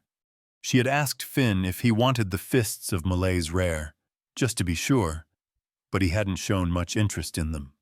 She would probably just end up selling most of the rare weapons that had been dropped by the suits of armor. There was a possibility that Shin might be interested in one of the shields they'd found. Bulwark of Courage Rare, and Pastoral Glade's Bulwark Epic. So she was considering lending either of them to him. He was technically just temporarily in her employ, so she wouldn't straight out give it to him. They were bound to be worth a decent amount of money, after all, especially Pastoral Glade's Bulwark, with it being a completely undamaged epic artifact The other epic artifact, Moonshadow's crown, Scarlet was a bit unsure about as well. She would probably just auction it off with the rest of the items, although she was trying to see if she could figure out a better use for it. As for the rest of the loot, when they had made their way back through the dungeon, they'd harvested lots of different interesting plants, mostly on Alyssa's prompting, among other things. Shin, for example, had pointed out that the wings of the restless blot sprites might hold some value, so they had ended up spending some time gathering those that weren't too damaged. At that point, Scarlet had slightly regretted having charred so many of them to ash with her pyromancy. She glanced down at her right hand, where she had both the black ring of umbral defiance and Lifeblood's eternal circuit. She was especially satisfied with the golden, carved wooden ring she had gotten from that place. She liked not feeling like as much of a walking target anymore, though she would still have to experiment some with its limits. Nonetheless, they had made off with a pretty good haul of loot from that excursion. She would probably get a good amount of money if she managed to sell most of it. Of course, that was one of her current issues. She herself didn't actually have the connections to sell these things at the moment. Eveline was the one who was more knowledgeable in that area, and the one who had handled it last time. Scarlet had kind of been banking on the same this time as well, though she had intended to learn more about it at the same time. Scarlet looked out the office's window, into the small garden outside. Eveline's office was on the opposite end there. She wasn't sure what kind of mood the younger woman was in right now. It was bound to be bad, though. Scarlet certainly wouldn't have been happy had she been in Eveline's situation, not even really understanding everything that was going on or why it was happening. Scarlet leaned forward over the desk and rubbed her temples. The crux of the matter was Eveline. Despite her instincts not wanting to admit it, she was heavily reliant on the woman in her current position. As such, she really had to handle this situation before it got even worse than it already was. She needed to have a talk with Eveline, a serious talk, a real talk. While she thought things were generally proceeding well for her, she couldn't go on like she had up till now. It irked her, part of the very core of her being screaming out against it. But the previous day had shown the consequences of her being neglectful, that she had to change how she handled things. To be honest, most of what she had done up till now today could have been postponed to later. She was just having a bit of a hard time getting herself to visit Eveline. She had gone through what she could say in her head a few times by now, made sure it didn't sound too unreasonable, that, while not being the truth, it was close enough to seem like it. But it was genuinely hard. She remembered when she had forced herself to apologize to Eveline the second time they met, and it had made her feel pretty bad. Angry, vulnerable, humiliated, even. But this, even the thought of what she was intending to do made her wince. She wasn't entirely sure she could do it. But she had to try. There were a lot of things she had to speak to Eveline about. For one, Eveline was probably her best option at finding out the exact ramifications of what she did during the proclamation. Knowing that was vital if she wanted to better adjust her plans for the future. In addition, Eveline might know the best ways to handle the current situation so that she didn't piss off the other nobles more than necessary. Because, truth be told, a lot of her plans relied on essentially brute forcing her way through things with her game knowledge. Her main means of earning money was running dungeons, for instance. What she was most afraid of right now was that she would go through with this, but still fail to convince Eveline. That would be pretty crap scenario for her. Because unlike many of the other things she had done, she didn't know a specific game detail that could help her much with Eveline. Scarlet tapped her finger against the desk as she stared into the air in front of her. Well, she wouldn't get anywhere if she just stayed cooped up in here all day. The best way to remove a Band-Aid was to rip it off. She pushed back her chair as she stood up and walked around the desk towards the exit. Everything would probably go fine. Chapter 54, Confessions. Evelyn read over the same passage in the papers before her for the 5th time in a row. She let out a low groan as she grabbed the sides of her head, leaning over her desk. She was barely getting any work at all done today. All her thoughts kept coming back to the same issue. Yesterday had been a catastrophe. After Scarlett's insane showing, in front of almost every single noble in the empire, Evelyn didn't know what to do. Watching her sister do something so presumptuous in front of the emperor had made Evelyn think she was going to faint. Standing there in the chamber of Elysia for hours, knowing that dozens of people around her knew who she was and were giving her looks, had been one of the most stressful experiences in her life. When the Elysian ball had started, she had at least hoped she could salvage some of the situation. She'd gone around and tried to talk with as many people as possible, trying to gloss over Scarlett's words and forge some connections. But so many just came up with cheap excuses to avoid speaking with her after she introduced herself.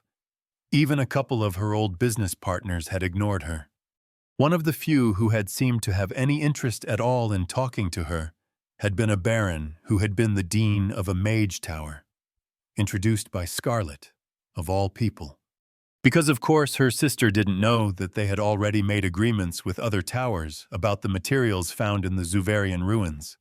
If it wouldn't have been so stupid in a situation like this, Evelyn would have thought Scarlett was intentionally trying to make everything as difficult as possible for her. Scarlett's actions had caused the majority of noble society to freeze out their family in less than a day. Nobody wanted to be affiliated with a house that publicly offended all the duchies and showcased such blatant arrogance. Evelyn closed her eyes and put her head down on the desk. She was so tired. Yesterday had sucked all energy from her. She hadn't even had the spirit to question Scarlett about anything on the way back from the palace. The night before, she had wanted to do nothing less than just go to sleep and hope it was all a bad dream. But then she had barely gotten any sleep at all because she couldn't stop thinking about things. For a while, she had thought Scarlett was improving. She'd hoped it was true, even despite how much they had argued recently. But no.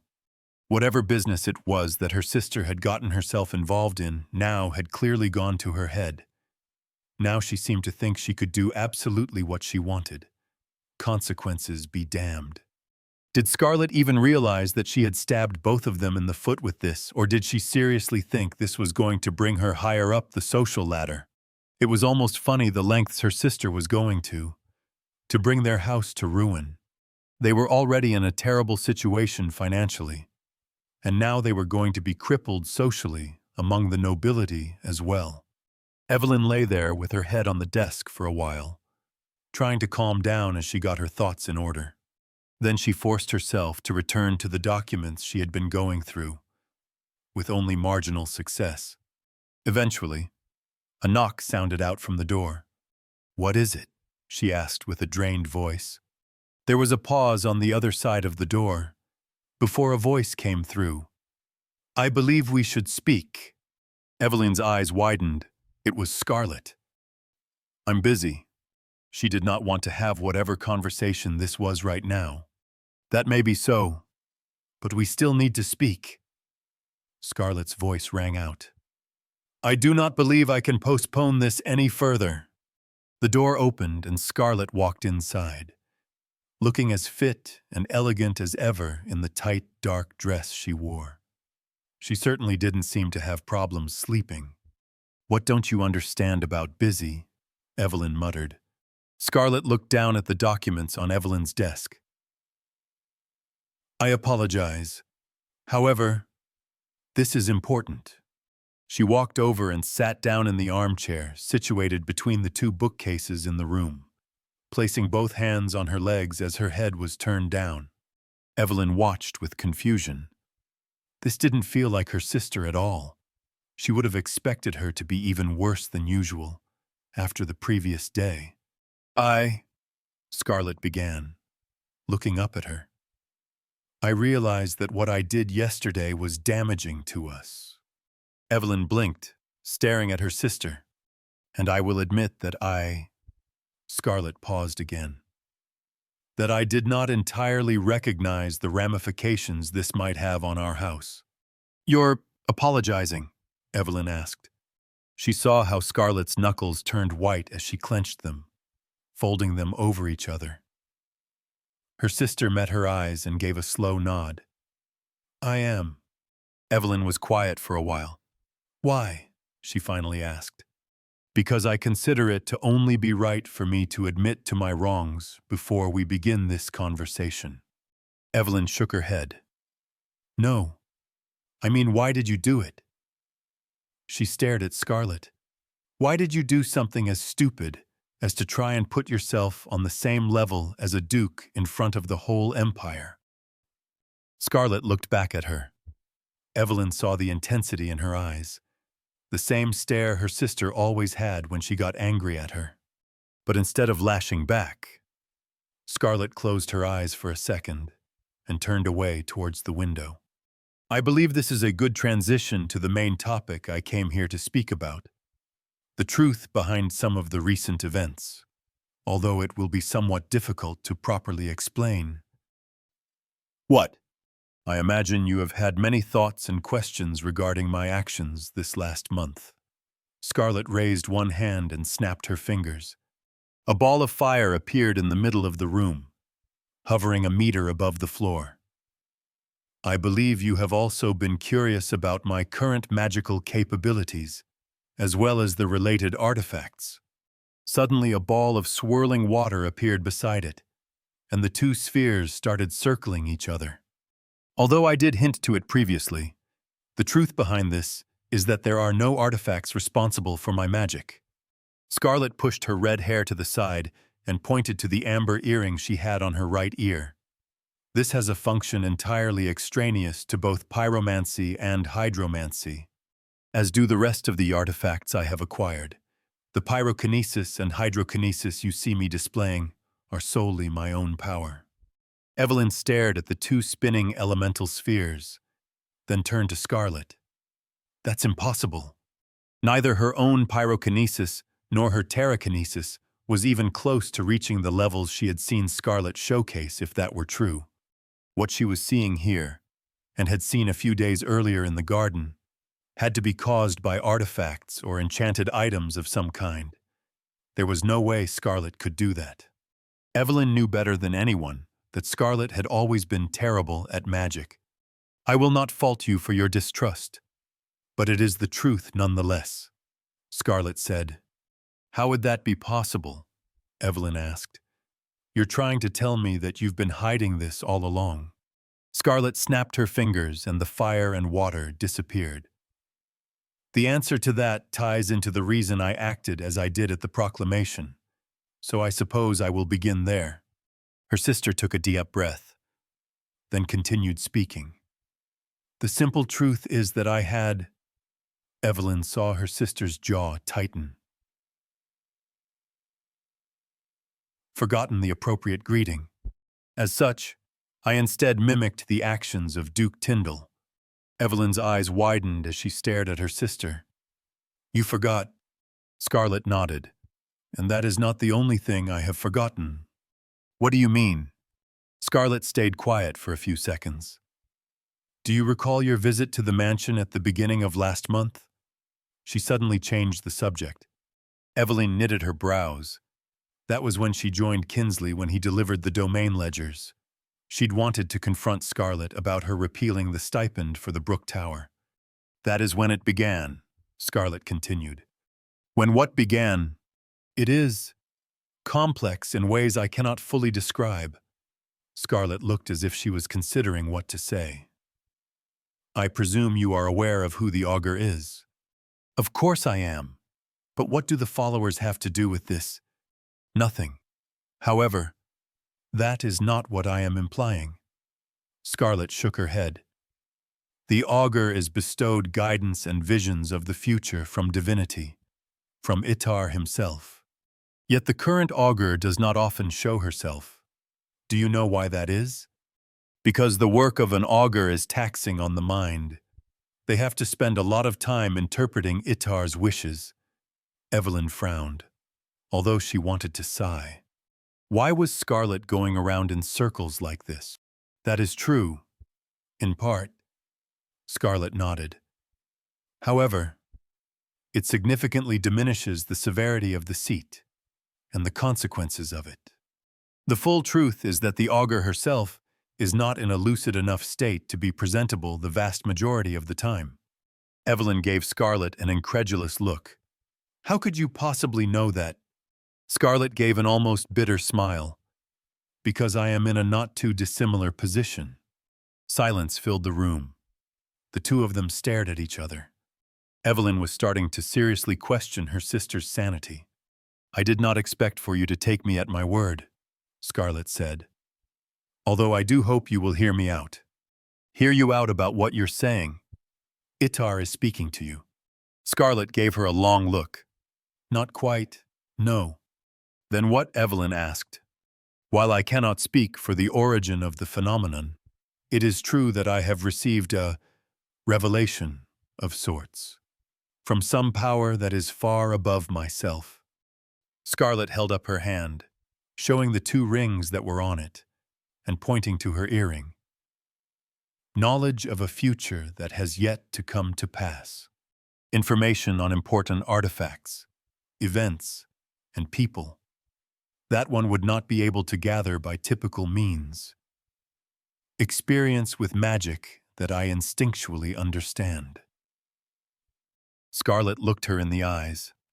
You wondered where I learned of the Zuvarian ruins, and the other artifacts I have acquired, how I could perform magic such as what I displayed earlier without the aid of items. She nodded at her. There is your answer. Both of them went quiet again. Let's say I believe you, Evelyn finally said with a tired voice.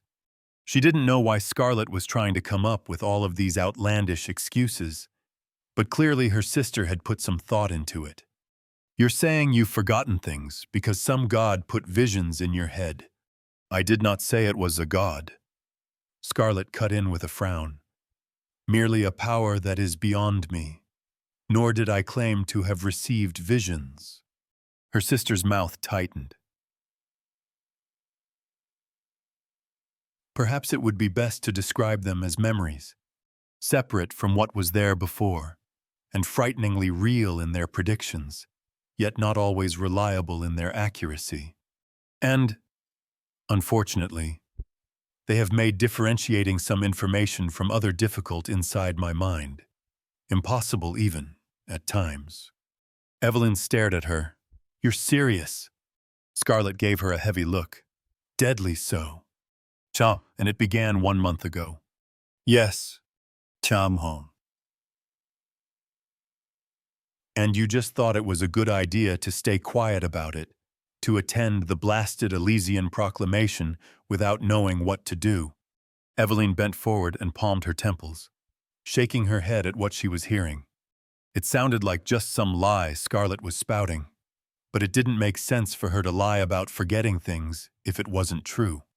Was that part actually true? And Scarlet was trying to cover things up by adding on the rest of this nonsense. That, she heard Scarlet hesitate. It is close to the truth. Evelyn glanced up at her. You understand none of this makes any sense, don't you? Why couldn't you just have paused to think for a moment? Maybe considered telling me about it before you went ahead and offended half of the people in the Empire. Scarlet raised an eyebrow at her. That is what I am doing now. However, I did not, and still do not, think it would have been a wise decision on my part to do so earlier. Why not? Her sister's gaze on her turned even colder than usual. I am aware you have been collecting evidence in order to depose me. Evelyn stilled. Can you say, while staying entirely forthright, that you would have simply lent me your aid had I approached you 1 month ago with this information, had I, Scarlet scowled, admitted, that I am not fully of sound mind, incapable of fulfilling all my duties as Baroness. Evelyn was unsure what to say. I do not believe you would, so I judged it best to stay quiet, though I admit it was arrogant of me. I believed I would be able to make do on my own. A dozen thoughts passed through Evelyn's brain, and she didn't know what to focus on. But one thing caught her mind. "So you knew," she asked her sister. "That's why you suddenly decided to help Count Notley in dealing with those criminals. You did just want to hide any traces of your involvement with them, because you were afraid I would find something to implicate you with." Scarlett's scowl deepened. "No, that was not the sole reason I did that." "What? You're going to tell me you actually did it for those kids?" Evelyn let out a derisive laugh. "We both know you don't care a single thing about what happens to them. You setting up an orphanage is a joke in more ways than one, and everyone who really knows you will see through it clear as day. That is not at all what I... And now whatever you've gotten yourself involved in this time isn't only threatening your life, but the survival of our whole house." "Evelyn," Scarlett snapped, "let me speak." Evelyn felt a cold chill run down her spine as the words halted in her throat, but she shook her head.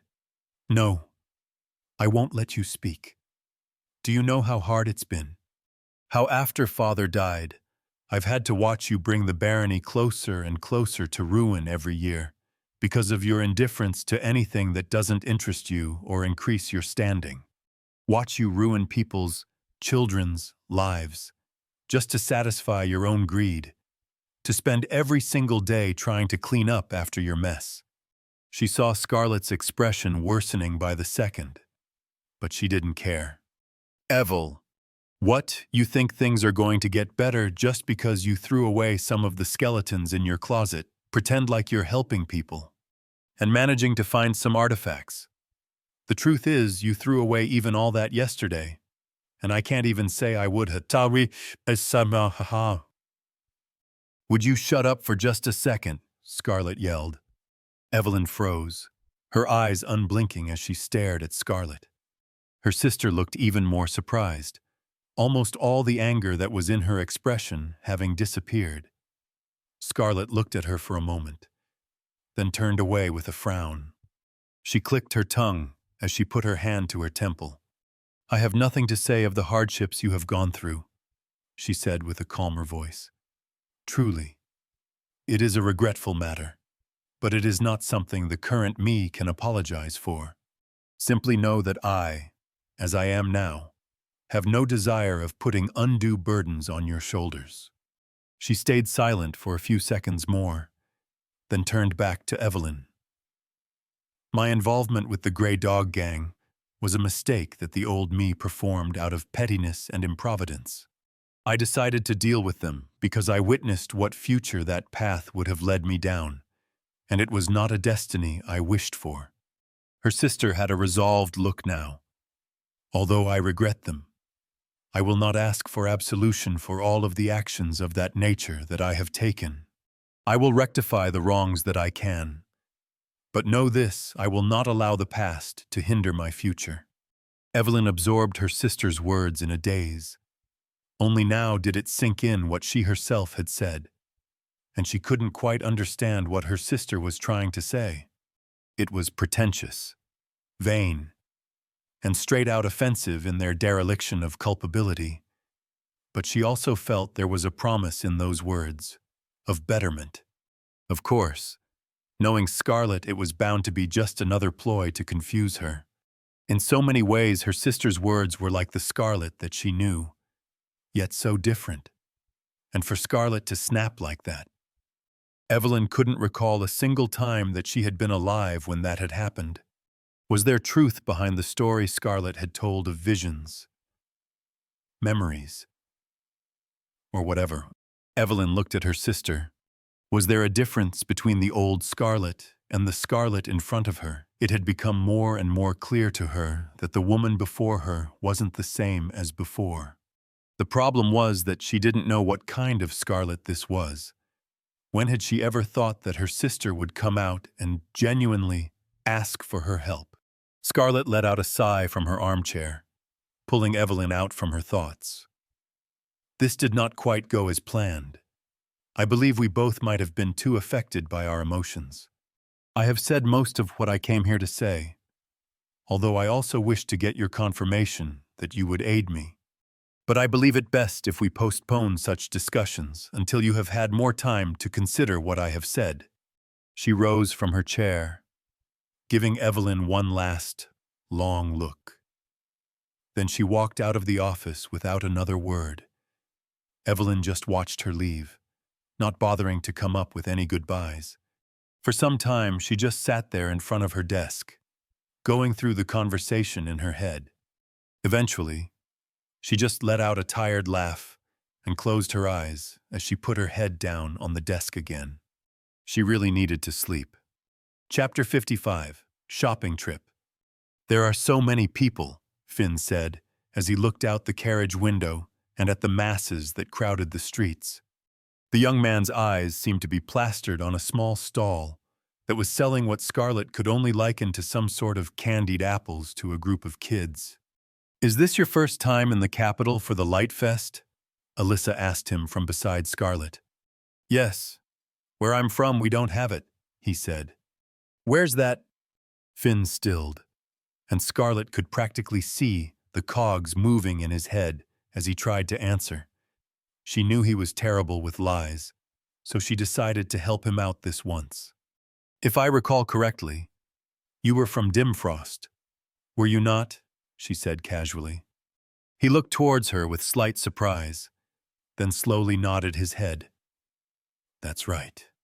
From what Scarlett remembered, that was a village that was closely connected to his tribe. In the game, it was where he said he was from up until he started trusting you more. Dimfrost. That's somewhere to the west, isn't it? Alyssa asked. It's situated between the eastern edge of the Whitdown Mountains and the Three Streams, just south of the Blasted Lands, Shin said, not looking up from the thick book he was reading. Oh, Alyssa's eyes widened. Then during the dragon rampage Finn's expression darkened somewhat, and Alyssa went quiet. I'm sorry. I didn't mean to bring up something personal. He shook his head, turning to look out the window once more. It's fine, he muttered. Scarlett kept her gaze on him, observing the young man. His eyes were glued to the children visiting the stalls outside. Silence descended on the carriage for a while following that. Scarlett eventually shifted her attention to the crowds that were passing by outside as well. The Light Fest truly was in full swing now. Earlier they had traveled across part of the Sunset Walk, the large road that ran through the center of the city, and were currently in the Coins District. Its busy streets, filled with pedestrians who were enjoying the festival, made their progress slower than usual. But the bright and lively environment outside made up for part of that. Even though they were several days into the celebration, by now there were still plenty of colorful banners hanging from the different buildings, and various sun-themed iconography could be seen on every street corner. It was a bit before noon right now, and they had left the mansion about 40 minutes earlier. Their current destination was the shop where she tried to sell the Cabal equipment. They had received a notice about it the day before, so Scarlett had decided to handle the matter as early as possible. Unfortunately, she hadn't talked at all with Evelyn since they'd had their conversation the day before. She was hoping the younger woman would be ready to talk more later today, but she wasn't quite certain how Evelyn had taken what she told her. She didn't want to hound her about it. They had both been a bit agitated the day before, and she wanted to let Evelyn fully digest everything before they spoke any further. But just waiting for a response was nerve-wracking in its own way. She also felt a bit embarrassed about meeting her right now. Her outburst during their conversation had been surprising in more ways than one. Not only because she had ended up getting a lot more worked up than she had expected, but also because she was pretty sure that a part of her personality had poked through. A part of Amy Bernal. Honestly, that was the thing that had shocked her the most. For just a brief moment, the anger and irritation she felt from Scarlett's half had merged with her real personality, and she had unwittingly acted like she might have back in her world when she was upset. Of course, she had regretted it immediately after. The Scarlett part of her had practically been writhing in shame from the display, and she had ended up basically running away from the conversation soon after that. But it also made her a bit relieved. She didn't know what it meant. But this was the first sign she had seen that the traits shackling her weren't unbendable, and she sorely wished for a future where she wasn't bounded by those stupid traits of hers. But for now, she wasn't quite certain how to use this phenomenon. At the moment, it seemed like all it would take was her getting unreasonably angry at her estranged substitute sister. Easy enough to do in her situation, although not exactly the most constructive way of spending one's time. Nor was it proven to be repeatable. She had gotten angry at Evelyn plenty of times previously. After all, but all of those thoughts were for another day. Right now, she was just hoping she hadn't royally pooched things even further by telling Evelyn about her situation. Or, well, an abridged and tweaked version of her situation. For the time being, she could do nothing but wait on that front, though. Scarlett's itinerary for the whole day was to visit the shop regarding the equipment. Perhaps look around for a place where she could get some materials for Alyssa, who was still thinking about her offer related to the young Shielder's alchemy, and last but not least, visit the residence of the Tyndall Duchy. She would have preferred to have delayed the visit to the Tyndalls to a later date. She wasn't exactly excited about poking the hornet's nest that was the Empire's noble society more than necessary, and getting some guidance from Evelyn before this meeting had been one of the reasons why she had gone to her yesterday. But unfortunately, Scarlett had received a response to her previous message this morning. They had been a lot slower with replying this time than the last, saying that the second son of the Tyndall family was willing to meet with her today, however only briefly, and the time for the visit was not negotiable. At least she had managed to arrange the meeting. That was good news in and of itself. And the meeting wasn't actually related to any noble matters, so hopefully it wouldn't go as bad as any of her previous interactions of the same nature. She kept pondering over things as their carriage made its way through the district, until eventually they stopped at the side of the street, next to a large building made out of white wood. "Apologies, my lady," the coachman's voice rang out from the front of the carriage. "There seems to be a stop in the flow of traffic up ahead. It will take some time before we arrive." Scarlett frowned involuntarily, leaning closer to the window to look ahead. Rows of carriages stood still on the road ahead of them, and one of the streets that turned right was completely congested with people and motionless vehicles. She turned to the others. "Which of you know the way from here?" she asked. Rosa, who had been unusually silent this ride, looked at her. "We're going to that magic shop we visited a few days ago, right?" "That is correct." She smiled. "Then I'm your girl." "Good." Scarlett nodded her head and gestured to the rest. "We are disembarking here. The remainder will be traversed on foot." They all exited the carriage onto the cobbled road outside, and Scarlett turned back to the coachman. "Find a location nearby where you can park the carriage. We will return later." The older man tipped the wide-brimmed hat he wore to shield his eyes from the sun. "As you wish, my lady." Scarlett then began striding towards the nearby walkway, where dozens of people were walking back and forth. It hadn't exactly been a pleasant experience last time she had walked around like this, and now there were even more people around. But she would just have to suck it up. She didn't want to waste all of her time sitting around and waiting in the carriage, and she was pretty sure the shop wasn't that far away. Thankfully, it seemed like the appearance of her little group was enough to cause some space to open up among the throngs of moving people, only occasionally causing her to bang into other people. Of course, Scarlett would definitely have preferred it if she hadn't had to knock shoulders with anyone at all. As they walked on, Rosa leading the way when necessary, the constant shifting and proximity of all the nearby people were getting on Scarlett's nerves a bit faster than she expected. So when they eventually turned off onto a street that only had half the traffic, she let out a sigh of relief inside. The calm didn't last too long, though. as when they were walking down the street, she suddenly felt someone slam into her side, almost causing her to lose her balance. She instinctively activated the effect of Lifeblood's eternal circuit to create a barrier around herself as the wave of irritation she had pressed down for a while surged to the surface. "Who dares?" She spun around, only to see a child lying on the ground, a small boy that now looked up at her with wide eyes filled with fear.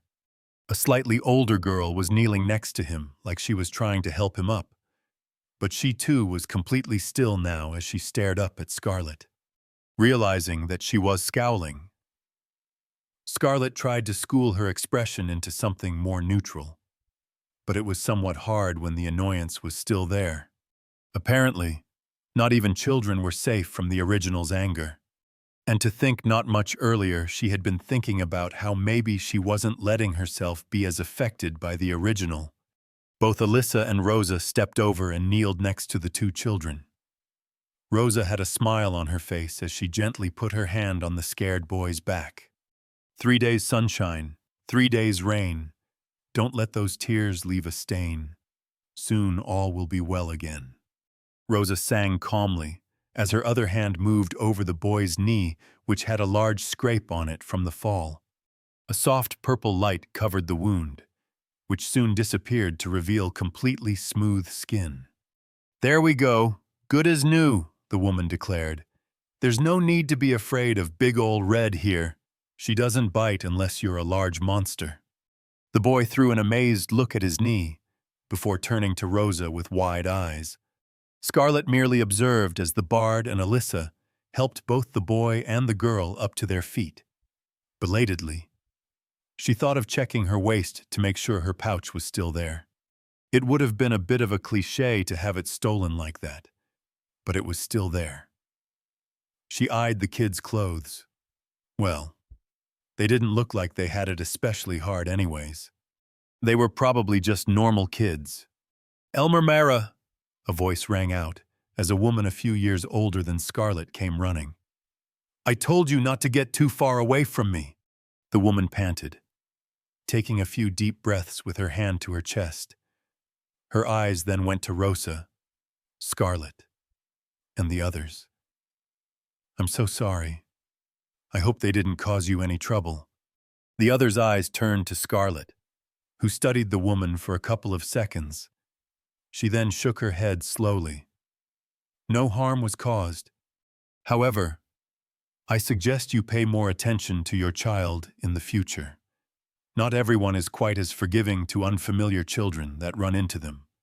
The woman's eyes widened, and from the looks of it, she seemed to have realized that Scarlet wasn't your ordinary person, because Scarlet saw how she glanced down at her clothes and the others in her group. "Oh, of course. I'll be more careful in the future," the woman stuttered, holding her two children carefully. Soon enough, she was pushing the two further down the street, away from their company. Scarlet glanced over the others in her party, who were all looking at her, before turning around and resuming walking without any further words. Probably not the best impression she could have made, but they probably wouldn't think it was too odd, considering how she usually acted.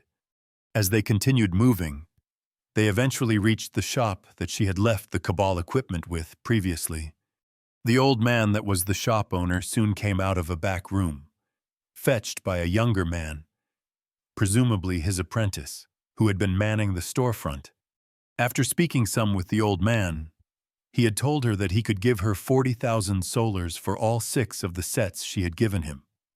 That was significantly higher a price than he had cited at first. After looking at the equipment, he had originally guessed it would be closer to 10,000, but it was still not even half of what the equipment would have been worth brand new in the game.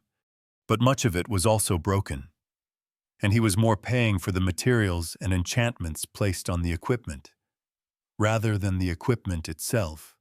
Scarlet saw no reason to decline the offer, and so they agreed to that price. And instead of him giving her the entire sum right now, he would have it sent over to the mansion later on. In addition, as he had previously spoken about recycling some of the enchantments. Scarlet had asked him if he could lower the payment and instead reimburse her with an item holding the enchantment on the Cabal helmets that made it so that you could see in the dark. The man had said that he would look into the matter and contact her about it later on. After that, they left the shop to continue on to the next subject of the day. Chapter 56. There's always a secret organization or two. My lady, we've arrived. The coachman's voice rang out from the front of the carriage. Welcome, Baroness, another voice said from outside the window. Looking out, Scarlet saw a man in black servant's clothing standing before a wide iron gate. On the other side of the gate was a garden with a large mansion overlooking it. The building wasn't quite as large as the Hartford mansion back in Fraybrook, but it wasn't too far off. It was most certainly bigger than the mansion they had here in the capital. That was for sure.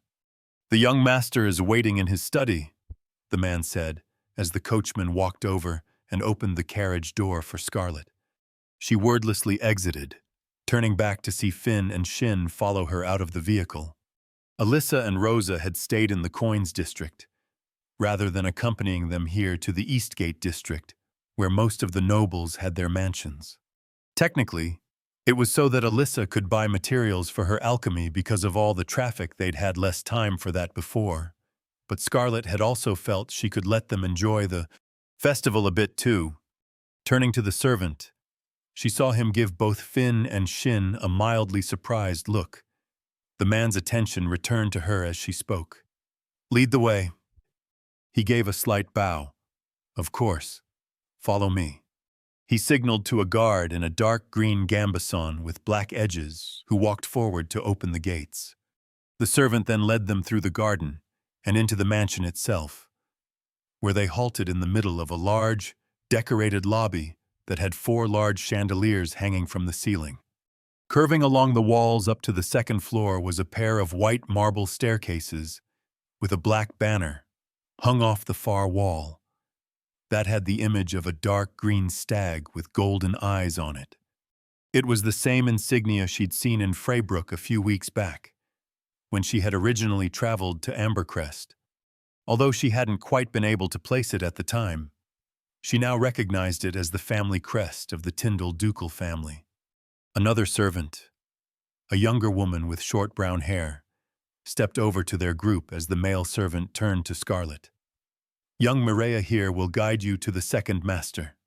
Your companions may wait in the parlor. We will prepare some refreshments for them. Scarlet glanced back at Finn and Shin.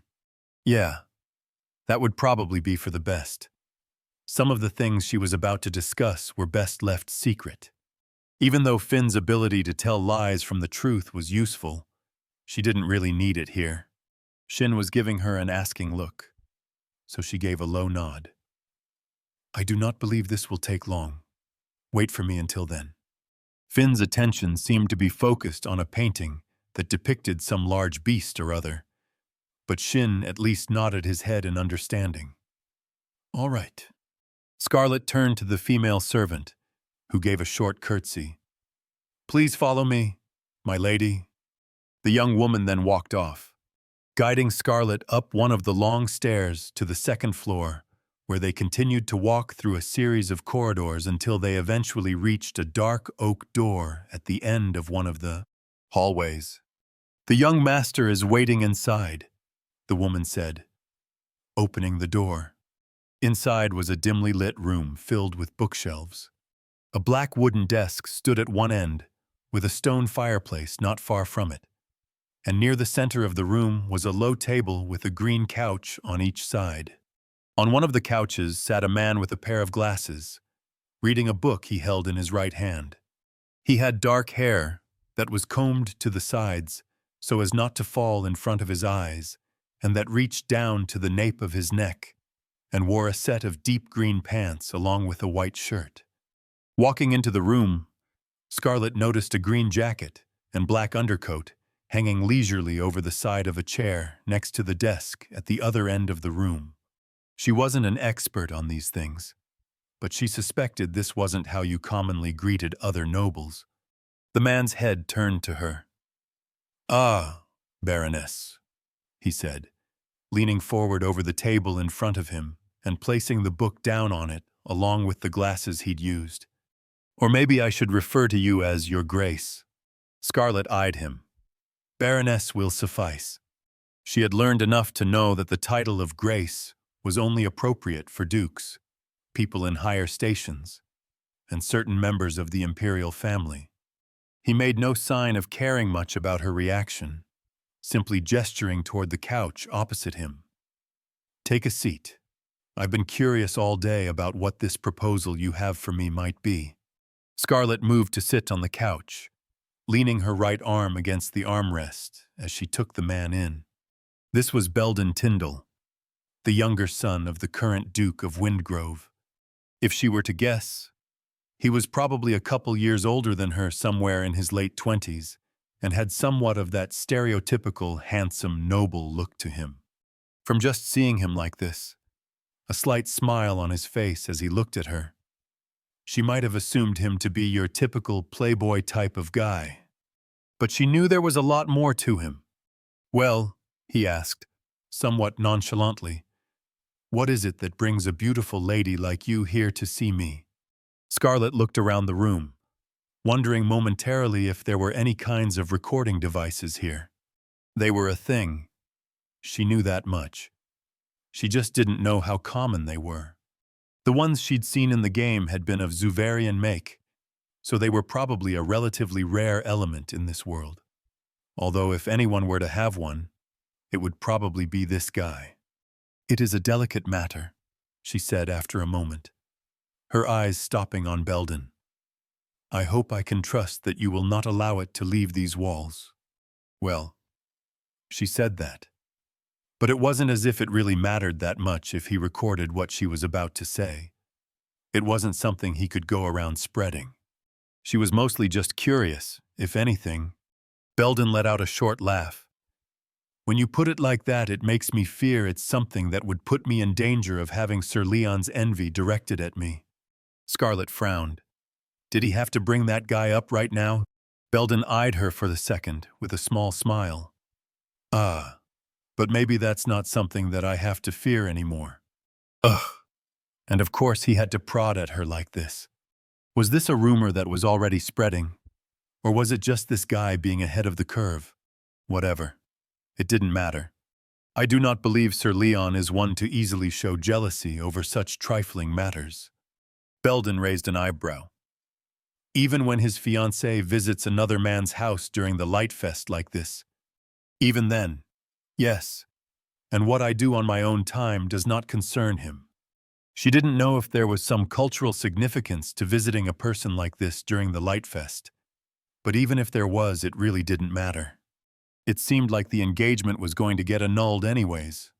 Anyhow, that is inconsequential to our current discussion. I am not here to deliberate such topics. Is that right? Belden leaned further back on his couch.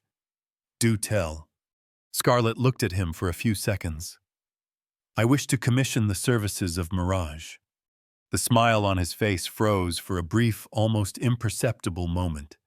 Then he let out a long laugh. "I didn't know the Baroness was one for jokes. It's different from what I've heard of you." She stared at him. It was not a jest. His laughter died down and he ran a hand through his hair. "I'm sorry, but I find that hard to believe. Who in their right mind would set up a meeting with me, of all people, and ask about Mirage if you wanted an excuse to see me that badly? You could have just said so," he said, throwing her another smile. Scarlet ignored it. She wasn't exactly expecting him to admit it that easily.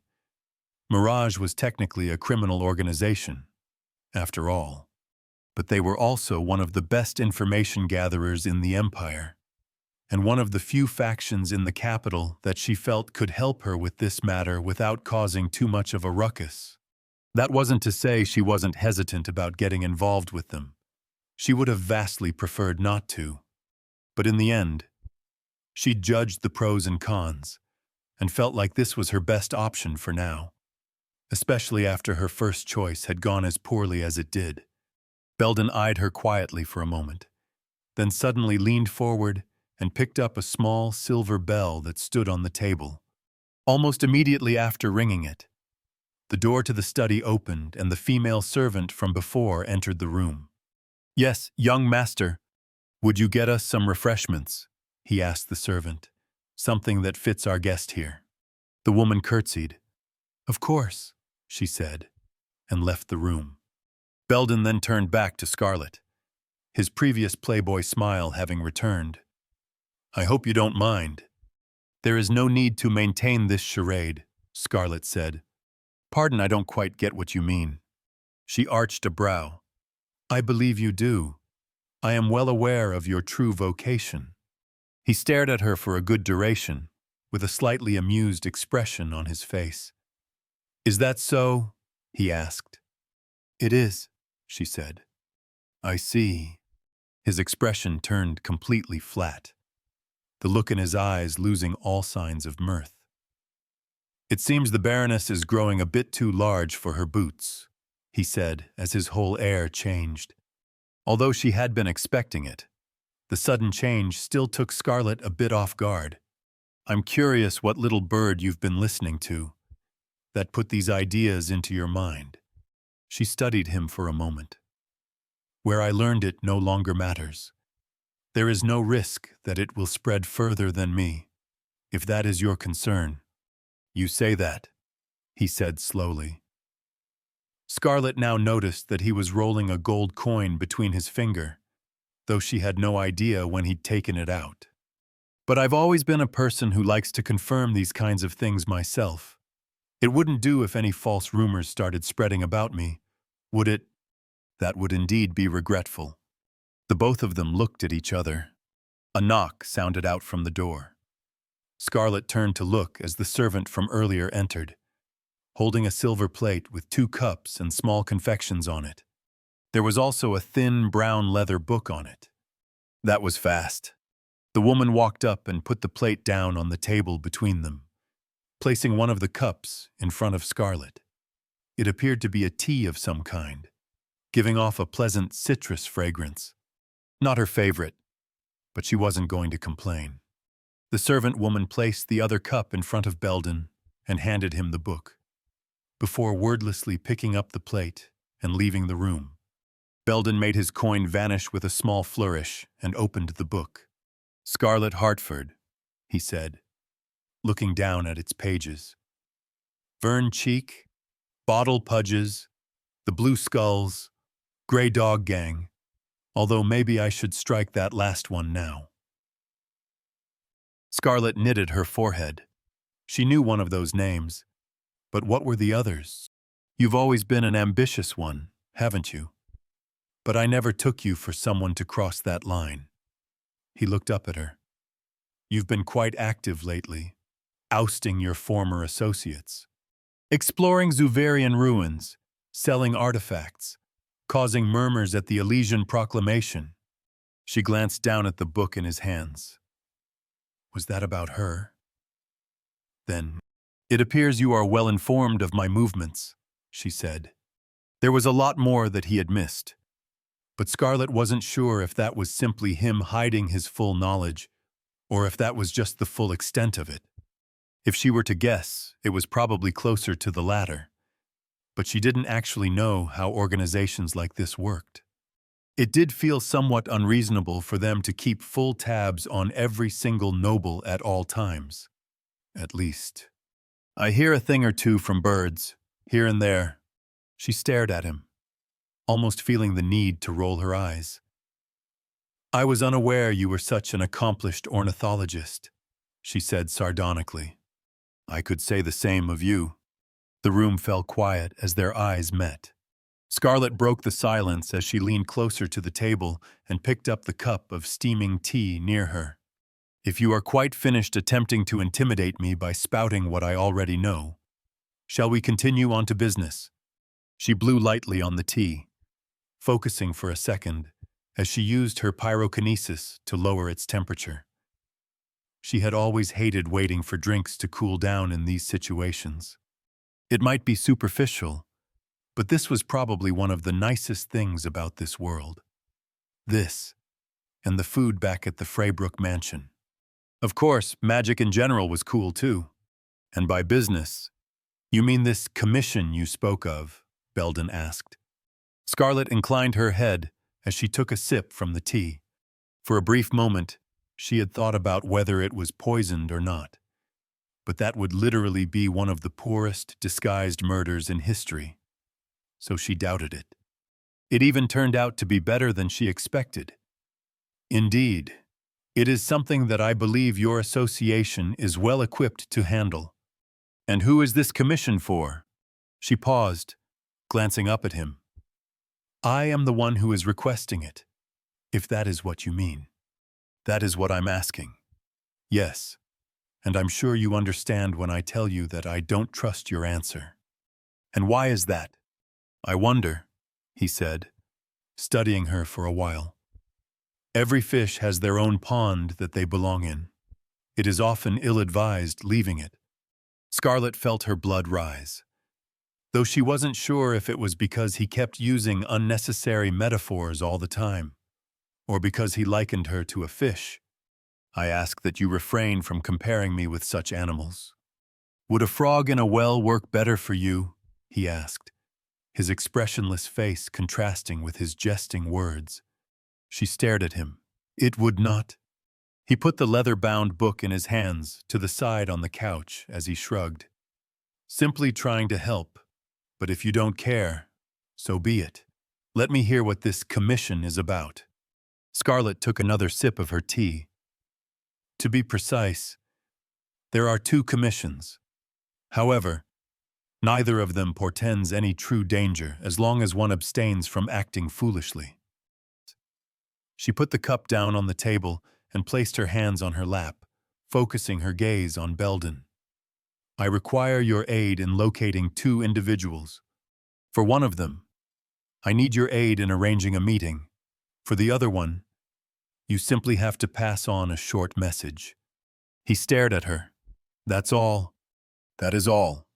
He seemed to consider her for a moment, then nodded. Who are these individuals? The first one is named Gavin Ridley. He was previously a member of the Vanguards, but now takes on various jobs in the underworld across the Empire. Gavin had been another of the possible companions in the game, although he was for either an evil or a neutral run. While Scarlet was hesitant about trying to add him to her party, there were several other uses she had planned for him if they were to collaborate. That was why, when she decided that she was going to make contact with Belden and commission the services of Mirage, she'd also chosen to use this opportunity to find where Gavin was. I don't recognize the name, but if he was part of the Vanguards, I don't think it'll be too hard to find information about him. Scarlet gave a slight nod. That is what I would have expected. And the other person, she paused. This was the one she had been the most nervous about. Have you heard of the gentleman? Belden's eyes widened by just a little, and a small smile even grew on his lips. That's not a name you hear often, and certainly not one I would have expected to hear now of all times. Scarlet let out an inner sigh of relief at the fact that he didn't seem to panic at the mention of the name. From what she knew, it was highly unlikely that Belden Tyndall would have any relationship with the gentleman. At most, she assumed he'd heard of him. But she had still been afraid that this would be a repeat of last time's events. Belden brought his right hand up to his chin, stroking it slowly as he studied her. What dealings do you have with him that requires our help? That is of no concern to you. You simply have to complete the task. I think it might be some of my concern, actually, considering we're the ones who would be looking for him. I imagine that much should be possible with your resources, she said. As I said, all that I demand is that you pass on a message. You do not have to meet him or anything of the sort. Merely ensure that he hears it. And what would that message be? That Scarlet Hartford wishes to meet with him. Belden looked at her. Nothing more. That is enough. She was pretty sure that would be enough to get him to find her. She didn't want to press for anything more than that at this point. Belden looked thoughtful. While it certainly sounds interesting, he eventually said, "I'm afraid I'll have to decline." Scarlet frowned. "I have not yet told you of the compensation. And what, pray tell, were you planning to reimburse us with?" "The location of Alton Carlisle." Belden froze, and Scarlet's lips curled up a little at the sight. She'd done these quest lines in the game in her second playthrough. She knew what Mirage wanted. Honestly, they were probably one of the cheapest available options for her when it came to making deals, with all the information she had. The downside, of course, was the fact that they were technically a criminal organization. There were some risks to getting involved with them, and it would definitely put her on their map. "And how exactly do you know that name?" Belden asked, a hint of a distrust clear in his voice. "Perhaps I will share that sometime in the future. Were we to establish a constructive relationship," Scarlet said calmly. "For now, I believe you should focus on whether you judge that being suspicious of my sources is more important than apprehending him." Alton Carlisle was a minor character without any importance at all to her. He was literally just a one-time target in one of the Mirage quest lines. She wasn't even sure if he had any lines. But Mirage wanted him because he was a traitor. So this was a decent deal for both of them. Belden stared at her quietly for several seconds. Then he nodded slowly. "Very well. You have a deal." Chapter 57, Compromises. Following her meeting with Belden, Scarlet had returned to the mansion after picking up Rosa and Alyssa. Currently, she was in her temporary office there, looking through her red leather journal. She had been thinking of clearing another dungeon before the Light Fest ended, but as things had ended up a bit more hectic and uncertain than originally planned, she was looking at revising that idea. The dungeon she originally had been thinking of clearing was an underwater cavern that held a decent amount of artifacts that one could sell and a ring that amplified the effects of aeromancy spells. While Finn technically didn't cast spells, she was pretty sure buffs like that still worked for him, so it would have been a good fit. But that dungeon would probably take some time to find, and it was a decent distance away from Elisted, so that idea was being scrapped for now. Instead, Scarlet was looking over the other dungeons she knew of in the local area. Unfortunately, none of them had anything particularly interesting that she wanted right now. At least not of those that she both felt certain they could handle right now, and whose location was certain enough where it would be easy to locate it with her game knowledge. She might have to be satisfied with just choosing some random mid-level dungeon and clearing it for the easy loot. That was, if she could find the time for it. As it was, she wasn't entirely sure what her schedule would look like for the coming days. The Light Fest was nearing its end, but that didn't mean there weren't still things to do. A knock sounded out from the door, and Scarlet looked up. "Enter," she said, after putting her journal away in the pouch of holding, lying on the desk before her. She now reserved the pouch for the more personal things, and the stuff she wanted to have close to her. The rest usually went in the bag of Juham. The door opened, and Evelyn walked inside. Scarlet found herself scowling before she even realized it, but quickly managed to temper her expression some. Ever since their conversation the day before, her emotions had fluctuated up and down a lot more than normal when she thought of the younger woman. And she was still working on how to exactly interpret that.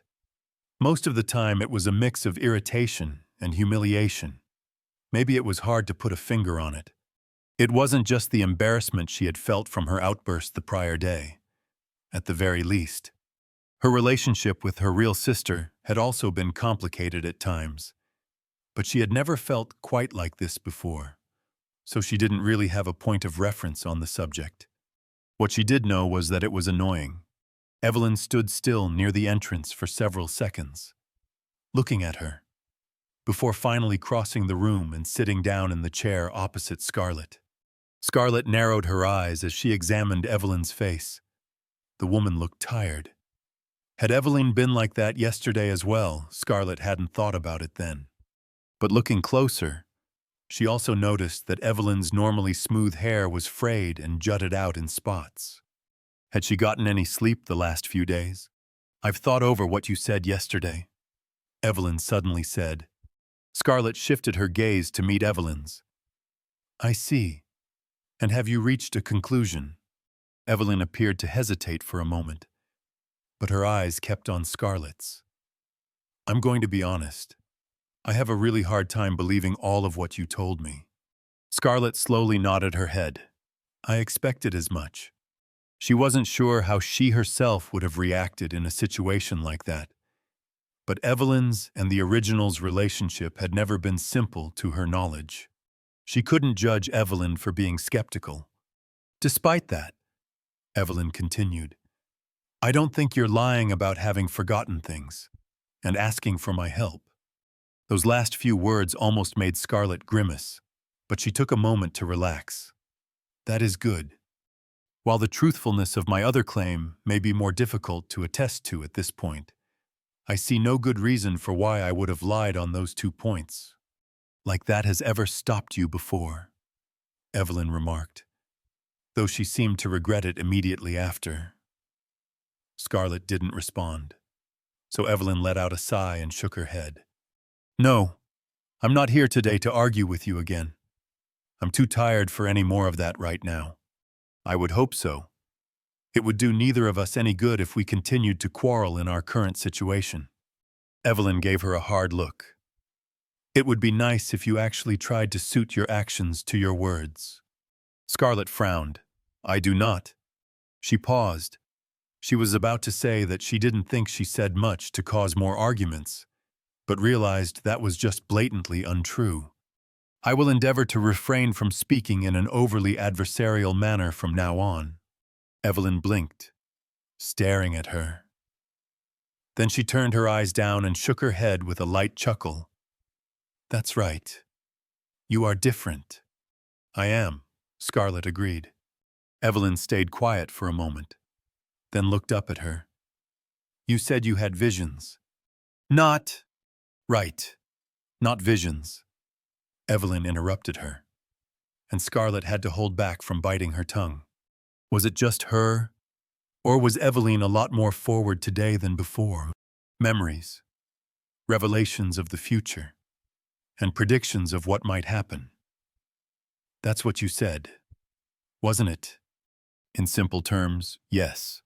Evelyn nodded her head. I don't think... She paused and shook her head. I don't know if I believe any of that, but I'll trust that you're not lying about forgetting things. And, even though I know how stupid it is of me, I'll trust that you actually want to make up for some of the stuff that you've done, that you're aware of it. That is the truth. Even if it is, don't expect to get any forgiveness just like that. Scarlett stayed quiet. She honestly didn't care much for forgiveness for things she personally hadn't done. But saying that now probably wasn't the best idea. Evelyn put her palm up to her temples. Never mind. Right now, we have other things to worry about. Things have been on the decline for years now, and what happened at the proclamation definitely didn't help. If I'm being honest, I really hope that whatever this knowledge is that you have, it will continue being useful to us, because we'll be needing it. I can assure you it will continue to be quite beneficial, Scarlett said. In fact, while I have yet to inform you of it, I procured several new artifacts during my latest excursion before the proclamation. Amongst those are 2 artifacts of epic quality. Evelyn gave her a confused look. Epic? Scarlett went silent. Right. Of course they wouldn't use terms like that. That is to say, they are quite rare and powerful. I believe they hold considerable value. Really, that's good then. There is also some equipment that I traded earlier today for over 30,000 solars. Evelyn looked slightly surprised at that. Leaning forward, the woman took on a much more serious expression, staying quiet for a moment before she spoke. Exactly how much do you know? How many more items and artifacts like this would you be able to find? Scarlett's eyes shifted to the side as she mentally went over the number of dungeons written down in her notes, mindlessly tapping away at the desk. It is difficult to determine a specific number. I know of a vast amount of locations that could hold worth to us, but oftentimes my insight is vague and lacks detail.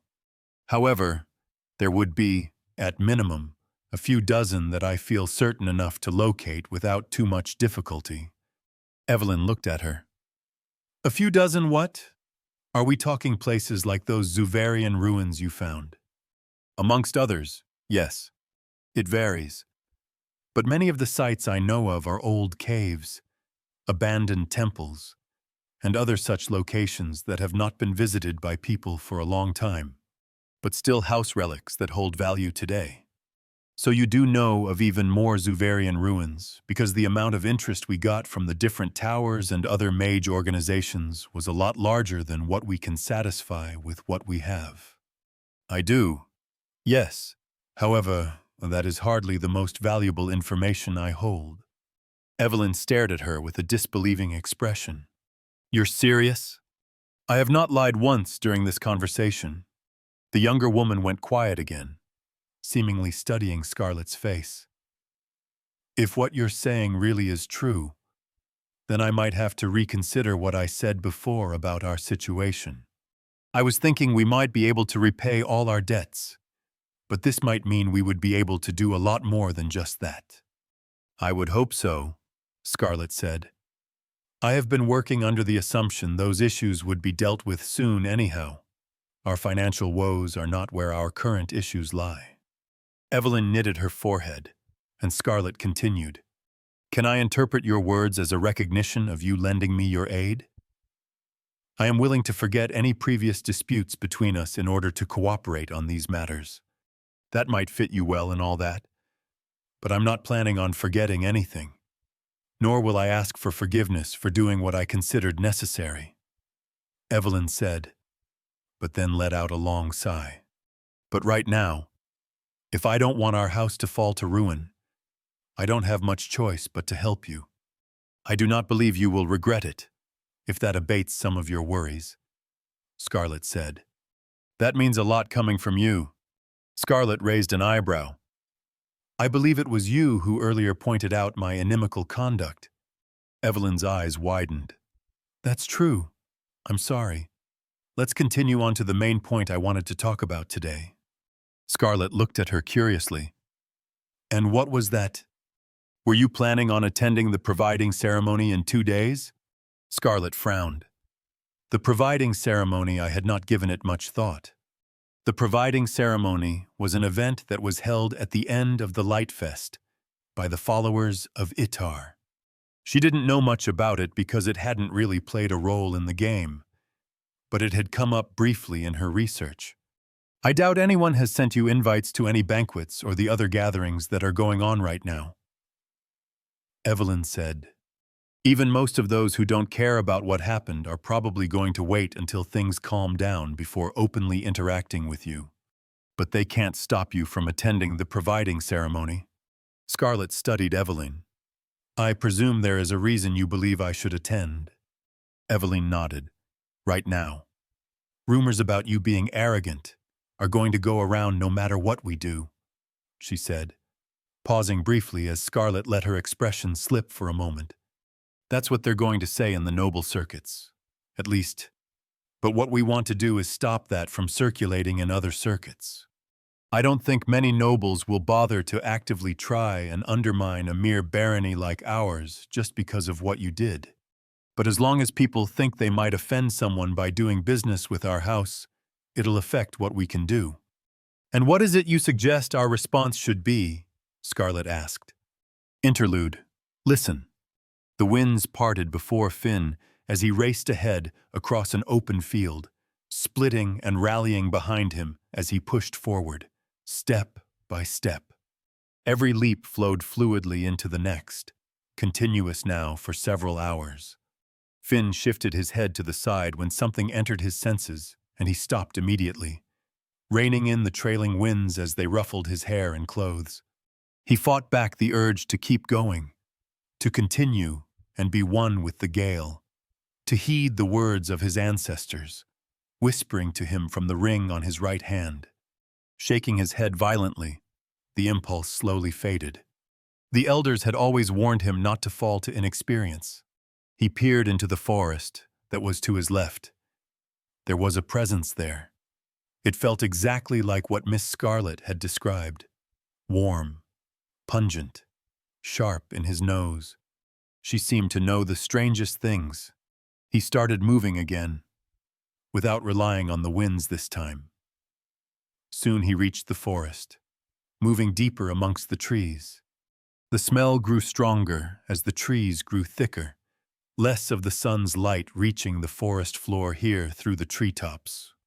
Although Finn didn't mind the lack of light, as the smell reached its height, the forest opened up into a clearing. Old stone buildings lay strewn about the area, having mostly been overtaken by nature. They reminded him of some of the structures he'd seen in Ellisted. Turning his head, he looked around. The wind carried traces of humans, but it wasn't from his immediate surroundings. Miss Scarlet had said the road wasn't far from here. He didn't like using it, though. He started moving towards the center of the ruins, where there was a crumbling statue with only the lower half remaining. That's where the smell was at its strongest. He didn't quite understand the reason behind this mission, but Miss Scarlet had explained that it was important, and that he was the only one that could do it, so he hadn't complained. She had given him the relic of his ancestors, even though he still wasn't used to it. The ring had already shown him more than he could have imagined. Miss Scarlet was also paying him. She had already given him 100 solars, which he had sent back to the others in Dimfrost as fast as he could. Then she had promised to pay him 300 more if he succeeded with this task, in addition to the 500 he would get monthly. With that, he wouldn't have to worry any longer. To him, Miss Scarlet seemed like a trustworthy person. She was weird, though. He didn't understand all the things she knew, and while he didn't want to be rude, some of the things she knew seemed almost impossible to have learned. There was also a hint of falsehood hidden in all her words, some more than others. At first he had been suspicious because of this. He had only accepted her first offer because of the ring and the money. But after a while, he'd caught on that the falseness wasn't just lies. Instead, it was like Miss Scarlet was always pretending for some reason. The other weird woman was the same. He didn't understand it. As he neared the broken statue at the center of the ruins, Finn scowled and scanned the area with his eyes. This close, the smell was making it hard to get a good sense of things. Stopping in front of the statue, he examined it more closely. While the upper part was gone, the legs were covered by what was probably supposed to be a robe of some kind, and there were offerings on the ground in front of it. The kind humans around here set up for their sun god sometimes. It seemed this place wasn't completely abandoned. Finn reached to his shoulder to pull off the magical bag that Miss Scarlet had let him borrow. Glancing at the strange face on the bag's front for a second, he then opened the flap and pulled out an iron shovel. Walking up close to the statue, he pushed the offerings to the side with his foot. The grass here was fresh, despite things having been lying on top of it for a while. This was also where the smell was coming from. He put the shovel to the ground and started digging. It took some time, but a heap of dirt steadily piled up next to him as the hole widened. Finally, a shiny object was exposed under all the dirt. Throwing the shovel aside to the ridge of the hole, he bent down on his knees and started digging out the dirt around the object with his hands. Soon, a gold chalice with bright red gems lining the rim was revealed. He dug the rest of the chalice out as he picked it up, leaning it upside down and using his fingers to remove the remaining dirt that was stuck on the inside. Tilting his head to the side, he studied the object, brushing aside some of the dirt stuck to the rim as well. What was this doing in a place like this? It looked expensive. He knew most people in the Empire loved shiny things, so if they had known it was here, they would have already taken it. That's what Miss Scarlet was doing now, after all. She had known about the Mark of the Gale, too, and that was supposed to be a secret. Finn didn't know too much about the Empire's nobles, but he felt that Miss Scarlet was probably special even among them. He was curious about these things, but he didn't think it was likely that she would tell him much, even if he asked. He threw one last glance at the chalice before standing up and reaching for the magical bag again. Putting the chalice inside of it, he jumped out of the hole and dusted himself off. He turned his head to take in his surroundings again. The smell was quickly starting to dissipate now, and with it, the odd presence that had been around this place. But Miss Scarlet warned him of this mission, so he shouldn't get too relaxed. But nothing was happening, even after he had taken the chalice. Had Miss Scarlet been wrong? The hairs on his neck rose and his eyes immediately pivoted to a spot in front of the statue. A new presence was forming there, cold, resentful. A swirling mass of gray smoke convalesced into the form of a large, floating person. Their body was covered in thick, translucent robes with complicated patterns on them. The figure's head was covered by a strange, square-looking mask similar to those he had seen some of the Empire's priests wear. But those priests never felt this angry. The apparition let out a loud shriek, one that he felt all the way down to his bones.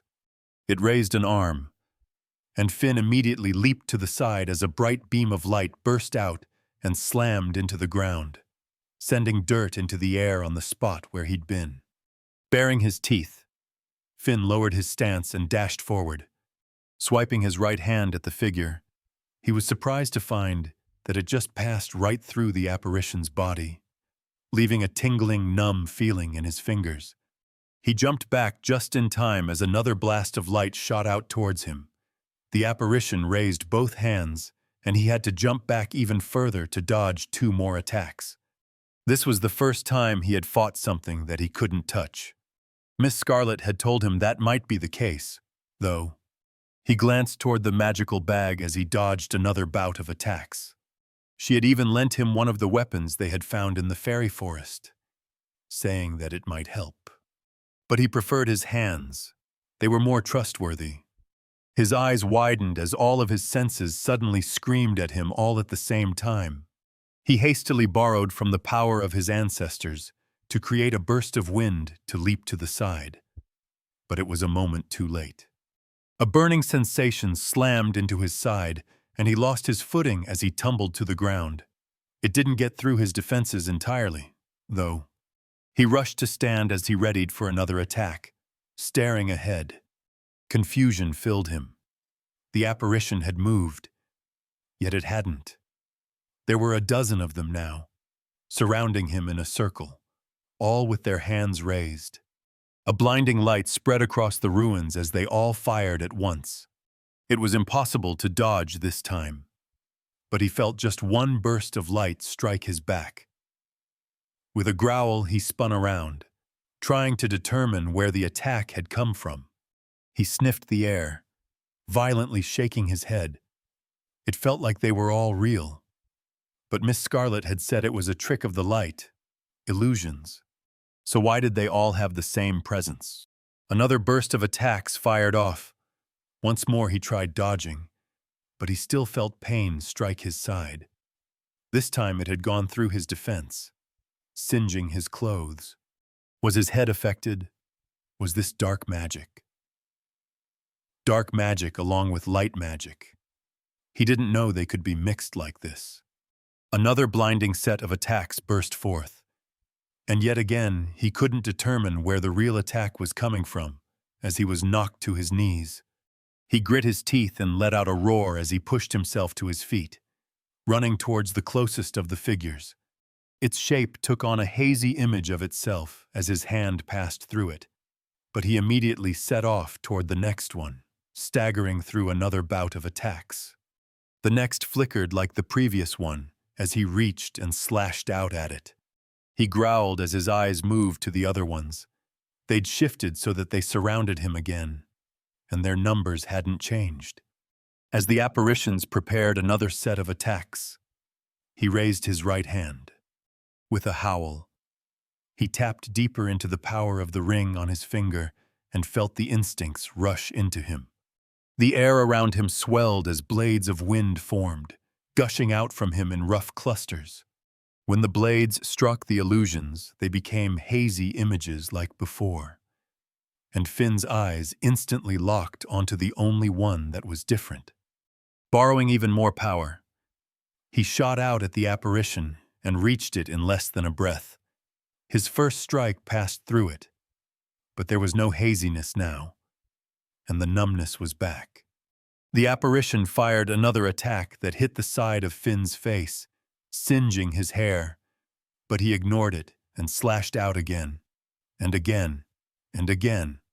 His hands kept passing through it without any effect, but he continued, fighting through all its attacks. He felt how the winds surged up around them, how the whispers spoke to him, and he listened. He listened and shaped his power as the whispers said, enveloping it around his hands like claws that tore through the apparition's body. And where they did, the apparition didn't immediately reform.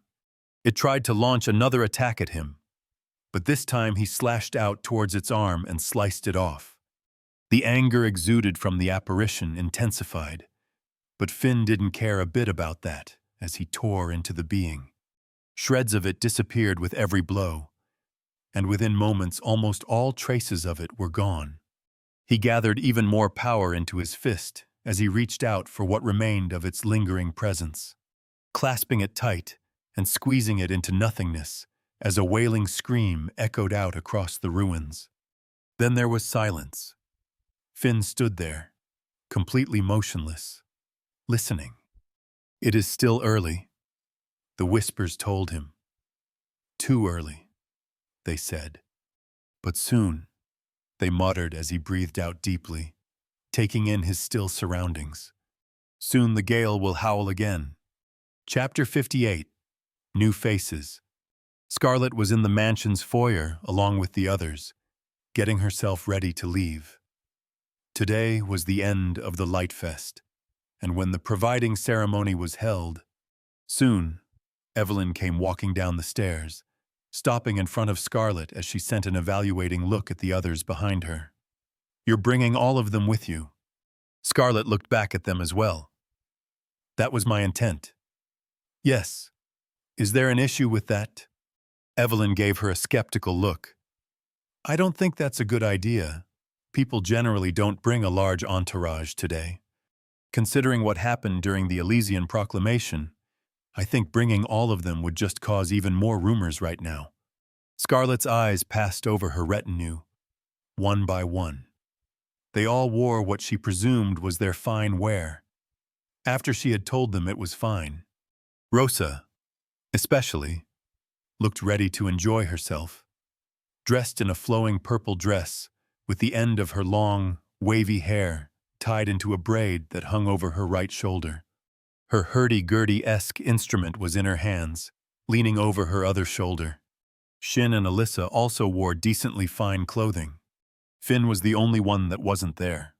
He'd returned from the job Scarlet sent him on a few hours earlier, and he didn't seem to have any real interest in today's events, so she had let him rest for the day.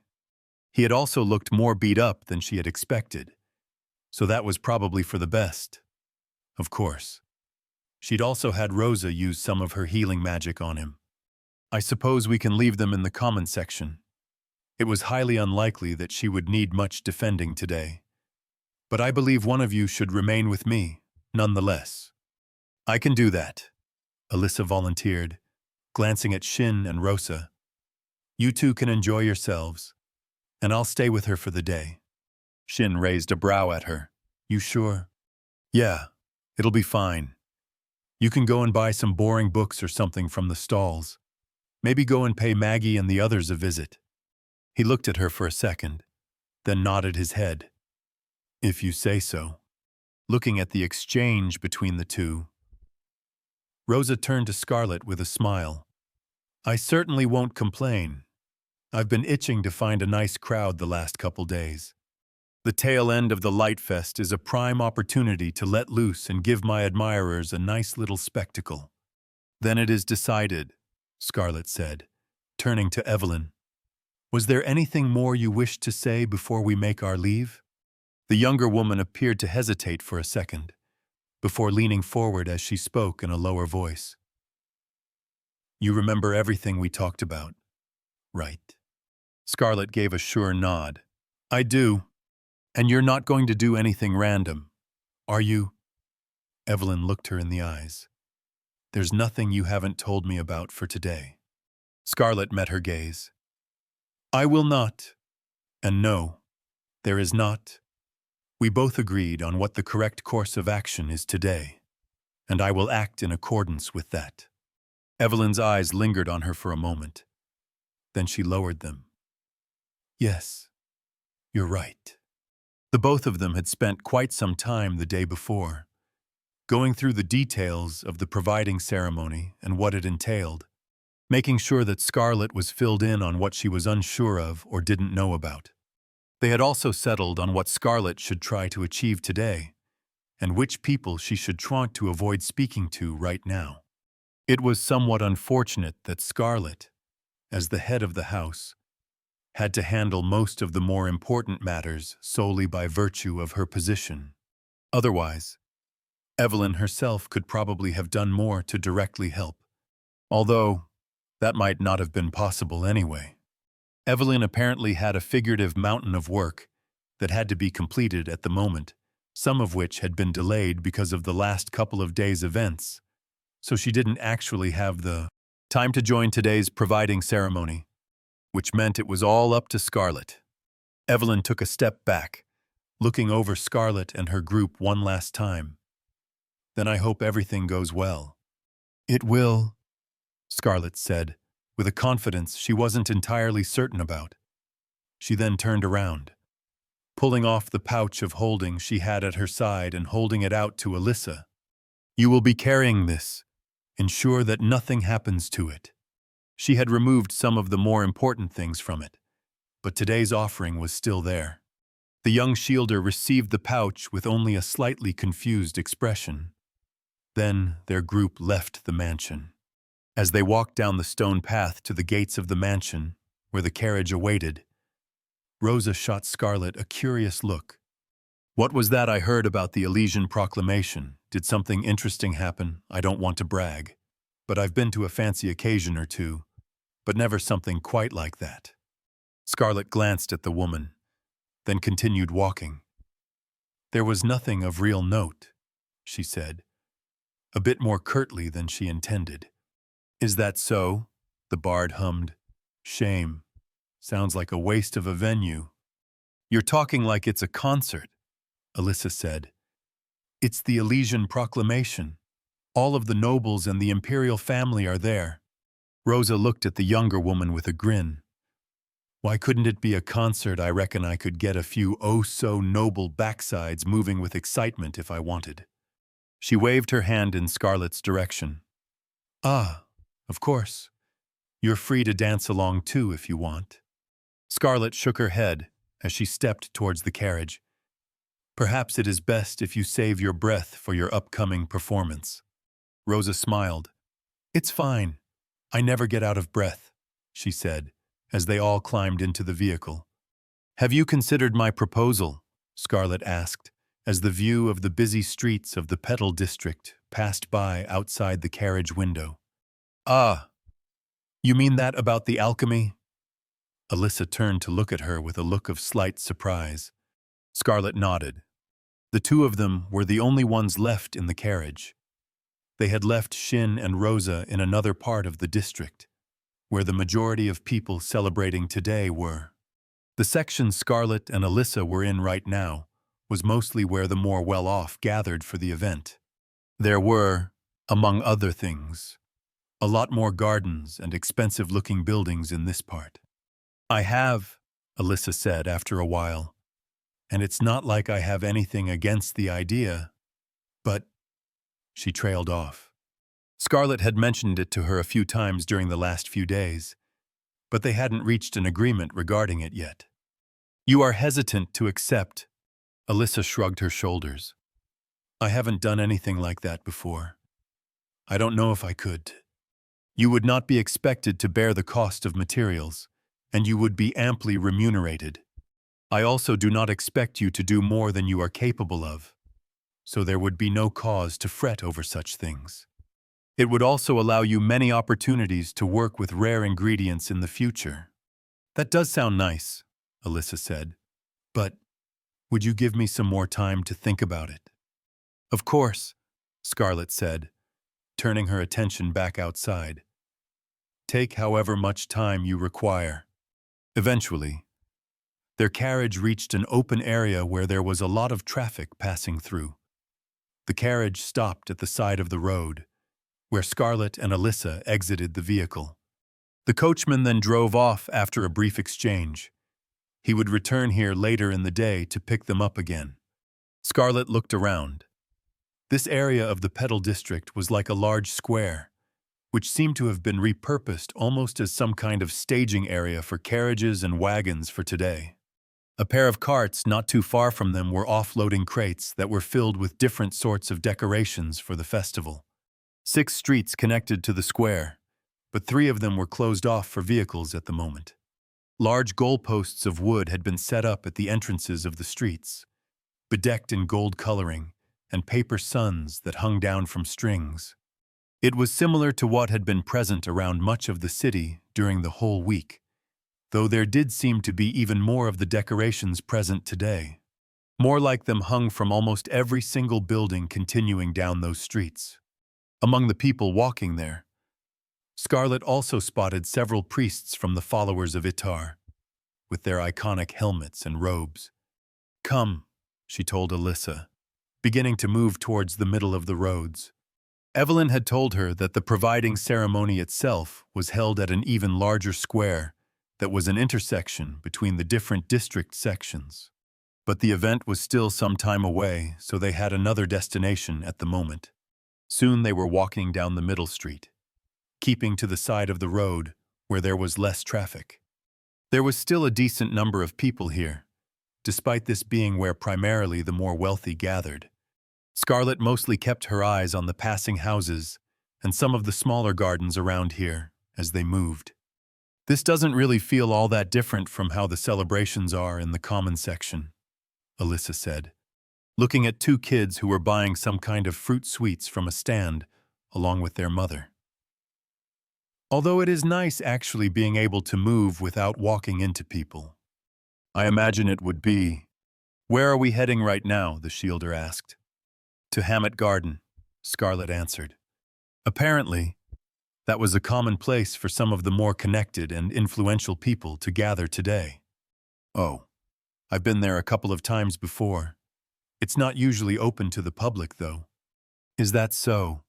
Scarlett hummed, putting that piece of information to the side in her head. Did you perhaps visit it with your father? No. Alyssa shook her head, a melancholic look on her face. It was with my mother. Actually, she used to love gardens, so we often visited the Petal District. I believe you told me she was the one who taught you alchemy, if I recall correctly. Yes, but I was still pretty young back then. I don't actually remember too much of what she taught me, or my visits with her. Then this would be an opportunity for you to explore it once more. Would it not? Alyssa smiled awkwardly. I've still got to perform my job as a member of the Shields Guild. Scarlett shook her head. While I did ask you to accompany me, there will not be much for you to do today. It would be enough if you merely remain in the vicinity, so if you wish, you may explore some by yourself later. I have business that I need to attend to, that I suspect would only be uncomfortable for you. Uncomfortable? Yes, in consideration of the fact that even I do not enjoy the thought of doing it. Alyssa went quiet for a moment.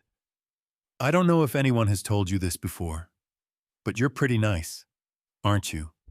Scarlett looked at her with slight surprise, before turning her head away and looking forward. No, That is not a descriptor people commonly ascribe to me, and for good reason. I would argue she had done her fair share of selfish and stupid things. Just because she tried to be nice sometimes didn't mean she would call herself a nice person. I merely endeavor to consider the circumstances of others on occasion, when it does not require any particular sacrifice on my part, she said. That, in itself, does not constitute me as nice, if I am to share my opinion on the matter. But isn't that what being nice is? Alyssa asked. No, that is simply common decency. She heard the shielder let out a small laugh beside her at that, as they lapsed into silence and continued down the busy street. Scarlet knew roughly where to go, and soon enough they reached a sectioned-off area surrounded by thick hedges that blocked the view inside. The only thing that could be seen from the outside was the top of a large stone manor that appeared to be situated at the far end of this area. This was the Hammett Garden. The entrance near them had 2 guards next to it, but they seemed to let most people pass without issue, even though they did keep a watchful eye on those that entered. Scarlet and Alyssa walked through without any fuss and were met with an impressive sight. The garden was sectioned into several different parts, each large enough that it could be considered a garden of its own, and having different kinds of flowers and architectural arrangements. All of the paths were also neatly organized into nice rows and patterns, with several beautiful fountains and statues spread out around the sections as well, while Rosalind's garden in Dawnlight Palace was incredibly impressive in its own way. This place was both larger and felt more like a real garden, the kind one might have expected to see near late medieval or Renaissance palaces back in Scarlet's world. Where they had entered, they were given a decent view of the whole place. But soon they started walking down a short set of stairs and onto a gravel path that led towards the center of the garden, where there was a large fountain with a lot of people gathered near it. According to Evelyn, that was where most of the important people usually gathered at this time. Scarlet glanced to the side, noticing that Alyssa seemed completely immersed in taking in the sights around them, appearing especially intrigued by some of the more exotic examples of flora that they passed by. You may leave and explore on your own now, if you so wish, Scarlet said. Alyssa seemed to be pulled out of her stupor, turning to Scarlet with a slightly flustered face. Then she looked around, as if considering it. I might do that then, she said, turning to look forward towards the fountain at the center of the garden. Is that where you're going to be? Indeed, Scarlet answered. I will remain there for some time, so there is no need to stress. Ah, then I'll be off, Alyssa said slowly. Scarlet gave her a nod in confirmation, and she soon veered off on one of the smaller paths that led to another part of the garden. Continuing forward by herself, Scarlet soon reached the fountain. There were dozens of different groups gathered here, all dressed a bit fancier than your usual commoner. They didn't all look like nobles, though, at least if she were to judge from what she had seen during the Elysian Proclamation. There were small tables that had been set up to the sides, with appetizers and drinks on them, but Scarlet mostly ignored those as she scanned across the groups of people. Evelyn had given her the names of several people whom she should try striking up some conversations with during the day, but as Scarlet only had descriptions to go off, it was going to be a bit tiresome identifying people. She knew that most of them were merchants, though, with a few mages and other individuals lumped in as well. Eveline had recommended avoiding most nobles for the time being. Her head stopped as her eyes landed on a particular figure, a man wearing a set of red robes with light gold emblazoning on the sleeves, similar to what some of the lower priests in the followers of Itar wore. Unlike most of the followers' priests, though, he wasn't wearing a mask. He had handsome features and bright blonde hair that was tied back in a ponytail, a smile on his face as he spoke with a small group of people beside him. Although this wasn't the graphics in a game anymore, Scarlet had no difficulty recognizing the man as Raymond Abram, a member of the followers of Itar, And if Scarlett's memory didn't fail her, one of the deacons that were part of the quorum that made many of the church's decisions. She started walking in his direction. She would have to interact with him at some point eventually, so now was as good a time as any to introduce herself. It would also be good to make sure he knew her name before she presented her offering later in the day.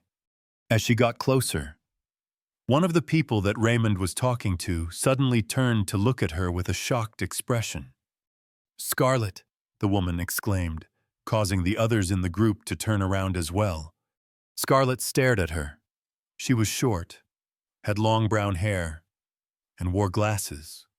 "Ah, I'm sorry, Ray. I didn't mean to interrupt you. I was just surprised," the woman said, looking at Raymond.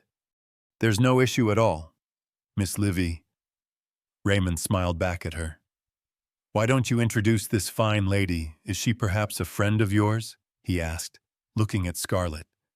"Ah, yes, she is. We have known each other since we were young," the woman Livy apparently said. Her eyes turned to Scarlett. "But I wasn't expecting you to be here today." "Nor I you," Scarlett said slowly.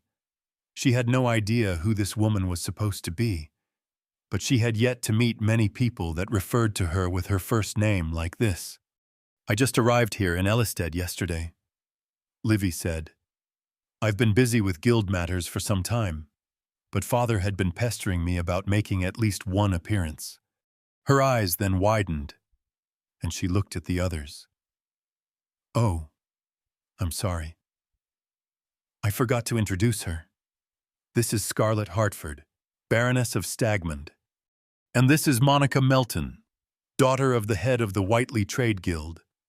She looked back at Scarlett and gestured to a woman with short black hair in a blue dress. She then gestured towards a man in a green overcoat with light brown hair. "He is Derek Thorpe, my colleague from the Shields Guild." Lastly, she pointed at Raymond. "And this is Ray Abraham." "Greetings, Baroness. Nice to meet you." The man and woman gave short greetings. Raymond, or Ray, however, lowered his body in a graceful bow. "I see that Miss Livy's friends are just as fair as she is. It is a delight to become acquainted with you. Baroness, yours is a name I have heard before." Scarlett studied the man closely. "I believe I recall having heard your name at some point as well." He gave her a bashful smile. "While it would gladden my heart to hear it from the lips of a fine lady such as you, I'm afraid my name is not that noteworthy. You are probably thinking of someone else." "Is that so?" Scarlett said, crossing her arms over her chest. "Perhaps I was mistaken then." Raymond had been like that in the game as well, often going around under an alias and pretending like he wasn't anybody special. "I wouldn't think you would attend the providing ceremony, Scarlett," Livy suddenly said. Scarlett turned to look at the woman. Surprisingly, being referred to by her first name didn't really cause any annoyance on her part. Even though she had allowed it from Kat and the others, it had always irked the Scarlett part of her at least a little bit. Was there something special about this lady? "I suppose one could say that recent events called for it," Scarlett said after a moment. "And an occasion such as this does not occur often. I believed it to be of a good opportunity to present a certain item of value that I recently came upon. One that the followers will greatly appreciate." She saw Livy's eyes narrow ever so slightly at her words, as if the woman wasn't entirely sure how to interpret them. Scarlett ignored it, instead turning to Raymond. "You were a priest, were you not? Are you perhaps involved in today's ceremony?" He let out a low chuckle as he gently shook his head. "I'm afraid not. Were it so, I would likely not be here right now. Important rituals such as these are usually left to more experienced members of the clergy. If so, what is it that you customarily do?" "Oh, I do all kinds of things," he answered with a dashing smile. "But nothing terribly impressive. In the end, I'm just a humble servant of Itar." I see. How very pious of you, Scarlet said. Not that it was much of an answer. If you wish to know more about the duties of a traveling priest such as I, then I'm sure we can discuss it at some other time, and I can go further in depth. Yes, perhaps if you were ever to visit Freybrook, you could visit my residence. I will ensure that you are suitably welcomed. Ah, nothing would gladden me more, Raymond said with another bow. I will leave you to your previous conversation once more, Scarlet said as she looked around and spotted a person that seemed to fit one of the descriptions Evelyn had given her.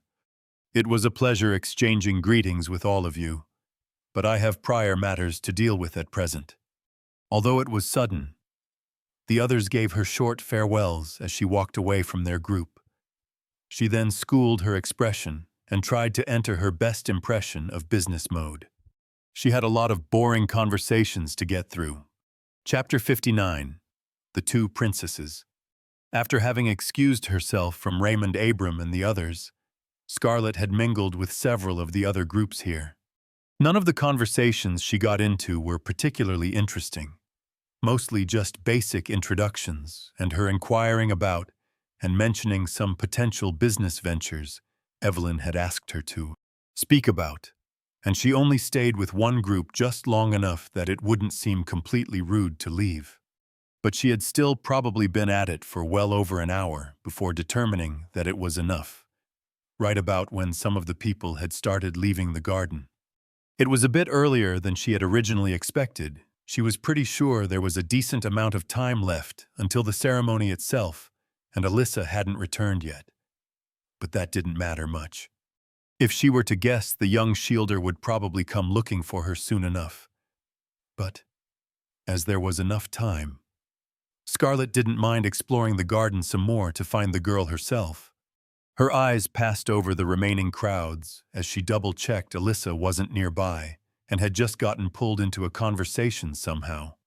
Although there were a lot fewer nobles here than for the Elysian proclamation, there were still several faces she recognized from there. She wasn't here anymore. But earlier, Scarlet had also seen Princess Regina moving around for a time. She was the only member of the imperial family that Scarlet had spotted, though. And the young princess had only interacted with some of the upper-crust nobles that had hung out at the other edge of the fountain. Not finding any traces of Alyssa, Scarlet was just about to step onto a smaller gravel path that led away from the center area when she heard a voice calling out to her. "Scarlet!" She turned around to see the woman with glasses from earlier, Livy, walking up to her with hurried steps. "Yes. Was there something you wanted?"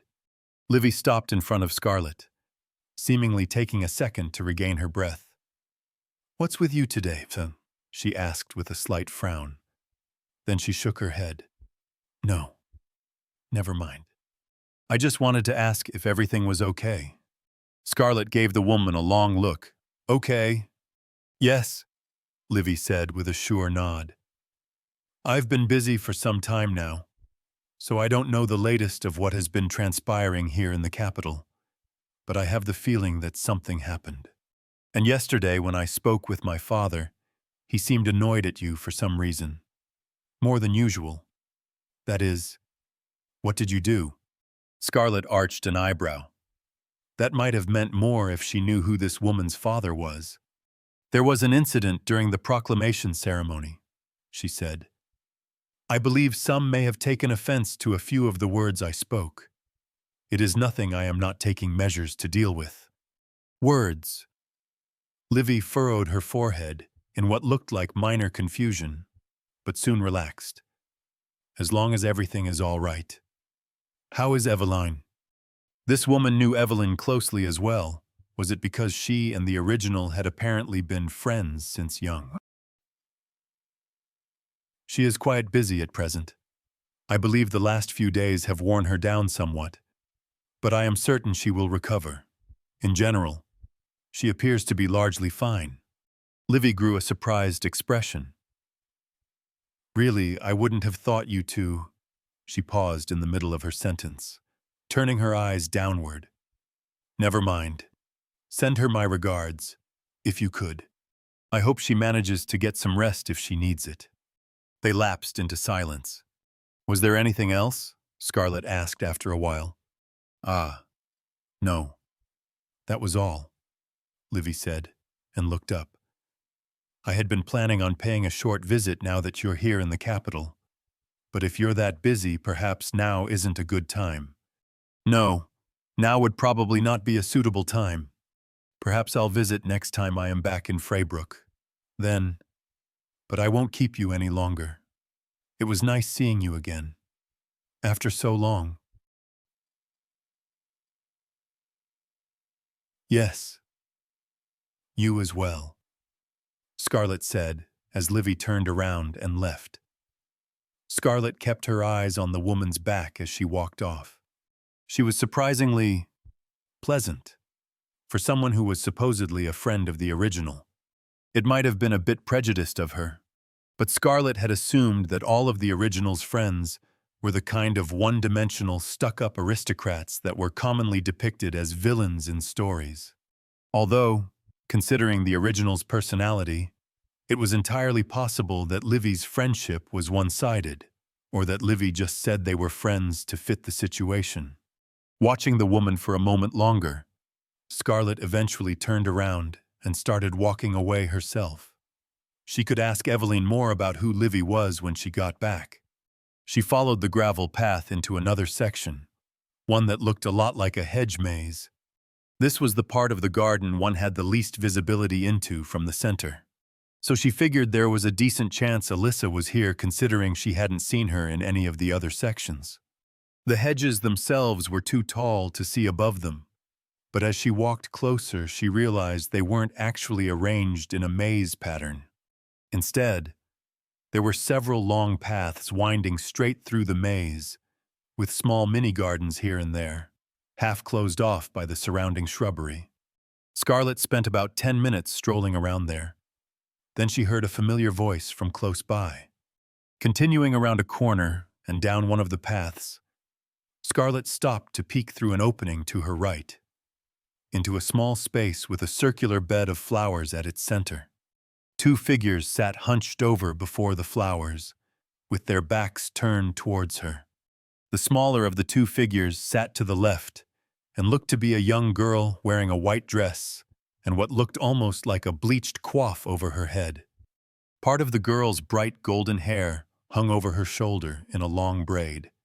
However, and Scarlet felt that the girl seemed familiar, used to mitigate the symptoms from certain poisonous berries, and this one is called E. coli. The other figure's voice rang out, whom Scarlet easily recognized as Alyssa.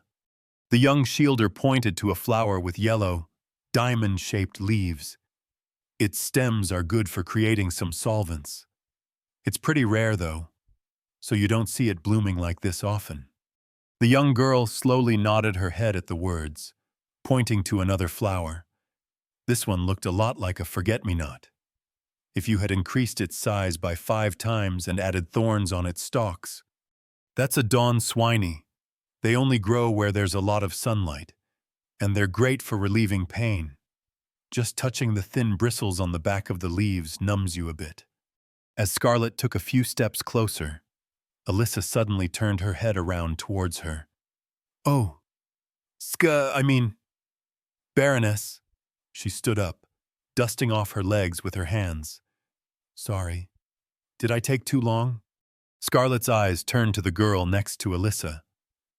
No. It is quite all right. There is still ample time.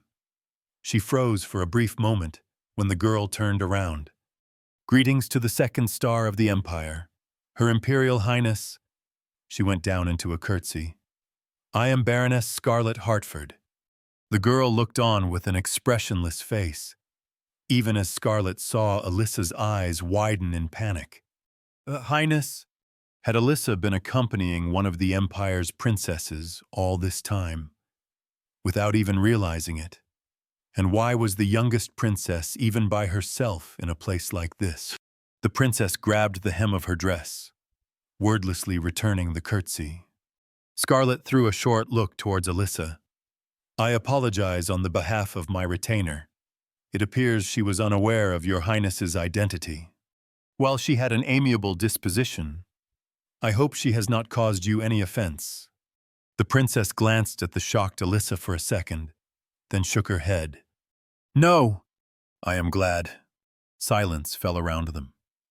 Alyssa looked unsure what to say, and the princess didn't show much reaction either. Scarlet's eyes rested on the young girl. For some reason, the princess reminded her of her own sister at that age, back from her world, despite the two of them not bearing any direct similarities, as far as she could tell. May I ask what your highness is doing here by yourself? Scarlet eventually asked, wanting to break the awkward silence. She wasn't really certain about what to do in this whole situation either. Should she just excuse herself and Alyssa? The princess stared at her. I'm not alone, she said. Scarlet looked between Alyssa and the princess. That wasn't exactly what she had meant with alone. Grr, the princess mumbled. Scarlet held her breath as a new figure rose up above the hedge to her left, towering over even the bush that was 2 heads taller than Scarlet. The figure wore a white helmet with gold inlays and a miniature figure of a dragon on top of it, with the handle of a sword showing behind the shoulder. The knight, Holdger the Mammoth, stayed completely silent, simply standing there. I see, she said slowly as she stared at the giant of a man. She had not been expecting one of the royal guard to be hiding there. It appears I was mistaken. Then, are you perhaps partaking in the providing ceremony as well, Your Highness? The princess nodded. Yes. Scarlet's gaze lingered on Holdger for a moment longer, before shifting to the flower bed behind Alyssa and the princess. I was intending to begin relocating to the site, and meant to find Miss Astri before that. I will admit that I was surprised to discover you here as well. Your Highness, are you perhaps fond of flowers? The princess turned back to look at the flower bed, then shook her head. No. There is nothing wrong with having interests, especially burgeoning ones, Scarlet said, studying the young girl. If she were to guess, the princess was probably around 10 or 11 years old. Her own sister had been pretty, outspoken, in general, at that age especially towards hers, but it wasn't too unusual for kids that age to be uncomfortable around adults they didn't know. It wouldn't surprise her if that went double among some nobles. Although if you simply wish to eschew the gatherings, I can understand that as well, she added. The princess was quiet for a short while, then looked towards Alyssa. It was interesting hearing her talk. Scarlet raised an eyebrow. Is that so? I am sure that gladdens her to hear. Alyssa grew a flustered expression. Ah, yes. Well, thank you, Your Highness. A moment later, Scarlet heard steps on gravel approaching from behind. Turning around, she saw Princess Regina appear at the entrance, wearing a set of black and gold clothing with burgundy pants. So it was true that you were here. Hilda, Regina said as she entered the enclosed space. Her escort, Leandra the Swift, stopped next to the entrance with a neutral expression on her face. And we meet again, Baroness, Regina said as she looked at Scarlet, who responded with a curtsy. Greetings to the Star of the Empire, Her Imperial Highness. The princess nodded in return. I would not have expected to find you here with my sister, Baroness. I happened upon Her Highness in search of my retainer, Miss Astri, Scarlet said, gesturing to Alyssa. The young shielder looked a little overwhelmed now that there were 2 princesses here. Regina walked over to the second princess, stopping next to her. She glanced down at the flowers. Have you been enjoying the flowers? Hilda. The younger princess suddenly showed a small smile, shaking her head. No, I was simply exploring. I didn't want to get in your way when you were talking to the others. Scarlet blinked at the stark difference between the young girl now and just a minute earlier. Next time, inform me if you're leaving. It worries me when you suddenly disappear. Regina said, "Okay, sister," the second princess said with a nod. The first princess looked at her younger sister for a second. "And if you want to explore, we can always visit again later. We still have duties to uphold." The smile on the second princess's face stilled for a brief moment, but it soon returned. "I'm sorry, sister. It was my fault. I won't do it next time." "I'm not berating you, Hilda, just reminding you that Father has expectations of us today." Regina went quiet, looking back at the flowers. "If you wish, we can visit Mother together again later today, after the ceremony has finished." Scarlet watched on silently as the two sisters interacted, not feeling like she really belonged. There was a clear distance between these two, one that was quite familiar to her. "No, it's fine," the second princess said. "Very well." Regina turned back to Scarlet. "We will be leaving now, although I presume we will be seeing each other again during the ceremony." "That we will, Your Highness," Scarlet said. Regina looked at Alyssa as well, and gave her a slight nod before she started walking. The second princess curtsied at Scarlet once again, and at Alyssa. "Farewell, Baroness, and Miss Astry," she said, then started following her sister. As she passed her by, Scarlet spoke. "Your Highness," she said gently, not quite sure why she was bothering involving herself with others' matters. The young girl stopped momentarily. "I do not wish to overstep my bounds, but I believe that sometimes it is okay to complain. One does not always have to be satisfied." The young princess stared at her with an undecipherable look, and Regina also looked pretty surprised. But soon enough they started moving again, with the two royal guards disappearing along with them, leaving Scarlet and Alyssa by themselves. "We just met the princesses," Alyssa muttered to herself after a while. "Not a common occurrence, no," Scarlet said. "Are you kidding me?" Scarlet turned to her, eyebrow raised. Alyssa grimaced.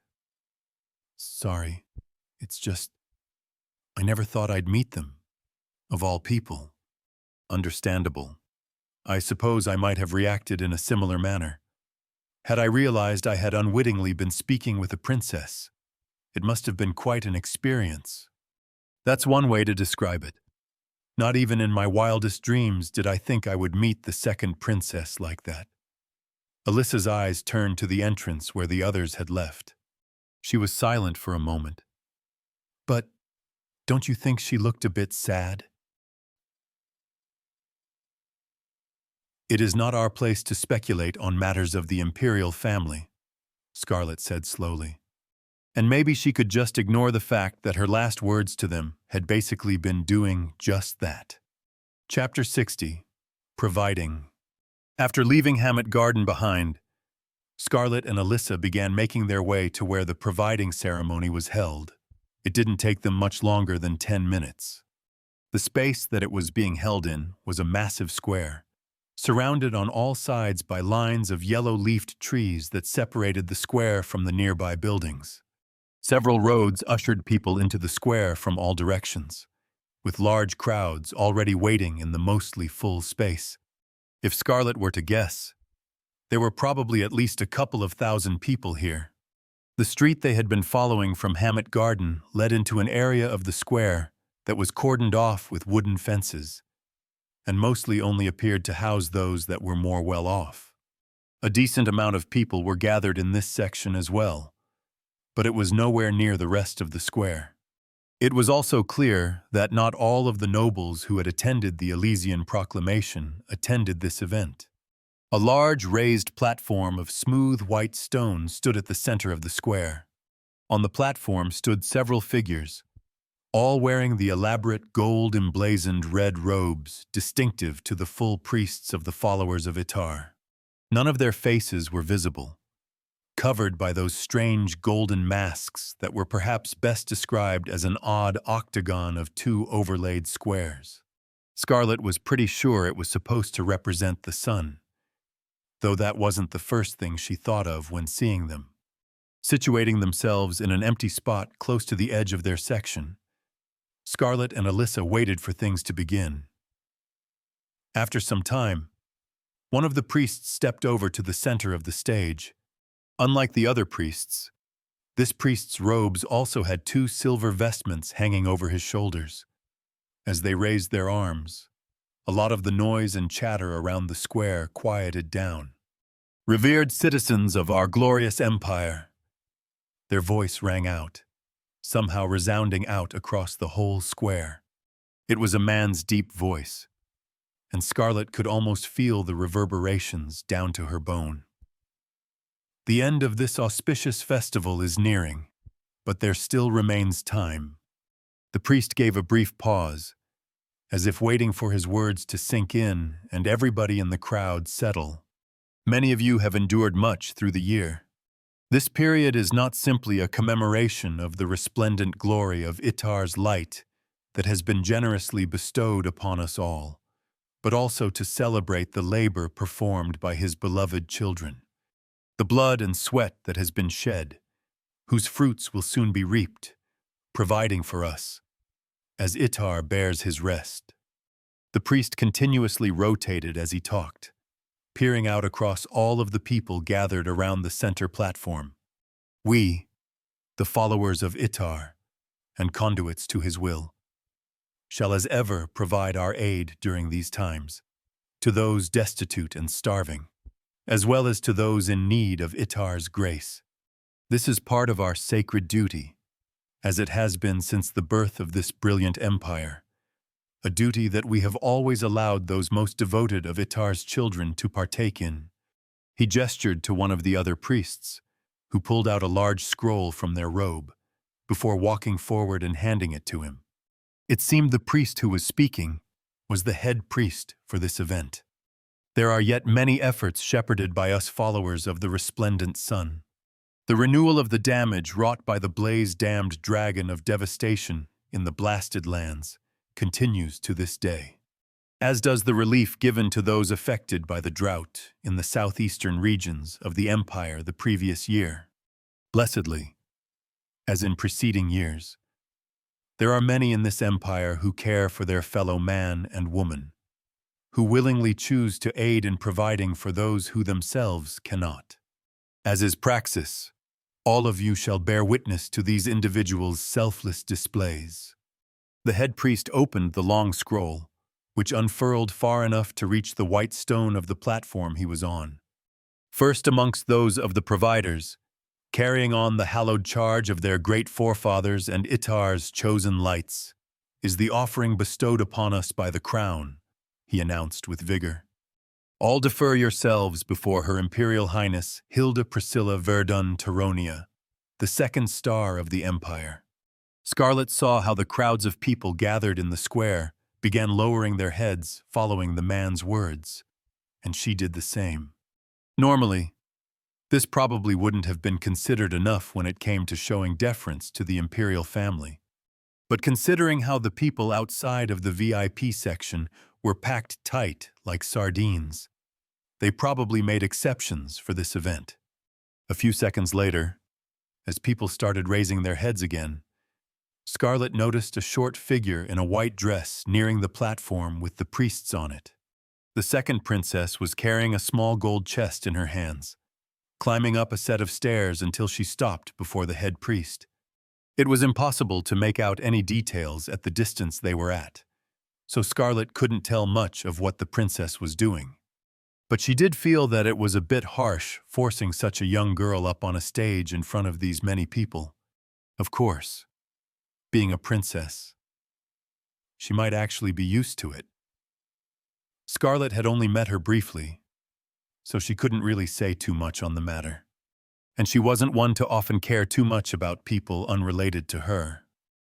Still, this one did irk her somewhat.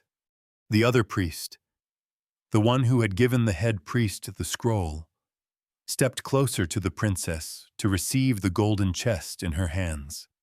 "From the chosen light of the empire, a gift of 20 million solars," the head priest announced. "As is due, Her Highness's name will be recorded in the Hall of Providers along with her ancestors." Scarlet almost did a double-take at the amount of money donated. She had not been expecting sums like that to be on the table. That wasn't something she could beat, no matter what she did. Evelyn had warned her some of the donations were pretty massive, though, and maybe that's what one would expect from the imperial family, considering they were one of the most powerful families in this world. 20 million probably wasn't too much, by their standards. The second princess soon left the platform, returning to a section of the cordoned-off area where there were 2 decorated chairs set up and a number of solar knights standing guard. Regina was there too, as well as the 2 members of the royal guard that had been with the 2 princesses earlier in the garden. Continuing down the list of providers, in the order in which they were entered. Next is Countess Morley of Chilburg. The head priest's voice sounded out once more. This time, a woman looking to be somewhere in her 30s climbed onto the platform, holding an odd-shaped helmet with clear green patterns across the face. It looked somewhat like a beetle head. The same priest as earlier stepped forward to receive it. She presents an old heirloom hailing from Zovivios as her offering, the head priest declared and looked toward his fellow priest. The other priest appeared to study the helmet for a few seconds, before turning to the head priest and saying something that couldn't be heard. "An artifact. It appears," the priests soon announced, "and estimated at a worth of no less than 200,000 solars, a worthy offering for a citizen of the empire." Scarlet arched a brow. 200,000. Just for one artifact. That had to be a pretty powerful item, maybe even considered legendary tier in the game. She wasn't sure if Moonshadow's Crown Epic and Pastoral Glade's Bulwark Epic would have been able to beat that, if she had decided to go with those as her offerings. And it still didn't seem to be enough to be considered for the Hall of Providers. It had been a good choice on her part to not aim for the monetary value today. The head priest continued down the list of providers, most of which appeared to be either nobles or rich merchants of some kind. A lot of them just offered money straight out, mostly ranging anywhere from 50,000 solars to 1 million. There were still a decent amount of magical items and artifacts, though, all of which seemed to be appraised on the spot by the second priest, who had to be some kind of appraisal expert. Scarlet couldn't quite figure out how they determined what was considered worthy enough to let you be recorded in the Hall of Providers, though. One count had given 900,000 solars, which was the lowest amount she observed being considered enough when it came to pure cash. But there was one merchant that had gifted an assortment of magical items appraised at 600,000, which was apparently enough for some reason. She had originally assumed things like this would have been decided after everyone had given their things, but clearly, that assumption had been wrong. "Are you providing something too?" Alyssa asked her at one point after a good amount of people had already performed their donations. "Yes, I am," Scarlet said, as she observed the central scene. "Although I believe there is still some time until then, our admission was rather belated, because she had wanted to make sure Finn was successful with his task before they did anything. They hadn't sent in the official entry for their donation until early this morning. Evelyn had told her it was fine, though. The followers accepted new entries almost all the way up until the ceremony itself. She had also double-checked with Evelyn that what she was donating was okay. The younger woman had appeared pretty surprised by what it was, but she had said that there shouldn't be a problem with it. "Is what you're offering as insanely expensive as some of these other things?" Scarlet glanced at Alyssa with a small smile. "It depends on who you ask. There are some who would offer no more than 1,000 for it. There were always vendors in games that wouldn't pay you any more than scraps for even the most valuable items, just because they were locked into some quest or other." Alyssa gave her a curious look. To me, that still sounds pretty expensive, but that's not really a lot to these people. Is it? Scarlet shook her head. It is not. So I'm guessing it's worth more to them. I would hope so, but we will have to wait and see. Alyssa's eyes narrowed at Scarlet, but soon she shrugged her shoulders, pushing a lock of blonde hair away from her face as she turned towards the platform in the middle. Kat said you were like that sometimes, as well, she mumbled. Once more, Scarlet found herself wondering exactly what Kat had told these kids about her. But she decided to ignore it as she focused her attention on the current events. People continued to climb onto the platform and give their offerings. For quite some time, there had probably been about 200 or so of them by now. Even though a lot had given relatively small amounts until eventually, Scarlet's name was called out. She hadn't been quite certain when her turn was, so she had already moved closer to the center platform to be ready. Turning to Alyssa, she signaled for the pouch of holding that the young shielder had, taking out the item she needed from inside. It was a chalice made out of pure gold that glittered in the sunlight. Along its rim were several bright red gems that almost seemed to shine on their own. As the light reflected on the side of the chalice, strange symbols also appeared at its base. Eyeing it for just a moment, Scarlet then started walking towards the center with quick but not hurried steps. As she reached the platform and started climbing the stairs, the head priest continued speaking. She presents an old item hailing from the early days of the Empire, possibly bearing strong ties to prominent members of the clergy, he declared, turning to look at this priest in charge of appraisal as they were about to receive the chalice from Scarlet. That other priest stopped, however, just as they were about to grab it. Scarlet watched as the masked person stood still for several seconds, finally reaching out toward the chalice with almost shaking hands. She let it go without issue, and the priest gently held the artifact up as they turned it around, studying the symbols on it. The head priest seemed a bit confused as to why things were taking longer than usual, but stayed quiet. Scarlet saw some of the heads in the crowds moving around with slight confusion as well. That was also the point that Scarlet realized she was standing in front of thousands of people right now. But she didn't allow that thought to go too far.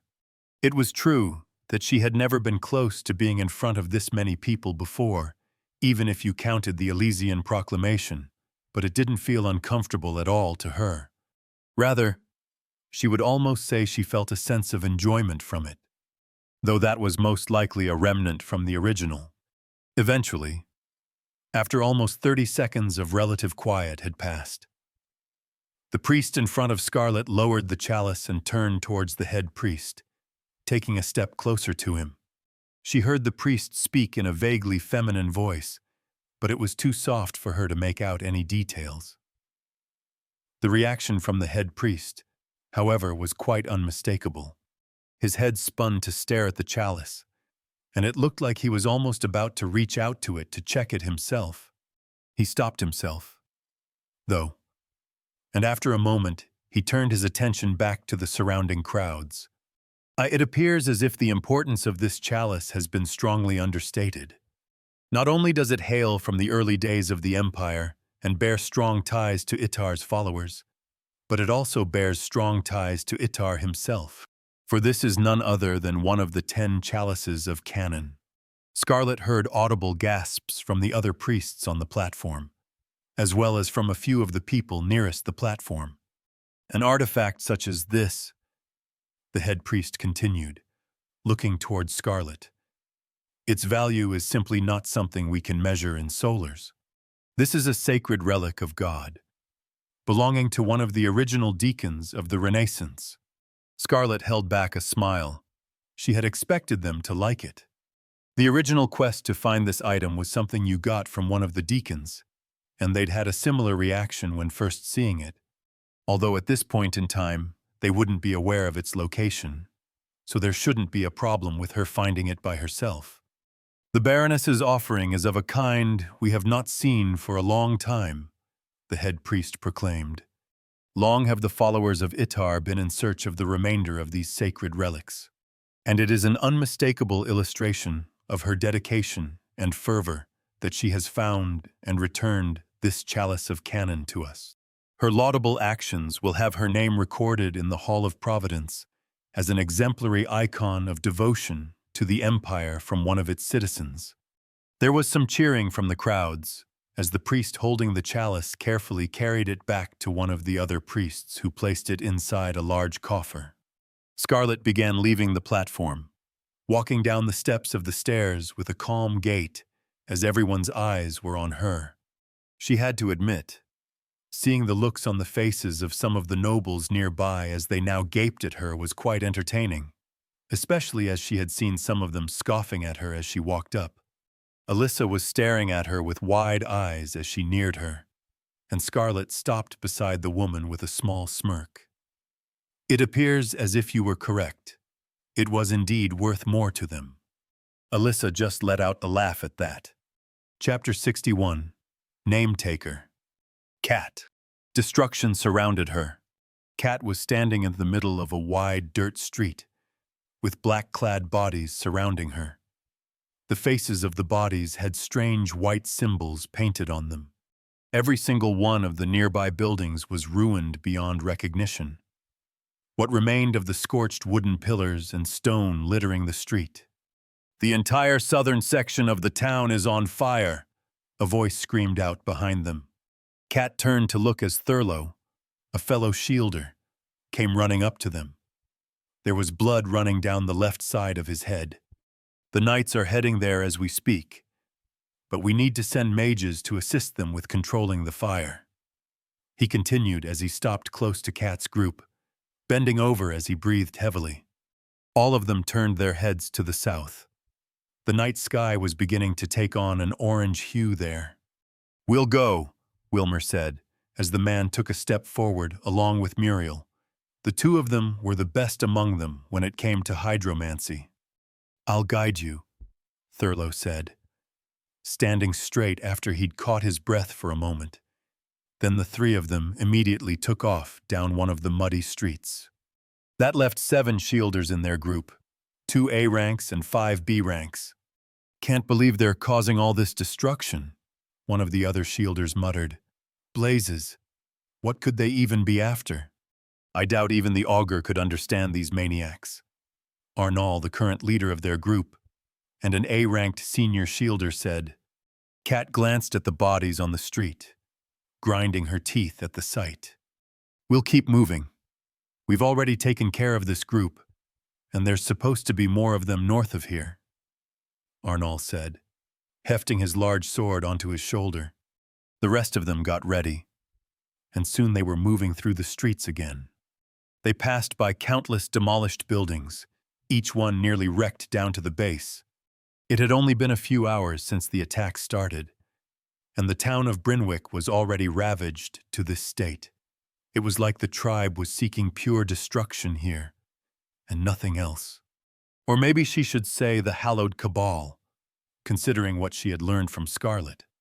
The higher-ups of the guild had taken her warning seriously too, judging there could be truth to her words after her first run-in with the cabal. Cat did feel a little bad about inevitably placing some attention on Scarlet with her warning. But for now, those she had talked to in the Shields Guild had agreed to leave the Baroness be, and they had decided to place extra importance on Brynwick. But they had still underestimated the cabal. That much was clear. The guild was worn thin. Cat didn't really know the details of everything. She preferred having things simple, but they only had about 30 shielders here in Brynwick. There were so many other places in the Empire that they had to send people as well. Despite that, the number of high-ranked shielders placed here was much higher than in most of the other places, and they weren't the only ones here either. She had seen several knight orders around, as well as mages from some of the mage towers. She had even seen solar knights, every one of which would probably be enough to justify A rank in the guild. And still, things had gotten to this level. The tribe of Sin was a lot stronger than any of them had expected, both in terms of numbers and in individual power. Even though most of the tribe members Kat and the others had run into up till now were handled without too much issue, she knew there were much more dangerous individuals among them.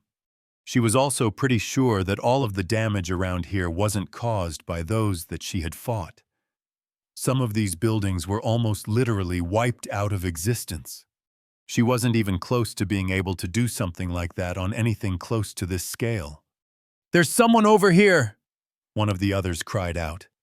Kat's attention turned to what remained of an overturned wagon. Arnal and Roland rushed over to lift the debris away, revealing a brown-haired man with dried blood across his face and a large wound on the side of his stomach. "What in the name of—" Arnal muttered with a frown. "I thought all the people were evacuated last night," Kat asked, taking a step back as Aubriana moved forward and kneeled next to the injured man. Kat wasn't too familiar with the older woman, but she knew she was good when it came to healing magic. "They were supposed to be," Amy, the other A-ranked shielder in their group, said darkly. Beaming water formed above Aubriana's hand and floated in the air towards the injured man, soon mending the damage to his side and washing away some of the blood on his face. Arnal snapped a finger next to the man's head. "Hey, what are you doing here? Everyone was supposed to have evacuated." The man's eyes slowly opened, appearing slightly hazy as he looked at them. "What?" "Focus." Arnal grabbed the man's shoulder. "You should already have evacuated. What are you still doing here?" The man seemed to take a moment to realize where he was. Suddenly, he jolted up, stopped only by the A-rank's grip. Where am I? Wait. The others. I said focus. We found you injured under this wagon. Why are you still in the town?" The man stared at Arnal for several seconds, then shook his head. I tried to run after everything started collapsing. I thought I could make it. Kat furrowed her brows at the man's words, taking a step closer and staring at him over Aubriana's shoulder. "What started collapsing? Were there others with you?" His frantic eyes turned to her. The cellar we were all hiding in started collapsing. We didn't think it was worth fleeing before, so we stayed. There were over a dozen of us, and their families." Kat's heart stopped for a beat.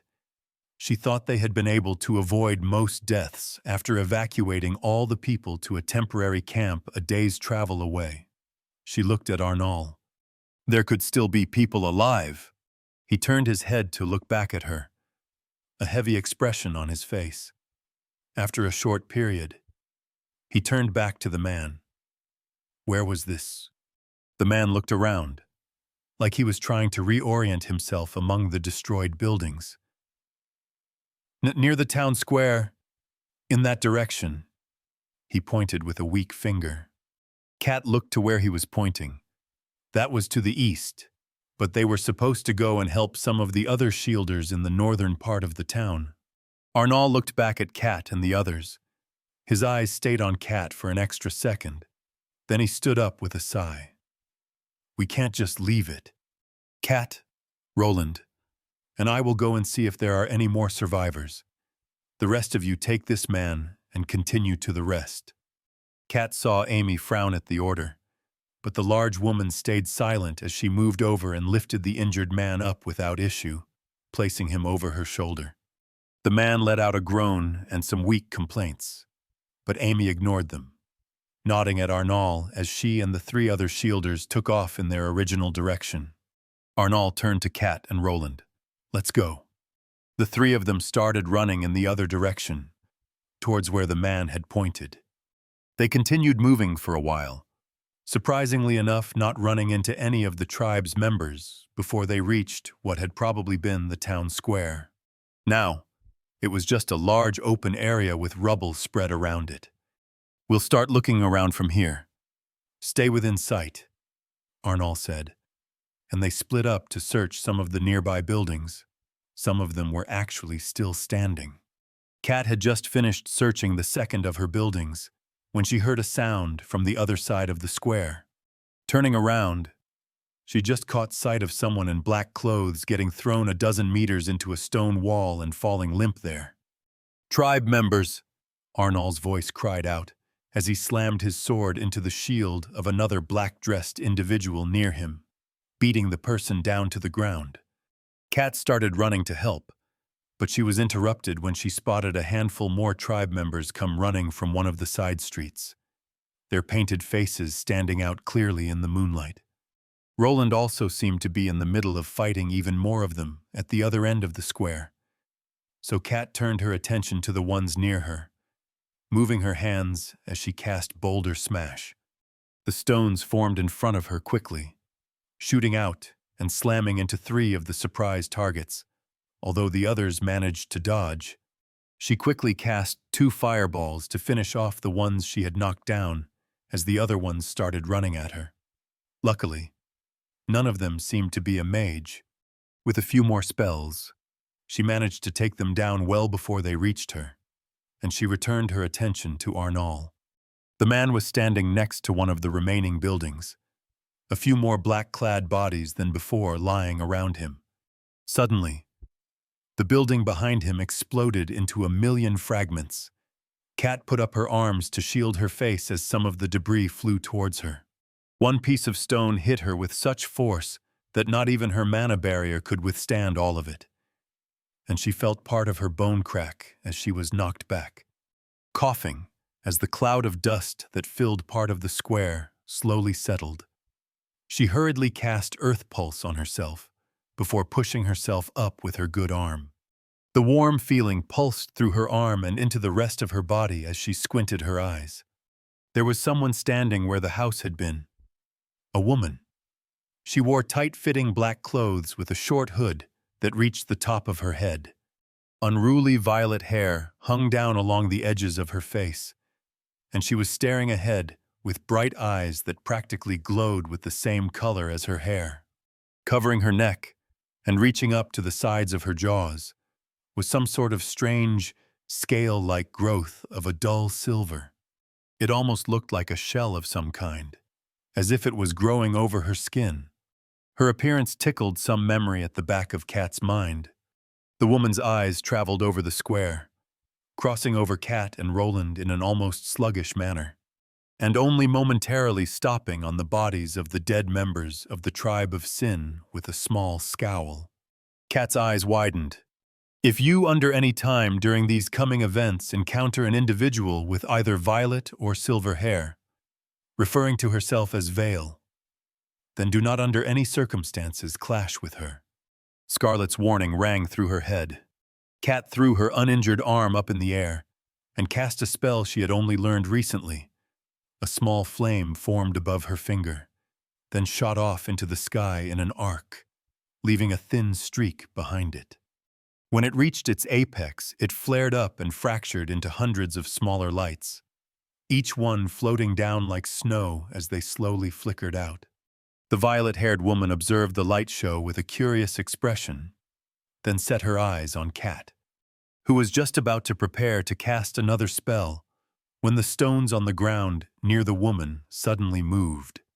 Piles of the stone were thrown to the side as Arnold pushed his way free with a yell, covered in dust and cuts. His head immediately sprang to the violet-haired woman, who stared at him quietly. Wait, don't!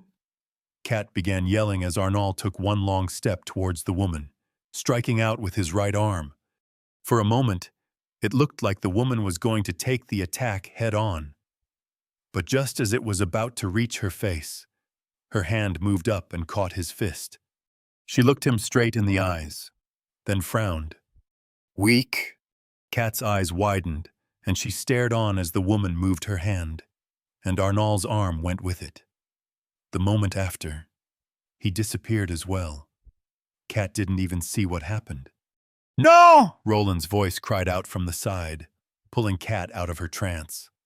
The woman turned her attention towards Roland, quickly raising both her arms, fighting through the pain from her still unhealed left one. She hurriedly cast 2 fireballs one after the other. Both spells flew in an almost straight arc, striking the woman almost straight on. Kat saw how the magic behind the spells unraveled and disappeared into nothingness as they did. The woman tilted her head at Kat. "You too." Kat was already moving her hands again, putting her all into casting one of her most complicated spells. The ground started to shake according to her will, and the ground beneath the woman suddenly opened up to swallow her whole. Silence filled the square. Then mounds of rock blasted up into the sky as a large crater formed. The woman walked up from it like it was nothing, not an inch of her body looking injured. She looked at Kat. "Manifest," she said, now with a small smile that sent shivers down Kat's spine. "I'll give you a chance. I am Vale Najothreb Terlizi Titus Coles Rireg. What is your name?" Kat stared at the woman, at Vale, and before she could do anything, Vale moved. She didn't even have time to blink, and suddenly Vale was right in front of her. She tried to step back, but Vale's hand gripped hold of her neck immediately. Her throat tightened as her feet left the ground, and she was lifted up in the air. "Basta!" Roland's cry came screaming from the side, but one flick of Vale's hand sent him flying. As Kat desperately clasped at Vale's hand, the woman's smile disappeared, and she looked at Kat with a disappointed expression. "As I thought, weak." Kat's eyes widened as the pressure on her neck grew, and, "Why don't you let her down?" a gravelly voice called out. The pressure stopped, and Vale turned her head. Kat got a glimpse of the person that had spoken. A dozen meters away from them stood a man. He had a full head of gray hair and a thick beard, wearing a light set of black and white leather and scale armor. A long wooden spear leaned over the back of his shoulder, and a thick book hung off from his side. For a moment, Kat felt a hint of relief. It had been agreed that the flare spell she used was reserved for emergencies, but this definitely counted. Vale stared at the man, her eyes closely taking him in. "What's your name?" she asked. "Nothing I have to share with monsters like your kind," the man responded calmly. Pain shot through Kat's body as Vale jammed one of her hands into her side, but she could barely let out a groan as the pressure around her neck intensified again. The man clenched his teeth. "Gratianus Graham." Vale leaned her head to the side. "Gratianus." There was a short pause before the woman showed a menacing smile. "I like it." Kat fought through the haziness that was starting to cloud her mind, removing her hands from Vale's and moving them near the woman's head. Fireball.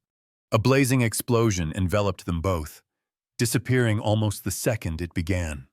Kat felt the side of her face burn as the grip on her neck loosened for a brief moment, and she was knocked back through the air. Everything was going in circles in her head as she landed on her back, knocking the air out of her. Desperately turning to the side, she tried casting Earth Pulse on herself again, but couldn't focus on the spell. Loud claps and bursts of air shot out from the two figures near her that were suddenly crashing into each other, but she could barely make any details out through her blurry and red vision. Finally, she managed to cast Earth Pulse, relief spreading as the warm feeling spread through her body again. "Vale!" a loud voice rang out. The two fighting figures stopped momentarily as a third figure appeared at the edge of the square. They were just a muddy black spot in Kat's eyes. "Stop playing around with that, old man. We're finished here," the figure yelled. "No," Vale declared. "We were given an order. We're leaving." Kat could barely make out Vale glancing at the figure before looking back at Gratianus. "Next time." Vale sounded vexed. A moment later, the woman was gone, and Kat saw Gratianus's figure approaching her. "You look like you've been to the blazes and back, girl," the man said. Kat tried to fight through the pain and push herself up. If things were over, she had to check on Roland and Arnal, and there could still be survivors nearby. Don't be an idiot. You're not getting anywhere like that. Gracianus's voice sounded out beside her as she fell down to the ground. You've done enough for now. I'll ensure more help comes. Rest for now. Suddenly, Kat felt so tired. Like the last dredges of energy she had been trying to pull out from her body just disappeared, and there was nothing left but cool languidness. She tried to fight it, but soon, the exhaustion took her and everything went black. Chapter 62. That sure took a while. The morning after this providing ceremony, Scarlett sat in the dining hall along with the others, eating breakfast. Even Evelyn was here today, the young woman seeming to be a bit more refreshed today than the day before. And in the end, I gathered quite the crowd, Rosa said, being in the middle of a conversation with Alyssa at the edge of the table. I think even your aloof little friend here enjoyed himself. Wait, what, he actually stayed with you all the time? Alyssa turned to stare at Shin, who was quietly eating his food. I was sure he would just end up wasting away his time looking at books. Rosa grinned. I had a little chit-chat with him. We both came to the agreement that it would be oh so dull if one didn't use such a beautiful day to do something more exciting. And it just so happens that exciting is my middle name, right after breathtaking. You seem to remember that conversation differently from me, Shin said with an indifferent voice as he bit into a piece of bread. I'm sure I don't know what you mean, Rosa said, then turned her head to Scarlett.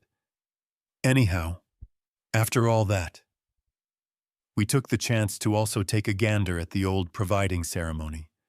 Can't say I've ever been a fan of listening to those priests drone on and on about how much money rich people have for hours they couldn't put on a good show if it jumped up in front of them and flashed them its bottom. But that ending certainly was something. Our little resident baroness over here certainly knows how to make things interesting. Scarlett glanced momentarily at the woman, but soon returned her attention to her own plate of food. I suppose I cannot argue with you on that. Do you mind if I ask where you found a relic like that? Shin asked, seeming interested. In the last 3 centuries, only 5 of the other chalices of canon have been uncovered. Even though they're sacred treasures to the followers, they're clearly not something easy to find. Scarlett saw Evelyn's eyes turn to her at the question. Evelyn had doubted her at first. When she told her she knew where to find the chalice, but being able to find it so quickly probably lent a lot to making Evelyn more convinced of everything else she had told her. What's so hard about it? Finn suddenly asked. You could sense it from miles away, and it wasn't particularly well hidden. Everybody's attention turned to him. Wait, that's what you went away to do back then, Alyssa exclaimed. Scarlett held back a sigh. Finn, I believe we spoke briefly regarding speaking openly about matters such as these. While it is not a true issue in this particular circumstance, you should still be careful of what you say. He moved his head back and forth as he seemed to realize everyone was looking at him. Oh, right. I forgot about that. I thought you only meant that other stuff. Oh. She'd asked him to be more careful when it came to sharing things from his past and his abilities, and to ignore when she said things to others that he thought were lies. She knew he was a bit unaccustomed to things like that, though, so she had kind of been expecting him to not always remember it, but he also didn't know that much. At least not to the point where it was too much of a risk to let the others present know of it. I did not. I hope you will endeavor to be more careful of these things in the future, so long as you continue to be under my employ, she said. Hatsong. It would also be good for you to keep in mind that not every person can sense these things the same way that you are capable of. To most, those ruins would have simply appeared as ordinary stone. He knitted his forehead, almost as if he didn't quite believe her. Of course, he should be able to tell she was speaking the truth. A knock sounded out from the dining hall door, and soon a female servant entered, carrying what looked like a newspaper in her hands. Scarlet glanced at Shin before focusing her eyes on that newspaper. Shin would have to be content with not getting a full answer to his question for now. It seemed. The servant walked over to Evelyn, who thanked the woman as she received the paper. Scarlet watched as Evelyn turned away from the conversation that had been ongoing and looked down at the paper, then froze. She looked up at Scarlet with wide eyes. Scarlet returned a small nod. She had told Evelyn that something big would happen in the Empire soon. "This can't be," Evelyn mumbled as she read over the page in her hands. Everybody's attention turned to her. "What does the Chronicle say, anything special this week?" Alyssa asked. Evelyn read on with a serious expression. Then she looked up and handed the paper to Alyssa, peeking quite obviously at Scarlet. "What?" Alyssa cried out. Shin frowned and leaned closer to her. "What is it?" "The tribe of Sin has attacked over a dozen different settlements all across the Empire," Alyssa said, her voice trembling slightly. "They say some of the towns and villages have been completely demolished, and that they don't know how many people have died at the moment. A main quest line has begun, titled Rising Action. Conflicts are brewing as powerful factions have started moving on the continent of Tanralia. The Tribute of Dominion stands as the focal point of these clashing designs, resting in the heart of the ruins of Beld Thylelion. The objective is to enter the ruins of Beld Thylelion before all others. The reward is additional skills menu privileges, and failure means demise." Scarlet blinked as she stared at the wall of text that suddenly appeared in the air before her. Was this a quest? The system was actually giving her a real quest. She had already been in this world for this long, but it hadn't decided to be more active until now. It did align somewhat with when the main quest line started in the game, but this wasn't the same main quest line from the game. Like many of the smaller hidden quests she had finished previously, this was something completely different. Her eyes read through the words in front of her, over and over again, as she digested what this meant.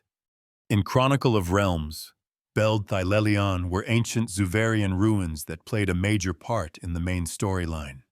They housed several valuable artifacts, including the Tribute of Dominion, a MacGuffin-esque relic that the Hallowed Cabal wanted to get their hands on to advance their plans, and that many of the other factions wanted to either stop the Cabal from getting or acquire for themselves. In the game, Beld Thylelion only opened up at the midpoint of the storyline. Time-wise, this was probably about 10 or so months into the game, as there were several time skips during the later sections. At this point, the player would often be around level 50, so while they were far from being among the strongest, they were at least decently powerful. The problem was that when Beld Thylelion opened up, everybody that was aware of it came running. That meant the Hallowed Cabal, Tribe of Sin, Shields Guild, Rising Isle Mages, Mage Towers, and more. And as far as Scarlet knew, there were no hidden entrances or anything like it that you could use to get there earlier. Even though you always found the Tribute of Dominion first as the player, that was only because the game was set up so that the player would get there first. She couldn't be certain that, if she were to try and replicate that scenario in this world, it would play out the same. And considering all of the different powerful people that were present at that point, even being near the ruins when they opened up was a real risk. Of course, the quest just wanted her to enter the ruins before others, nothing more. But apparently, failing that led to demise. What that meant, she wasn't completely sure about. It could mean that the system itself would kill her, or maybe that this world would somehow destroyed, if that was something that was within this system's powers. But it could also refer to the consequences of her not reaching Beld Thylelion first. If, for example, her not getting there first meant that the Hallowed Cabal arrived first, then the ultimate consequence of that would probably also be demise. as it'd mean they would get the tribute of Dominion first, although that didn't really fit with the whole enter before the others part. But honestly, while all of that was certainly on her mind, it wasn't what she had first thought about when seeing this. She wasn't thinking about how dangerous this quest sounded, but rather about how it was decided that this was the quest she should get at this point. It was just too coincidental. After all, she had already started putting plans into motion that would ensure she didn't have to care about who could enter the ruins first when they opened. If she succeeded, there was no question about whether she would be able to finish this quest or not. This had been one of the earliest goals she had started planning for when she arrived here, because she knew it was vital that the Cabal and others didn't get the tribute of Dominion while she was still living in this world. Was this just providence? The opening of Beld Thylelion was a pretty major event in the game. It could just be a coincidence that the main quest just so happened to fit her plans so well. But she felt like she'd had a lot of such coincidences in this world. And just from reading the quest, it was more than clear that something had created it specifically for someone in her situation, just like many of the other quests she'd completed. There was a clear intelligence behind it, and in the end, this was the world of a video game. Which of those came first, the game or this world, or how they related to each other, weren't questions she knew the answer to. But it was clear that things like this didn't just happen randomly, so coincidences like these were also suspect. Unfortunately, like usual, she didn't have anything real to go on in order to draw any conclusions. All she could do was come up with theories, none of which would help her solve these questions. But this did help her with reaffirming her current goal, as well as providing some hope that she would be able to decipher what this system was and who was behind it sometime in the future. Her eyes lingered on the reward section of the quest. That also looked pretty interesting. The skills menu shows available upgrades, including Greater Pyromancy for 10 points, Superior Pyrokinesis for 25 points, Hydromancy for 5 points, Superior Hydrokinesis for 25 points, and Greater Mana Control for 10 points. The new skills section is currently locked. If she were to guess, the additional skills menu privileges meant that the new skills section would be unlocked, which might mean that she could finally unlock some new skills other than those she had started with. Considering some of the skills that had existed in the game, this was a very appealing prize. And as her only other choice was apparently demise, she was going to have to clear this quest no matter what. In a way, she felt like this quest took away some of the burdens she'd had on her shoulders. She had felt a little bit uncertain about implementing some parts of the plans she had when it came to getting into Beld Thylelion, but now she didn't have much choice. Scarlet. She turned away from the wall of text in front of her as Evelyn said her name. She now realized that everybody was looking at her. Yes. What is it? She asked, trying to act normal. You weren't saying anything. It was quite shocking news, she said, briefly looking at the wall of text before her and focusing on it so that it disappeared. I was simply processing the ramifications this might have. She would have to wait and see what further things she would learn about this system in the future. But for now, she would have to focus on the present. Chapter 63, Returning. Now that the Light Fest has ended, I will soon be returning to Freybrook, Scarlet said, looking across the table to where Alyssa, Shin, Finn, and Rosa sat. They were still in the dining hall, but Evelyn had recently left because she had wanted to check deeper into which places had been attacked by the tribe of Sin.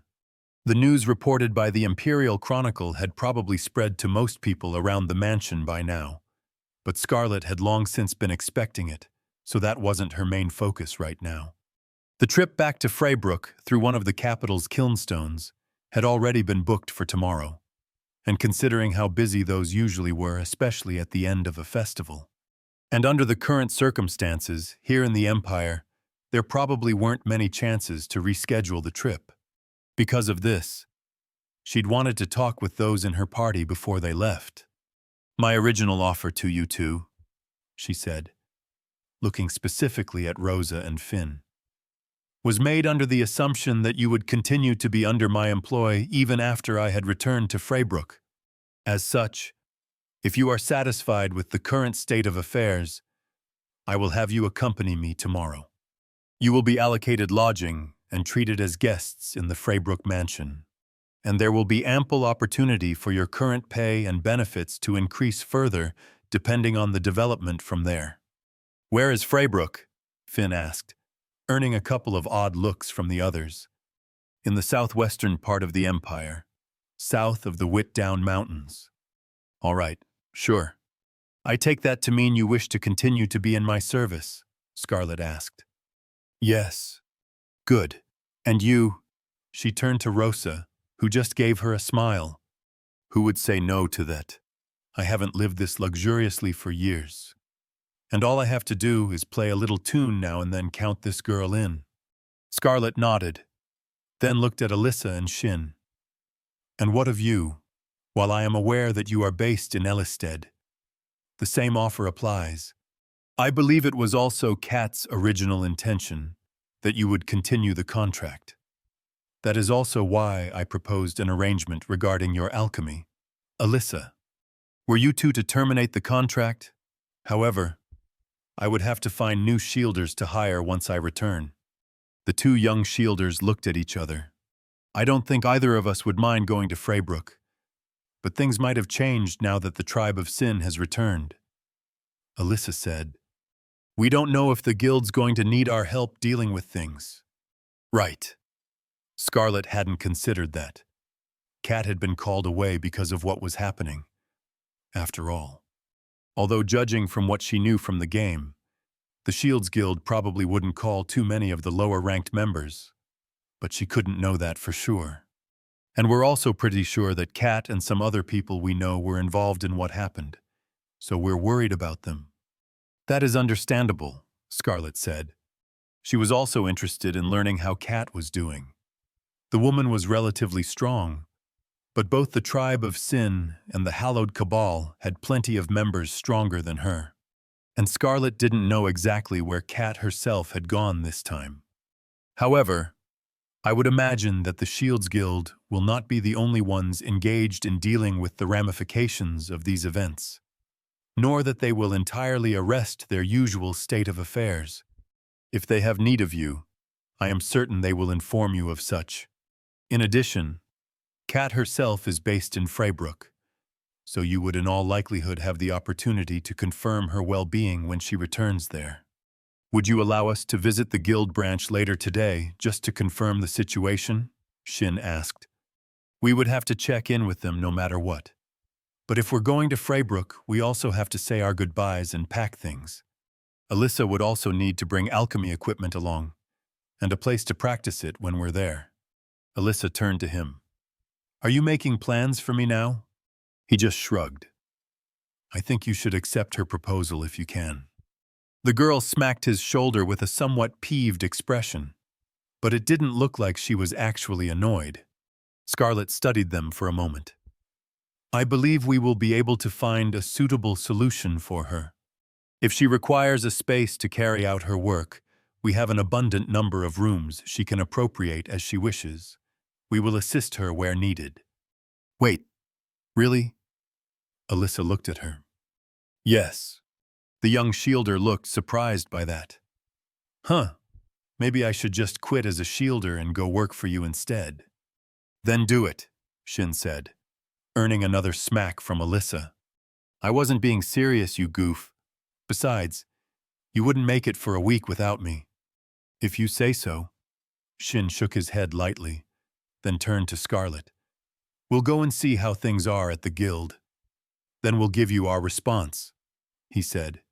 Scarlet simply gave a nod in reply. "Very well.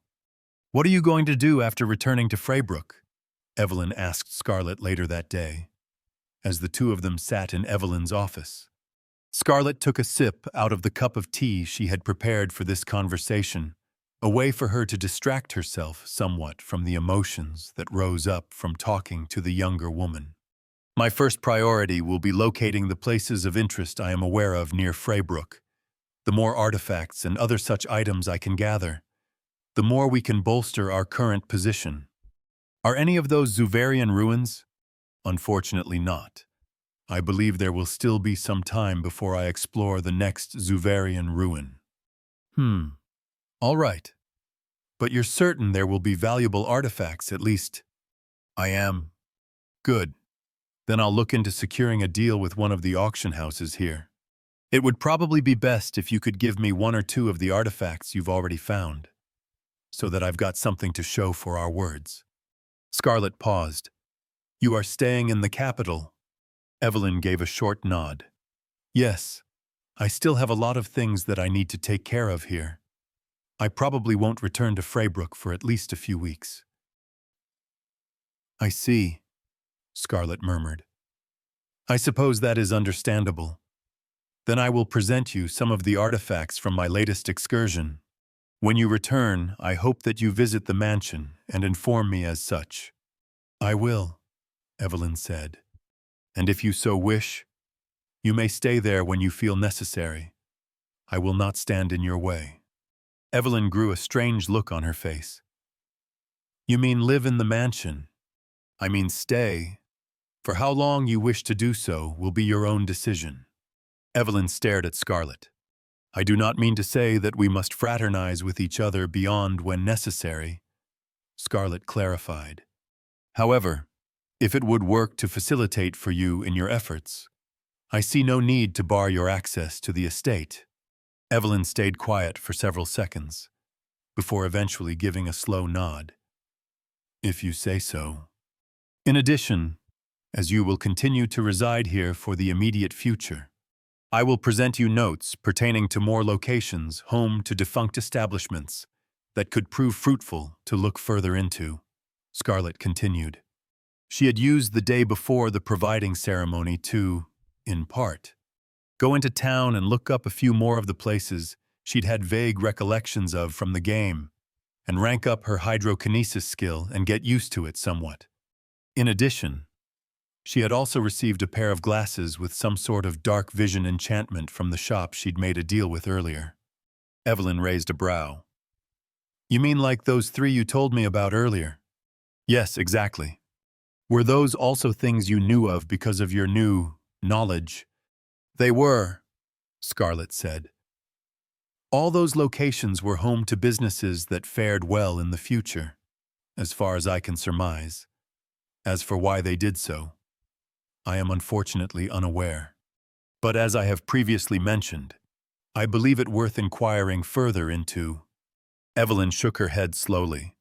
But if Scarlet were to guess, she probably didn't think her words were completely bogus anymore. I'll look into it. Ensure that you do so, Scarlet said, taking another sip from her cup.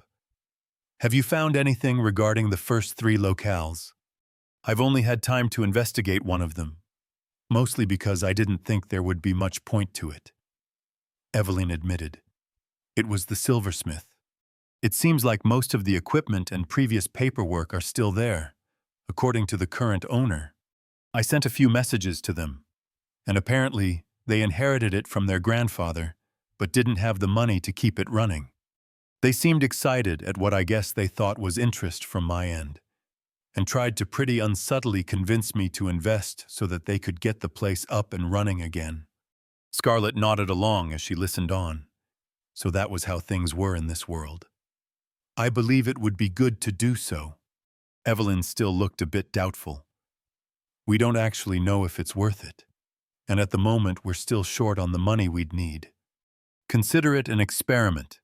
If the venture appears promising, we know that there is potential in investing in the other locales as well, and money will not be an issue for much longer.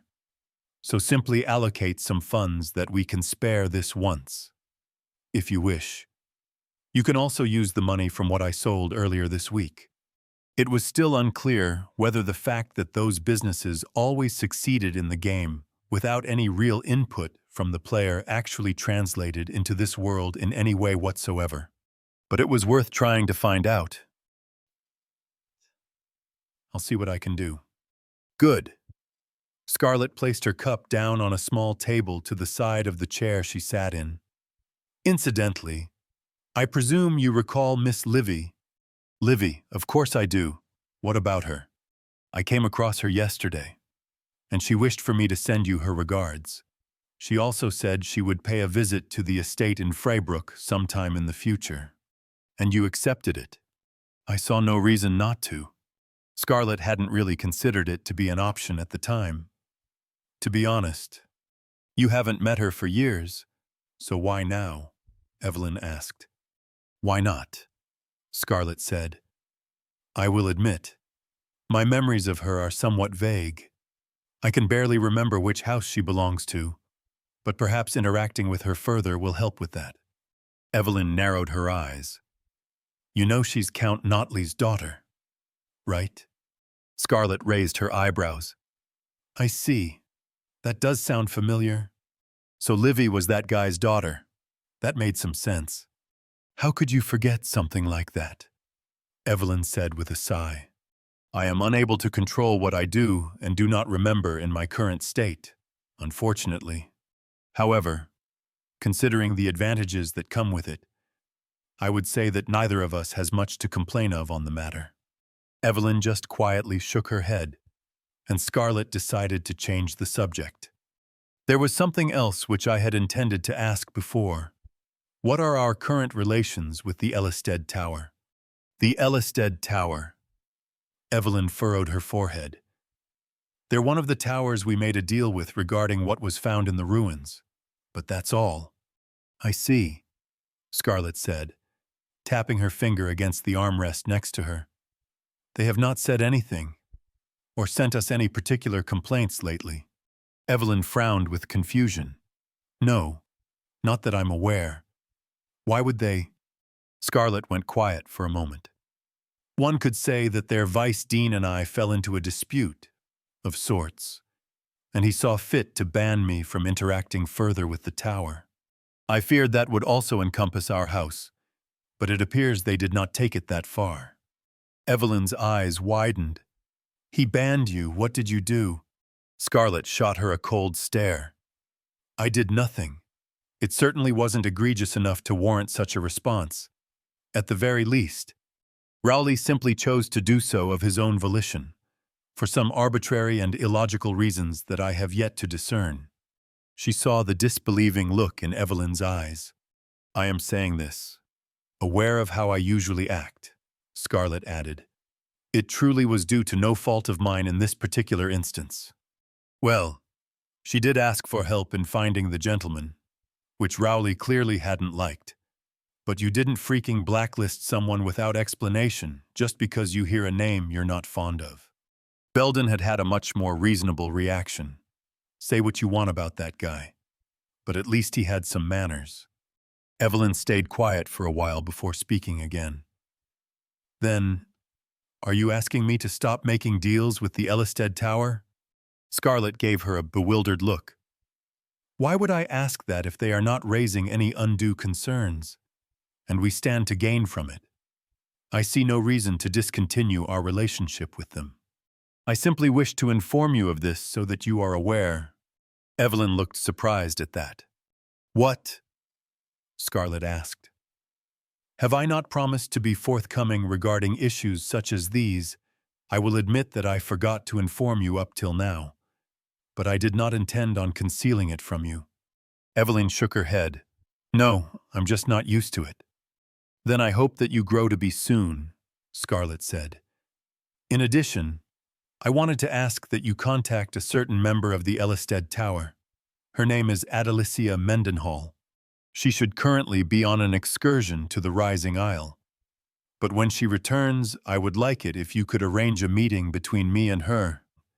I believe she is likely to accept. But if she does not, you may feel free to inform her that I have valuable information regarding the Zuver that she would be interested in. While Scarlett didn't need the tower's help finding the gentleman anymore, and she was banned from interacting with them, it would still be good to establish a relationship with some of their higher officials. Adelicia also held some leverage within the Eustrom Assembly, which could be useful in the future. Adelicia Mendenhall, Evelyn hummed. Sure, I'll send the message. I appreciate your support, Scarlett said, though the words did leave a bad taste in her mouth. She then stood up from her chair. That is all I have to say for now. If there are any further details you wish to go over, we can do so before I leave tomorrow.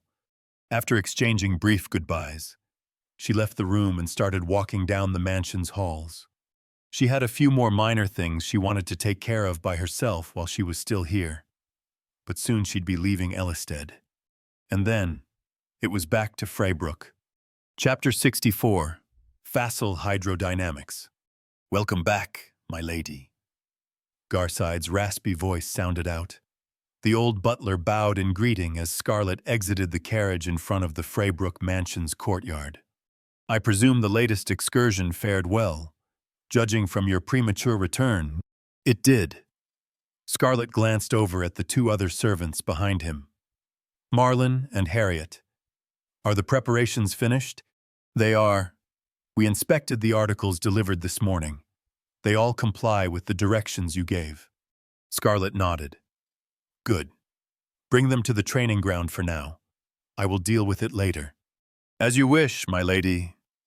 The old man stepped aside as Scarlett walked past. What was that about? Alyssa asked from behind. The young shielder and the rest of Scarlett's entourage had exited the carriage right after her. Most of their clothes were covered in dirt. Finn's, especially, looked like they'd rolled through mud several times over and been left out in the sun to dry. She had been reluctant about having him ride in the carriage like that, but they hadn't brought a spare change of clothes, so... I am planning on performing some experiments and required certain materials to conduct them, Scarlett replied absent-mindedly. I had put Garside in charge of guaranteeing their quality before I begin. Oh, what sort of experiments are we talking about? Rosa asked, the bard hefting her hurdy-gurdy over her shoulder. The instrument, at least, was devoid of any muck on it. Perhaps you will see at a later time, Scarlett said as they crossed the mansion's courtyard. It had been several days since they returned from Ellisted, and they had been pretty active following that. Shin and Alyssa continued working with her after getting the go-ahead from the guild branch, and they had also started preparing one of the unoccupied storages in the mansion for Alyssa's alchemy. It could apparently be quite volatile. In the last few days, they found and cleared 2 dungeons. Being a low-level area, the items and artifacts found here weren't the best, but they were still worth a decent amount. Scarlett had previously scrounged together around 30,000 solars in a week, after all.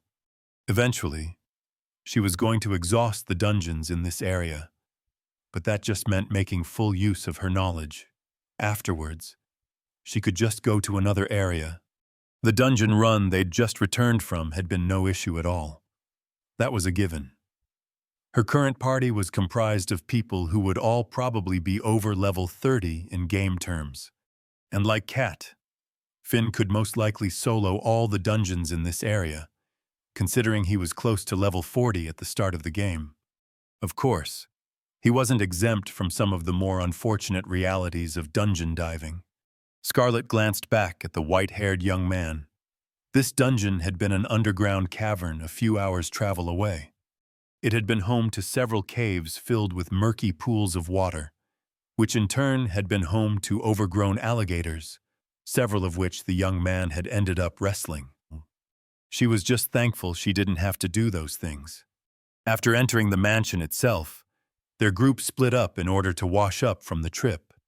Scarlett went to her chambers to clean herself off and change from her adventuring attire to a more comfortable dark blue one-piece dress. Molly, the maid, had stayed near her quarters and offered to assist, but Scarlett brushed her off.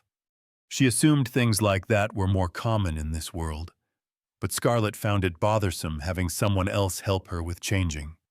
That was one matter where she didn't mind diverging too much from how the original might have acted, not unless she was putting on some dress that was hard to do by herself. Truthfully, She'd become more lax with details like that ever since returning from Ellisted. Maybe it was because she had already told Evelyn part of the truth and didn't feel as much pressure to blend in as she did before. Although, considering how ingrained many of the original's habits were in her by now, there were still several things she couldn't diverge on even if she wanted to. After changing clothes, Scarlett headed to her office and sat at her desk. After jotting down the loot they'd retrieved from this latest excursion, it was good to have it written down, both for her own sake. And for Evelyn's later on, she took some time to look through her notes about the remaining dungeons in the Freybrook area. Some had a couple of items that could prove useful, but there wasn't anything she needed. For now, she was checking the dungeons off in the order she felt surest of finding them. The next one she was planning on locating was a hidden-away copse somewhere to the east that she was hoping Finn could find with his senses. That would save them the irritation of having to look for it for several hours. The entrance to today's dungeon had taken over 4 hours to find, which had been somewhat of an oversight on Scarlett's part. She would prefer if she could avoid such time wastage in the future. After looking over her notes, Scarlett then pulled out her status window. Scarlett Hartford's current status is skills include mana control, pyromancy, greater pyrokinesis, minor hydromancy, and greater hydrokinesis. Her traits are dignified, august, supercilious, cavalier, callous, overbearing, conceited, and third-rate mana veins. She currently has 3,149 out of 4,327 mana and 6 points. Available upgrades include Greater Pyromancy for 10 points, Superior Pyrokinesis for 25 points, Hydromancy for 5 points, Superior Hydrokinesis for 25 points, and Greater Mana Control for 10 points. New skills are locked. Her total mana was still pretty measly, all things considered. She couldn't quite remember what her base had been at first, before getting the Depraved Solitude's choker, but it had at most increased by a few hundred points since then. She had to actively use her mana to increase it, after all. And even then, it only grew at a rate of about 10 mana per day. Considering her goal was to reach a minimum of 25,000, she still had a ways to go. More items would help. For her skills, as she had upgraded her hydrokinesis to greater hydrokinesis a couple of days before she left the capital, she'd had a decent amount of time to get used to the upgrade. Just like when she upgraded pyrokinesis last time, the difference between hydrokinesis and greater hydrokinesis had been very notable. Now she could even put some genuine force behind the water she controlled, which opened up several potential avenues. She was quite excited about upgrading her 2 main skills even further in the future, when she gathered even more skill points. That was, of course, another reason why she was clearing these low-level dungeons at the moment. Scarlett glanced at the clock at the edge of her desk. It might be a good idea to get herself something to eat soon. While in the capital, she'd missed the meals here. Scarlett surveyed the items lying on the stone courtyard before her. It was an array of different-shaped metal pieces, ranging from palm-sized to anvil-sized. One, in fact, was an anvil. She had moved herself to the training ground that was behind the mansion and stood near the wooden targets that were set up at the far end of the grounds. Once more, she had changed clothes, now into a simple set of black leggings with a white overshirt. It didn't exactly fit that much with her current preferences, but it was the first thing she had found now that her usual set of clothes for these kinds of things were dirty. She should look into getting more clothes that weren't just different kinds of dresses. Scarlett bent down and picked up a thin strip of metal that was on the ground. It wasn't anything special, just ordinary iron, barely a millimeter thick. That's what her request to the blacksmith had outlined. A benchmark test, if you would. She raised her free hand, holding out her index finger for no other reason than that it felt fitting. Then she conjured a thin stream of water in front of her nail. The action came a lot easier to her now than it had before she upgraded hydrokinesis, and something this minor didn't even come close to taxing her mind nowadays. She lowered the small water knife she'd created towards the edge of the metal piece, and the liquid split over it. Well, that was expected. This was tricky to do correctly. She'd only ever tried it on paper up till now. Letting the water vanish, she formed another blade yet again. This time, she put even more attention on maintaining the shape's rigidity. She also focused more on making the edge of the blade as thin and sharp, or what at least approached sharpness when working with magically shaped water like this as she could. Interestingly enough, she had noticed that she could use her hydrokinesis to force water to act more like a solid, a bit like ice. Maybe. She wasn't sure if what she was doing was just increasing the density, or if that was even how Newtonian fluids worked. She wasn't a real science person.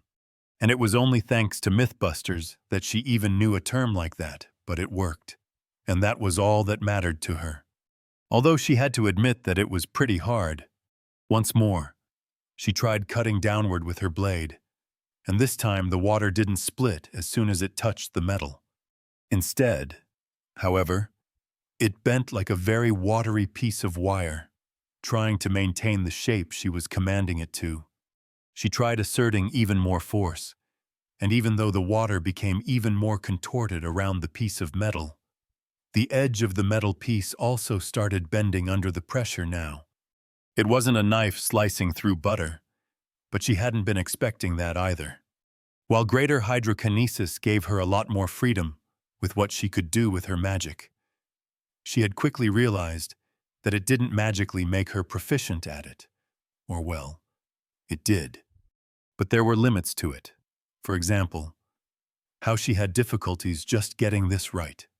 She felt like she had the power, but not the precision, to do what she wanted now. Upgrading mana control further might help with that somewhat.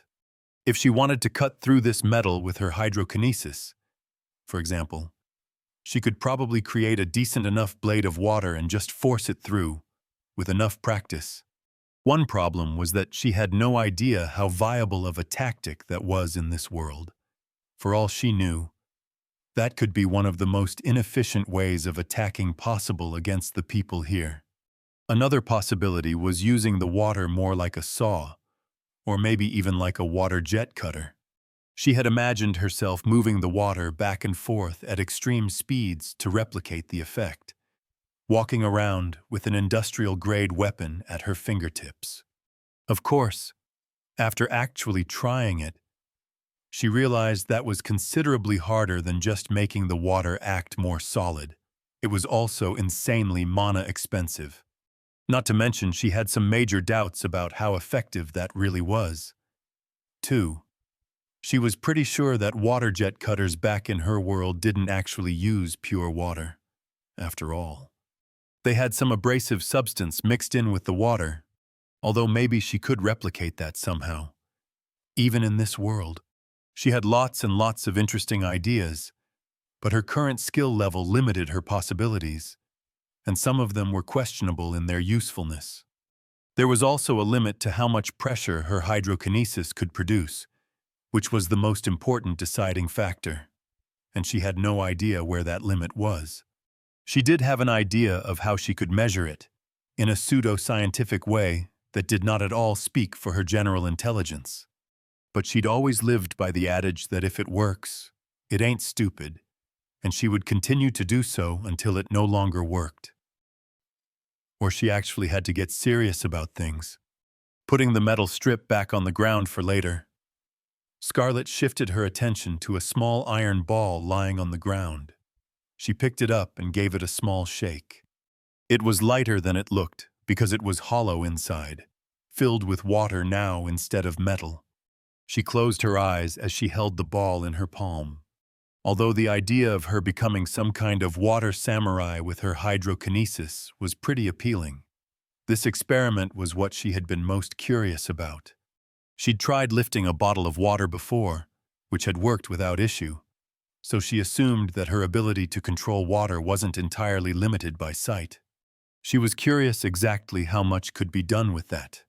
For some time, she stood there, trying to get a sense of the water inside the iron ball in her palm. Eventually, she succeeded, albeit the connection felt somewhat hazy compared to what she was used to. The ball floated up as she moved the water, though it felt like there was a certain lag to the motions, because she was moving the water itself and not the ball the liquid was pushing against. Still, the sphere did move back and forth through the air at her command. She tried putting some force behind it and aimed the ball at one of the wooden targets. It struck the target with a bang, but it was nowhere near strong enough to get through the magical barriers the wooden dummies sported. She would have to explore the limitations of this particular use of hydrokinesis further. For now, she wasn't banking on making a weapon out of it. But what she was interested in was if she couldn't couple this with the alchemy that Alyssa used. She tried using her hydrokinesis to make the ball fly again, to bring it back to her. But perhaps because of the distance, she couldn't establish a connection with it. Eventually, she went and picked it up herself, putting it back on the ground, next to the other items. She turned to the anvil. Somehow, the blacksmith had created a fist-sized hole in its side and made it partially hollow on the inside. Through the dark hole, she could see vague reflections of a surface that she assumed was water. There were a few other items similar to this, but the anvil was her focus. It was the true benchmark, in a way, for her abilities. She took a step back, so as not to be next to the anvil if it were to topple over, then raised both hands. Raising the water was much easier when actually having sight of it. At first, the water stopped as it reached the anvil's ceiling, but she pushed on. A vein on her forehead tightened as she clenched her jaw. Just as she reached her limit, the anvil rose a short distance into the air, slamming back into the ground as she fell to her knees, panting. She eyed the anvil. She'd never been one much for the gym, but she imagined this was how it was when you tried to bench something just above your limit. Staying like that for a while, enough to let her pulse calm down. She stood and studied the remaining items. The anvil might be too much for now, but she still had lots of other things to experiment with. Chapter 65. Reunions, Pla Map. "My lady," Garside's voice called out from the other side of her office door. "We have received a notice from the Shields Guild branch." "Enter," Scarlet said calmly, as she flipped a page in the book she was reading on old legends and fairy tales here in the Empire. A few days had passed since she started experimenting more with her magic, and things had been relatively calm as of late. But judging from what she'd read in the latest issue of the Imperial Chronicle, things were a lot more hectic in the other areas of the Empire because of the attacks that had happened. Garside opened the door and walked into the room. "It is from Miss Breeden," the old butler said, holding up a piece of paper. "It appears she has returned to Freybrook. Miss Astry and Mr. Thornthorn have expressed their desire to visit her, as it appears she will not stay for long." Scarlet looked up from her book. So Kat was fine. She'd started growing worried about the woman after not hearing from her after the attacks. So this was a welcome piece of news. "Did they wish to leave at once?" she asked. "It appears so, my lady." Scarlet looked at the silver clock piece that sat on the left side of her desk. It was noon, and she hadn't planned on clearing another dungeon today, so taking a trip into town would probably be fine. She was getting a little nervous about what the hallowed cabal's next move towards her would be, so she had been a bit more paranoid about leaving the mansion in general. But she hired shielders for a reason. "Inform them that we will leave in half an hour," she said. "You are accompanying them?" my Lady Garside asked, his thick mustache moving slightly as he spoke. Scarlet nodded her head. "That is correct. I am curious how Miss Breeden has fared, and I have a promise to uphold." She glanced at the bag of juham that lay on the other side of her desk. although this was a bit earlier than expected. She could probably scrounge together something for now. Soon enough. Scarlett sat in the carriage along with Alyssa and Shin, moving south from the northern district of Freybrook, where the mansion was located, and towards the heart of the city. They spoke little on the way, but the streets outside were vibrant with life as usual. Before long, they arrived at their destination, the carriage stopping in front of the large stone building with an overhanging white birch roof that was the local Shields Guild branch. Exiting the vehicle after the coachman opened the carriage door for her, Scarlett stepped onto the cobbled stone pavement and glanced around the surrounding square. Alyssa was already on her way up the stairs to the building, with a slightly amused Shin close behind. Following, Scarlett passed under the sign with the Shields Guild symbol on it and entered the wide lobby inside. There were a few more people here now than the last time she had visited, with several of the spots around the tables in the lobby already filled. Most looked to be customers of some kind, though, rather than shielders. Alyssa was heading straight towards the reception desk at one end of the lobby. Scarlett didn't begrudge the girl her eagerness, but followed with a much more calm gait. The receptionist was the same dark-haired woman Scarlett had met the first time she was here. The woman greeted Alyssa when she stopped in front of the desk. "Hello, miss. Can I help you?" "Yes, I'm a shielder," Alyssa said, holding up her shielder badge. "I heard Kat's back. Could we see her?" The receptionist studied Alyssa for a second, her eyes also passing over to Shin as he walked up next to Alyssa. "Kat mentioned she might have guests from the capital. I'll bring you to her soon," she said, her eyes reaching Scarlett. A surprised look passed over her face. She glanced between Scarlett and the other two, somewhat hesitantly. "Baroness, are you also here to see Kat? Or can I help you with something else? I came to meet with Miss Breeden. I see. Then I will bring you all to see her. She has been talking with the branch head for a while now, but I think they should be finished by now." The receptionist leaned to the side to check that there were no other people in line behind them, then started leading them through the same side door and flight of stairs that Scarlett had traveled down last time, eventually guiding them into the waiting room she had been in before at the end of a hallway. "I'll see if Kat is free, so please wait here until then," the receptionist said as she left the room. Scarlett walked over and sat down in an armchair next to the table at the center of the room. Shin and Alyssa did the same, although the latter did seem confused.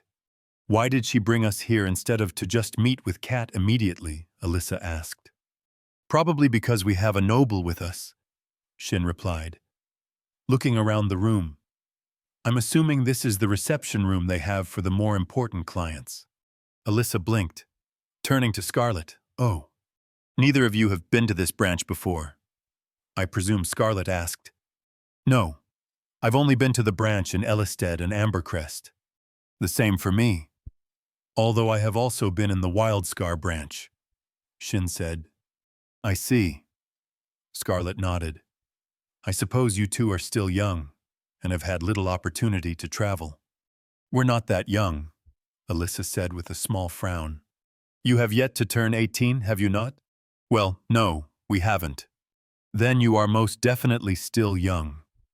I am close to 10 years your senior, and I would still hesitate to describe myself as anything other than young. From what Scarlett had seen of the family tree, the real Scarlett was only about a year older than her. What Alyssa stared at her, "I thought you'd be older." Scarlett arched an eyebrow. "And why is that?" Alyssa grew a flushed face. "No, it's just that you have a very mature air to you," Shin finished her sentence. "Compared to Rosa, you act a lot older." "Is that so?" Scarlett tapped her finger slowly against the armrest. "While I believe you underestimate Miss Hale based on appearances, I do see your point." Alyssa knitted her brows. "What do you—" The door was knocked open. In walked a tall woman in simple clothes, with sun-bleached gold hair hanging in a braid above her shoulder. Cat Alyssa cried out and got up off her chair, then stilled as she stared at the older shielder. Wait, what happened to you? Scarlet narrowed her eyes, noticing that the lower half of Cat's right chin had a large burn, cracked red skin running over it. Hey, Ali. Shin. Cat smiled at the two young shielders. She pointed at her chin. This, you could say I got in over my head, and unfortunately, I didn't quite manage to get myself healed in time. Alyssa ran up to Cat, a worried expression on her face as she looked over the older woman. Shin had also stood up to move closer. Was this from all of those attacks that happened across the Empire? Alyssa asked. It was. Cat's countenance darkened. We lost a lot of people. They all went quiet for a moment. But then Cat smiled again as she looked at her two juniors. But we can talk about that some other time. Right now, it feels good just seeing you two again. It's been so long. She grabbed both of them and pulled them into a hug. Two full-fledged shielders, ready to make a name for yourselves. To think I'd see the day. Alyssa looked uneasy for a moment, but soon relaxed and returned the hug with a small smile. It's good to see you too, Cat. Cat's eyes turned to Shin. I hope you've been keeping an eye on this one. Made sure she hasn't gotten into any trouble. Shin smiled as he removed himself from the hug. She's been relatively well-behaved lately. Hey, Alyssa cried out as she also released herself from Cat, readjusting the goggles on her head that had fallen down over her forehead. Scarlet had stayed silent till now, content to let the three of them have their reunion. Now, however, Cat turned to look at her. I'm going to be honest.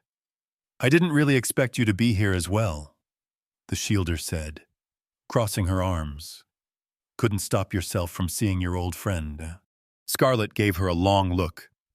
I would hardly describe us as old friends. Not yet. Maybe. Cat let out a laugh, gesturing at Alyssa and Shin. I hope these two have been useful to you. They have, Scarlet said with a nod.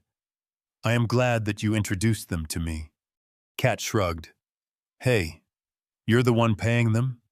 It's good that they get some experience, and I imagined that working with you might be fun for them. She looked at the two younger shielders. Did you visit any strange places? Oh, yeah, we did, Alyssa answered. The last week we've been going to all of these hidden caves, and a couple of weeks ago we visited this magical forest full of bloodthirsty fairies. Oh, and back in Ellisted, I even met the princesses. Bloodthirsty fairies and the princesses. Cat glanced at Scarlet. I thought I did weird things. Scarlet smirked. If you are envious. I know of several other such places that you might enjoy. Yeah, of course you do. Cat shook her head, focusing her attention on Alyssa and Shin. I'd love to chat and catch up on how things are, but I have to talk with Scarlet about a few things first. The two of you could go and ask Kyla where the back room is, and you can stay there for the meanwhile. I'll come find you later. Alyssa looked between Cat and Scarlet.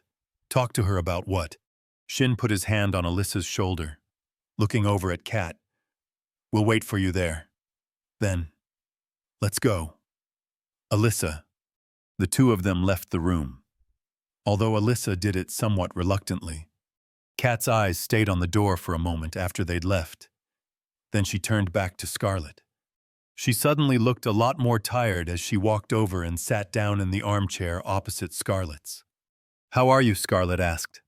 Alive, Cat answered, gently touching her hand against the side of her face. That's about as much as I can ask for. What happened? A lot of things, Cat said, lowering her hand. But first, I should probably thank you. Scarlet leaned her head to the side. Thank me? Yes, I probably wouldn't be alive if it weren't for you. Cat looked her in the eyes. I ran into that veil you mentioned. Scarlet stilled. I see. I am glad that you are still alive. Vale did not give most people the chance to escape, unless she thought there was a chance that they were strong enough. There are others that aren't, Kat said with a dark expression. I was lucky. Where was this? Scarlet asked. She didn't know for sure where Vale showed up this early in the game, but she had guessed that it would be Brynwick, considering that was the most important location for this occurrence. I was sent to Brynwick, along with some other shielders. We cooperated with several other organizations to evacuate and protect the place, but we were still overwhelmed. Scarlet tapped her finger against the armrest. I was afraid that would be the case. She had been expecting it, to a certain degree. She wasn't sure if her warning could have made too much of a difference at this point, no matter what she said. The Guild is on high alert right now, and we're working all over the Empire to help those affected and find out what the Tribe of Sin is up to, Kat said. She turned quiet for a moment. Oh. And the Hallowed Cabal as well, I guess. Does that mean you will be occupied for the immediate future? Scarlet asked. Probably. Yeah. I can't really say. For now, most of the high-ranked shielders will be busy. I think only a few will remain at the branches in order to deal with more important and dangerous requests. I see. That is a shame. I had hoped to commission your services once more. Kat gave a small smile. Well, I might be up for it later. Can't say I've ever seen any fairies before. That reminds me. Scarlet looked around the room. Right. She gave the bag of Juham to Shin. When you talk to Shin later, ask him to give you the items I spoke to him about. They are a reimbursement on my part. Kat gave her a confused look. Reimbursement? It means compensation. Wha? Kat shook her head. I know what reimbursement means. I just don't know what it's for. When we were originally assaulted by the Hallowed Cabal's assassins, you lost your equipment along with the burned carriage. If I remember correctly, I promised to compensate you for it, in recognition of the aid you had lent me. Kat scrunched her face together, placing her hand on her neck. You said that, did I not? Scarlet frowned. She had most definitely promised herself that she would do something like that, but she couldn't quite remember if she'd ever told Kat about it. No matter. I will give it to you anyhow. You don't really owe me anything. I can't exit. Do not attempt to refuse it, Scarlet said. It is nothing remarkable, and certainly not anything I have need of. But it could prove useful to you in the future. Be a good shielder and accept what I am deigning to bequeath upon you. Kat raised both eyebrows in a small smirk. Someone sure is pushy. I have already chosen the items. There is not much point to me keeping them anymore. You may do with them as you wish. They weren't particularly special items, really, just what she had on hand. There was a pair of gloves that made Terramancy slightly more powerful, a light set of slightly rusty armor that